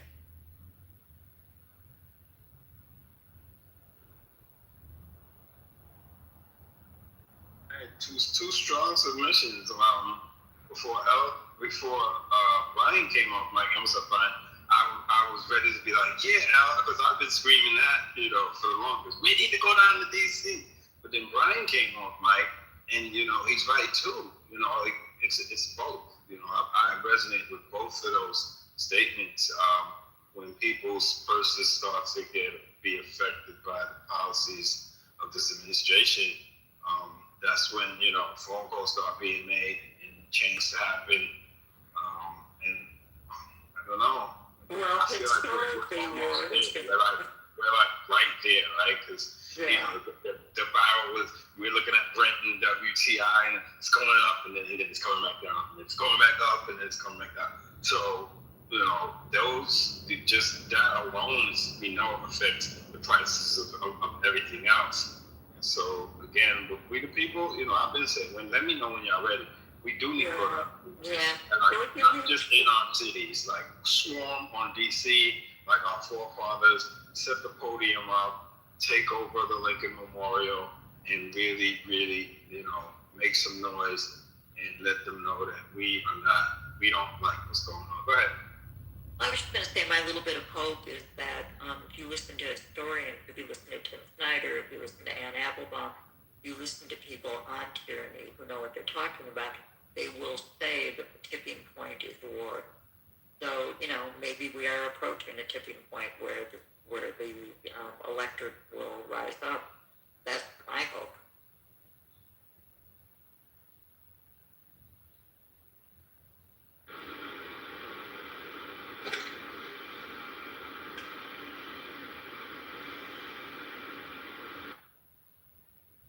There is actually to come up. I like what you put in the chat. I don't know if you want, not everybody reads the chat. If you can elaborate on what you were saying of the negotiations with Obama, and can you give the people the truth about? Because people are like, it's Obama's fault. He gave them all that money. I heard someone speaking about that, and even Patty spoke about that. Can you give us the real, please? Good afternoon, everyone. I hope everyone is well. Obama took a long, I'm going through my memory here, but Obama was going through a long negotiation process. My understanding, John Kerry and his team, the State Department, it took 2.5 years to get all this uranium that they had out of the country and make this deal. Not only make this deal, made it a deal with the I'm not saying anything new. You guys probably know most of that. Japan, China, the European Union, England, France, U.S. Basically, there was a huge amount of people partying to this deal. What I'm trying to say in this negotiation that's happening, that is going to be led by the vice president, I think the Iranians, what we know so far, they are not fast negotiators. They are very difficult negotiators, and this might take some time, and we should really adjust our expectation that we might get a deal, because the 10-point plan and the U.S. 15-point plan, there is no reconciliation between these two plans at all. So my personal opinion to say, hey, maybe we should stop fighting, stop the war, and just go back to February 27th, back again to the negotiating table where we were the day before the war started. Let's go 50 years, not 2 months. Because we should begin now. Let them finish. Yeah. So let's go back either 50 years ago, as Pierre said, back or whatever, but let's go back to the negotiating table, because at this pace right now, it's not going anywhere. And the U.S. has to accept for the time being, while it's getting negotiation, the Strait of Hormuz is going to be under the control of the Iranians. There's nothing we can do about that. You have to accept that. And hopefully through the negotiation, you'll find a mechanism to work through and work through the freedom of navigation. But the Iranians at this moment been through 3 negotiations basically with the U.S. in the recent years. Obama negotiation, and then Trump broke that up. Then the negotiation last year, and Trump bombed the shit out of them again. And then negotiation on February 27th. So how many times do you need to go back to the negotiation table and get them bombed again and again and again? You are not showing goodwill and through your negotiation. It's like, hey, if I don't get the right answers, I'm going to bomb you. And I don't think so this is the right way to go through it. That's my personal opinion. Divine, so I think, okay, that's my personal opinion. That's all I gotta say. I appreciate you. Thank you, Sirius. Well, I'm seeing now breaking news. Netanyahu says Israel will begin talks with Lebanon, and these were one of the talking points. Hopefully this happens. We've gone over the 10 points that Iran has put forth. Of course, one of them is to end these wars between Israel and Lebanon, Israel and Iran, the U.S. In the region. So hopefully something comes out of it. Okay, they have J.D. Vance now. Confusion over Lebanon, a reasonable misunderstanding, but excluded from the ceasefire. So I don't know what he means by that. Yeah, and he blamed it, Divine, sorry to interrupt him, he blamed it on the Pakistani negotiator, and he said he might not understand English. Like, this guy is crazy. Nasty work. I want to welcome Ed to the stage. I know Ed comes up when he has something to say. I think he's on the phone. Well, there are 10 million Iranians outside. They cannot even speak English, the diplomats. Don't buy. Peter, hey, Peter, now, let's be kind. You should not be judging anybody's English. You gotta humble yourself. Now make space. They don't earn those seats. We will right here. Stay nice in the sandbox, Peter. That's my last fucking time. Take your time, Peter. Take your time. Ed, you came up. I don't know if you wanted, if you had something to say. We'd love for you to come off mic. If not, welcome to the stage. Welcome DJ Precious to the stage.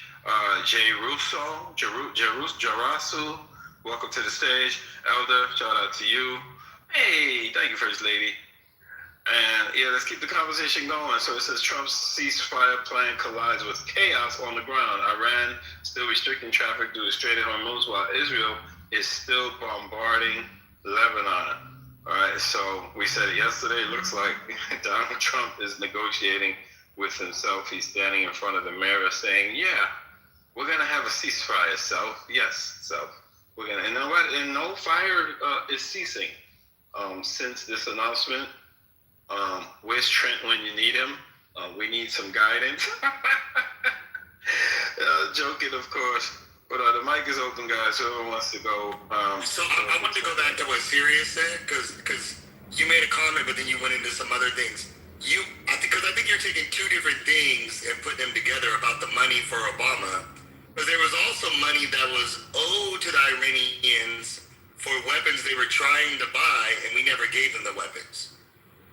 No, I didn't even talk about the weapons. I'm talking about just the negotiation for this uranium that they got it out of the country, right? I'm not even talking about the money they got, which is they already owned. They already had that money. That's their money, which is an agreement with you, Brian.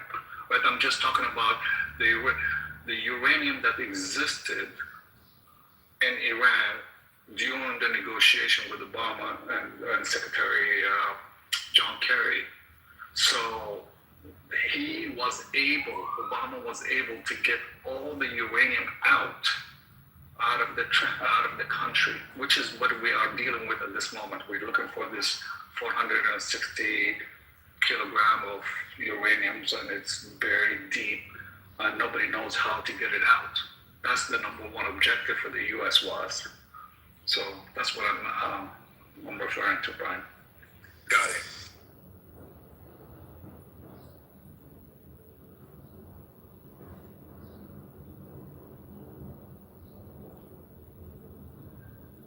Showed Lindsey Graham chiming in that, they're all repeating Trump's talking points like we won. It's pretty much over. Now let's make a deal. Just it's sad to see our elected officials just trying. They're not trying. They're just lying. They're lying.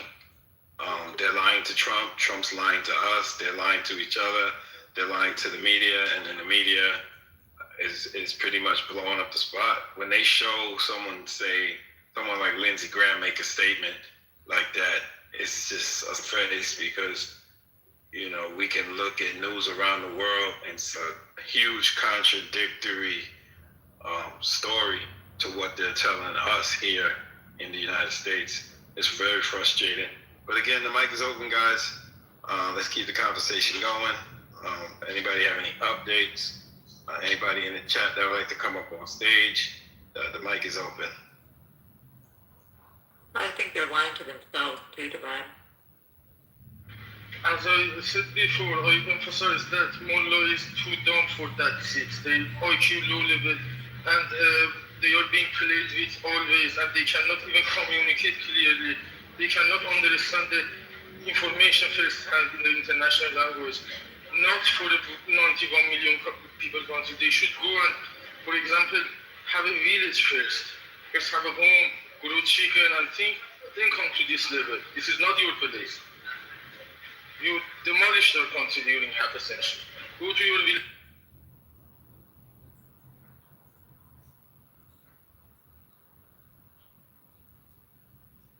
If they find time, they would try to orchestrate new kind of conspiracies.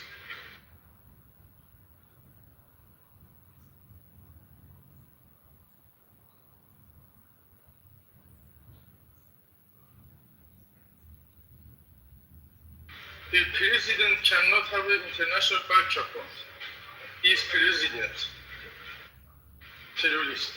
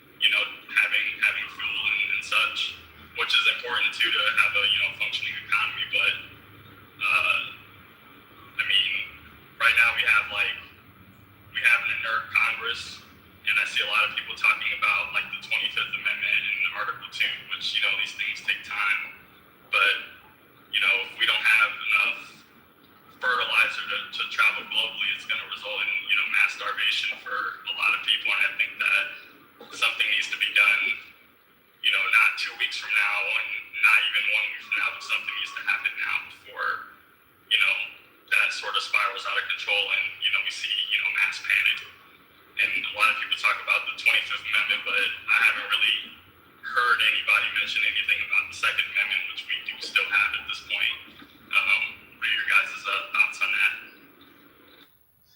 Yeah, so what's going to happen is there are other nations that produce fertilizer. The demand will go up, the price will go up, but as far as mass starvation, I don't know. I don't have a magic ball. You said 30%. I believe it's 20% comes out of that region. I could be wrong, but again, they're not the only region that produces the things that are needed for farmers to grow food. That's my response. So I might be a little confused. You know, sometimes TT gets a little confused. But isn't the Second Amendment about protecting the right to bear arms? I'm just asking. Somebody please just enlighten me. Yeah, I missed that part.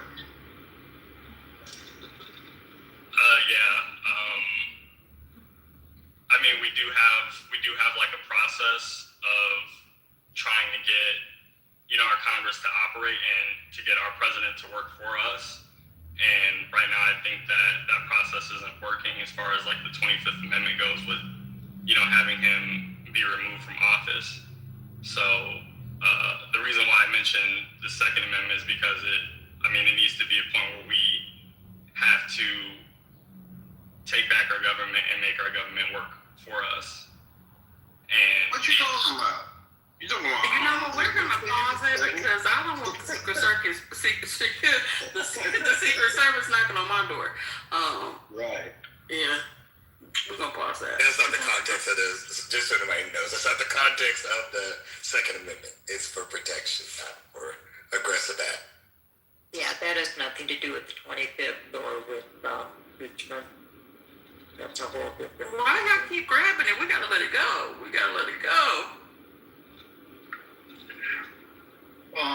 Divine and everyone, I'm not quite sure, maybe you guys covered this or not.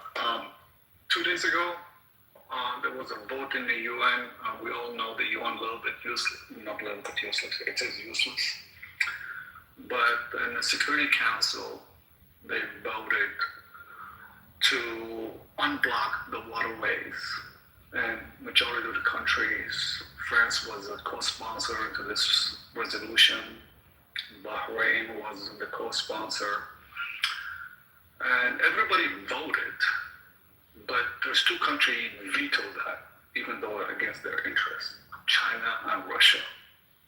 So China and Russia vetoed this, and they said they called the measure biased against Iran, arguing that it ignored the root cause of the conflict, namely military action by U.S. and Israel. So even though China, most of that oil goes to China, China is blocking that resolution to open the waterways. So I find it a little bit strange, but that's the dysfunction at the UN and the Security Council. I'll get back.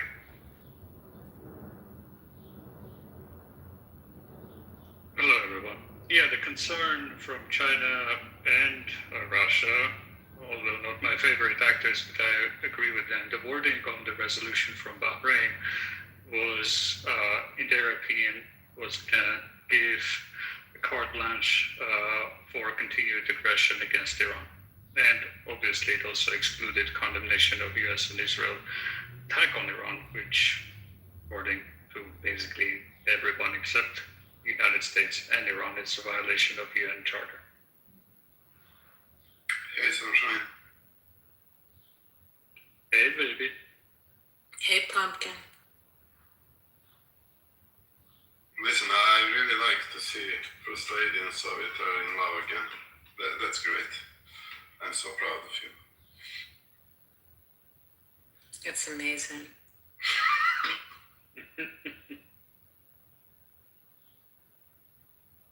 I mean, he tried to divorce me after all these months. It's crazy. I did not. That's too much drama. He have a son. Exactly. First lady, you need to understand. It's harder to divorce me, sir. So just better off keeping me. Thank you. It's cheaper to keep him. On the resolution, I believe that China showing that they will kind of suffer a little bit to go against the America in this case. So that's why they veto.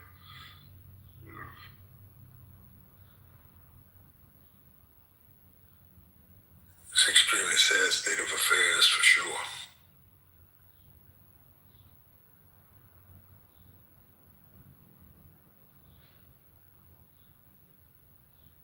I just want to go through quickly, if you don't mind, First Lady and Divine and the mods, on the 10-point negotiation, the 10-point proposal that the UN submitted to the US. So, and this is quick summary. US non-aggression, basically the fundamental commitment from the United States to stop all future aggression against Europe. All right, that could be possible. Control Strait of Hormuz, continue, so the Iranians going to control that for the time being. The U.S. has to accept that for a limited time being. Say maybe you can negotiate, you can control this for the next 90 days. And hopefully within the next 90 days or whatever, we have a deal. And then you have to give up that control. Nuclear enrichment. Acceptance by the U.S. of Iran's right to enrich uranium and nuclear weapon, the nuclear program. Well, in the original Obama deal, they were allowed to enrich up to 3.6% of the uranium, far out from the 60% that they have right now. So the original deal was, you can enrich it to up to 3%, which is used for electricity generations and power generations. Primary sanction reliefs, we can lift that up. Secondary sanction relief, we can lift that up. UN Security Council resolution termination and all the United Nations Security Council resolution against Iran. And what else? War reparations. Basically, I think the U.S. will not go with that point at all and withdraw from the military. So these are the two sticking points: withdraw from the U.S. military, withdraw from the region. Regional cessation of hostility, basically from Iran, Lebanon, and Yemen. So these are probably the 3 out of the 10 biggest ones that the U.S. might have problem with: the reparations and withdraw from the military troops. And basically, I would say just these two. The rest are workable. But, and I think you can cut your losses and move on. I don't know what you guys think. I don't know, Neil and anybody else. I actually think that even the reparation is workable in a sense. At least I heard that they were charging the tool, and that would be kind of a way of reparation for the world. Yeah, that's what I'm saying. Whether you put it in a time limit to say you're going to charge, you have to accept this is the new UN. Right, but if Lebanon is a real problem point here, I think it's completely unrealistic to have any confidence that we have control over what Israel does. So, it's just another country, a sovereign country. So whatever they said that they signed on to, Iran is saying no. So we're a little stuck there right now. I think this is one of the major problems, pretending to have, pretending to have intelligence they didn't have, and making decisions based on miscommunications and ego, and causes world problems. It's unnecessary chaos, because that's the whole thing of having the superpower, that you show the utmost restraint and discipline, and not find a goddamn weapon. That's the whole thing. Iran not having a weapon, that they're going to shoot it, and what does fool do? he goes and fires a fucking bomb. So, the fake news is the fake news. But at least most of my network had at least that part of it correct. We knew that that maniac was going to do something drastic. And my whole way of reading his politics is to reverse the polarity on what he says, and then you can figure out exactly what's going on. He say no war, he's going to start a goddamn war. He's going to give us jobs. I mean, we ain't getting no goddamn jobs. And if he said go down and make a left, then at best you go down and make a right and say my. In other news, South Korea to send a special envoy to Iran and Spain to open an embassy in Iran.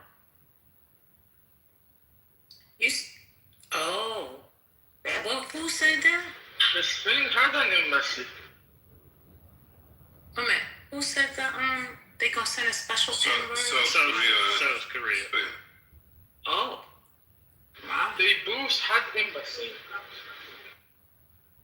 Well, they were lobbying during the sanctions to take their own kind of deals, always to sell Samsung without being under the sanctions, while iPhone was not in the access.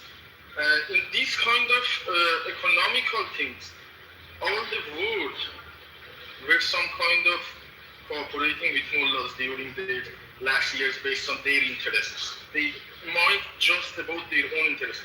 The story of Spain is a bit different.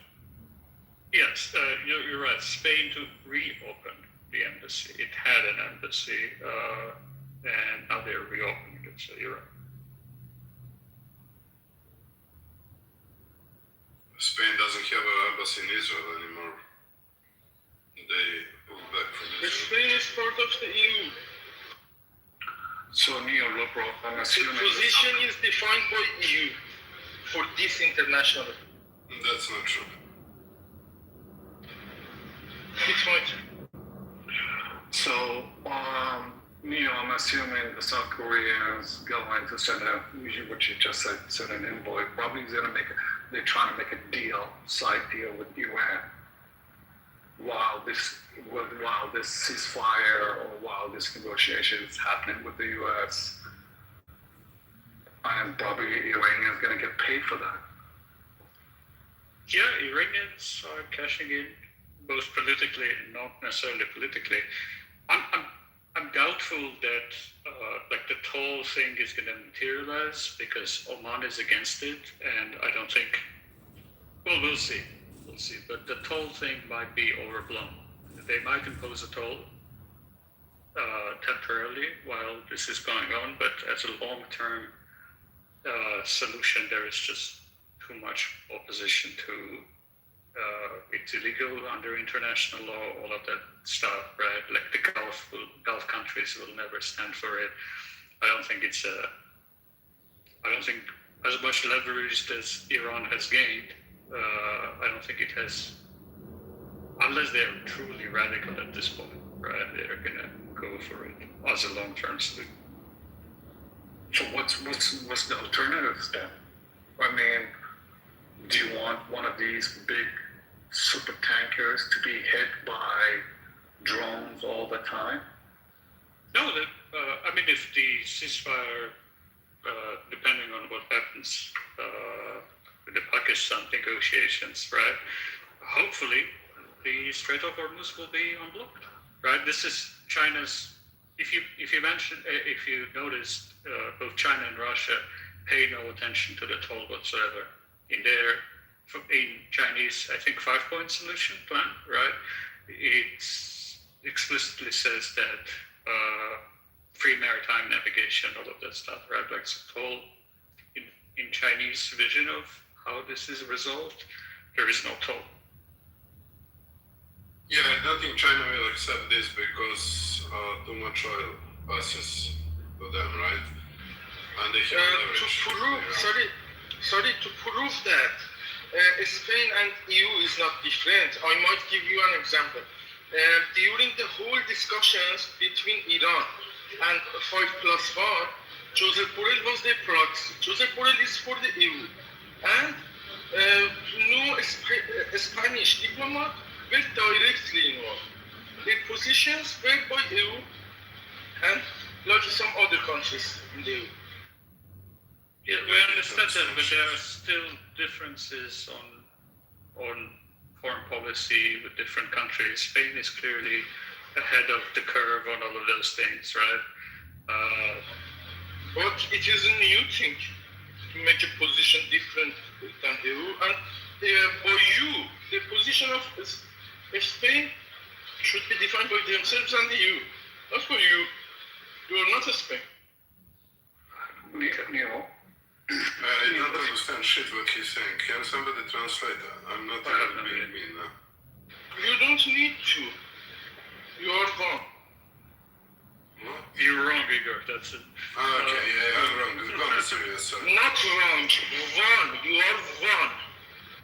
I'm wrong. What? He said you won, I guess. I won. No.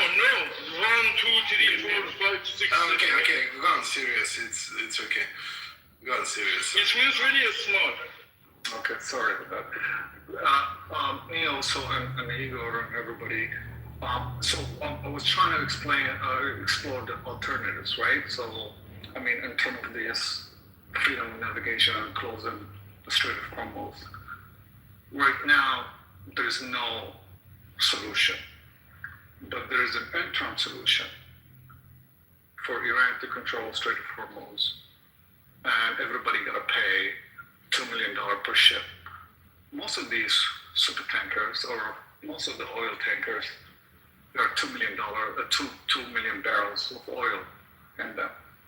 So you add in $1 extra to the barrel, whatever the barrel costs. Do you think adding $1 to whatever the barrel costs, $80 or $90 now, that gonna be feasible for the interim solution at this moment? We know this is not going to continue for a long time, but this is the best interim solution, or do you want to go for all in, open the Strait of Hormuz all the way in, or close it?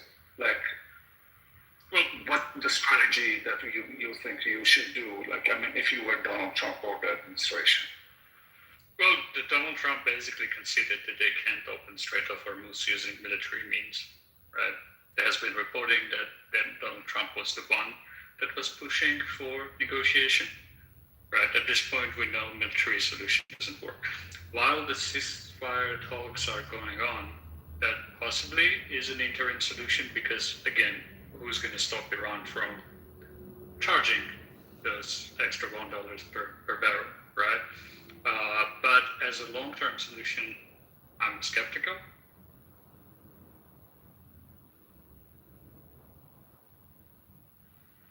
Yeah, I mean, yeah, I understand what you're saying. The IRGC people are in their mosaic defense. It's better to. I'm leaning toward one bird in the hand better than 10 birds in the tree.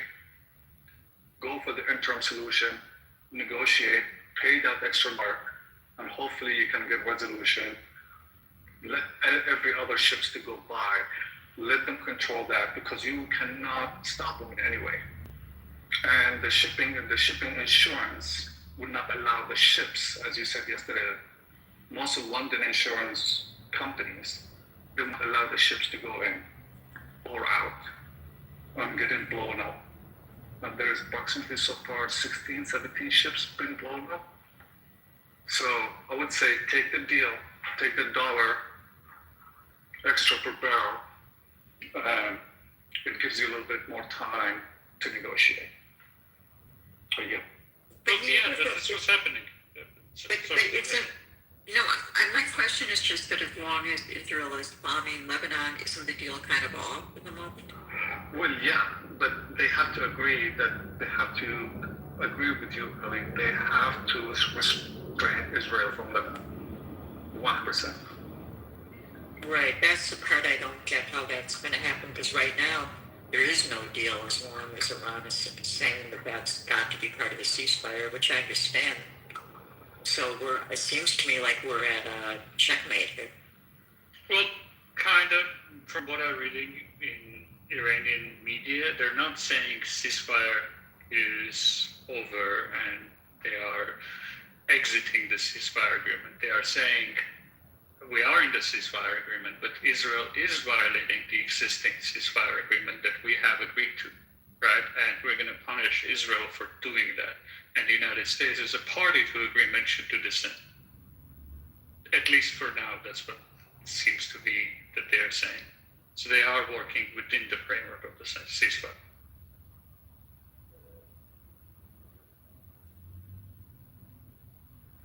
So, Henry, I think the U.S. can tell Israel to stop, and Israel should stop. Yes, they are a sovereign country. Yes, It's not the issue of neighborhood. Just 1 second. It is a sovereign country. I understand that. It is an ally. I understand that. But the U.S. has a huge, massive influence on Israel. So when the whole entire world market is about to collapse, and you just have to say to Israel, stop. I mean, you've been doing this. You've been attacking Hezbollah and Hamas for 70, 80 years? I mean, Instead of that, the prison windows to stop. Peter, mute up. Peter, we'll hear from you, but after, not in the middle of somebody speaking. Let them finish the conversation, then you can talk. Yeah, so I just want to summarize and say, hey, U.S. has a massive influence in Israel. They can tell Israel to stop, period. And then the negotiation can happen and sit down. But right now, there is no negotiation at all because they rank the U.S. and Israel as one, and they consider them then violating the negotiation that they accepted it the day before. Well, there is a movement. A senior Israeli official says that direct negotiations between Israel and Lebanon will begin next week. Doesn't mean the strikes are stopping, right? So, I'm a little bit cautious saying that the ceasefire has broken down because that's certainly not what Iranians are doing.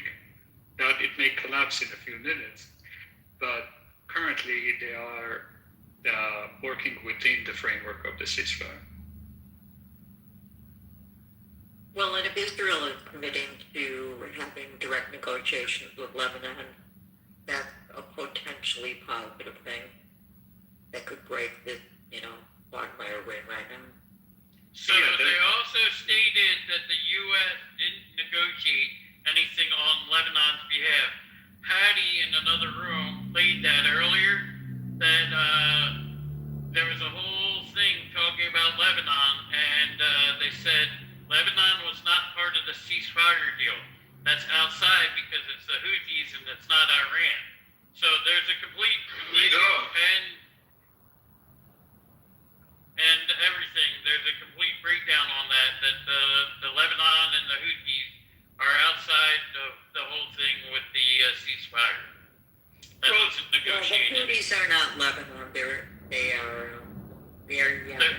Hezbollah is what you're talking about. Whatever's in, I thought it was the Houthis, but I might be wrong at Hezbollah. Whatever's in Lebanon, there was no ceasefire deal worked out with Lebanon. Well, people disagree, right? And it's not on their... No, it was what the U.S. said. The U.S. changed their mind. They changed what they said. No. It's okay, I can explain. It's from the beginning, and technically... Kosei, I thought you were finished and I was responding. Wait, Can I respond or no? Oh, no, okay, I'm not go ahead, done. finish. Also, if you looked at the Ukraine war and Russia... Kosei, you gotta mute up. Mute up. Mia wasn't finished. It's okay, brother. I wasn't finished. They were allowed to fire up to 12 hours afterwards. So the ceasefire doesn't end immediately. Usually there's some persistence till the end of the thing. So like they did Ukraine, they were allowed 12 hours after. Okay, so I agree with you that overall it's kind of a mess and ceasefire timing is weird. There might be munitions in the air. Some of the missiles fly for up to 10 hours before they reach their targets. All of that stuff considered, it's a mess. But on the whether Lebanon was included or not included, it seems that actors disagree, and excluding United States and Iran as actors that have an interest in one way of interpreting the agreement and another way of interpreting the agreement, let's exclude them. The problem is that Pakistan thought that Lebanon was included. Egypt and Turkey also thought it was included. So I'm going to go with the mediators that thought that Lebanon was included. Where were they by now, these mediators? Out of the sky. Where were they during the massacre? Why didn't they even condemn? Why are they now? I don't know. Just to stay out of what they were out for now. Where were you? Just you were wanting to sacrifice Iran for Islam. All of you. Stay out of the Islam for business. This is our revenge from Mullah, not from Islam. Islam is only our fault. IRGC bitch. Shut the fuck You up. are. You're an IRGC bitch. You are a spy of the IRGC. Peter. Be nice. What is going on? We have a conversation. Okay. IRGC Disengage, or you'll be moved to the audience. Just disengage. That isn't the topic conversation. Don't do personal attacks. We're talking about whether Lebanon was included in the deal and not included in the deal. I was responding to Tulsi on that point. According to the government and what they released and what the reporters are reporting on with CNN and everything, they were not included. I agree with you that according to United States says that they were not included, Tulsi, but can you also acknowledge that Pakistan disagrees, Turkey disagrees, and Egypt disagrees? Where were they going now? But it's Peter, we Israel. don't care where they are. They We're having a topic of conversation. They weren't in the. Israel wasn't there. It was a U.S.-led thing. So Israel and Hezbollah are two different things with Lebanon. Kosi, did you hear what I said? I said mediators in the who have a first-hand account of how the deal has made disagree on whether Lebanon was included or not. I appreciate that the United States But U.S. now says Lebanon, though? Is the U.S. hitting Lebanon or is it Turkey? Turkey. Why would Turkey be? I mean, Israel, sorry. Is it Israel hitting Lebanon or is it Yes, the U.S.? it is Israel hitting Lebanon. So Israel wasn't in the talks, though, even though they Well, were maybe United States overpromised, according to Pakistan and Egypt and Turkey. Now, Well, they don't have the permission of Israel to talk on anything outside of Iran. Learn the name, Iran. Think of political. Peter, Iran, Iran. What are you doing? If you Iran, you ran. If you Iran, you Iran. Also the hostilities between northern Israel and southern Lebanon way predate this war that Trump has started. This goes back a long time. Israel's been at war with Lebanon. This has been going on all through the hostilities and the damages of 10/7 and going forward. So, this is not something new that just came up in the context of this war. They have their own things going on with Lebanon. Well, partially, yes, okay, but not really. The current hostilities, I understand there is history, but there is history with every actor, right? The current hostilities started when Hezbollah joined the war against Iran, attacked Israel. So Neil, so it seems to me a lot of confusion there, right?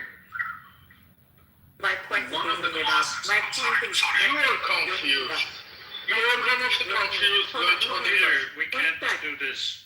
My point in bringing it up was just to say, for us to think that we have the capacity to get Israel to do our bidding, I think is unreasonable and unrealistic. That's all I'm trying to say. Many presidents have done it before. Why is it unreasonable for Donald Trump? Many presidents have been able. The last, actually, when Israel was accused of committing genocide in Lebanon, they were accused by U.S. president, and U.S. president, who was it? Somebody remind me. Yeah, I think Reagan, right? And Reagan successfully blocked Israel further engagement in Lebanon. This has happened many times. The United States has tremendous leverage over Israel, especially at the moment where Israeli interceptors for law, the magazine is emptied and they need response. The idea that But the first man in the world decided to Peter, stop this. I'm still speaking. So, Neo, we were given instructions to yell, "Mute up, Peter!" So you. Yeah. I don't see that. Okay, it's a sovereign country, but we all understand politics, right, and influence, etc. If Israel truly wants, it's an open question whether would Israel sacrifice its relationship with the United States if the United States decided to pressure Israel. Now, that's a different question, but I don't think we've reached there. And again, United States presidents have successfully demonstrated their leverage over Israel historically, especially in Lebanon. In Lebanon, in Yom Kippur War, in 56 Suez Canal, you have many examples where the American president was actually, say stop it, and you need to do like we are doing. Just wanna go through quickly through a quick timeline. One of the 10 points that it was, as you said, it was submitted. Regional cessation of hostility, basically end the war in all fronts, including conflict in Lebanon and including conflict in Lebanon, Hezbollah. So when this has been received, so I have to do a little bit of Googling here. The plan was delivered through Pakistani intermediaries as a counter-proposal after Iran rejected the US-led 15-point plan sent late March. The key detail regarding the timeline include: on Monday, April 6th, Iran conveyed the proposal to the US via Pakistan. Tuesday, this is the bridge infrastructure day, the President Donald Trump announced he had received the plan, calling it workable basis on which to negotiate shortly before his midnight deadline for a new attack was set to expire. Wednesday, which is yesterday, Iranian state media publicly released the specific details of the 10 points. And basically that's where we are. And now we are disputing what he agreed on Tuesday, basically, as everybody in the room here said. So it seemed to me either Donald Trump didn't read the proposal, or he didn't care about the contract or the proposal as he'd done in his entire life. And he just said yes, yes, yes. And then when it comes to an agreement itself, he disputed the terms and the conditions of the agreement. Are you back? I mean, the only plausible explanation that I could come up with all of this happening, right, is that Donald Trump did through social post on the whole civilization will die, knowing that he will need to take an off-ramp, right? So to create a narrative where he could sell to the American people that basically the Iranians caved due to pressure of civilization will die, nuclear strike, whatever it is, right? B-52 bombers were in the air, the whole circus, people could watching as it was happening, right?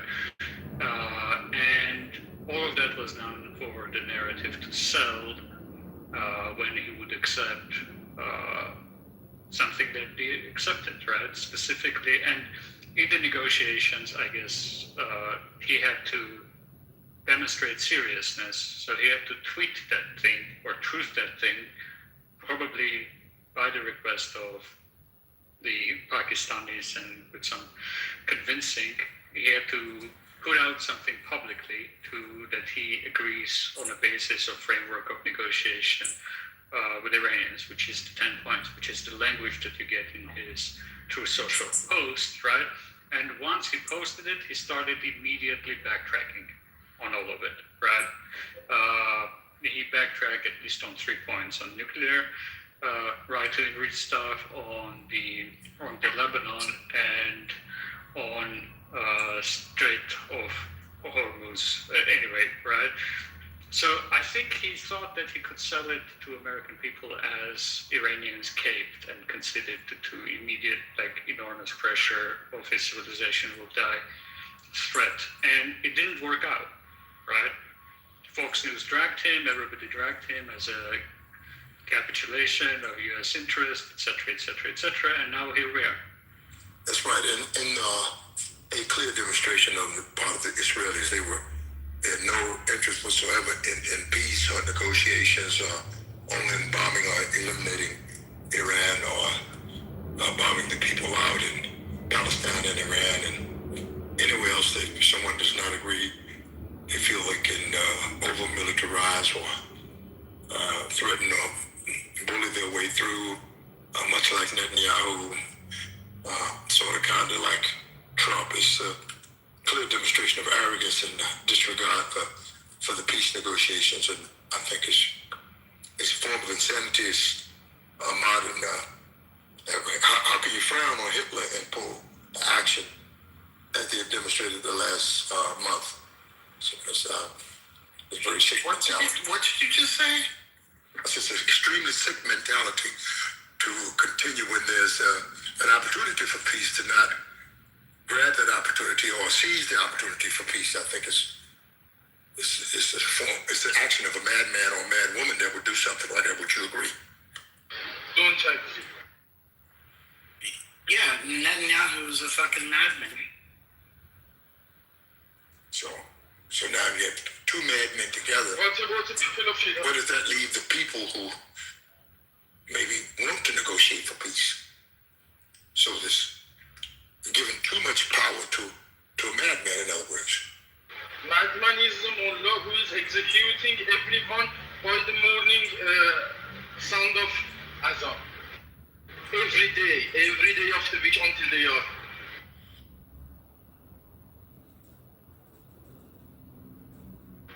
Some people love marriage. Everybody doesn't agree with the madness. And for we should have, again, it makes a lot more sense now when you look at a people's court and a people's tribunal to override the madman in the case of Donald Trump or any person seizing power that would get out of hand, that the people would have a system to override madness. Exactly. We want to put some order back. We want our country back, then we need to put some order. Mullah is destroying each and every order until they have time. They have been practicing this for the whole 47 years ago. Now we are losing the borders, water of the serve everything. The country won't exist if they stay there. So, you know what, Neil, that's really good analysis on that. I've never thought about it, so thank you very much on that. Yeah, he just wanted to get out of that end of civilization trap by agreeing on something that he didn't believe in was possible. I just want to read down quickly and maybe run down how many deadlines we had so far. Sorry, before we do that, I just want to thank Peter for he did me something today. Go on, serious apology. Yeah. The deadline, the first deadline, well, there's many deadlines, but this is the latest. March 22nd, the 48-hour ultimatum. Trump threatened to destroy Iranian power plant if the Strait of Hormuz was not open within 48 hours. That's the first one, March 22nd. March 23rd, 5-day pause. A 5-day pause extension was granted until March 28th, citing productive conversation. March 26th, 10-day extension. A threat of energy plant destruction was paused for 10 more days, with a new deadline of April 6th, right? And then April 4th, the renewed 48-hour warning.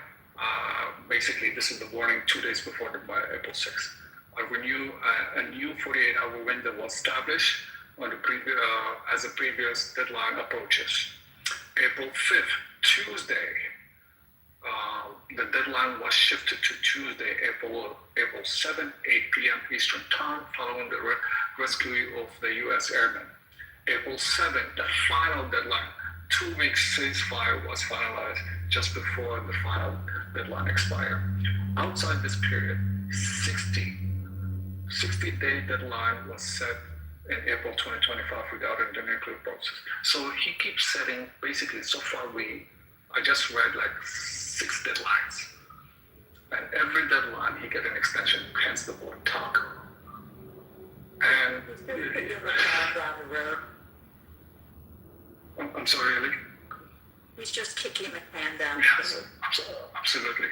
So when you think of yourself as like the Iranian negotiators for a second, and you're thinking like, hold on a second, I'm sitting across a guy who keep postponing the deadlines all the time. There's no consequences, and we can't really believe what he says.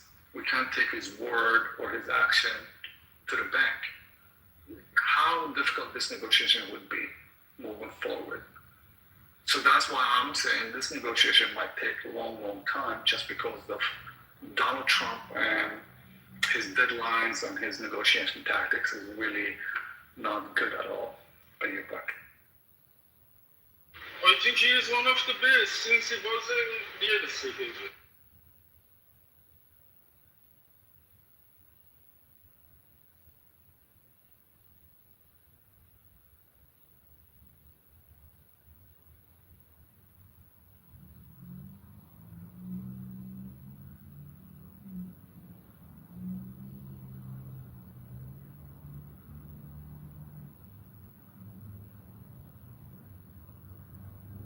So Neil, did you hear about maybe he was sending more Marines into the Gulf area?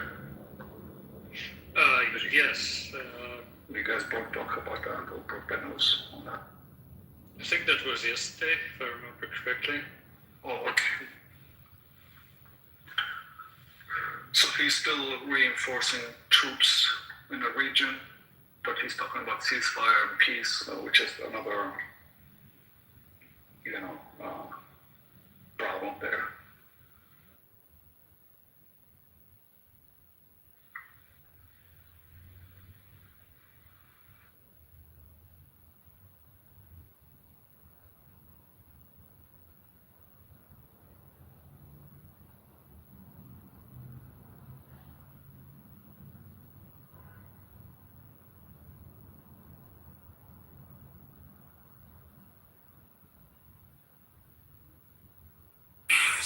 Anything else new and exciting in war talk, neoliberal? Anything? Nope. All right, cool. So, do you know that BYD in China is partnering with KFC to launch 9-minute flash charging drive-thrus so you can eat your fried chicken and charge your BYD EV? There you go. Look at China on the head. I actually drove that BID. It's actually an amazing car. Is it good? It's incredible. Good, very good, yes. It's a very good. Very good. That's great to hear. The rest of the world can enjoy and experience it. But here in America, well, at least we get KFC. Chinese Here there is Benz. That is very good, but Benz is the perfect. Chinese actually have tons of the different types of the brands of, and they draw a few, and they're actually very good. But I think it's actually really smart. I don't, are they doing that here at all?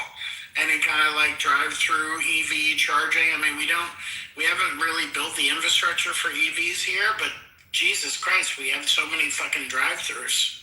Somebody needs to get on it. Sonic should do that. Yeah, wherever, like anywhere, like it totally makes sense. I thought they had that double stack battery.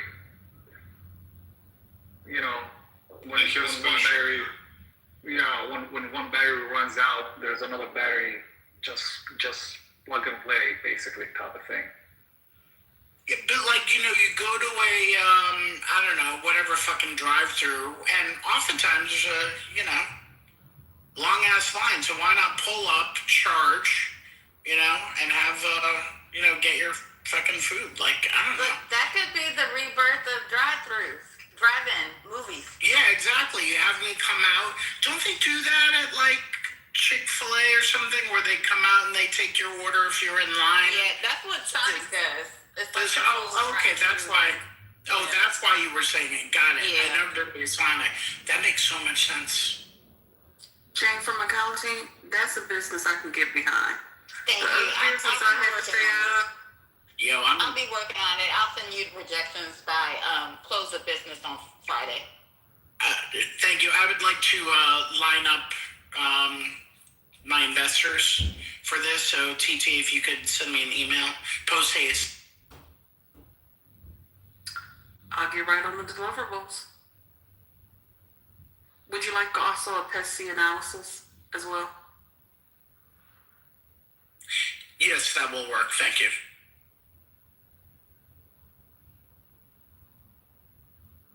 Yes, do.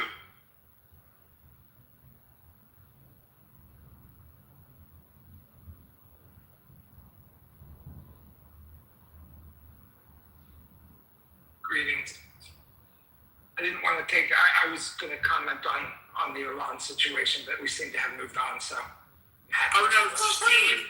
Steve, you can totally do it. I was just throwing out a new news article, but go for it. Thanks.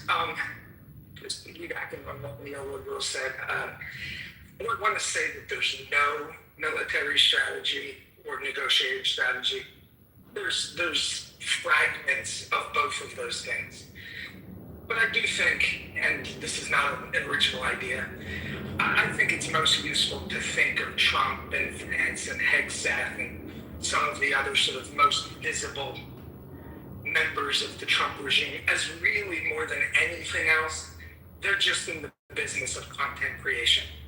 I mean, they really are just creating content for an audience, whether it's the actual military actions, whether it's the press conferences, whether it's the tweets.